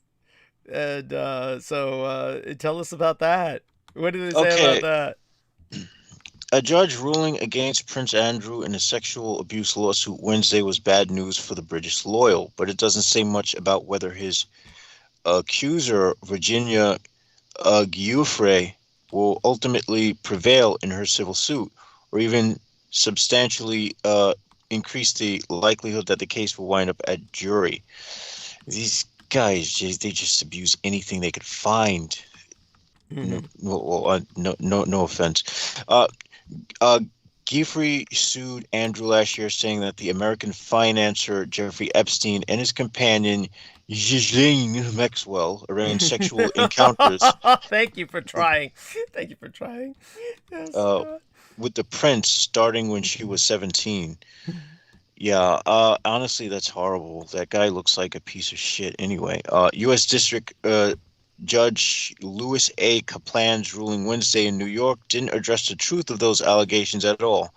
It dealt with narrow legal challenges raised by Andrew's lawyers, who said the lawsuit should be dismissed now at an extremely early stage. They don't say why it should be dismissed. Obviously, that means that the motherfucker did it, and they just want to cover their asses. Which is always for the crown. You know, we've had enough of these imperial pieces of shit. Honestly speaking, they never change. They argued that Giuffre settled a similar lawsuit against Epstein in 2009 for $500,000. She had signed away her right to sue any potential defendants. Okay, because I guess they're saying because she cut a deal with him, but I don't know. Is that legally legit? I don't think so. You know what? I'd have to look into that, but what I can do is I can take it from here. So give me just a second to get my earbuds in both, shall we say the right orifices. I had my left earbud in my right, the right earbud in the left ear, and the other one was just hanging loose. Because I was listening to both of you with just one earbud and kind of winging it from there. So I'll take over here. And I love you dearly, like a son. Stay in the background. Tell me when we have about half an hour left. And I can start to wrap it up at that time. Or 45 minutes, okay? Say 45 minutes left. That sort of thing. Gotcha. Then after that, half an hour sort of thing. Okay, and at any rate, okay. So our man, say good night or good day to everyone Good first. night, folks. Good day, good night, folks, and I will be in the background. There we are. So I want to remind everybody that the entire month of January is recognized as National Slavery and Human Trafficking Prevention Month. But January 11th, which was the day before yesterday by now, specifically focused on awareness and prevention. Now, the British socialite Gillian Noel Marion Maxwell was found guilty this month of luring teenage girls to be sexually abused by the American financier Jeffrey Edward Epstein. Her trial brought the stories of human trafficking survivors into the public eye, but much more often, trafficking operates in the shadows. Understand, of course, this was a good segue from what was being brought up here. And I've gone into some depth. By the way, I told Peter Moon that this is going to be declared a mistrial because they were able to infiltrate the jury with a sexual abuse survivor who made certain he said nothing about it and waited until after the trial to come out and declare what he was so that they could declare a mistrial. Peter Moon said, oh, that's not going going to happen. That's not going to happen. Well, it's going to fucking happen. So that, of course, is because these are people operating at extraordinarily high level of privilege. And as he says, oh, it just means she's going to be suffering more. Well, she won't be going directly to jail. So it's hardly suffering on the scale that she would have otherwise, comparatively speaking. Now, January, as I said, is National Slavery and Human Trafficking Prevention Month, which includes yesterday's National Human Trafficking Awareness Day, set apart to raise awareness and funds for victims. It's a global issue. The Department of State estimates that as many as 24.9 million peoples, adults and children, are trapped in some form of human trafficking around the world, including in these United States of America. Now, according to the PolarisProject.org, Polaris is a nonprofit that runs the hotline for victims and survivors, and their website is PolarisProject.org.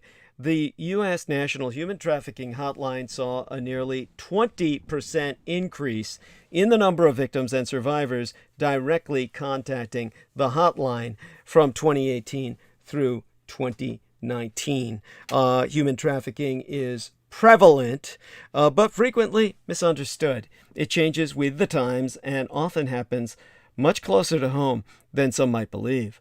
So that brings us to defining human trafficking. There are trois main forms of human trafficking: sex trafficking and labor trafficking.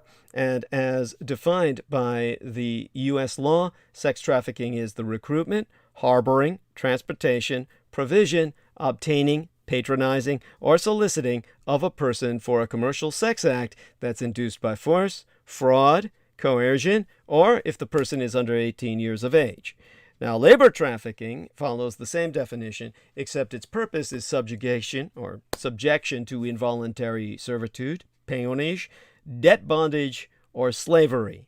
Now, a 2019 FBI study found that 80% of human trafficking cases from 2015 through 2017 involved sex trafficking victims. 19% were victims of labor trafficking, and 1% involved both forms. Now, there's no way to truly know how much human trafficking exists in these United States or around the world. Data from the U.S. National Hotline, for example, represents only victims who know enough or who aren't scared to report trafficking. Now, many people mistakenly believe someone who has to be moved from one place to another to be considered a victim of human trafficking. However, according to the Department of Homeland Security, human trafficking does not require transportation to be considered a crime.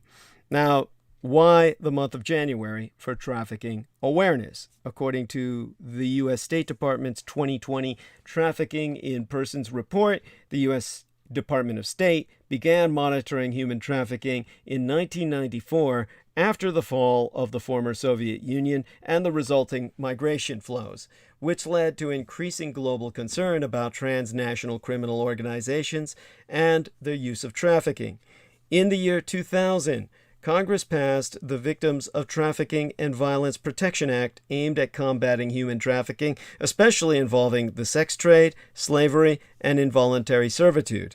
10 years later, then-President Barack Hussein Obama II proclaimed January as National Slavery and Human Trafficking Prevention Month. According to the State Department, January was chosen because it was the same month Abraham Lincoln issued the Emancipation Proclamation, freeing 4 million slaves on January 1st of 1863. Now, COVID-19 has not impacted trafficking. According to Vantage Point, which is VA Antage Point, the Veterans Administration Advantage, which you can find at blogs.va.gov, it's a government site, /Vantage with an uppercase VNA, /tag/human-trafficking, tag being spelled out as TAG, not a hashtag. The COVID-19 pandemic has led to an increase in human trafficking by more than 40%. COVID-19 has shown that human trafficking is pandemic proof. If anything, it benefits. It's a co-pandemic, a co-plague. Karen Benjamin, Chief Communications Officeress for the aforecited Polaris, has attested that trafficking is profoundly adaptable and dynamic. It's important to always remember that human trafficking doesn't happen in a vacuum. The things that make people vulnerable to trafficking certainly did increase in the COVID era. There were a lot of people who were hurting economically. Now, U.S. Marshals, who often conduct operations to recover missing, endangered, or abducted children, assisted with the recovery of 950 critically missing children in 2021, an approximately 145% increase over 2020. Per Dave Oney, a public affairs specialist with the Marshals, 1 of every 6 children recovered has likely been a victim of human trafficking. Now, labor trafficking demand is driven by factors such as location and season. The primary victims of labor trafficking tend to be people who are new to a country, don't speak its language, or might not yet have the skills or education to get traditional or white-collar jobs. The 2019 FBI study found that 43% of victims recruited for labor trafficking were foreign nationals residing outside these United States. Roger Martin, CEO of the nonprofit Humans Against Trafficking, has confirmed that online recruitment for sex trafficking in these United States has seen a steep increase during this pandemic, even as other factors caused by the pandemic, such as economic instability, further increase someone's vulnerability to trafficking, himself testifying that the potential victims, mostly teens, are just spending way more time unsupervised on their devices. They tend to get more approaches by predators online, and that's been on the rise since the beginning of COVID. They end up falling into work where it's usually a scam. They feel like they don't have any choice. They're kept in this perpetual cycle of getting paid less than minimum wage and working long hours. Labor traffickers will often take their ID or immigration papers so the person can't move around and travel. So what will it take to thwart trafficking in 2022 and beyond? It will take a combined long-term effort of planning, strategic coordination, and global collaboration to battle back human trafficking and eliminate the damage it causes. In honor of National Human Trafficking Awareness Day, I paused yesterday and evaluated how best to thwart human trafficking. In sum, we need to accomplish 3 objectives. First, create country-specific action plans to counter human trafficking. Second, coordinate a strategic global vision that will serve us well for 2022 and beyond. And a third, adjust how we are combating this crime by breaking down the barriers among us and act in concert. Only through a strategic focus and united effort will we abolish the ever-present threat of human trafficking globally. In Anno Domini, that's the Roman numerals for the year 2000 of our communal era, the U.S. government and the global community put traffickers on notice with the landmark passage of the Victims of Trafficking and Violence Protection Act and Palermo Protocol. Since then, governments, international organizations, and civil society have taken up concerted efforts to protect survivors of human trafficking and prosecute perpetrators involved. Yet, the extent of the crime has soared. The International Labor Organization now estimates that the illicit profits, the illegal profits in the shadow economy stemming from human trafficking alone, I believe they are now in excess of 150 billion United States dollars. Indeed, human trafficking is big business and an economically motivated crime that is growing and thriving. Whether for forced labor or for sex trafficking, traffickers exploit people because it is profitable, and for the most part, they do so with impunity. Combating this crime will require a new paradigm and a commitment to change with a time horizon that reaches out beyond the next few months or years. Crafting a global strategy and fostering collaboration is of necessity here. Now, To counter human trafficking, the world needs a winning strategy, a culture shift, and a major investment from the global community. But where do we go from here after 20 years of anti-trafficking work? First, we would do well if each nation developed a country-specific strategy like the United States National Action Plan to combat human trafficking, first issued in 2020. A new strategy to leverage a whole-of-government approach must also include promising practices coupled with durable solutions and benchmarks for implementation. Nations would not have to start with a blank slate. In fact, the OSCE, the Organization for Security and Cooperation in Europe, the world's largest security-oriented intergovernmental organization, its mandate, including issues such as arms control, promotion of human rights, freedom of the press, and fair elections, provides such a toolkit for member nations and states to develop their own action plan. Then regions of the world could compare notes from their action plan and take a coordinated, complementary approach, allowing each to act as a force multiplier to stave off traffickers who operate within transnational organized crime syndicates. Second, we need a culture change resulting in a fundamental paradigm shift that currently allows communities to be exploited within their own ecosystem. Indeed, efforts to educate community members to recognize the genuine signs of human trafficking should continue and expand. Informing the public of the social, economic, and national security impact human trafficking has on society is important, but we must do more. We must empower children, youth, parents, and caregivers with the critical knowledge to keep themselves and others safe from exploitation. We need to go beyond awareness raising and implore citizens to take a stand against the exploitation of peoples. Further, we should commit to not enabling human trafficking by avoiding the tough questions about labor in global supply chains associated with industries such as electronics, textiles, and food. Consumers deserve to know whether the goods they purchase have been produced through forced labor, and what their financial institutions are doing to ensure they are not facilitating profits from human trafficking to be laundered through their company.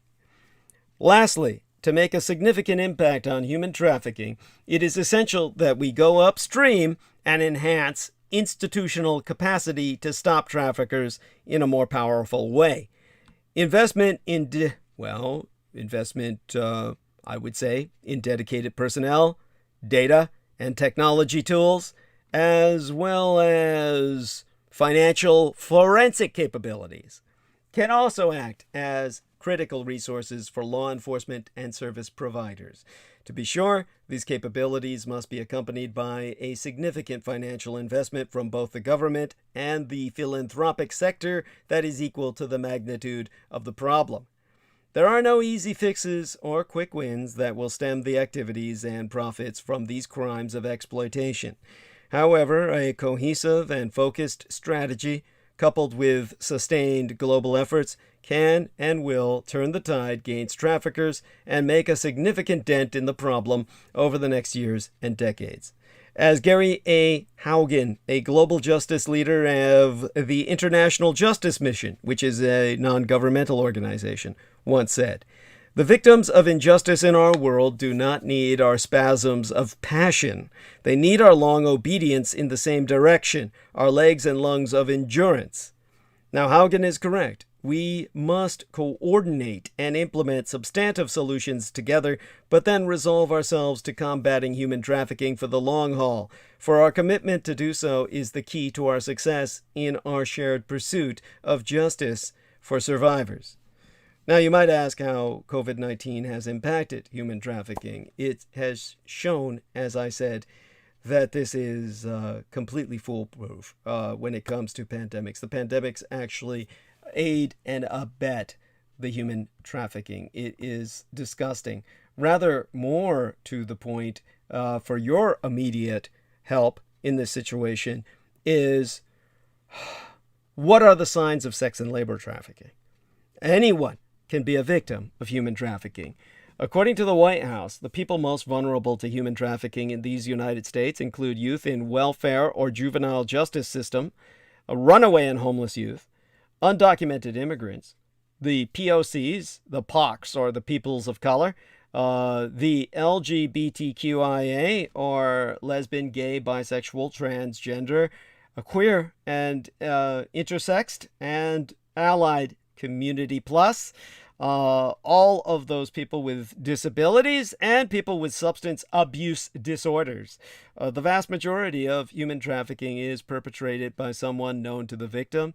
It is very rare that people are kidnapped by strangers and forced into trafficking situations via force and violence. Understanding what trafficking looks like is important, but it's difficult to determine whether a stranger is being trafficked, sans or without jumping to conclusions. The people you are in a position to help are often people who you know. So here are some common warning signs of human trafficking: unexplained absences, skipping school or work, or isolation from friends and family. Expensive gifts that would normally be bought, be out of budget, like designer handbags or clothing. Spending a lot of time with an older person who didn't previously have a relationship with the potential victim. Carrying a second phone, avoiding eye contact, social interaction, and authority figures or law enforcement. Seeming to adhere to scripted or rehearsed responses in social interaction. And lacking official identification documents.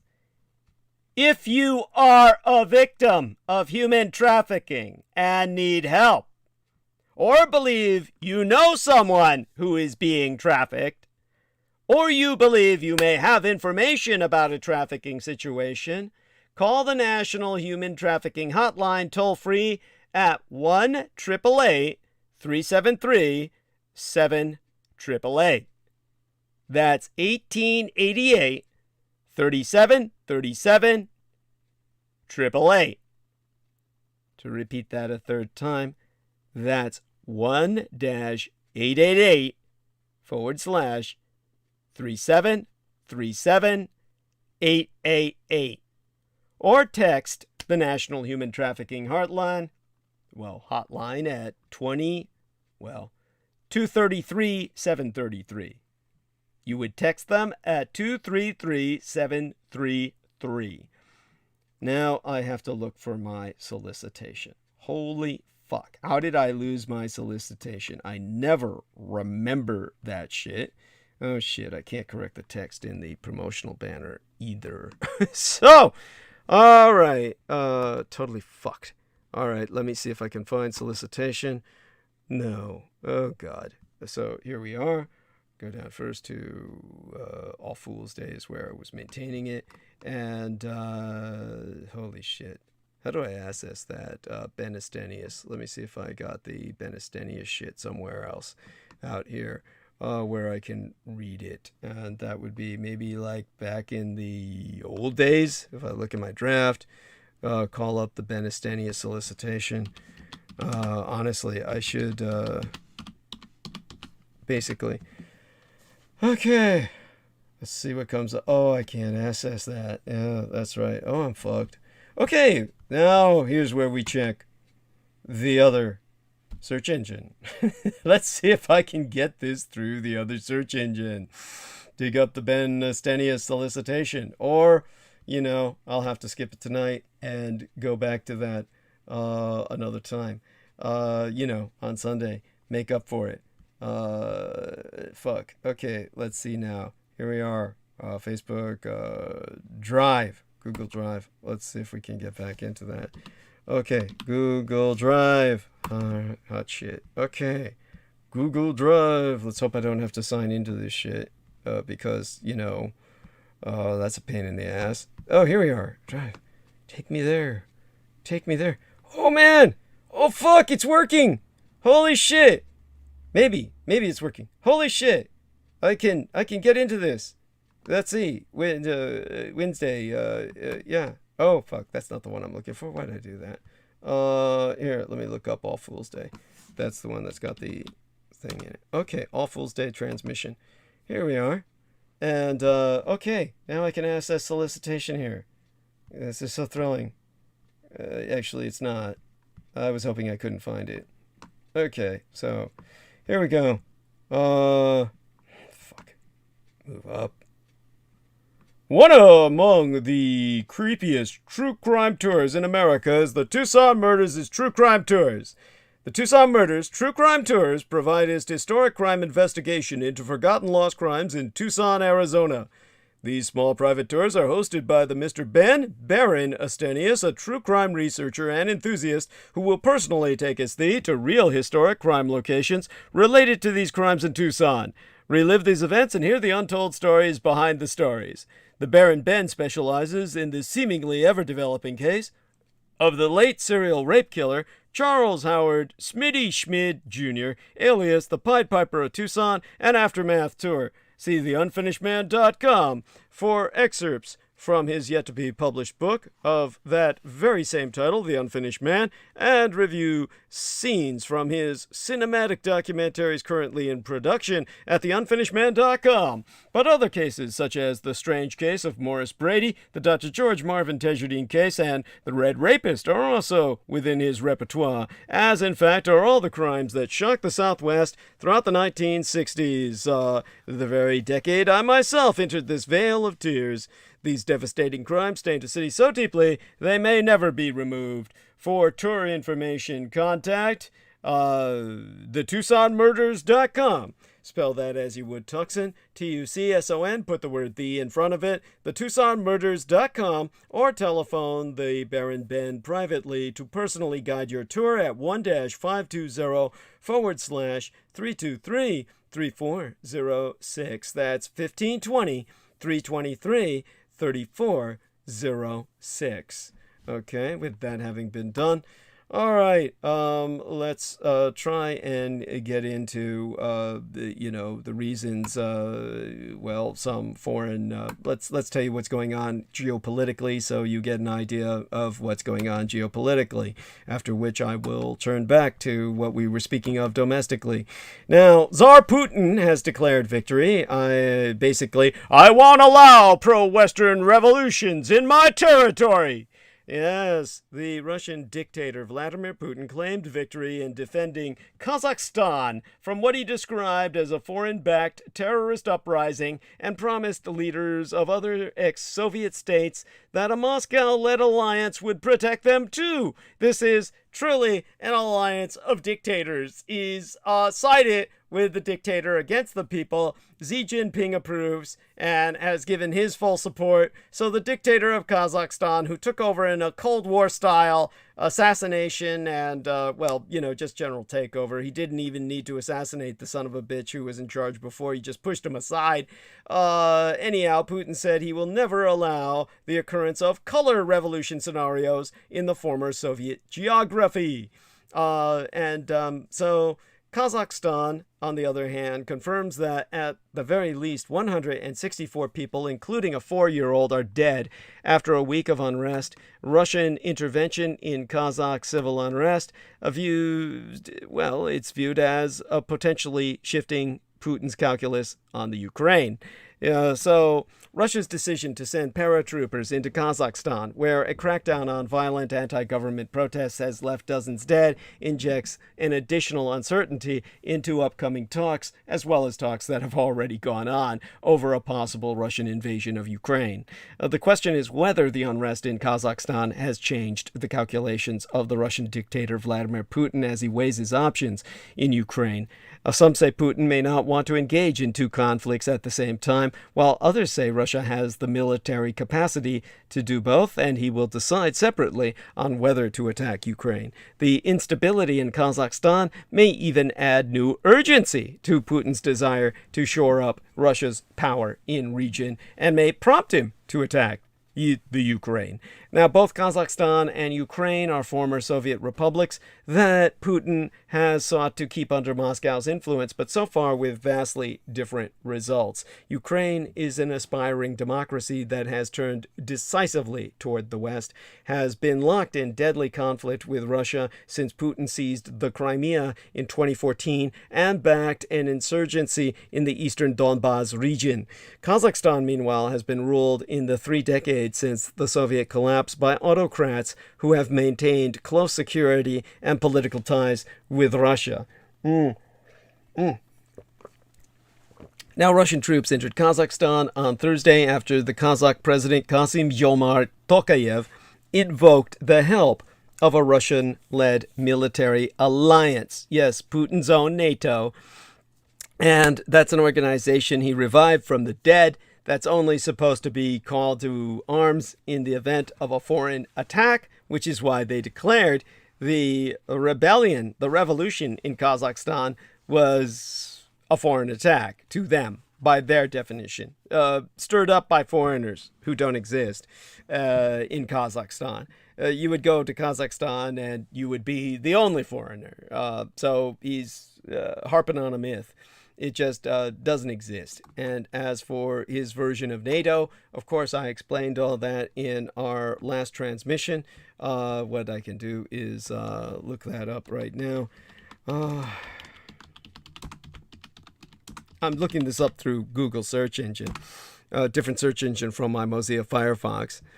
Now, you might ask, why don't you just stick with fucking Google? Well, that's because it didn't sync with fucking whatever it was I was doing in the old days when we were like starting this shit. What was it that we were doing? It had something to do with my accessing YouTube. For some reason wouldn't sync with Google or something, but that doesn't make sense because YouTube's owned by Google. It was something else that I always do wasn't syncing with Google. So we had to make it Mozilla Firefox. The OST, thank you. I could never have gotten that out without you. Thank you. It's the online broadcasting software. OBS, the online broadcasting software. Okay, in terms of the CSTO, that is the Collective Security Treaty Organization, as opposed to the North Atlantic Treaty Organization. The Collective Security Treaty Organization is Putin's NATO, just so you know that. It's just, all the petty tin horn dictators cleaving to the old dictator and leeching off him to maintain their power over their people and maintain them all in bondage. So disgusting. And, these people need to be taken out by war and all this talk about peace. And that war would be somehow the destruction of our civilization, that it would be an existential threat to us is all just bullshit. We could win a war against China and Russia, and the sooner that we win it, the better off we are, before they build up some ability on China's part to do some serious damage to our society. Russia doesn't have that ability at all. Sure, they could fuck up the environment, but, and fuck up the planet, theoretically. But would they do that? Honestly, people would say it's not worth the risk. I disagree. So where we are at today is that basically the following day, after the Russians responded on Thursday, in the Kazakh dictator Kassym-Jomart Tokayev's satellite state, which is a very big satellite state, the biggest satellite state on Earth. Basically, when the Russian troops invaded, he ordered basically, it was the next day, on Friday into this last weekend, that Tokayev himself, with the Russian troops helping to restore control over the airport and guarding government buildings, Tokayev was emboldened enough to order his forces to shoot to kill any protesters who don't surrender. And that led to Washington and Moscow exchanging new barbs on the eve of a week of meetings over Ukraine that began with talks between the senior U.S. and Russian officials in Geneva on Monday. When asked about Kazakhstan and Ukraine on Friday, the U.S. Secretary of State Antony Blinken said he would not conflate these situations. I'm going to quote him here. There are very particular drivers of what's happening in Kazakhstan right now, as I said, that go to the economic and political matters. What's happening in there is different from what's happening on Ukraine's borders. Having said that, I think one lesson of recent history is that once Russians are in your house, it's sometimes very difficult to get them to leave. Now, the Russian Foreign Ministry fired back with a statement that referenced past American wars and interventions in other countries. The statement read, I will translate here from the Russian for you.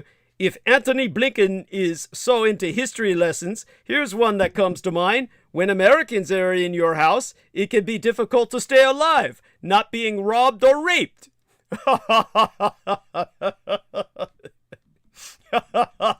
Gotta admit, that's pretty fucking funny. The U.S. has for weeks warned that Putin has stationed troops near Ukraine with the possible intent to stage a new invasion. Putin is not believed to have moved significantly more troops toward Ukraine in the last several weeks, according to two people familiar with the latest assessments who were not authorized to speak publicly. But at least 100,000 Russian troops remain in position where they could possibly strike parts of Ukraine. In response, Washington and Kiev, which is the capital of Ukraine, have ramped up their cooperation on intelligence and security matters. In exchange for easing tensions with Ukraine, Putin wants NATO to halt membership plans for all countries, including Ukraine. The U.S. and NATO have rejected that demand as a non-starter. Good for them. Lawmakers and longtime observers of Russia disagree how the Kazakhstan situation may affect Ukraine. In recent years, Russia has entered conflicts in other neighboring former Soviet countries to seize territory or bolster Moscow-friendly governments. In 2020, when protests broke out in Belarus over the re-election of longtime strongman Alexander Lukashenko, Russia stood by him during a brutal crackdown and offered to send troops. In 2008, Russia invaded Georgia and seized control of two separatist regions. In Belarus and now Kazakhstan, Fiona Hill, a senior fellow at the Brookings Institution and the former senior directoress for Russia and Europe at the U.S. National Security Council, has noted that there is growing frustration with Russian-backed elites and inequality, together with a growing sense of nationalism, herself emphasizing that Putin may want to reassert dominance across the region by both shoring up the president in Kazakhstan and undermining Ukraine's democratically elected leader, President Volodymyr Zelensky, thus believing the violence in Kazakhstan is probably going to, in her words, accelerate Putin's desire to do something in Ukraine in context of the fact that while Kazakhstan is in Central Asia, the northern part of the country was settled by Russians and Ukrainians in Soviet times as part of the Virgin Lands campaign, where they were all sent to cultivate northern Kazakhstan and make food grow where food can't grow. And Russians see it very much as part of their land and not just a kind of sphere of influence. The Russians circle around Putin. They really do want to teach the Ukrainians a lesson, and they don't shy away from killing lots of people or seeing lots of people get killed. And so northern Kazakhstan is being seen as an extension of Russia itself, just like Ukraine, Donbas, and Belarus, and all that industrial and agricultural complex. This is deeply troubling for Putin because it shows that protests can get out of hand over social issues, and that even if you marginalize the opposition, you look like you're in charge, one day, suddenly, you're not. Some see Kazakhstan, often transliterated as Kazakhstan, as also presenting an opportunity for Russia to consolidate its power regionally. Fyodor Lukyanov, a leading Moscow-based foreign policy expert, wrote in a piece published Thursday last week that the situation was similar to Armenia in 2020 when Russia sent peacekeeping troops after a war with Azerbaijan over the disputed Nagorno-Karabakh territory, and that by stepping in with military force, Moscow has made itself the guarantor, in his words, upon whose position further events depend. And that with this happening on the eve of the talks with the U.S., Russia has sent a reminder of its ability to make quick and unconventional military political decisions to influence what is happening in parts of the world that are important for it. This is not a final solution or a solution, but it provides an effective set of tools for the period ahead. Now, a fierce critic of the Biden administration, U.S. Representative Mark Green, a Tennessee Republican who serves on the House Armed Services and Foreign Affairs Committees, said he supports Blinken's public statements in support of Ukraine and his push for a diplomatic solution, and is among those who see the uprising in Kazakhstan as deterring Russia in Ukraine, himself concluding that if Blinken's actions are matching his rhetoric, then they're doing okay here. I don't see Russia with the capability of handling two crises simultaneously. I think it will deter their ability to wage a major conflict in Ukraine. Meanwhile, Putin's getting his way as the West scrambles. Putin is set to take center stage in a series of conferences this week in Europe, as I've already articulated. Russia's President Putin is set to bask in the global limelight as this series of high-profile conferences on security in Europe kicked off this week. What could be better for an autocratic dictator? Vladimir Putin must be thrilled as he gears up for a week of high-stakes diplomacy between the Kremlin and Western powers. A series of conferences and summits is planned in Geneva, Brussels, Vienna, and Brest in France that all aim to serve the same purpose, keeping the Russian dictator in a good mood and averting a feared Russian invasion of Ukraine. So the diplomatic flurry kicked off in December with 2 telephone conversations between the American and Russian presidents. United States President Joe Biden has promised to closely consult with the Europeans on this issue, and he has stuck to his word. On Monday, opening this work week, top American representatives held strategic talks with Russian delegates in Geneva, Switzerland, while NATO mulled its way forward. I mean, on Wednesday of this week, today, basically yesterday, there was a meeting in Brussels of the NATO-Russia Council, a consultation forum that hasn't met in several years. At the same time, NATO's military chiefs of staff came together to consider troop reinforcements on the Black Sea or NATO's eastern border. Now, today, talks will continue in the broader format of the Vienna-based Organization for Security and Cooperation in Europe, which includes the United States as well as Russia, Ukraine, and other former Soviet states.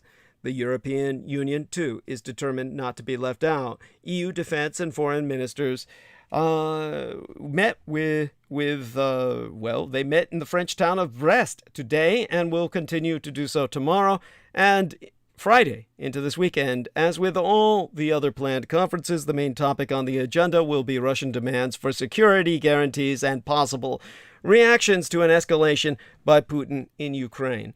However, the European Union, it's still sidelined on European security. The main takeaway is that the Russian president has managed to get the West scrambling, laying bare differing viewpoints in the opposing camp. When it comes to the relationship with Russia, there are clear differences within NATO and the European Union, depending on the interests of the member states. Now, the EU's foreign policy chief, Josep Borrell, has even complained that the Euro bloc, has been left out. He said he wasn't even asked when it came to security in Europe and in Ukraine.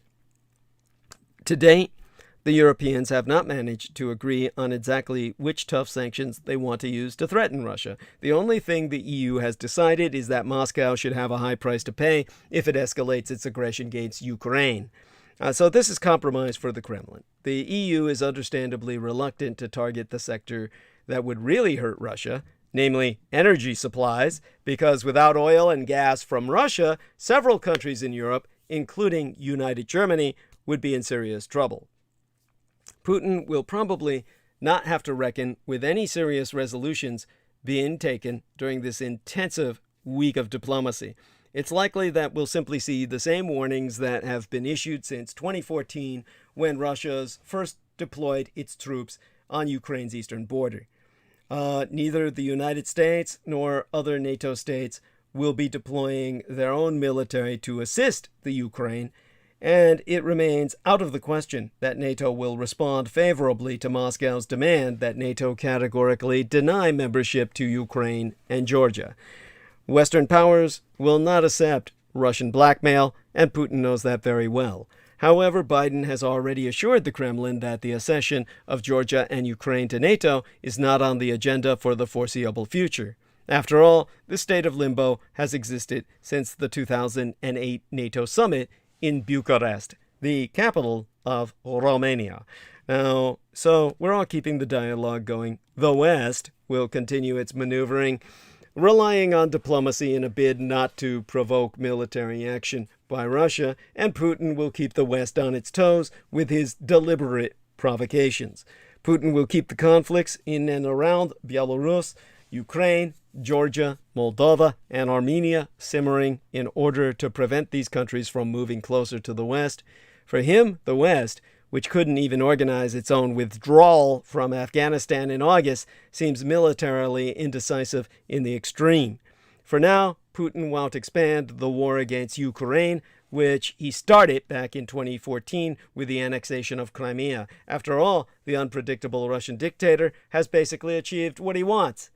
The US, NATO, and the EU will want to keep talking, counting on the fact that Putin cannot afford a full-blown war on the domestic front and at a time when he is busy consolidating his influence in Kazakhstan. So this upcoming week of intensive diplomacy is unlikely to be the last. And that is hugely valuable in itself. People who talk to each other usually don't shoot at each other. But the West has a rare window to put Putin in his place. This week may see one of the most significant and defining moments in relations between the North Atlantic Treaty Organization and Russia since the breakup of the Soviet Union. Today, or rather yesterday by now, representatives from NATO, its 30 member states, and the Russian Federation met in Brussels, the erstwhile capital of United Europe, primarily to discuss the recent military buildup of Russian troops on the border between Russia and Ukraine. American and Russian diplomats also met in Geneva to open this work week on Monday to discuss the crisis as well. U.S. Secretary of State Antony Blinken has said that there are trois paths and that the option of diplomacy and de-escalation was one of the two the United States and international community had laid out for Moscow ahead of these meetings. Blinken met with Russian Foreign Minister Sergei Lavrov in Stockholm, Sweden in December, amid growing concern among Western powers that Russia was seeking to invade Ukraine. The recent escalation in tension has sparked fears of a repeat of 2014 when Russia forcibly annexed the Black Sea Peninsula of Crimea and backed separatists in eastern Ukraine. This act, the fact that Russia was able to do it and get away with it, triggered years of serious conversations in policy circles about the role of the West and whether or not it was capable of standing up to Russia. Relations between the West and Russia never rebounded after that point, instead almost reaching Cold War level lows. The NATO-Russia Council, founded in 2002 as a talking shop for cooperation between the West and Russia, has not met in over 2 years. Blinken said Friday that progress could be made during this week's diplomatic talks between U.S., European, and Russian officials, but that it had to be a two-way street with Russia de-escalating its aggression towards Ukraine. While multiple NATO officials told CNN that, in their view, the fact that Russia has finally agreed to meet is a major concession and a sign that diplomacy could lead to a de-escalation, they are also cautious that an increasingly hostile Kremlin might not be meeting in good faith. It was only last month that Moscow published 2 draft agreements outlining its demands for defusing tensions on the Ukrainian border. Those demands include rolling back NATO deployments in Eastern Europe to some point in the 1990s, meaning many countries that neighbor Russia and were under the control of the Soviet Union would be less protected by the alliance. This, along with a promise of NATO not expanding further east, is an unacceptable demand and a non-starter from NATO's perspective. So what are the Russians even hoping for? Well, NATO sources conclude the demands could be deliberately ridiculous to force a roadblock on things like admitting new NATO members, pulling the likes of Ukraine and Finland from the mix, or could simply be a performance that allows Russian officials to say they tried to negotiate in order to justify an escalation to their citizens. Given both sides' inflexibility, what is even the point of the meeting? Well, according to officials from the most vocal and oldest NATO members, today was an opportunity for the alliance to lay down a firm and unified position. If Russia does escalate tensions, it will face serious economic consequences. We will use tools that were not deployed in 2014. Officials who spracketh to the press were not forthcoming on what those tools would be because signposting them would give Russia the opportunity to prepare for them, defeating the purpose. However, it's fair to say that they would be a mixture of hard economic sanctions and even more NATO on Russia's doorstep. What is notable when talking to officials and experts is a sense that the West is far less scared of Russia than it has been in recent years. Poisonings and assassination of Russian citizens on foreign soil, brutal suppression and imprisonment of political opponents, interference in foreign elections, and the annexation of Crimea have all painted an image of Vladimir Putin as a strong leader who must be feared. Naturally, if you live in Russia or a neighboring nation and have opposed Vlad Putin, then he is a scary individual. However, his escalating aggression might be in part down to his diminished power in other areas. He's overcompensating, and risky as Western hostility might be in provoking Vladimir Putin, inaction would be worse. Per Pasi Aronen, a research analyst at the Conflict Studies Research Center, capitulating to out-of-this-world demands would make the overall situation much more dangerous, as it would just embolden the Kremlin to act aggressively. Moreover, Red China and other revisionists are watching the reaction to a Kremlin gamble. Putin is an aging autocrat, obsessed with the legacy of his rule and that of the failure of the Soviet Union. Russia has been ravaged by COVID-19, and the future of its hydrocarbon export economy looks bleak. The economic weakness is where the West, if it remains united, may possibly be able to force Putin's hand. Now, Bill Browder, a prominent American-born financier whose push for the Magnitsky Act sanctions has infuriated the Kremlin, has said his country has an economy roughly the same size as New York. If the West properly coordinated economic sanctions against him and against Russian business without fear, he would be backed into a corner very quickly. While the West has imposed sanctions on Russia in recent years for various Kremlin crimes, it's fair to say they could have gone much further. That's partly why this week is so important. If NATO allies do all get on the same page, it could send the strongest possible message at a critical moment. Just as Putin tries to push his luck again, the West has the opportunity to say in a formal diplomatic setting that it's run out of patience. In order to make any new sanctions more effective than previous attempts to punish Russia, the West must be prepared to suffer some pain. In the past, it has avoided targeting Russian sovereign debt and the energy trade. According to Richard Connolly, Associate Fellow at the Royal United Services Institute, raising the costs of doing business for Russian firms, either by restricting access to capital or by restrictions to accessing technologies, could have a bigger impact on the Russian economy and on Putin's inner circle than targeting individuals, because most critical Russian business is in some way connected to the Kremlin, himself concluding that imposing secondary sanctions on those that trade with Russia in things like energy, arms, and strategic goods could do similar levels of harm that secondary sanctions have done to Iran. On the thornier question of traditional hard power and the potential expansion of NATO, some believe that the Allies have reason to feel bullish when they meet with the Russians, as they did today and will do again tomorrow. Raza Unevicieni, Lithuania's foreign defense ministers, believes that now is the time to celebrate Ukraine's accession to NATO, herself so saying that, to quote she, "We need to join forces and not be afraid. Putin is afraid, not us. He is afraid of his own people, afraid of democratic elections. Europe cannot return to the times of Hitler and Stalin when nations were divided. Ukrainians, not the Kremlin, have to decide what will be the future of Ukraine. The success of Ukraine would be the best remedy against the Kremlin. They fear it most." Obviously, talks this week will be tense, and solving the Ukrainian crisis is not going to be easy. Putin can be at his most dangerous when backed into a corner, and he is currently juggling multiple foreign policy crises after Russian troops were deployed to neighboring Kazakhstan to quell unrest following violent anti-governmental protests.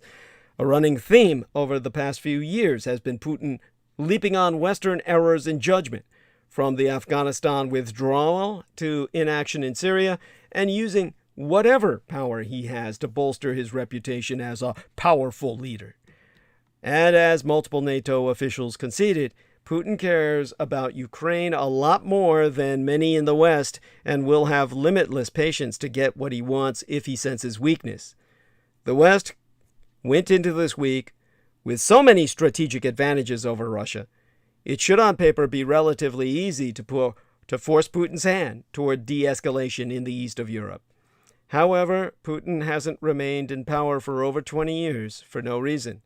If the West is to successfully leverage its position at this critical moment and cut Putin down to size, its unity must be uncrackable. A repeat of the mistakes of 2014 could create an even more dangerous version of the Russian leader if he is able to stare down the most powerful alliance on earth. Now, this brings us back to our own leader, and of course, what my analysis would be in the kind of position that he has. And I'm going to test something here and see if I can access YouTube through my Google. And okay, so let's see if I can access manage your Google account, your channel, YouTube Studio. Let's see if I can go into Studio from my Google search engine. Then Jameson doesn't need to tell me anything. Okay, I can keep track of the time from this point. Jameson, can you hear me? Do me a favor and come on for a few minutes. Thank you. And yes. So I don't need you to tell me when half an hour is up, okay? Gotcha. And so thank you. And let's try and get myself just a little bit more of the shall I say analysis capability here, and provide a little bit of where we're at in terms of where we're at. And this is going to take just a little bit of time, because I had some further questions from people about Biden's speech and my analysis thereof. By the way, we had Nathan Brooks saying greetings Team D3, and then Christopher Kenton said YouTube is working. Nathan Brooks said, love you, Doug. And Christopher Kenton said, everything is good. Nathan Brooks says, love you too, JMO. Veronica Barrera had burning hearts and stars. God bless her. Now, I'm trying to go a little further up, and I can't, but I do remember that wonderful human being was able to say hello to us earlier, and that individual, let me see if I can get his name just by toying around a little bit here in the different things I have access. We have less than 3 hours left, and in the less than 3 hours that we have left, I'll do my best to provide, again, some kind of analysis on so much that we're dealing with. And as always, there is just way too much that we're dealing with at once. Now, let me see if I can roll this back up. Bigger and shit, I can actually roll that back up in the otherwise totally dysfunctional. James Forsyth said good evening to Douglas, and also my condolences on your uncle. Did you know, Jameson, that James Forsyth was saying condolences on your uncle? I do hope you thank him for that in the chat room. So do give him a shout out in the chat. And with that, of course, just going back a bit into some of these other areas, let me see that I was checking out and just trying to get my head together on this. And okay, how do we do this in terms of a proper segue to from Biden to Trump again? Just the kind of shall we say Biden, Trump, Putin triangulation, let's say. That would be probably the best way to segue back into the, shall we say, the thematic for tonight. Okay, and I think I've got an edge on that. It would be something that I think could be easily enough expressed.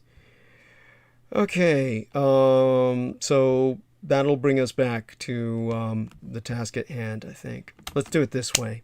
So when somebody asked me more about Biden's speech that was delivered recently, because he delivered another fiery speech. For those of you who didn't know, Biden's second fiery speech involved our voting rights. And this is because the Democrats are about to be defeated. By the way, Jameson Reese, could you come on with myself again? I want to basically show you something here. Let's see what I can show you. Okay, and let's see if we can do this. Let's see if this works. Here we are, Douglas videos, and there should be a bell here. If this works, then I'll show it to you. If it doesn't, then what I'll do is lower, how do I minimize this? Oh, here, simply go over to this, and here we are. Let me go on screen share. All right, let's set this up to screen share. Fuck, is this gonna work? Here we are, start sharing. Okay, let's see if this works. Because, okay, did it work? You know it didn't work. Did it? I don't see the screen share yet. Okay, so in other words, oh, here, now, there. See Okay, it? okay, yeah, now I see it. Okay, so this will take a while. There we are. Now, go over here and hit YouTube. And so, let's take a look here. This is just slow as fuck. Computer slow as fuck because I've got not just multiple screens on, I've got multiple search engines on. So here we are. Notifications. This is Jameson Reese. This did not display, but you know that, right? This did not display. So what I'm going to do is read to people what Jameson Reese said. Jameson Reese said, if there be a slim window of possibility to overturn the destructive red wave. Don't you have a spell check? Window. Like Wendigo. Anyhow, we have to take it. If there be a slim window of possibility to overturn the destructive red wave, we have to take it. Appalling that the Democrats only show up for major elections but are less likely to vote in the election that really counts. The Senate, Congress, etc. He meant to say the elections that really count. That the Senate, Congress, etc. A nation of morons on all sides. For some reason, someone was able to see this, and it wasn't me. In other words, I saw it and gave you a thumbs up and a heart. Someone else was able to give you a thumbs up, unless you did that yourself. I don't know who the hell that was, because your comment is not on display. At least I cannot see it. I didn't even know they censored it. Wow. Yeah, so just want you to know that. And to prove that to you, of course, go to my channel here, and we just take a look at that latest episode before tonight's. And when can we use the guns? Yeah, and there who we vow are. to... Oh, blew my own eardrums out.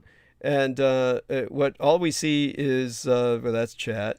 Go down a bit to the comments, and there's 3 comments. And if we take a look at all the comments, all we see is this. See, that's all we see. Yeah, there's 3 comments and there's 1 not showing. Wow, they are actively censoring me. Yeah, they don't like you. Jeez. I don't know who I pissed off at YouTube, but they really can't stand me. But someone can see you besides myself. Yeah, someone else can see you. That can see me. That's well, someone else saw me at that time. They must have saw it before YouTube censored it.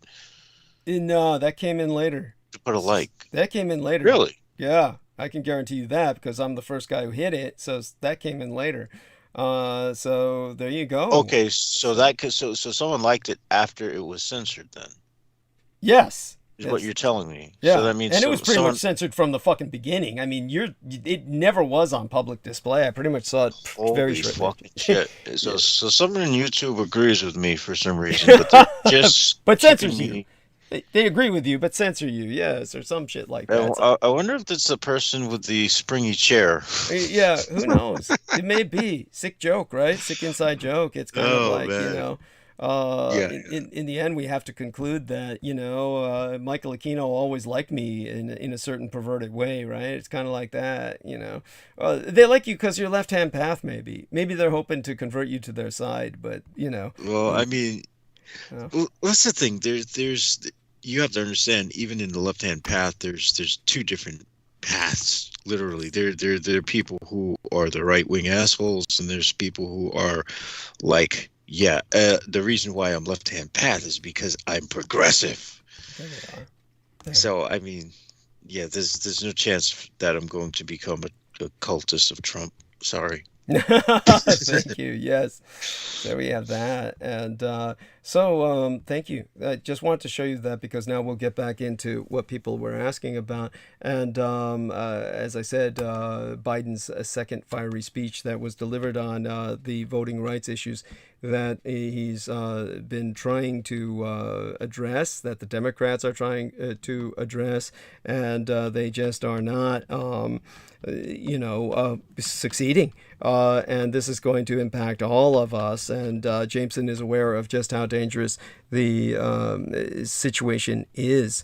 So Biden's been pushing an overhaul of the U.S. election laws.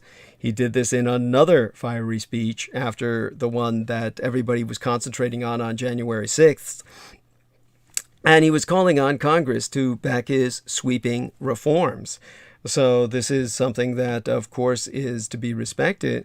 But it's also, as I said, the latest news on this was entered 9 hours ago, in which Biden makes a fiery speech in support of killing the filibuster.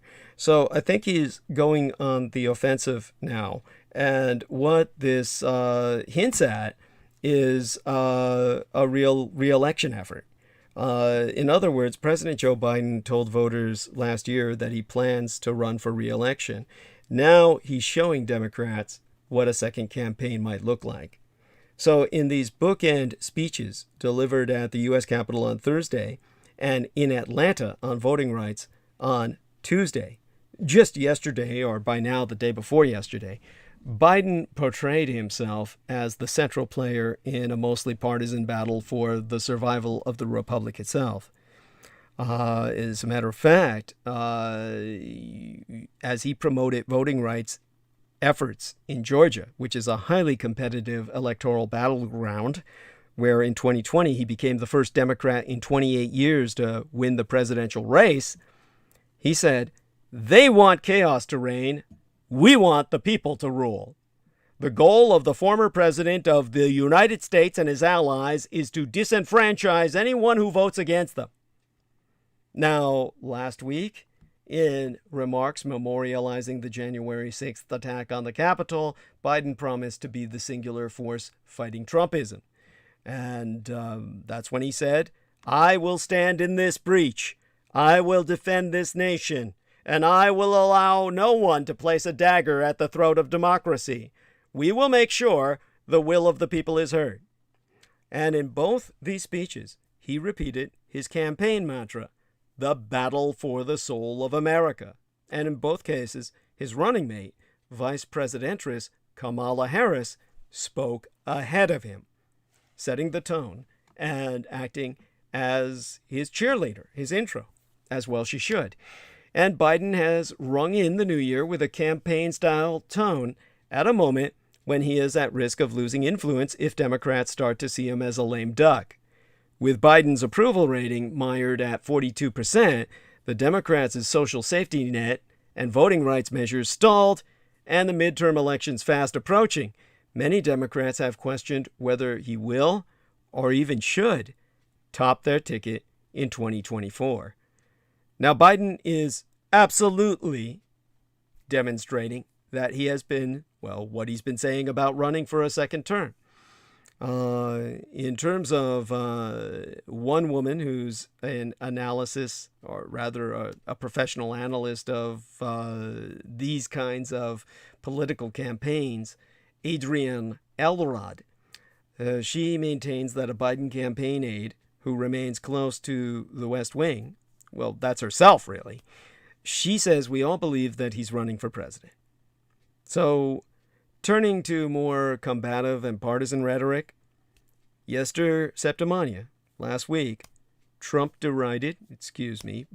derided Donald Trump as a defeated former president. And that gives Biden multiple angles to improve his standing. So the Democratic strategists are taking note. It reminds his supporters of the candidate they chose. It raises the electoral stakes for Republicans and Democrats who oppose his agenda. It refocuses Democrats on their common Russo collaborationist, red Republican insurgent adversary, and it serves as a buttress against the perception that he's a short-timer. So Faiz Shakar, who managed the 2020 presidential campaign of that old communist, Senator Bernie Sanders, the independent, quote-unquote, from Vermont, well, in referring to the White House, he said, what they're doing here with Trump and voting rights should be replicated on a lot of other issues where Biden demonstrates that he's got some fight in him. One of the things they suffer from is a perception of weakness. And that stems in part from Biden's trying to steer clear of intense partisanship early in his presidency. He was trying to be the diplomat, the bridge in between, the fence mender, the healer, and as a result, over the course of a year, he lost some political standing because people have lost the thread of what are you fighting for and who the hell are your opponents? And the erosion was evident on Tuesday when some voting rights activists skipped his Atlanta speech because they viewed it as geared more towards Biden's politics than towards the substance of ensuring the franchise. Now, 2 House-passed bills relating to elections and voting rights are stuck in the Senate, where a narrow Democratic majority must collect either 10 Republican votes or change the rules of the chamber to move forward. Of course, the asshole senators, Joe Manchin, the Democrat from West Virginia, and Kyrsten Sinema, the Democrat from Arizona, whose votes would be necessary for a rules change, have been vocal in their support of the filibuster. So on Tuesday, Biden called for the Senate to pass the Freedom to Vote Act, which would expand access to the polls, make Election Day a federal holiday, require greater disclosure of political contributions, and ban mid-decade congressional redistricting, and the John Lewis Voting Rights Advancement Act, which would restore sections of the original 1965 Voting Rights Act. If Democrats aren't able to muster the 60 votes necessary to consider the legislation directly, then President Biden said, we have no choice but to change the Senate rules, including getting rid of the filibuster on this. Go Biden. Let's go Biden. Let's use that in its most positive sense. And although he has been under heavy pressure from civil rights leaders to more aggressively pursue voting rights, Biden's options may be limited to what he can do through executive orders and Justice Department enforcement of laws already on the books. For Democrats, there are both substantive and electoral imperatives in strengthening voting rights. And the aforementioned Elrod said, if we don't pass voting rights now, we as Democrats are going to be in deep doo-doo. That's her words. I would just say in deep shit. In his remarks on Tuesday, Biden tied the January 6th attack to the voting rights push. He said, "We must stand strong and stand together to make sure January 6th marks not the end of democracy, but the beginning of a renaissance of our democracy." So, a Democratic consultant with ties to Biden said the January 6th remarks may signal more strongly that he plans to seek re-election. And that consultant, who asked to remain anonymous, he said, "I don't think it's calculated. It reminded me of his great campaign speeches." So, let's take a look at 5 ways in which, say for instance, Biden's confrontation, his talks, were very different to those between Vladimir Putin and Donald Trump. In other words, the White House back in December, as a matter of fact, on Pearl Harbor Day, by the East Asian calendar, December 8th is Pearl Harbor Day in Japan. Then basically it was on that day that Biden confronted Vladimir Putin. And believe me, they did that because of that anniversary. The White House tweeted an image that day of the virtual discussion between the dictator, Vladimir Putin, and the duly elected president, Joe Biden. And it was a marked departure from the relative secrecy that kept people guessing about the conversations between the Russian leader and his meat sock puppet, Donald Trump, Biden's predecessor. The image shared that day showed 5 people in the room, including Biden and Secretary of State Antony Blinken, with Putin on one main screen in the front and 2 smaller screens on the walls. And a subsequent press conference by National Security Advisor Jake Sullivan shed some light on the talks between the American leader and the Russian dictator. The contrast between that with Trump's 5 meetings with Vladimir Putin, in which critics complained that little was known about what was said in their highest profile face-to-face conversations, meant that he was simply a puppet being controlled by his handler, in the case of Trump, vis-a-vis Vladimir Putin. In this case, the interpreter's notes were not confiscated. Putin congratulated Trump shortly after his 2016 election victory, and the pair spoke by phone several times before meeting in person for the first time on July 7th of 2017 in Hamburg, Germany, during the G20 Economic Summit. They spoke for more than 2 hours, with then Secretary of State Rex Tillerson and Russian Foreign Minister Sergei Lavrov in attendance. However, after the meeting, Trump took his interpreter's notes and told the interpreter not to brief anyone. And this time, there were witnesses. During a dinner for the leaders, Trump later spracketh with Putin and Putin's interpreter translating in an encounter where there were no American officials allowed. That conversation was only confirmed by the White House 10 days later after it was reported. It means that there is a gap in the public record and that even classified files do not detail what went on between those leaders behind closed doors. Anyone who tolerates this, Trump being a meat sock puppet for the enemy, you deserve to be shot. I'll say that to your fucking face. You're an enemy as much as Donald Trump. And U.S. officials knew what was spoken about this time around with this presidency. Trump and Putin's highest profile meeting took place on July 16th, 2018 in Helsinki, after which Trump reiterated his support for Putin's claim that Moscow had not interfered in the 2016 U.S. election. They spracketh only with interpreters present. Despite such a high-level summit, American government officials did not know what was even spoken about. The Times reported U.S. intelligence agencies had to draw on surveillance of Russians who spoke about it afterwards to even begin to figure out the details of the meeting. Trump is a Russian agent, a Russian asset. He's too stupid to be an agent. In contrast, when Putin met Biden in June in Geneva, in the pair's first in-person meeting as presidents, the U.S. leader was accompanied by Blinken during the first of 2 sessions and by aides in a longer second meeting. Also, instead of a joint press conference, as took place after the Helsinki meeting, Biden and Putin addressed reporters separately after their talks. Amid concerns over Russia's military buildup near Ukraine, a White House readout after their talks said that Biden called for de-escalation. They also discussed Russo-American dialogue on strategic stability, ransomware, and work on regional issues such as Iran. There was also a distinct change in rhetoric. Relations have frayed, not just since Trump's time as president, but also over the 6 months since Biden and Putin spracketh in Geneva.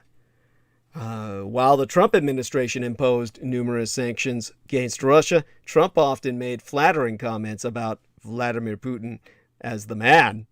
Biden, on the other hand, has imposed new sanctions against Moscow for alleged cyber attacks and human rights abuses.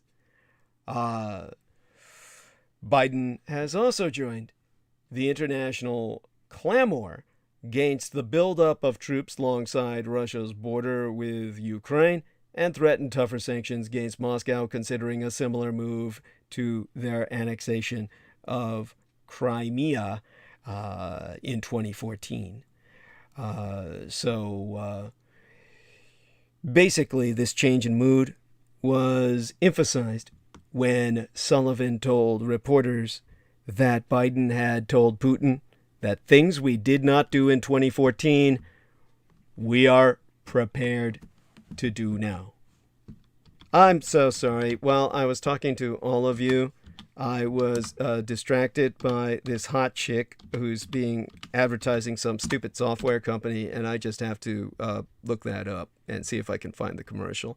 And so there we are. Okay, cool. Found that out. Damn. I'm a consummate stalker. All right. Sullivan said that Biden told Putin directly that if Russia further invades Ukraine, acknowledging there that Russia's already invaded, the U.S. would join with its European allies to respond with strong economic measures. So we're in much more different times because this would include restrictions on the Russian currency, Russian sovereign debt, and on its largest financial institutions, as well as cutting off Russia from the SWIFT international payment system. Now, if we were to look up the SWIFT acronym, say for instance on Bloomberg for finances, that is Society for Worldwide Interbank Financial Telecommunications. And there you have that. That would basically prevent them from fucking us over with crypto.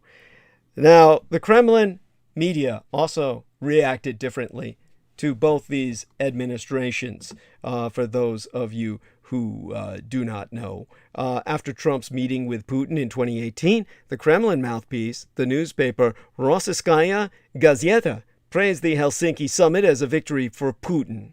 The headlines read, "The West's attempts to isolate Russia failed." This time around, the publication, which offers an insight into Kremlin thinking, was more muted, focusing on the length of the summit. The headline on the morning after the talk between the ̔wa world leaders said, "Talks between Russian and U.S. presidents last for 2 hours." Ooh, isn't that subdued? Meanwhile, the publication Izvestia had the headline, "Teta Niet." That's a play on the Russian word for no and the expression teta te. Teta Niet would imply talk for nothing.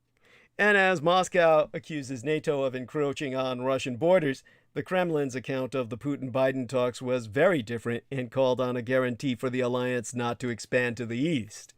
In its lengthier readout, the Kremlin said Putin had told Biden that the responsibility for increased tensions should not be shifted onto the shoulders of Russia. And Russia also blamed the alliance for making dangerous attempts to conquer Ukrainian territory and is building up its military potential at our borders. In other words, under Biden, they see us as a threat. And that's the way we want it. That's the way it ought to be. So I hope what I'm saying is coherent, despite the fact that Biden is portrayed as weak. The Russians see him as a threat. So sometimes even I'm hard on Biden in that regard, but he really is accomplishing something. And that is as good a start as we can get, considering the fact that we didn't hit the ground running. With that in mind, let me see what else I want to bring up here, or what else should be brought up. That, of course, is, in my opinion, just letting Trump get off too easy. Let me see something here and see if I can try and rev myself up a bit and just try to emphasize just what a traitor that Mr. Trump is, so that you understand how much he's betrayed us, and how really, to put it in simple terms for all you kids out there, basically say he's a Benedict Arnold. I think they're still teaching about, Benedict Arnold in schools, I think. And if they're not, let me know. So when it comes to the kind of, how do we say this? When we're talking about treason, of course, historically, as a historian, I would have to say we get it wrong on Benedict Arnold, but, I'm using him as an archetype, not as a real person. It's basically that Trump has extraordinarily betrayed us. He is the very personification of perfidy. He is, of course, an enemy of the United States. He is your enemy. He's a traitor that is on par with Jefferson Davis. Understand that. And that would be an analogy that the majority of you would get. So when it comes to that, there's no end to where we can go from there. I could go on for hours. Basically, when it comes to the horrors that we're dealing with, we're going to have to express them in a manner that we never have before. We've got to really dig down on this son of a bitch, because he will be the death of our nation. He will be the death of millions of people if he gets into office again. There is no denying that. One way or another, he will either have us exterminated, who are not white, or he will trigger a civil war in which we defend ourselves, and thereby millions of us will die, along with millions of the whites, who will ultimately lose. Unfortunately, I know the January 6th insurrectionists will not be held to account. Basically, when it came to last Thursday, when President Joe Biden delivered his address commemorating the violent assault on the U.S. Capitol, he was accompanied by two vice presidents. One was his running mate, Kamala Harris, the first woman, the first Asian American, and first black person to hold that office, and whose election the would-be insurrectionists wanted to block for just those reasons. The second was Alexander Stephens, the former vice president of the Confederacy, the last time Americans violently opposed the government, whom the state of Georgia chose to honor as one of two notable people from the Peach State, as all states do. Stephens is perhaps the best known for his odious cornerstone speech, wherein he said about the Confederacy that its foundations are laid, its cornerstone rests upon the great truth that the Negro is not equal to the white man, that slavery subordination to the superior race is his natural and normal condition. Stephens was nothing short of a traitor to these United States, and the Union imprisoned him after they drove old Dixie down. But then Andrew Johnson, Lincoln's successor as president, pardoned him and Georgia later elected him governor, an office in which he served until his death. Now, the Confederates, from the perspective of the United States, putting cultural superiority aside respectfully in the sense that they had a culture, putting slavery aside respectfully for but a moment, there was more of a cultural identity in the Gallo-Celtic South than there ever was in the North, where there was no identity, an anti-culture in place of a culture that, unfortunately, embraced slavery as its economic foundation. However, from the Northern perspective, they deserve nothing but scorn and hatred. And yet, after the end of Reconstruction, America moved on and let the seditionists who tried to destroy this republic off the hook. And the veneration of the Confederacy, as well as other racists, enslavers, and segregationists, is why it talks about how history will harshly judge insurrectionists ring fairly hollow now. Throughout history, Americans have chosen reconciliation rather than restitution, and too often it means whitewashing, to use the correct word here, all too apropos, history in a way that venerates some of the worst people in our past. One only needs to look at some of the other people honored in our capital. The Capitol insurrection was not the first time forces of white nationalism and reactionary politics tried to overthrow a government. In 1898, a group of white Democrats in North Carolina successfully overthrew the fusion government in Wilmington, which had been possible because of an alliance between black Republicans and white populists. The coup d'etat destroyed the offices of the black newspaper in the town and successfully installed white members into the government of Wilmington. Not unlike the right-wing media machine that pushed the big lie, white-owned newspapers spread Democratic propaganda while Charles Brantley Aycock whipped up voters into a frenzy. Instead of punishment, Aycock was handsomely rewarded with the governorship of the state. His likeness adorns the Capitol, and for years he was remembered simply as the first education governor of the state, with his support for segregation waved off as a technicality. When I was a student back in school, I was told that up in the University of North Carolina, where we had an exchange student, so to speak, may as well have been from another country, moving into California, he told us there was a dorm hall named for him. It was only recently removed. I did check up on that. Now, Aycock's veneration after inciting a coup d'etat was a potent reminder for Westerners, frontier barbarcaderans like myself. North Carolina belonged to whites, and they believe it should stay that way. Now, South Carolina, there it isn't much better.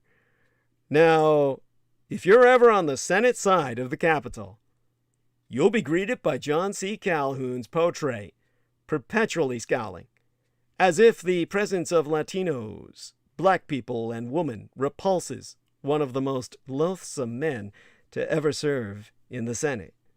Slavery had no better defender than Calhoun, who argued that, in the present state of civilization, where two races of different origin, and distinguished by color, and other physical differences, as well as intellectual, are brought together, the relationship now existing in the slaveholding states between the twain is, instead of an evil, a greater good, a positive good. You know, if you're young and listening to us, and you ever serve as an intern in the capital of our republic, on those long days between the votes, you can count how many places in the Capitol bear that man's likeness. I know that when I visited the District of Columbia, I found 3 myself. Now, the list of horrendous people who committed atrocities against their fellow Americans that are venerated in the halls of power in Washington are too numerous for even someone such as I to list. There's the enslaver president, Andrew Jackson, whose genocide of Native Americans earned him Tennessee's statue. Mississippi found Jefferson Davis, the president of the Confederacy, worthy of one of its own. But perhaps the one that reminds me most of America's priorities is not one of a white supremacist, a slaveholder, a Klansman, or another would-be murderer. It's the one of Gerald Ford, the president who pardoned Richard Nixon for his crimes in Watergate. Michigan's choice to honor Ford shows how America often values moving on from the crimes of the elites in the name of unity, rather than holding those elites accountable in the pursuit of a more perfect union. Ford was, by all accounts, a good man, which makes his valuing civility by pardoning someone who abused the presidency even more enraging.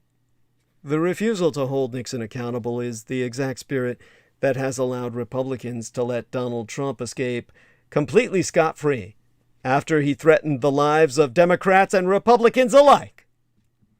What is demoralizing about all of this is that there are plenty of great people from all of these states who do deserve veneration. North Carolina gave the world Nina Simone, Dean Smith, and John Coltrane. South Carolina produced Mary McLeod Bethune. Fritz Hollings repented for his sins of segregation as governor and supported civil rights as a senator. Georgia's other statue honors that good in America. It features the Right Reverend Dr. Martin Luther King Jr. himself, whose holiday is coming up.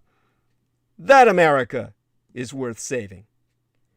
But the choice to celebrate other Americans dims my confidence that there will be true justice for those who committed crimes, or that we will even know the extent of the plotting that led to that god-awful day of January 6th, which forced Biden into a fiery speech to contrapunt it just days agone. Rather, I see right-wing media commentators like Tucker Carlson make Senator Ted Cruz grovel after he rightfully called January 6th a terrorist attack. And I know that it's done to whip the public up into a frenzy all over again.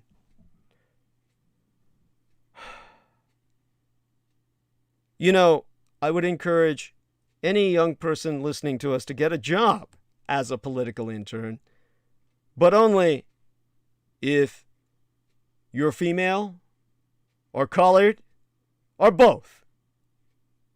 For one thing, most of those old men are faggots and will be copping your ass if you're a boy.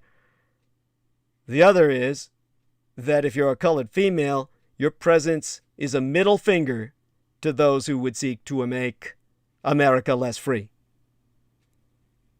But sadly, I would suspect that if you stayed there into old age, became a politician yourself, you might see a statue of some of the same insurrectionists who ransacked our Capitol under the rotunda in 2021. If the Republicans have their way. This is why the Republicans must fucking die. Why we have to kill them. Kill as many of them as we need to, so that does not happen. Understand that this is a call to war. And understand, I stand by what I say, the Republicans need to fucking die. This is a war of brother against brother, sister against sister, and you need to be ready to kill your own flesh and blood, to save your people. That is what we've come down to. All this while Donald Trump adulates the enemy's leaders. On the Russian dictator, Vladimir Putin, Donald Trump said, "The man has very strong control over a country. Now it's a very different system, and I don't happen to like the system, but certainly in that system, he's been a leader. Far more than our president has been a leader." And I've just told you how much more of a leader Biden has been than Donald Trump. And on the Chinese communist dictator Xi Jinping, Trump said, "And I like President Xi a lot. I consider him a friend. But I like him a lot. I've gotten to know him very well. He's a strong gentleman, right? He's a strong guy. Tough guy." And on the Turkish dictator Recep Tayyip Erdogan, he said, "President Erdogan, he's tough, but I get along with him. And maybe that's a bad thing, but I think it's a really good thing." The point here is pretty simple. Trump very much believes that might maketh right. He admires authoritarians like Viktor Orbán of Magyarország, Hungary, the dictator who he's just recommended for re-election, and the Brazilian dictator Jair Bolsonaro, whom he endorsed but yesteryear, because Trump is attracted to their ability to do whatever they want, whenever they want. He's not concerned with the impacts on a free society of having a leader of the sort that Orban is. His thought process never gets that far. It's simply that these guys are tough, and Trump not only likes tough, but aspires to be tough like them. There is a big difference, of course, between being strong or tough and being just. Strength is not wisdom, and often strength undermines wisdom. Trump is completely incapable of grasping that difference. Or, worse yet, just doesn't care. In his mind, leaders take as much power as they can for as long as they can, which explains not just his support for Viktor Orbán, but also his continued efforts to undermine the free and fair presidential elections of 2016, 2020, and 2024. Meanwhile, for all of Biden's campaign rhetoric about bridging our political chasm, his presidency has failed to narrow the breadth and intensity of the partisan divide. That's why he finally has said, fuck it, we'll go partisan, because there be no hope. We can't talk to the Republicans. We have to kill them. We cannot talk with the Republicans. We have to kill them. Understand that. That's the only language they understand. They have to die. Booming job and stock markets have not papered over our country's fault lines, which have only grown deeper and more acrid during Biden's tenure. And it is not just the debacle in Afghanistan or even inflation. On that score, the 46th president and his allies refuse to acknowledge that in American politics, if you want to move to the left on economics, you had better move to the center on social issues. Because culture still counts. A lot. The lessons of triangulation taught by William Jefferson Clinton 3 decades agone remain valid despite the fact that centrist liberalism provoked the slide into a right-wing cult. Who is surprisingly responsible for the insanity of the Republicans over the last few decades? For the rightward push of American conservatives, which has led them further and further away from reason, reality, statesmanship, and from acting in good faith on the country's behalf? Not Donald Trump, not Vladimir Putin, not Ronald Reagan, Margaret Thatcher, or any other iconic conservative maniac. No, the Democrats started this. For 'twas Democratic triangulation what drove Republicans into Randy Trumpist lunacy. The old communist term was Marxism-Leninism. Children went to school to study that shit. They would declare themselves ideologically in the old former Soviet Union as Marxist-Leninist. What does that shit mean? Well, think Ayn Rand, who I dug deep into just the other day, and then think Donald Trump. Just as Karl Marx was the ideologue and Lenin the revolutionary, Ayn Rand was the ideologue and Donald Trump the revolutionary. In the last 2 hours remaining, let me explain to you how Randy Trumpism is the American Marxist-Leninism. Of course, I'll be done quicker than that and go on to other subjects, but the democratic triangulation in centrism is what brings us to Randy Trumpism, or Ayn Randian Trump cultism. Democrats have done this to the Republicans not by being socialistic or progressive, contrary to the dishonest rhetoric from the Republicans and from right-wing media.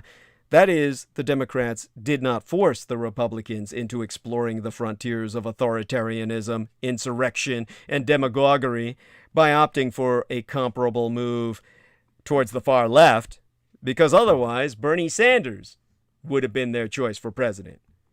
On the contrary, as Chris Hedges has explained, and for those of you who don't know who Chris Hedges is, that is, of course, in terms of just to make certain I give the right bio on this individual. Let me just look that up for a second. And that is, of course, the American journalist Christopher Lynn Hedges. He's a Presbyterian minister, author and television host, and his views on war, political violence, extremism, and his criticisms of American liberalism feature prominently in his work and activism. So understand, this is not a fun individual. This is nobody that you would invite over for a conversation. He basically is like part of this kind of Americans Who Tell the Truth movement. Basically, he's the author of the 2002 bestseller that's entitled War is a Force That Gives Us Meaning, which is an examination of what war does to individuals and societies. Now, I've argued this myself from a fascist perspective, and that makes this individual even more repulsive to me, because he's just basically ripping off the stance of men like Benito Mussolini and my biological father, Adolf Hitler. Nevertheless, as he's explained, since at least the 1990s, the Democrats began purging the liberals, progressives, and democratic socialists from our party, turning Ralph Nader into a pariah, for example.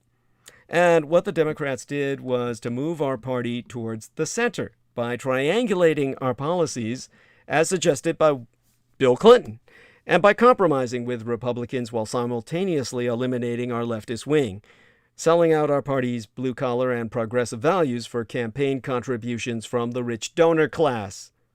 So our party switched its operative constituencies from labor and the poor to the American aristocracy.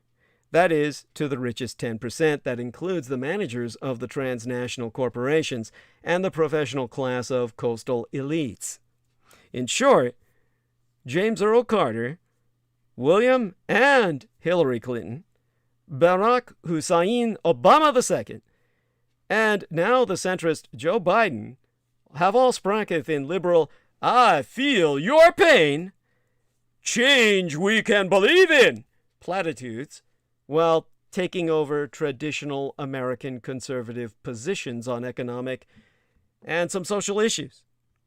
And David Harvey argues in his work entitled A Brief History of Neoliberalism that neoliberalism rose in the 1970s after Lewis Powell's 1971 confidential memorandum to the Chamber of Commerce calling for the business community to join the fight in defending the free enterprise system against the radical socialism of the civil rights movement. And that supercharged the conservatives and led to the creation of various libertarian think tanks, including the Heritage Foundation and the Cato Institute. Both of them Mad Hatter's Tea Parties. Now, often portrayed as an ineffectual leftist because of his mishandling of the Iran hostage crisis, Jimmy Carter began to embrace the neoliberalism that seeped out of the activated business community. Carter deregulated trucking, banking, and the airline industries and appointed Paul Volcker as chairman of the Fed. And if you don't believe he deregulated trucking, just think of Derek Talley, and you got a guy who fakes his eye charts exams, and he drives hazardous materials. He's a domestic terrorist on 18 fucking wheels. Now, Paul Volcker, former chairman of the Fed, had convinced Richard Mulhouse Nixon to end the Bretton Woods monetary agreement system, which turned our United States dollar back into a fiat currency, opening the way for inflation economic instability, and the financial manipulation and frauds that led ultimately to the 2008 global financial crisis. As Fed chairman, Volcker dealt with the inflation in the 1970s by limiting the money supply and allowing the markets to determine how high the interest rates would rise.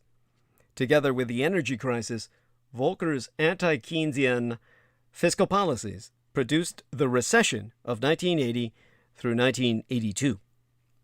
Then came the tidal wave of neoliberalism, known as Reaganism, much of which flowed into Bill Clinton's presidency.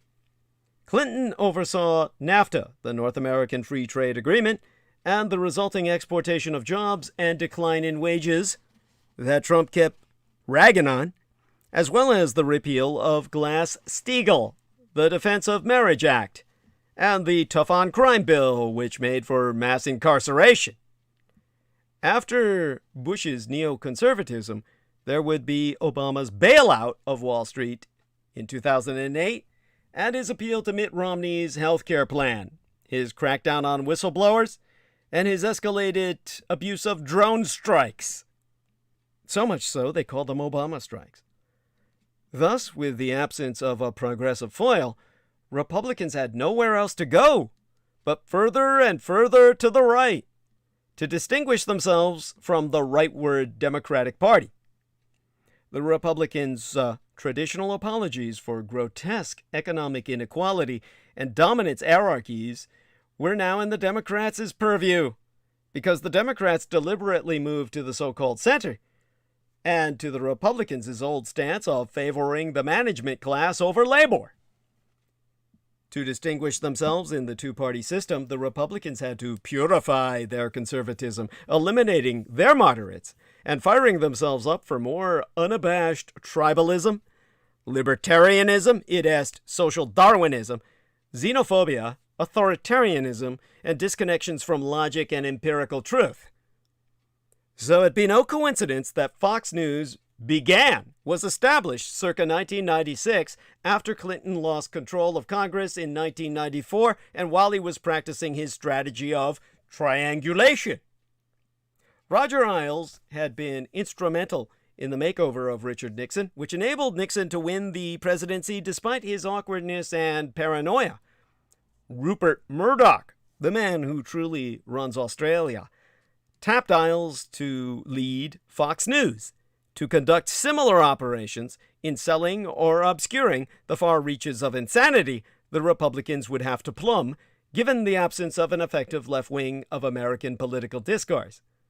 And just as Fox News proved incapable of covering miraculously for Nixon's megalomania, the fair and balanced Republican double talk couldn't hide the fiasco of George W. Bush's Iraq War or the monstrousness of Trumpism. Similarly, Rush Limbaugh became a syndicated conservative talk show host in 1988, a year after the FCC, the Federal Communications Commission, ended the Fairness Act, which freed radio hosts to ignore all opposing viewpoints. The Telecommunications Act of 1996 further deregulated radio, enabling the monopolization of radio stations and national syndication. Conservative talk radio took advantage of that deregulation, taking on national prominence just when Bill Clinton's youth and centrism were compelling the Republicans to adopt more extreme rhetoric and policies to distinguish their brand and to recapture Reagan-like dominance. Newt Gingrich took up that task, gleefully acting as a neo-McCarthyite figure in the Republican Party. Gingrich ended decades of civility and compromise in Congress, as well as 40 years of Democratic control, by polarizing the discourse, turning American politics into verbal warfare. Gingrich's scorched earth strategy also fueled his party's sanctimonious personal attack on Clinton, which led to Clinton's impeachment in 1998 for, of all things, a blowjob from a middle-class Jewish slut. The so-called Lewinsky sex scandal. Clinton was disgraced, and the public came to associate him with his moral failings, which only distracted from the real threat he posed to Republicans, that being his continuing his usurpation of conservative economic orthodoxy. The socially liberal form of that orthodoxy is now known confusingly as neoliberalism, to makeist free market capitalism seem consistent with progressive values. In contrast to Gingrich's puritanical crusade, the Democrats moderated themselves and eliminated their left-wing extremists, leaving only token members, communist cultists like Bernie Sanders and the Squad, who have been they've been shut out of Joe Biden's cabinet. Now, Biden's promotion of Pete Buttigieg to transportation secretary is instructive.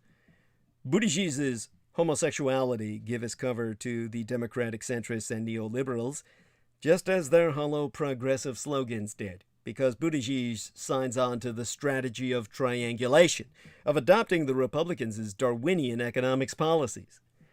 Biden's cabinet is filled with women and minorities, none of whom has progressive principles or is inclined to level a radical critique of the broken American political system.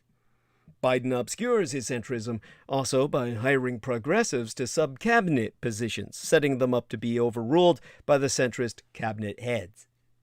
The result of this political cannibalism is now obvious. The working class and the poor lost their support from the Democrats who sold them out to trade deals that favored the rich and that nurtured a nascent plutocracy, government by monies, in these United States. So the disenfranchised masses became cynical and desperate, soothing themselves with opioids, declining to participate as voting citizens, or switching their allegiance to the Republicans while cheering on the latter to darker forms of political entertainment.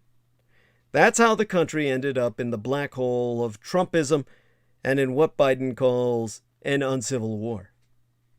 Republican self-destruction and the loss of political heroism explain much of the rest. Because, of course, the Democrats couldn't have done this all alone.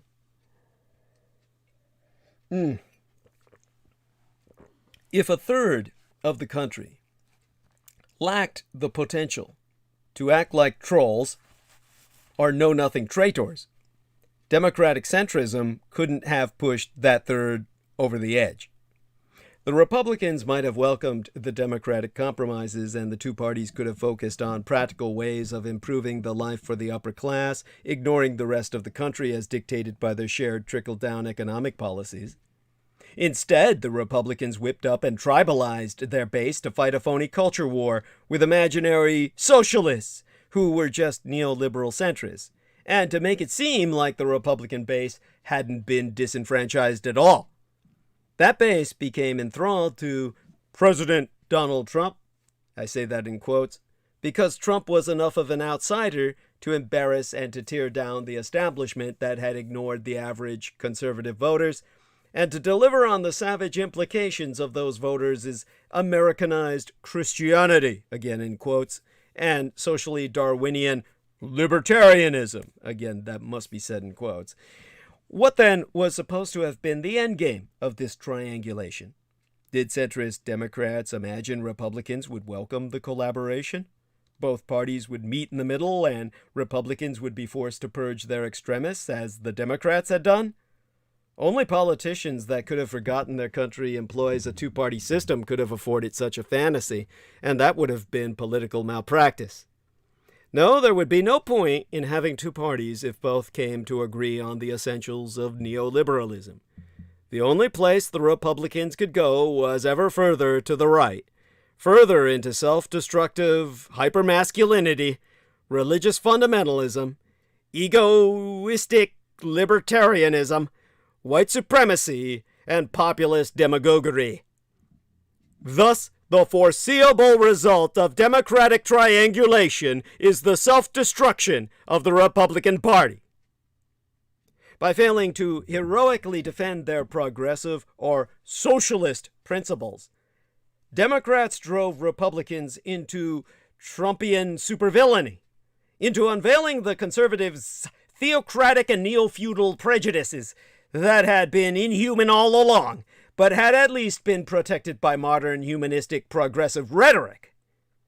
There's never been any such thing as a viable conservative alternative philosophy to liberal humanism.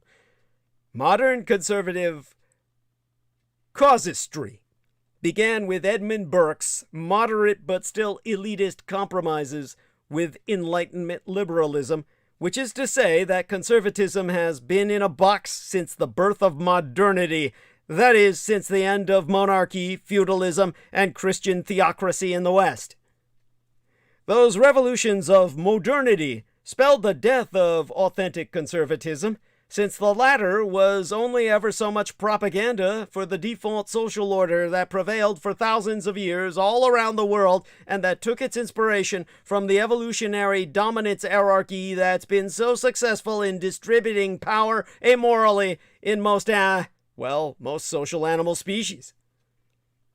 Still, assuming liberals were to push the envelope with socialist, egalitarian, or radical progressive policies, modern conservatives could at least pretend they have a humanitarian, civilized alternative to liberal humanism and to the Promethean thrust in liberated reason. Exempli Greciae.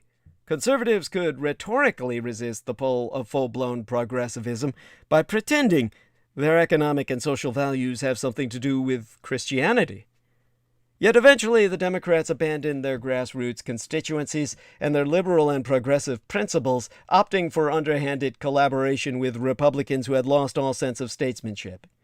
American politics was increasingly dominated by toxic Republican resentments and intransigence, with only Democratic corporatist centrism to cope with the cancer they helped to create. There, plainly, in Nixon, Gingrich, Isles, Sarah Palin, Dick Cheney, and Mitch McConnell was the emerging supervillainy that would metastasize as Trump's pseudo-presidency. But where was the hero to restore our country's humanity? Democrats had abandoned their post, which is why, despite the availability of computers and the internet for easier voting, American voter turnout remained low even after the 1980s. Half the country simply doesn't vote for president, and less than half vote in midterm elections.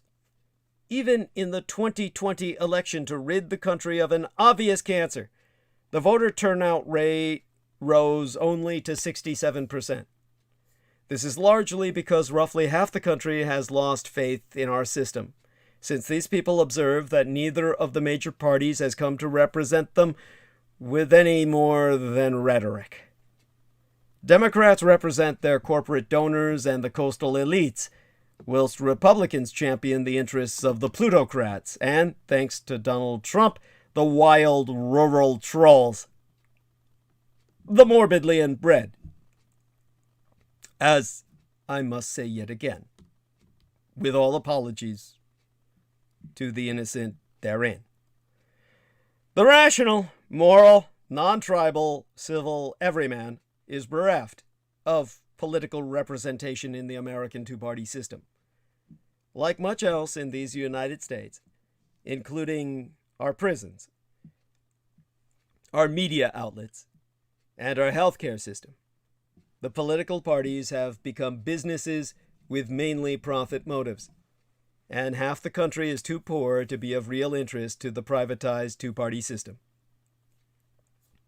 Perhaps some of the Republican backlash against reason and reality is due to the conservatives' suspicion that they've been outfoxed, that the Democrats put them on a path to self-destruction.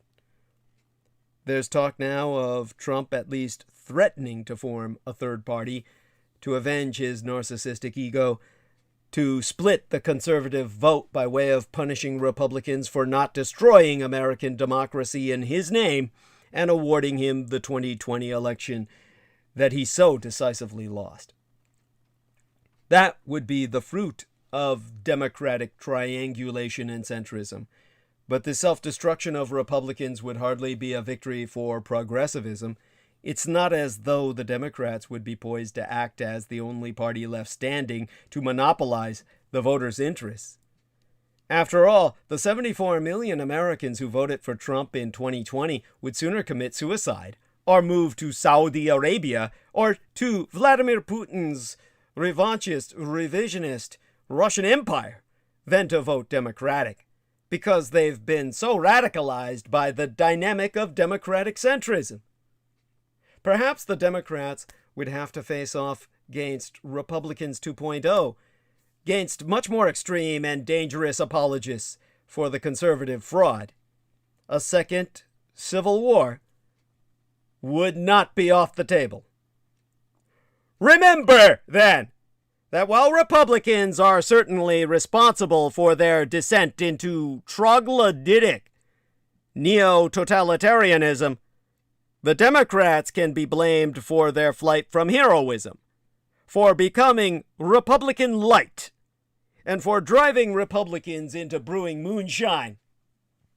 And as Republicans lurch leftward on economics and reposition themselves as the protectors of the working class, every dispute becomes a matter of identity, to the detriment of American politics.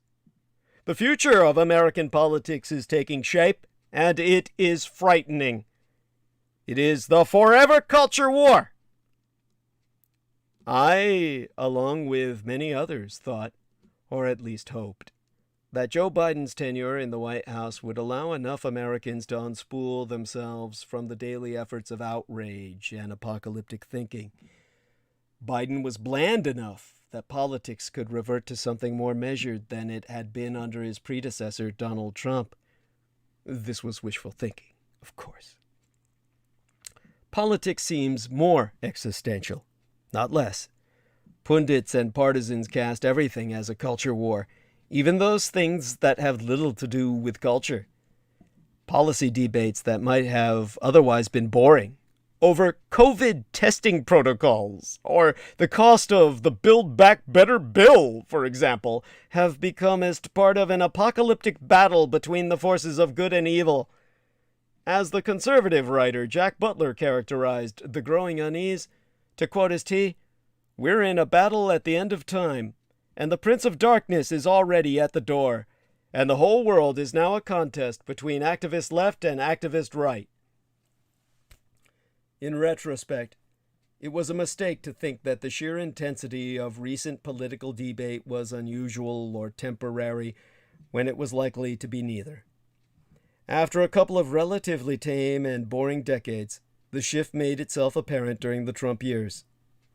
In 2012, 45% of Americans cited the economy as the most important problem facing the country.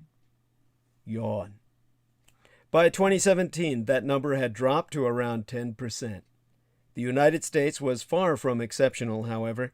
In 2018, immigration had become the top concern for the voters in 7 European countries, with terrorism following closely behind. The economy has since become a primary concern again, partly because of the pandemic. Yet economic debates themselves have become less polarized. There is a broad agreement and even consensus across the ideological spectrum.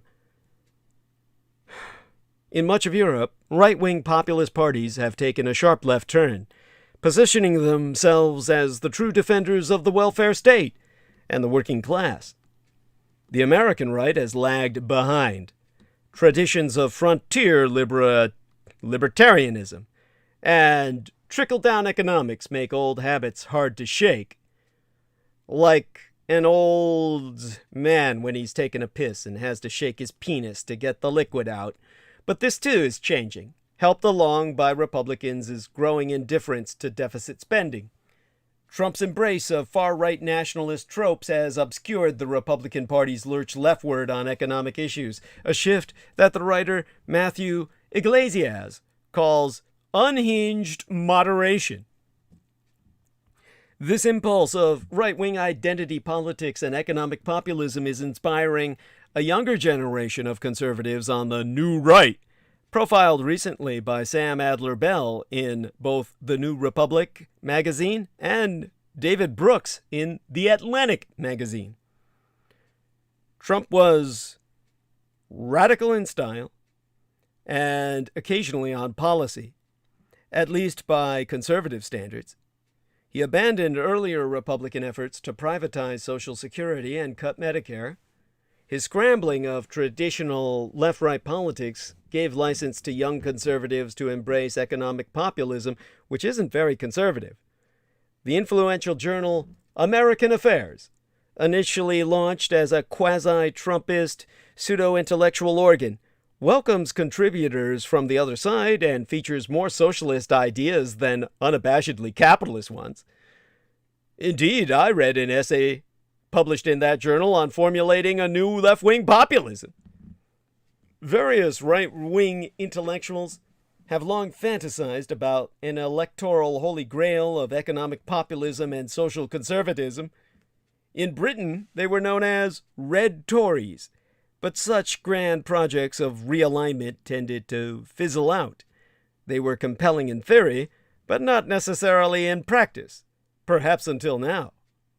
As the conservative writer and podcaster Sagar Enjeti argued in 2020, the only reason that the GOP, Grand Old Party, has been able to even compete for so long is that despite their horrible economics, they do hold the cultural positions of so much of American people.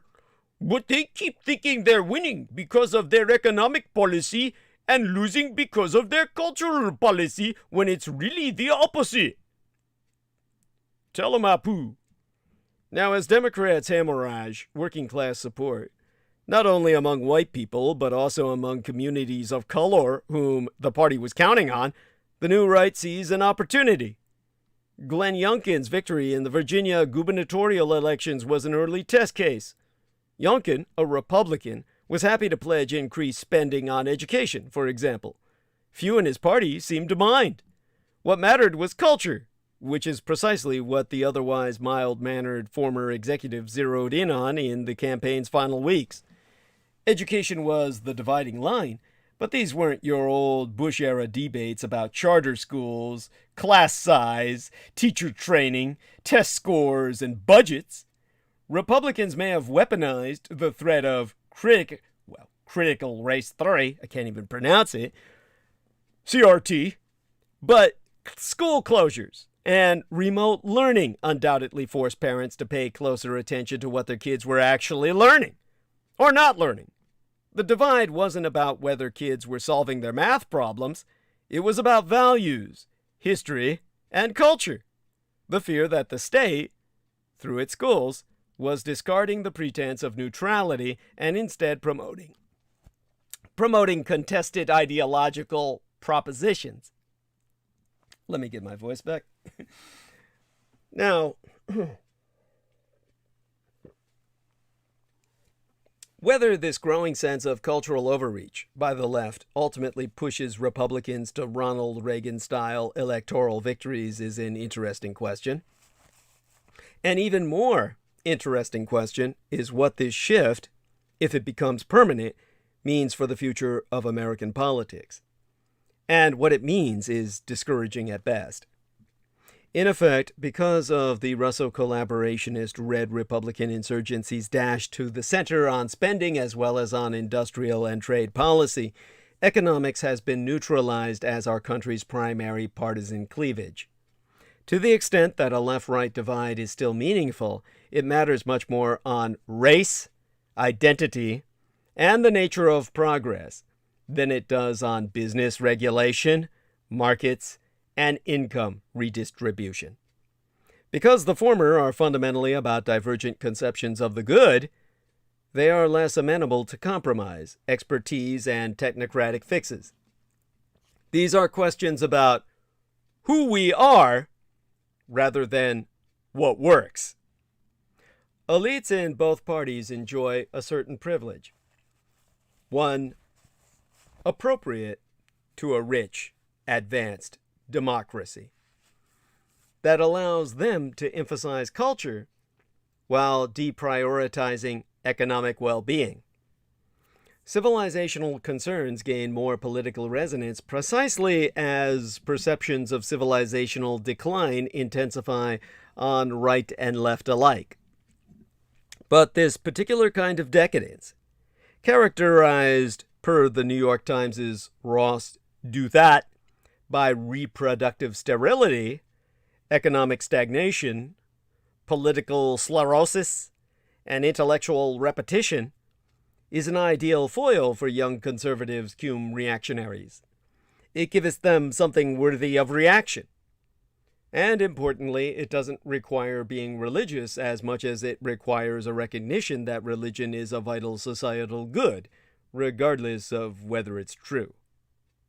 Like Trump, the most secular president of the modern era, many of the new right's most prominent figures are not particularly religious.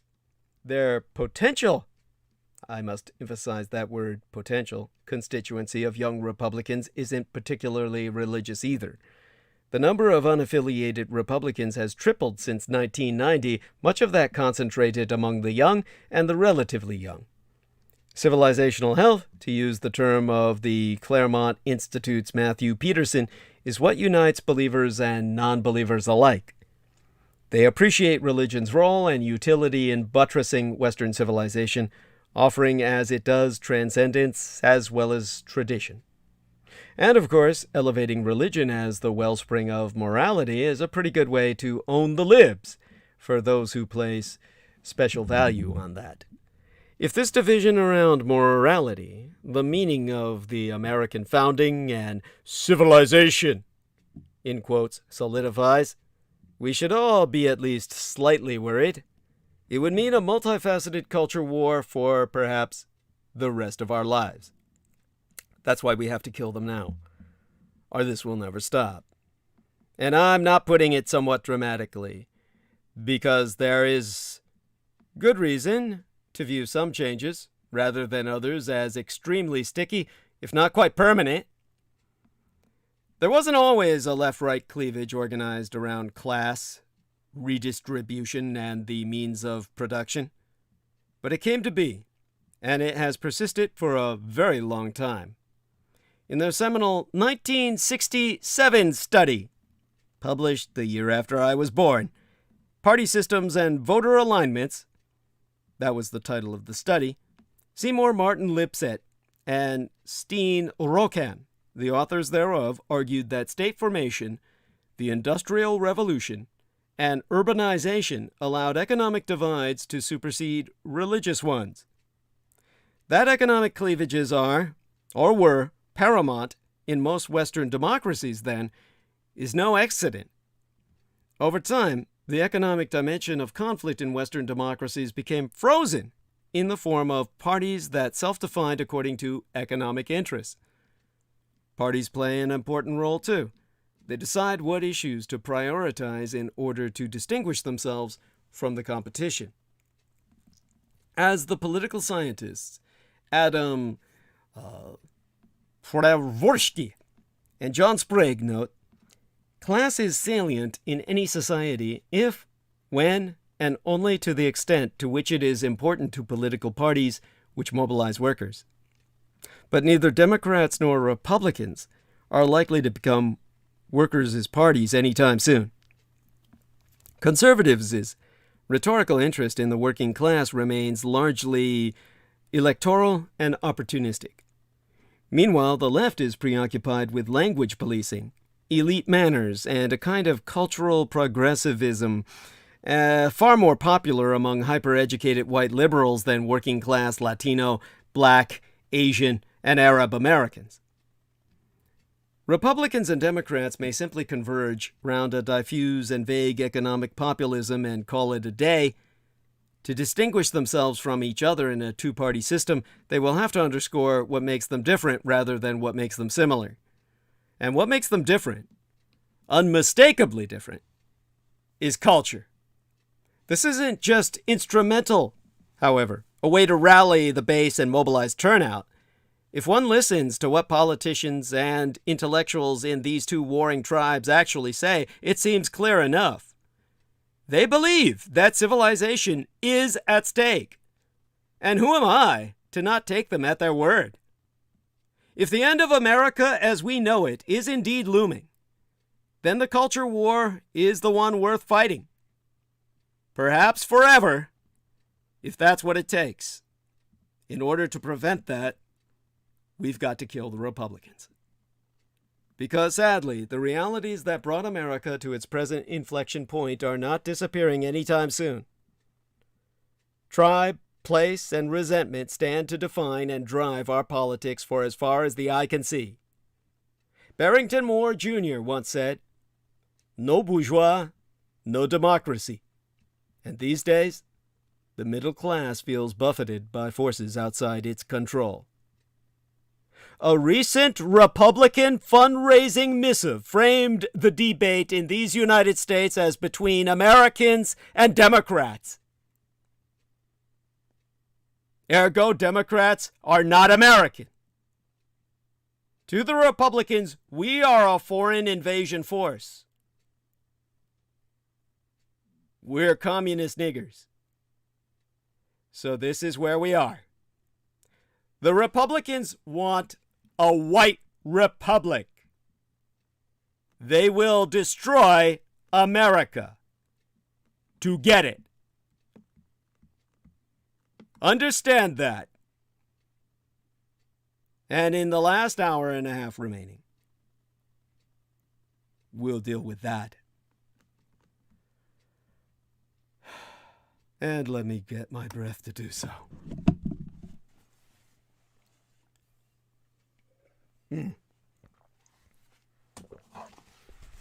Now, when in a July 2019 tweet storm, Donald John Trump suggested that 4 congresswomen of color leave these United States and go back to what he called the totally broken and crime-infested places from which they came, social media exploded. Outrage. Even some news outlets finally let go of the euphemisms and called the tweets what they were. Racist. The Republicans, on the other hand, were quiet. As well they would be. The ideological demographics of their party cult dictated it. The Russo collaborationist Red Republican Insurgency's membership is nearly 90% white and can only envision carnage and extinction as it looks upon a rights-based, religious, racial, and ideologically diverse America. Or, as Lindsey Graham had noted as early as 2012, "We're not generating enough angry white guys to stay in business for the long term." In short, the United States of America is not really their America. They yearn for a white republic. That's why they are fighting to recreate the days when, as Archie Bunker sang, "Guys like us, we had it made." That's why they've willingly gone along with and participated in a sustained attack on the country itself, allowing it to grow weaker so that they could feel stronger. Already, Trump and the Republicans have severely harmed the institutional heft of checks and balances. But they're not done. America's international reputation and influence rest on enormous economic and military strength, as well as the intangible but all-important soft power brought on by a robust democracy. All 3 pillars are necessary to sustain America's nearly global respect and position, yet, and this was the rub, all 3 are increasingly dependent on more than just whites in these United States to build and sustain. For white America to exist, America must die, and the Republicans have made their choice. In their effort to restore a white America, the Russo collaborationist Red Republican Insurgency had to wound, critically injure, the kind of multiracial democracy that not only elected Barack Obama to the presidency, but enhanced America's global reputation. Republicans, therefore, set out to create an electorate that was disproportionately white and reactionary. In Ohio, Florida, Wisconsin, Alabama, North Carolina, and more than 20 additional states, the Russo collaborationist Red Republican insurgent policies targeted Black African Americans, Brown Hispanics, Yellow Asian Americans, Red Native Americans, the young and the poor, to keep them away from the ballot box. Republican governors and Russo collaborationist Red Republican insurgent majority state legislatures deployed an array of voter suppression tactics, including closing hundreds of polling stations in minority and low-income precincts, slashing early voting hours, reinstating poll taxes, mandating discriminatory voter ID laws, and purging millions from the voter rolls. Meanwhile, before his death, Republican legislative mapmaker Thomas Hofeller set in place another key foundation for a white republic. He crafted extreme gerrymandered congressional districts across these United States that violated the basic constitutional concept of one person, one vote. His legislative maps diluted the electoral strength of large, racially diverse cities and magnified the power of overwhelmingly white suburbs and sparsely populated rural areas. In North Carolina, for example, Hofeller's map meant that although Democrats won 100% of the vote in the 2018 election, they received only 23% of the congressional seats. He also had devised a method to erase the electoral strength of the growing Hispanic population by rigging the census in a way that would create legislative districts that, in his words, would be advantageous to Republicans and non-Hispanic whites, and, by design, diminish the political voice of anyone else for at least a decade. That effort was blocked by the Supreme Court before Trump stacked it with reactionaries who would today have passed it. The dismantling of a robust multiracial democracy requires not only acts of commission, such as the 5-4 Shelby County versus Holder decision by the reactionaries on the Supreme Court to gut the Voting Rights Act, but sins of omission as well, critical omissions, from which my very broadcast takes its name. Mitch McConnell's flat-out refusal to even engage legislation that would protect the nation's electoral infrastructure from hacking and foreign interference, despite solid evidence that it occurred in 2016, sends a clear signal that for his ilk, this is not an American democracy worth protecting or saving. He wishes an America under Russian aegis. They brought the Russians to occupy America during what they call the riots. Russians who paraded in our streets without badges, without flags, without identifying regalia. An enemy army in our streets abducting our citizens. In Portland, Oregon, in major cities where Black Lives Matter was considered a nigger insurgency to white America. They brought in their allies. The dangerous quest for a white republic, even under foreign aegis, is also undermining our American military. When Trump came to power, there were more than 40,000 immigrants in uniform willing to fight and die for these United States. About 5,000 joined every year. The Department of Defense under his misadministration, however, either proposed or implemented policies that renege on promises of citizenship for immigrants in the armed services, issued directives that ban immigrants, even those with special language and medical skills, from serving, and threatened to deport the families of those who were currently in the armed forces. Meanwhile, soldiers and sailors who were supposed to represent and defend all Americans were proudly seen parading in MAGA caps and patches, even though racial and ethnic minorities, per the Defense Department's own statistics, made up 40% of Defense Department active duty military in 2015. Not surprisingly, come 2018, the Army missed all its recruiting goals and then had to lower its expectations for 2019 simply to avoid 2 consecutive years of abject failure. The economic might of these United States has not been spared either. While much of the discussion on the economy and immigration has focused on the impact on the agricultural sector, the Russo-collaborationist Red Republicans' insurgency xenophobic policies are also taking a direct hit on higher education and our nation's capacity for and leadership in technological and scientific innovation.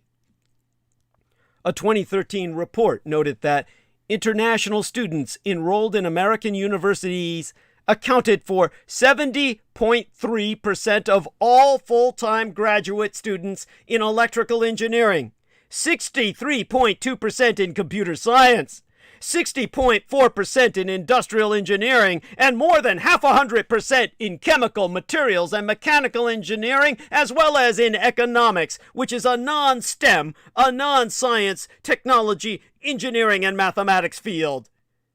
Only the coloreds are intelligent enough to create our future. The whites are just too fucking stupid! Those colored students bring the brain power to innovation, research, and technology. In fact, between May of 2009 and May of 2015, employment in STEM, science, technology, engineering, and mathematics occupations grew by 10.5%, compared with 5.2% in non-STEM occupations. You goddamn whites think that the coloreds are only good for cleaning your dishes and cleaning up your mop and broom janitorial projects, maintaining your appearances, maintaining your landscape in your front yard and your stores, and serving you behind the cash register. You goddamn fucking white pieces of shit. You white trash pieces of shit are worthless. You can't do anything. Everything is built and designed by colored people. You are shit. You're shit that needs to be eliminated and flushed down the toilet of history. You, in the majority, need to fucking die. And we need to be ready to kill you. Now! Nearly 3/4 of those employed in Silicon Valley tech companies are not even American citizens, you dumb fucking whites. And not a single one of them is fucking white. Yet with the rise of Trump and his policies and rhetoric, U.S. higher education, which fuels this STEM growth of science, technology, engineering, and mathematics, is simply not as attractive as it had been. After Trump came to office and launched the Muslim ban, harangued to build the wall, and disparaged in commentary about shithole countries, enrollment from international students dropped 5.5% in graduate programs and more than 6% in undergraduate programs at American universities. The determination to build MAGA land explains why what should be obvious tripwires, disrespecting military heroes, such as the Mexican who died for these United States, the Afghan who did so he could become an American citizen, and Trump calling him a Muslim yellow nigger, saying that no Muslim could ever be a real American, that no Mexican could ever be anything other than a murderer and a rapist, engaging himself in widespread corruption, cavorting with a communist dictator in North Korea, and a journalist killing authoritarian in Saudi Arabia, dodging multiple allegations of sexual assault, including rape, creating horrific scenes of White House-sponsored cruelty on the border, and believing the enemy dictator Vladimir Putin over our own intelligence agencies about Russian interference in the 2016 election that brought himself to power, have all failed to dislodge one of the most unpopular presidents in recorded history from the apex of what the Red Republicans believe is still legitimate presidency. He is the president of a state within the state, the red states of America. He is their president. He is the Jefferson Davis of the new American Civil War. Put simply, because Trump promises Republicans a return to white dominance, he is more important to the Russo-collaborationist Red Republican insurgency and its base than the country those in power took an oath to support and defend. Trump's vicious tweets once again spurred a conversation about whether the president was racist, and the Republicans' relative silence had once again raised questions about why they refuse forever to ever condemn him. Only 4 Russell collaborationist red Republican insurgent members voted for a House resolution to do so. But to focus solely on his misadministration's events, or even to look at Trump's countless racist statements from the past, is to miss the bigger picture. That scurrilous attack on Representatives Ilhan Omar, Ayanna Pressley, Alexandra Ocasio-Cortez, and Rashida Tlaib was just part and parcel of a larger assault on America and the rich diversity and rights culture that are essential for true greatness. Because the birth of our America isn't when you think. As a professional historian, I must redefine your sense of history. Understand this much. If someone asks you the question, when was America born? You've probably heard the argument between the adherents of 1619. 1619 being Mayflower year, so to speak, and 1776. But I suggest a different date. 1863. More specifically, January 1st, 1863. This month is Human Slavery Awareness Month, yes? What did I tell you about when that month was honored by Barack Obama? It was honored because of Lincoln's proclamation of emancipation being on January 1st of 1863. That meant, as Barack Obama, a black African American, knew, that the beginning of a new world was proclaimed. The world that defined the society in which Barack Obama could even be elected president. So when it comes to that month of January, when Barack Obama declared it National Slavery and Human Trafficking Prevention Month, which is the month we're in now, as I speak to you, at the other end of the digital bandwidth, that month, so many years gone by now. I'm using a calculator here. I used to be able to do these things right off the tip of my head, but 158 years agone. That month was when America began. We haven't reached our 200 years yet. We've got over half a century before we do. America can last 300 years, and if we subtract the 158 years agone, we've got 142 years ahead in which to institute a century of progress and a golden age and affluence that may yet bring on the millennium on Earth. We can do this. But to do so, we have to understand when our history began. When Abraham Lincoln issued the Emancipation Proclamation. For those of you who can't even begin to understand how that could be the birth of America, on the conventional understanding, the United States had existed for almost 100 years by that time, with 15 presidents preceding Lincoln. My answer is that an America existed, to be sure, but not our America. Maybe as Lincoln claimed in the Gettysburg Address later in 1863, the Declaration of Independence brought forth a new nation in 1776. Maybe, because what the Declaration said it was creating was free and independent states, motherfuckers, not a goddamn nation.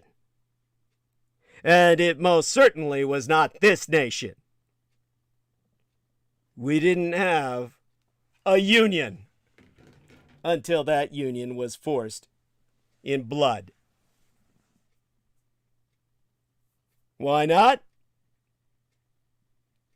The whites will argue our America is defined by our Constitution and our adherence to certain principles, perhaps most notably equality. And they must smirk whenever they say that. We believe that the government should not discriminate unjustly. It should not segregate people by race. It should not enslave them.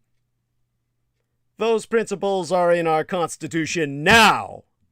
But pre-Civil War America did not follow those principles. They were not in white America's Constitution. Slavery was. They were not in the Declaration of Independence. Complaints about slave rebellions were. What about all men created equal, as it was understood in Jefferson's time? That phrase meant only that in a world without governments, no one had an obligation to obey anyone else. As I said, when you translate it into the Chinese, it becomes infinitely clearer than in the English. It's a criminal contract between criminals to say, fuck everybody, every man for themselves. The Declaration went on to develop a theory about where legitimate political authority came from and when it could be rejected. It was all about relationships within a political community and had nothing to say about how that community should treat outsiders, like the people enslaved by the men who signed the Declaration.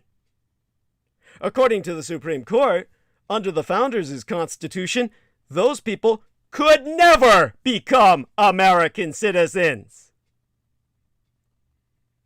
Get that through your fucking head. How did we start? Reading the Declaration differently so that it condemned slavery? Simple. That was the work of abolitionists, not the fucking founding fathers. How did we switch from a constitution that excluded blacks, even if some states wanted to make them citizens, to one that gave citizenship to anyone born here, even if states wanted to exclude them? That story is more complicated, but it starts with the Emancipation Proclamation. And that story doesn't go quite the way you might think. We celebrate the proclamation today for making the abolition of slavery one of the Union goals in the Civil War. True, it applied only to rebel areas not under Union control, but when it declared that those people would be forever free, it showed that there would be no going back. The end of slavery is incredibly important. It's a victory that would be codified in the 13th Amendment, circa 1865. But it did not make black people part of the political community, and it did not change our constitutional order. More important, more transformative, was what the proclamation said about the formerly enslaved, that they would be received into the armed service of these United States. Military service has always been a path to citizenship, and for the formerly enslaved, it was again. It is widespread black citizenship that truly transforms America. The defeated rebels, the Confederate States, did not want to accept blacks as members of their political community. Only the Constitution could make them, and to do that, it would have to be amended.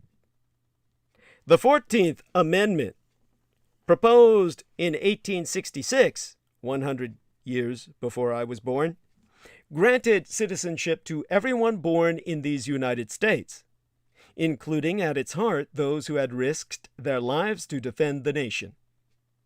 But the former Confederate states rejected it, and there was no way to get the required 3/4 of states to ratify. By 1867, the 14th Amendment appeared to be dead. Congress's solution was revolution from above. The Reconstruction Acts wiped out the recalcitrant state governments, put the states under military control, and required them to ratify in order to regain their seats in Congress. This shattering of the motherfucking Founding Fathers' Constitution, Reconstruction, is what made our America. We forced the southern states to remain in union, and we remade their societies against their will. That is a rejection of the Declaration of Independence, which was about, well, all about independence and the consent of the governed. It is a new nation. We celebrate the 14th Amendment today, as well we should. It is what protects our right to equality, what gave us landmark decisions like Brown versus Board of Education. But we must not forget that we only got the 14th Amendment because it was necessary to protect the rights of the new black citizens. And what made black citizenship inevitable was the military service first announced in the Emancipation Proclamation. As we celebrate a new year, with hope that the great American experiment may continue, we must remember how we first started on the path to liberty. Well, the path of liberty and equality. A small number of brave men and women risked their lives to fight for the rights we now hold dear. Not revolutionaries fighting the British in 1776. Those were shitheads fighting for shit. But black Americans fighting Confederates in 1863. That is the moment a nation dedicated to equality was conceived. Those Minutemen and those militias fighting the Brits are your enemy. They're humanity's enemy. Shit upon them wherever you see their image. The battle that will define America in 2022 began in 1865. Understand that and take your sides. You don't have a choice. They're based either on your skin color or your sense of humanity. Now, in the last hour we have remaining, I can tell you something about that. Two opposing historical forces have the power to shape American democracy in 2022. These Weltanschauungs, the term my biological father Adolf Hitler would have used.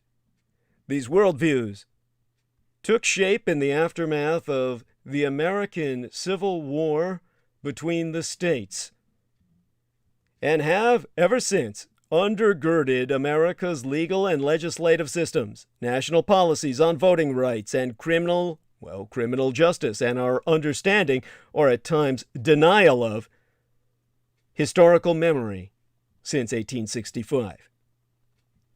Centuries later, Americans exist between these two 19th century poles, Reconstructionist and Redemptionist. And their opposition deepens the 21st century social fractures confronting us about everything from classroom curricula to voting rights to the notion of truth itself. Understanding the deep roots of these contemporary conflicts is crucial to any effort in 2022 and beyond to thwart their toxic effects on American politics and the lives of everyday Americans. The racial and political reckoning of 2020, one that spilled over into 2021, played out in large part based on the framework of American democracy that came into being during the Reconstruction period.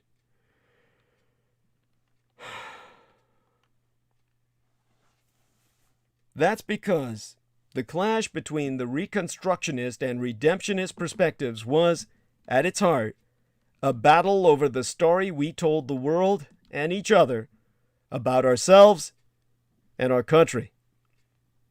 That battle continues and will likely define the politics of 2022. Reconstructionism grew from the effort to interpret the period after the Civil War as a second American founding. Abraham Lincoln said as much during his famous Gettysburg Address in 1863. The war, he so explained in a mere 270 words, would give America a new birth of freedom. Reconstructionists embraced the potential in these words to achieve a new country based on multiracial democracy, long before the modern civil rights movement in the 20th century. Historians sometimes refer to the violent racial backlash that followed as redemption. The Redeemer South, populated by vengeful ex-Confederates and a resentful white working class, vowed to reject any hint of black equality and regarded Reconstruction as a political and moral disaster. Over time, from the late 19th century until the 1960s, the very decade into which I myself entered this vale of tears, and with a reach that carried well into the 20th century in ways that are still visible today, they successfully reshaped American memory regarding the cause of the American Civil War between the states for rights. They enshrined myths and lies of Southern nobility into history textbooks, films, and popular culture, and found willing allies, first in the Democratic Party as it was, when they were the solid South of Dixiecrats, then in the Republican Party of the late 1960s, as I left my mother's womb to first lay my eyes on this sorry world. The Republicans who then, in pursuit of economic greed and political stability, betrayed the struggle for black equality they had once supported. They did so at the expense of the nation's soul, and this struggle continues to play out in our own time. It's happened quite literally in the public square. Monuments in praise of the Confederacy that sought to forever render black Americans inferior, themselves erected in a concerted effort to fashion communities in a redemptionist image, took on new dimensions of complexity in the shadow of protests following the murder of George Floyd in 2020. Likewise, BLM activists' call to defund the police were rooted in a Reconstruction-era criminal justice system that targeted black people for punishment and whose determinations of black criminality helped to facilitate the grotesque system of mass incarceration that America has today. These Reconstructionist efforts to end the criminalization of black bodies, in part by telling a fuller history of how racism shaped the creation of American law enforcement, clashed in 2021 when, with redemptionist attacks on teaching this history at all. The national controversy over so-called critical race theory and how America's history of racism should be taught in our classrooms grew louder, even as physical manifestations of redemptionism, Confederate monuments, and symbols that dot the nation's built environment were removed. Late in 2021, news that the Robert E. Lee statue in Charlottesville, Virginia, the one that helped to spark the Unite the White Right rally in 2017, whose violence may forever mar that city's landscape, will be repurposed as a work of art, helped to illustrate the as yet unfinished reckoning with the legacy of the Confederacy. That rally left one woman dead, a human sacrifice for satanic cause, ordered by the man who calls himself Saul Invictus, who prides himself in drinking goat's blood and running for public office as a Republican. And recriminations that reached all the way back to the White House, where Trump infamously proclaimed that there were good people on both sides.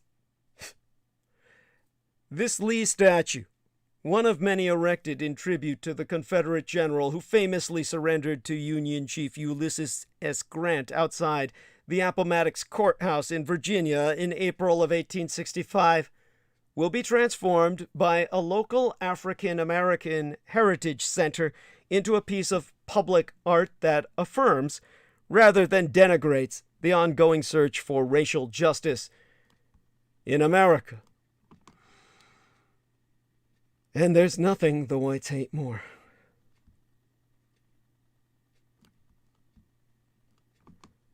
I pray I can keep my breath through the last remaining hour. But if I can, we'll start with this.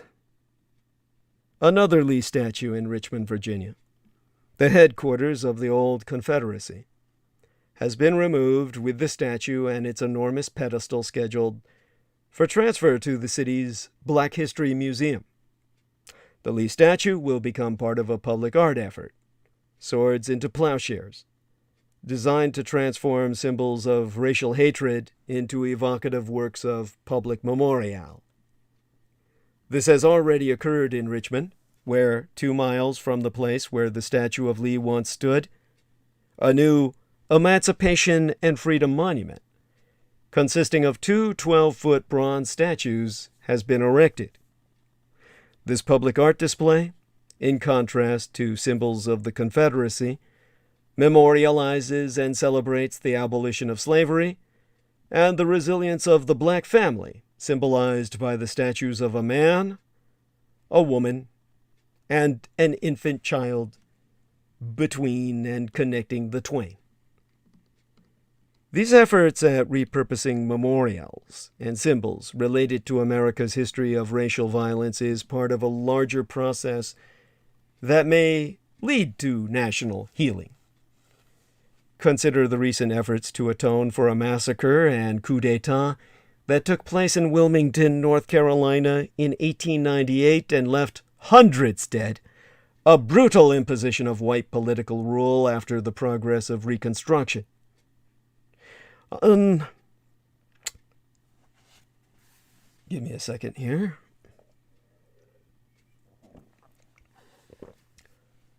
On November 10th of 2021, 123 years anon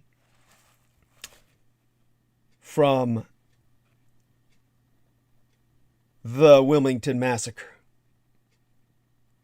the city buried Joshua Halsey, a black man shot 14 times and buried in an unmarked grave. Researchers uncovered his remains, and while the 47-year-old father of 4 never lived to see an America not threatened by his dreams, his descendants, some of whom were in attendance at his funeral, along with some of Wilmington's residents and local leaders, might yet see that light.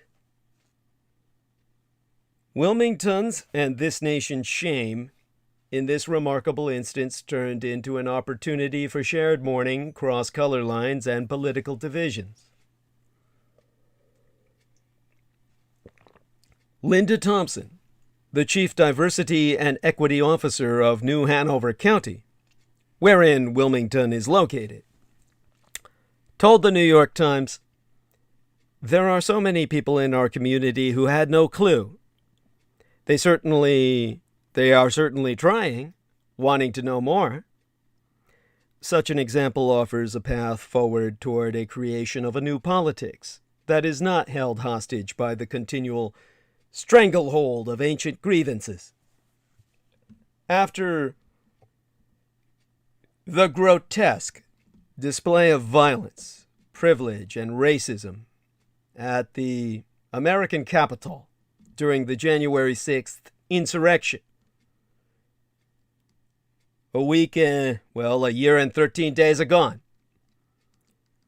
those who insisted, 'This is not who we are,' were not entirely incorrect. The wildly unhinged and postmodern-day redemptionist attempts to overturn a federal election and to minimize the ongoing threats to our democracy for that purpose are not all of who we are. The ongoing battle between Reconstructionists and Redemptionists will shape American politics in 2022 and beyond. Whether they are the backdrop to the anniversary of January 6th, the challenges confronting the Biden-Harris administration, or the Russo collaborationist-led Republican insurgency's anticipated success in the midterm elections, these competing worldviews continue, for better and worse, to forge our national identity. But they don't predetermine our destiny unless we let them. In wake of the paper anniversary, and for those of you who don't know, because nobody gets married anymore, the first anniversary of a wedding of a married couple is the paper anniversary. And in wake of the paper anniversary of January 6th, as we ponder the future of American democracy, it's useful to look around the world at what scholars have called a democratic recession. Recessional would be the correct term. From Hungary to Poland to Turkey to India, democratic norms, values, and institutions are under stress. And it's not just happening in fledgling democracies. Consider, for example, postmodern Germania, as it voted by popular mandate the Third Reich. Germany emerged from all the world warring against it, devastated and destroyed, but re-emergent and recreating itself, a phoenix from the ashes that today appears to be an almost preternaturally stable democracy. Chancellor Angela Merkel served solidly for 16 years as chancellor, and she has been succeeded by her former finance minister, another moderate. Die neue Vereint Deutschlands. The new United Germany's policies seem to have shifted in only marginal ways. The populist right is marginal and ineffective. But behind that calm lie more turbulent currents. As the scholar Richard Pildes notes, for decades, United Germany's two main political parties taken together usually got around 90% of the vote. But they got just under 50% in the 2021 federal election. New parties and new movements are emerging. Pildes calls this political fragmentation, and it's happening across the Western world. France's Socialist Party, one of Europe's most successful, is now a shadow of its former self. España, or Spain on the Iberian Peninsula, has had to hold 4 elections in 4 years to arrive at a workable coalition. Ever since 2018 ushered in the right-wing populists, Italian politics has been in turmoil, saved now by a technocratic government headed by Prime Minister Mario Draghi. Even the Netherlands took a record 225 days to form a coalition government in 2017. Why is this happening? Some of the reasons are familiar. An age of rapid technological change, accelerating globalization, and increasing ethnic diversity have created great anxieties. These anxieties then lead to distrust in traditional institutions and established parties.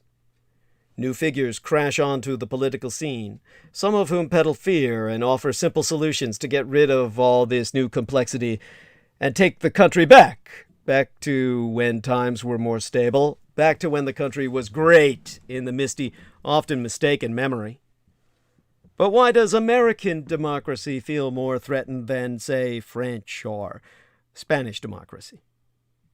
In those countries, the new radical forces do not seem as determined to attack the core of the political system. First, it'd be worth noting that in Europa, The order being attacked is the European Union, which is in fact under considerable strain. One of its three largest economies, Great Britain, has exited the Union. Others, like Poland and Hungary, are seeking to subvert, to weaken it from within, and prepare it for invasion by the Russians, who they stupidly think will let them reemerge as satellite states behind a new Iron Curtain. But all that said, America does feel especially under stress as it approaches its next presidential election. If the scenarios outlined in the special report written by an Asian Indian entitled "The Fight to Save American Democracy" by Fareed Zakaria, I believe, come as true, Trump runs, wins the nomination, and it's a close election, we will almost certainly face a constitutional crisis.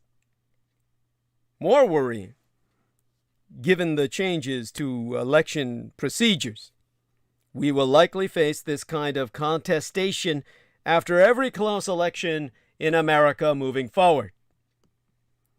The basic legitimacy of the American electoral system has been eroded. Republicans, in particular, have embraced a big lie that American elections are filled with fraud. It may be that we have exposed a flaw in the founders' Constitution. I know I have. They believed that to create a political system, you did not need to ensure that people acted virtuously. James Madison famously wrote that, "If men were angels, no government would be necessary. Ambition would be made to counteract ambition, and the system of checks and balances would preserve liberty and democracy." Or so he said. Such being the ramblings of the rich. But can a system work without human beings acting responsibly? Even virtuously? These are actually ancient Chinese philosophical questions presented by the likes of Mencius and Confucius. One branch of government, Congress, is supposed to check the other. But today, for Republicans, party politics trumps institutional loyalty. The real scandal of January 6th is not what happened outside the Capitol alone. It's what happened inside when a majority of House Republicans voted to overturn the valid results of a presidential election, simply to curry favor with then-President Donald Trump. It is that vote, not the violence, that almost broke the American system. Demonstrably, then, Trump isn't the only one to blame for the Capitol riot, because the damage done to our electoral system was ultimately self-inflicted. In December of 1972, the social critic, Pauline Kael, admitted that she'd been living in a political bubble. To quote as she, "I only know one person who voted for Nixon. Where they are, I don't know. They're outside my ken." A pithier version of her remark, "I can't believe Nixon won. I don't know anyone who voted for him," has been used to exemplify liberal insularity ever since, both by conservative pundits and by the kind of centrist journalists who have spent the past several years buzzing in the ears of the Heartland diner patrons, looking for clues about Donald Trump's rise. The most important fact about the Trump era, however, can be gleaned simply by examining his vote tallies and approval ratings. At no point in his entire political career, not a single day, has Mr. Trump ever enjoyed the support of the majority of the country he governed for 4 years? And whatever else January 6th might have been, it should be understood first and foremost as an expression of disbelief in, or at least a rejection of, that reality. Rather than accepting, in defeat, that much more of their country lay outside their ken than they'd ever known, his cultists proclaimed themselves victors and threw a deadly and historic tantrum. The riot was an attack on our institutions, and of course inflammatory conservative rhetoric and social media bear some of the blame. But our institutions also helped produce that violent outburst by building a sense of entitlement to power within America's conservative minority. The structural advantages that conservatives enjoy in our electoral system are well known. Twice already, this young century, the Republican Party has won the Electoral College and thus the presidency while losing the popular vote by a landslide. Republicans in the Senate have not represented a majority of Americans since the 1990s, yet they've controlled the chamber for roughly half of the past 20 years. In 2012, the party kept control of the House even though Democrats won more votes. And as is now painfully clear to Democratic voters, their party faces significant barriers to success in Washington even when it manages to secure full control of government. The supermajority requirement imposed by the Senate filibuster can stall even wildly popular legislation, and Republicans have so stacked the judiciary that the Supreme Court is now poised to overturn Roe versus Wade, an outcome that around 60% of the American people oppose, according to all recent polls that have been taken. Obviously, none of the structural features of our federal system were designed with contemporary politics and the Russell collaborationist Republican Party in mind. But they are clearly giving a set of Americans who have taken strongly to reactionary ideology, rural voters in sparsely populated states in the middle of the country, more power than the rest of the electorate, which pays for their pampered lives. With these structural advantages in place, it's not especially difficult to see how the right came as to view their dramatic political losses, whenever they do occur, as suspect. If the basic mechanics of the federal system were as fair and balanced as we're taught they are, the extent and duration of conservative power would reflect the legitimate preferences of most Americans. Democratic victories, by contrast, now seem to the right like underhanded usurpations of the will of the majority. In President Biden's case, by fraud and foreign voters, and in Barack Obama's, by a candidate who was himself a foreign imposition on the true American people. But the federal system is neither fair nor balanced. Rather than democratic give and take between two parties that share the burden of winning over the other side, we have one favored party, and another whose effortful victories against ever-lengthening odds are conspiratorially framed as the skullduggery of schemers who can win only through fraud and covert plans to import a new electorate.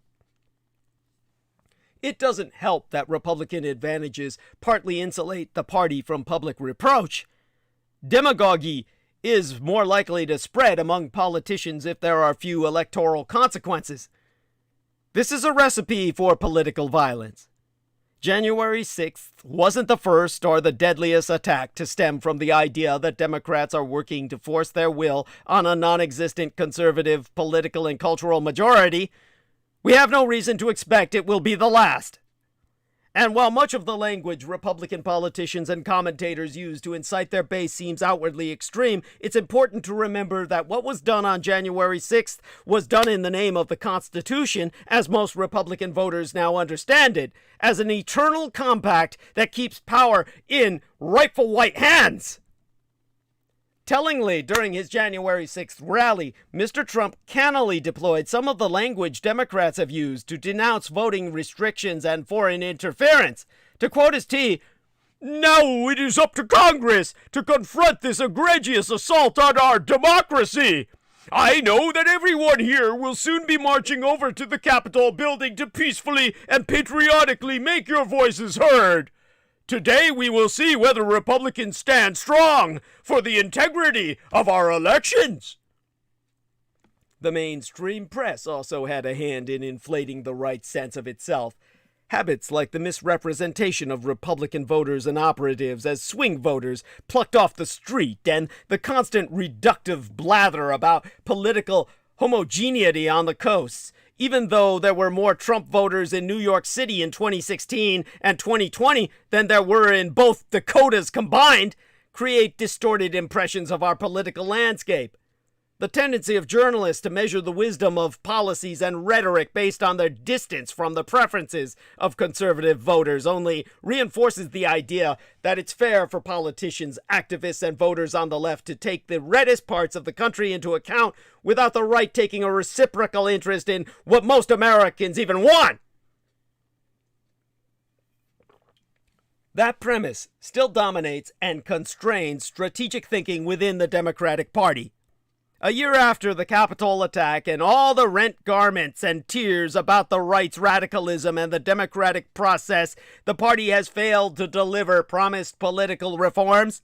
Thanks to opposition from pivotal members of its own Senate caucus, Democrats who argue that significantly changing our system would alienate Republicans.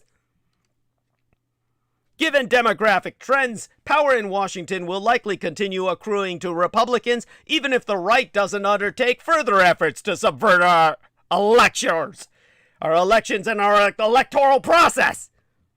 And to fix the structural biases at work, Democrats would have to either attempt the impossible task of securing broad bipartisan support for major new amendments to the Constitution, which, it should be said, essentially bars changes to the Senate's basic design, or pass a set of system rebalancing workarounds, such as admitting new states like the District of Columbia. It should never be forgotten that fully enfranchised voters from around the country gathered to stage a riot over their supposedly threatened political rights last January in a city of 700,000 people who don't even have a full vote in Congress. All of them, black and brown and Asian, who would definitively vote Republican if they were, Democrat if they were allowed. And in this city of impotent Democrats not allowed to vote, the Republicans came to tear their government down that doesn't even represent them. I'm left speechless. It is maddening. This is why I say it comes to this. We must kill Republicans. We've got to kill Republicans. We've got to kill all the Republicans in the heartland. Go in there and massacre them all. January 6th demonstrated that the choice the country now faces isn't one between disruptive changes to our political system and a peaceable status quo. To assume that choice is to indulge the other big lie that drew violence to the Capitol in the first. The notion that the 18th century American constitutional order is suited to governance in the 21st is as preposterous and dangerous as anything Mr. Trump has ever uttered.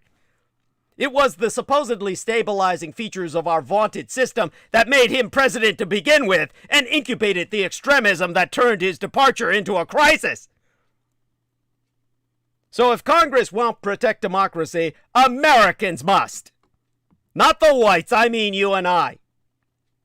As the world marked the first anniversary of the January 6th insurrection at the U.S. Capitol, it's clear that what should have been a wake-up call about extremism and illiberalism in these United States instead showed that not even a violent attack on Congress could reorient the right away from radicalism. Rather, it seemed to reinforce the idea that there are no more guardrails on American politics, and that the future of democratic governance has become only more imperiled in the last year. That's primarily because many in the Republican Party have embraced the insurrectionist spirit, with state governments putting in place new laws that will help them bypass voters in coming elections, and a sizable portion of the American right convinced that the insurrection and future political violence was and is justifiable, nay, quite necessary. But it's also because the Democratic Party has been tepid in its response. The January 6th Commission is exploring the extent of the crimes committed that day, but when it comes to safeguarding liberal democracy, Democrats have failed to act with the urgency the moment requires. Voting rights legislation languishes in Congress, while structural reforms for the filibuster, the Electoral College, and the U.S. Supreme Court are all non-starters for the current Democratic caucus, thanks to resistance from Senators Joe Manchin and Kyrsten Sinema, both of whom should be assassinated outright, murdered in public, executed as the traitors that they are. It's easy to despair in the face of this institutional inaction. If the very people under attack on January 6th can't act effectively, then what hope do regular people have of safeguarding democracy? It's an understandable sentiment, but action by people outside of government has always been essential to creating and protecting a multiracial liberal democracy in these United States. Black and white abolitionists pushed the United States toward the abolition of slavery. Activists led the black freedom struggle that led to the destruction of Jim Crow. Suffragists, for black Americans, women, Asian Americans, indigenous people, and more, expanded the right to vote to near universal levels. The failure of elites to do so has made it even more important that the rest of us redouble our efforts in the years ahead. We often hear that, unlike in fledgling democracies, America's institutions are strong.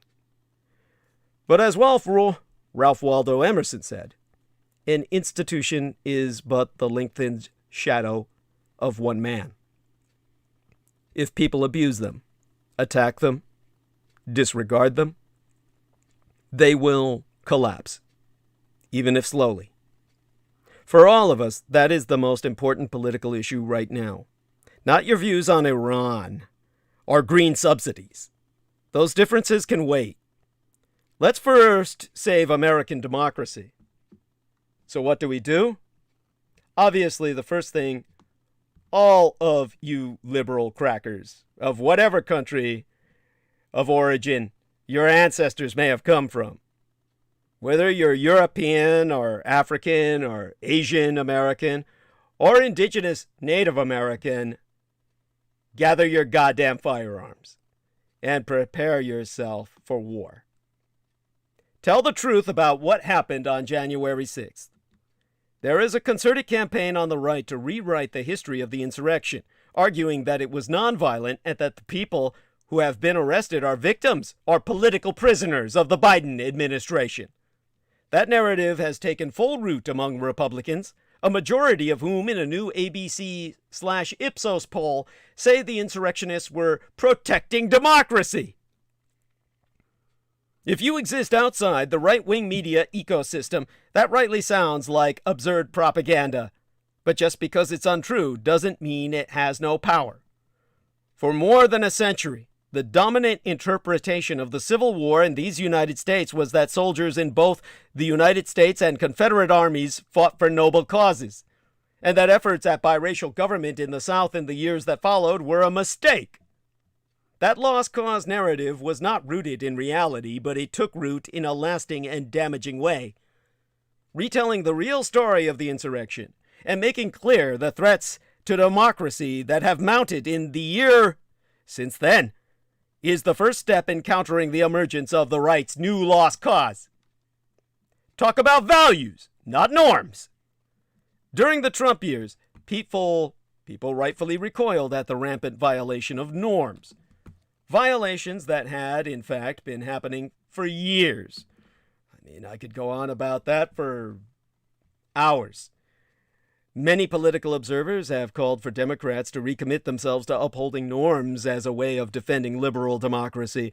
But neither political nor social norms exist without agreement. If one side has abandoned them, then continuing to promote them as good things in and of themselves becomes a kind of debilitating virtue signaling. Clinging to things like the filibuster or bipartisanship simply because they are norms makes it far more difficult to actually safeguard democracy. Abandoning norms means preparing yourself for massacre. We need to kill entire families of Democrats. Their children have to die too. Republicans, I mean. We need to kill entire families of Republicans. Their children need to die too. Because their children are gun-toting maniacs that will grow up attempting to kill us. It's that simple. You have to be prepared to kill Republican children. Their wives, their daughters, the Republicans in general must die. And what proponents of democracy should talk about instead are values. We need to reiterate them. These are the features of a liberal democracy worth defending. And ultimately, we have to be willing to kill for what we die for. This is why we should oppose political corruption, and why honesty and good information matter in representative government. A government will have to rebuild after the war of extermination. Doing things like banning Muslim immigrants or creating obstacles to voting or embracing authoritarian regimes abroad do damage to the lives of all Americans in real and lasting ways. We migrated here to escape that. Talking openly and often about the value of a multicultural liberal democracy is far more important to ensuring its future than a constant appeal to norms. And while the talk is the reason for the fight, you have to be ready to kill. And engage in local activism. One of the big stories of the Trump years was the rise in local activism. Though groups like Black Lives Matter and Indivisible were part of a national network, the activists who joined them spent much of their time responding to local conditions, showing up at city council meetings, aiding local refugee networks, addressing issues of housing and policing in their cities and towns. That kind of activism is the core of democratic action, and it's very different than repeatedly hitting the donate button during election years or making get-out-the-vote calls. Telephone networking, and the like. It involves things like regular meetings, constant interaction with other people, often from different backgrounds and circumstances, and unglamorous problem solving.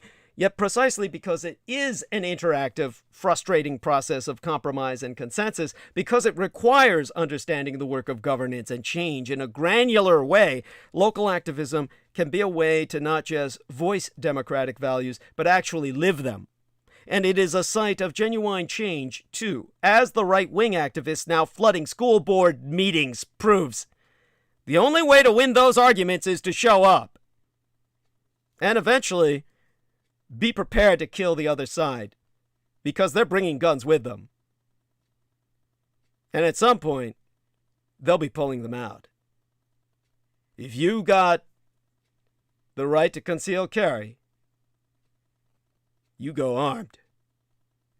Those teachers' meetings are where the Civil War in its bloodletting will start. And revive civic life in institutions. The polls about public trust in institutions paint a dark picture. Trust is perilously low, and somehow sinks still lower every year. Faith in government, media, universities, religious institutions, all have collapsed in the last several decades. While that loss of faith has been driven in large part by a decades-long right-wing campaign against those institutions, it has been helped along by failures from inside them as well. Government has not been particularly responsive to people's needs. Journalists have provided cover for corrupt causes, like the Iraq War. And universities have become outrageously expensive and completely inaccessible. Those institutions need serious reform, which regular people can certainly advocate for. But it's possible to have much more impact by rebuilding civic life and institutions on the local level. That starts with investing in local institutions, not just through organizing, but with expanded social and financial support to rebuild public libraries, schools, and local news outlets. Communities can channel local engagement to bring civic spaces back to life and imbue them with the values of a liberal democracy, a commitment to openness, inclusivity, justice, and participation. Will that automatically restore faith in American institutions, especially political institutions? No, but it will model what trustworthy and responsive institutions look like. It will help grow a vibrant, robust commitment to democracy, even when our politics are so fractiously divided. The road ahead for American democracy is a long and difficult one. It will flow riverine red with blood. It will set that blood alight with fire. And the only way to bridge our way into the future will be over the bodies, primarily white bodies of Republicans. January 6th proved how fragile that democracy is. And the year since has only confirmed that at least one major party will not be a partner in the fight to defend it. That makes it even more urgent for Americans outside of government to redouble their efforts to safeguard democratic governance and the values that underwrite it. If proponents of democracy fail to do that work now, future generations will not have a democracy to defend. Indeed, the Republican Party is succeeding because we are not a true democracy. The events of the January 6th attack would not, indeed could not have happened in any real, genuine democracy. The attack was simply the most acute symptom, so far, of the political crisis that Donald Trump incited by refusing to admit defeat in the 2020 election. But the roots of the crisis run deep into the undemocratic features of our constitutional system. The arcane scheme that Mr. Trump's attorneys hatched to disrupt congressional certification of the vote and perhaps persuade Republican state legislatures to overturn Joe Biden's legal victory in states like Pennsylvania was conceivable only because the Electoral College splinters presidential elections into separate contests in each of the 100 states in Union and the District of Columbia and skews the totals towards small states. In a simple system of majority rule, Mr. Biden's thumping margin of more than 7 million votes would have been the last word. For that matter, so would have Hillary Clinton's national margin of nearly 3 million votes in 2016. Mr. Trump would not have had a 1600 Pennsylvania Avenue address in which to barricade himself in 2020. Would Mr. Trump's big lie about electoral fraud have sent the rioters to the Capitol anyway? Even sans without his lawyers and fixers trying to overturn the results? Maybe. But there would have been no constitutional machinery to jam. And even the big lie received a huge constitutional assist. Thanks to the Electoral College, Mr. Trump could have tied Mr. Biden and forced the election into the House of Representatives by flipping just 43,000 votes in 3 close states, a gap narrow enough that any number of toxic fables can claim to bridge it. At a more basic level, today's Republican Party succeeds only because the Electoral College, the Senate, and the Supreme Court all tilt in its favor. That system has handed conservatives a 6-3 majority on the Supreme Court, despite the fact that only one Republican has won the presidential popular vote after 1988. A party doesn't have to persuade majorities that it has the best vision for the country. It only has to persuade a selective minority that the other side is a mortal threat. Its grasp on power may be too tenuous for the party to govern effectively, but it has offered conservatives a fine perch to weaken economic and environmental regulation, appoint reactionary judges, and launch attacks on the democratic system itself. In a more democratic system, the Republican Party's extreme elements would have been sent packing long before they stormed the Capitol because they couldn't muster enough votes to win a national election. Instead, they have perfected minority rule as a path to political success. An anti-democratic system has bred an anti-democratic party. The remedy is to democratize our so-called democracy. This is why we must not just kill the Republicans, we must destroy the Republic! Know it now, the son of Adolf Hitler is an enemy of the Constitutional Republic of the United States. I am here to see it brought down!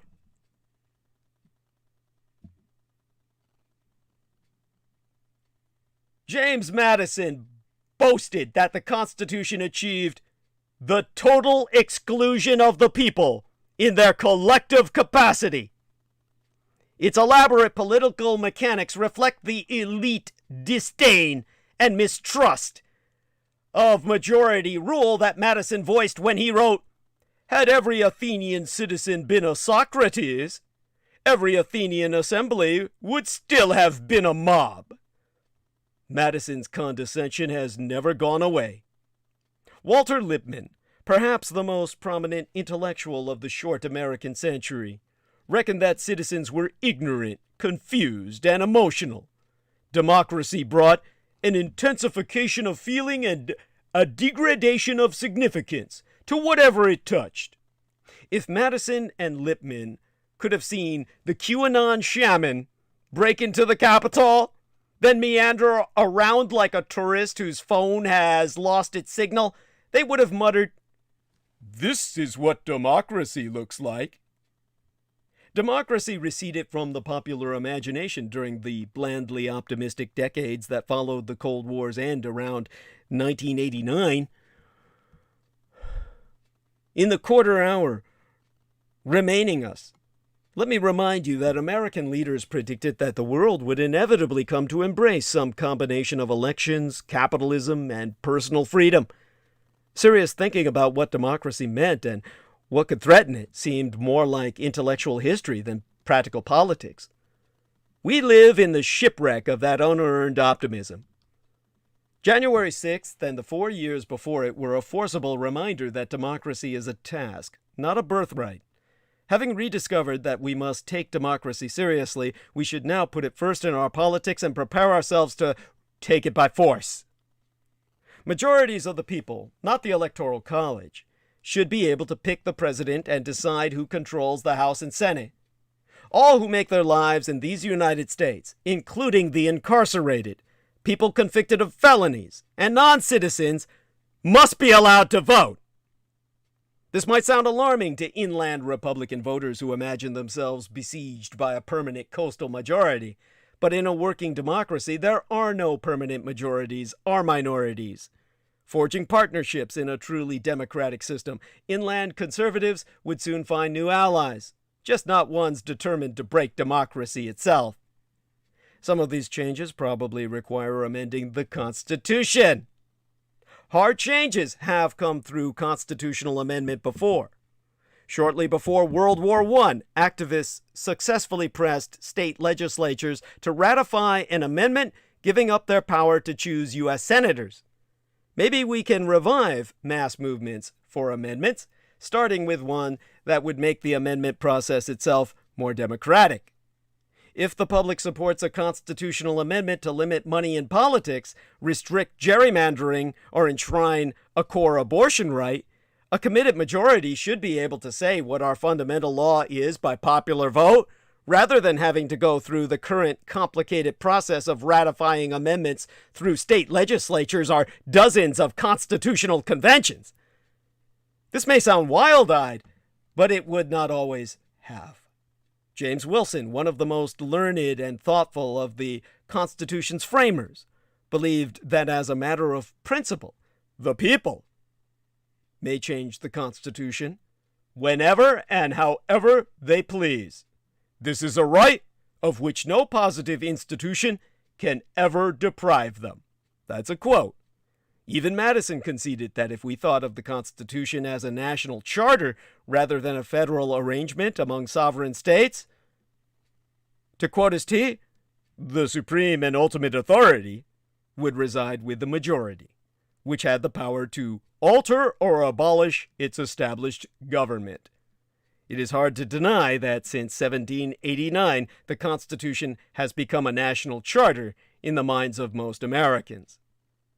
Do we really think that establishing fundamental law is too much for us? Something only revered or reviled ancestors could do? More likely, we are afraid of one another and the decisions majorities would make. Thinkers like Madison associated democracy with majority tyranny, the dictatorship of the proletariat. But history tells a different story. Even our terribly flawed legacy is rich in examples of majoritarian emancipation. New Deal programs, the Civil Rights Acts, and the Voting Rights Acts, and Medicare. Majorities can change the world for the better when they have the chance. Giving one another that chance over and over is how equals share a country. But are we willing to give and take that chance? Maybe more than fearing majority tyranny, the dictatorship of the proletariat, We suspect that the country is already too divided and mistrustful to make basic choices together at all. One thing Democrats and Republicans share is the belief that, to save the country, the other side must not be allowed to win.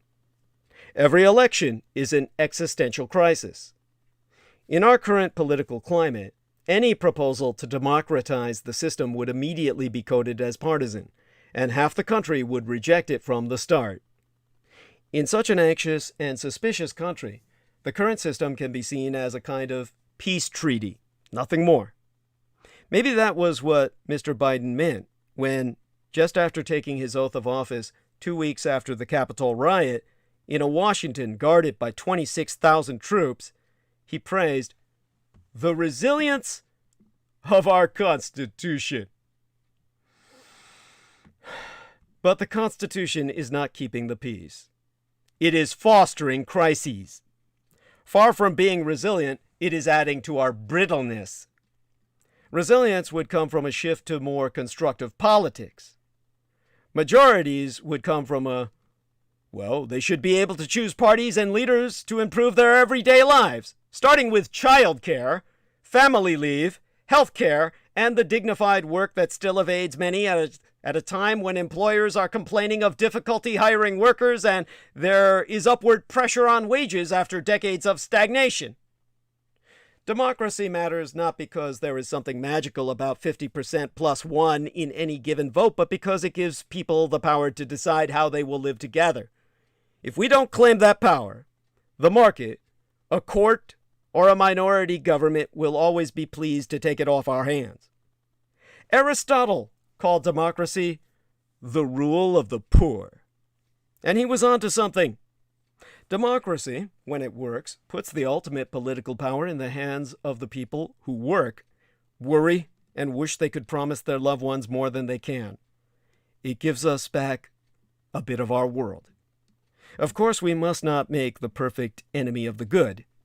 Our Constitution deserves to be defended against lies about electoral fraud and anti-democratic schemes to double down on minority rule. But it also deserves clear-eyed efforts to make it better. If January 6th was a symptom of a crisis of democracy, the best answer we can give is more democracy. We might not be capable of that, in which case the future is bleak. But the only way to find out is by trying. Democracy's vitality is not handed down from on high. It comes from actually ruling and being ruled in turn and learning to live with both. It comes from the constant search for new majorities, new coalitions, new ways to avoid disaster and even make life better. That is how we learn to believe, with Walt Whitman, that every atom belonging to me as good belongs to you. The way to save democracy is to make it more real. Because not only are laws powerless to end a crisis of legitimacy, they might make it worse. Imagine it's 2024 and Republicans are declaring Trump president. It's election day, 2024. President Biden and former President Donald Trump have been locked in battle for months, with Mr. Biden holding a stable, sizable lead in the popular vote, but much narrower leads in key swing states like Wisconsin, Georgia, and Arizona. Turnout has been exceptionally high, nearly matching 2020 levels. The outcome will clearly come down to those 3 key states, all with Republican legislative majorities that put in place laws making them the final arbiters of electoral disputes. As the counting in the 3 proceeds, Democratic Party representatives raise a hue and cry that it is proceeding unfairly, with significant numbers of valid ballots being rejected without proper cause. State election officials, all pro-Trump Republicans, declare that there is no substance to these objections. All 3 conclude that Mr. Trump won their state's electors and, with them, the presidency. This is what we will see in 2024. It is likely that Democratic voters... Well, let me ask that as a question. Is it likely that Democratic voters will accept this result without protest and a constitutional crisis? Indeed, with the violent protest that I know is the only way we can win our government back? Can this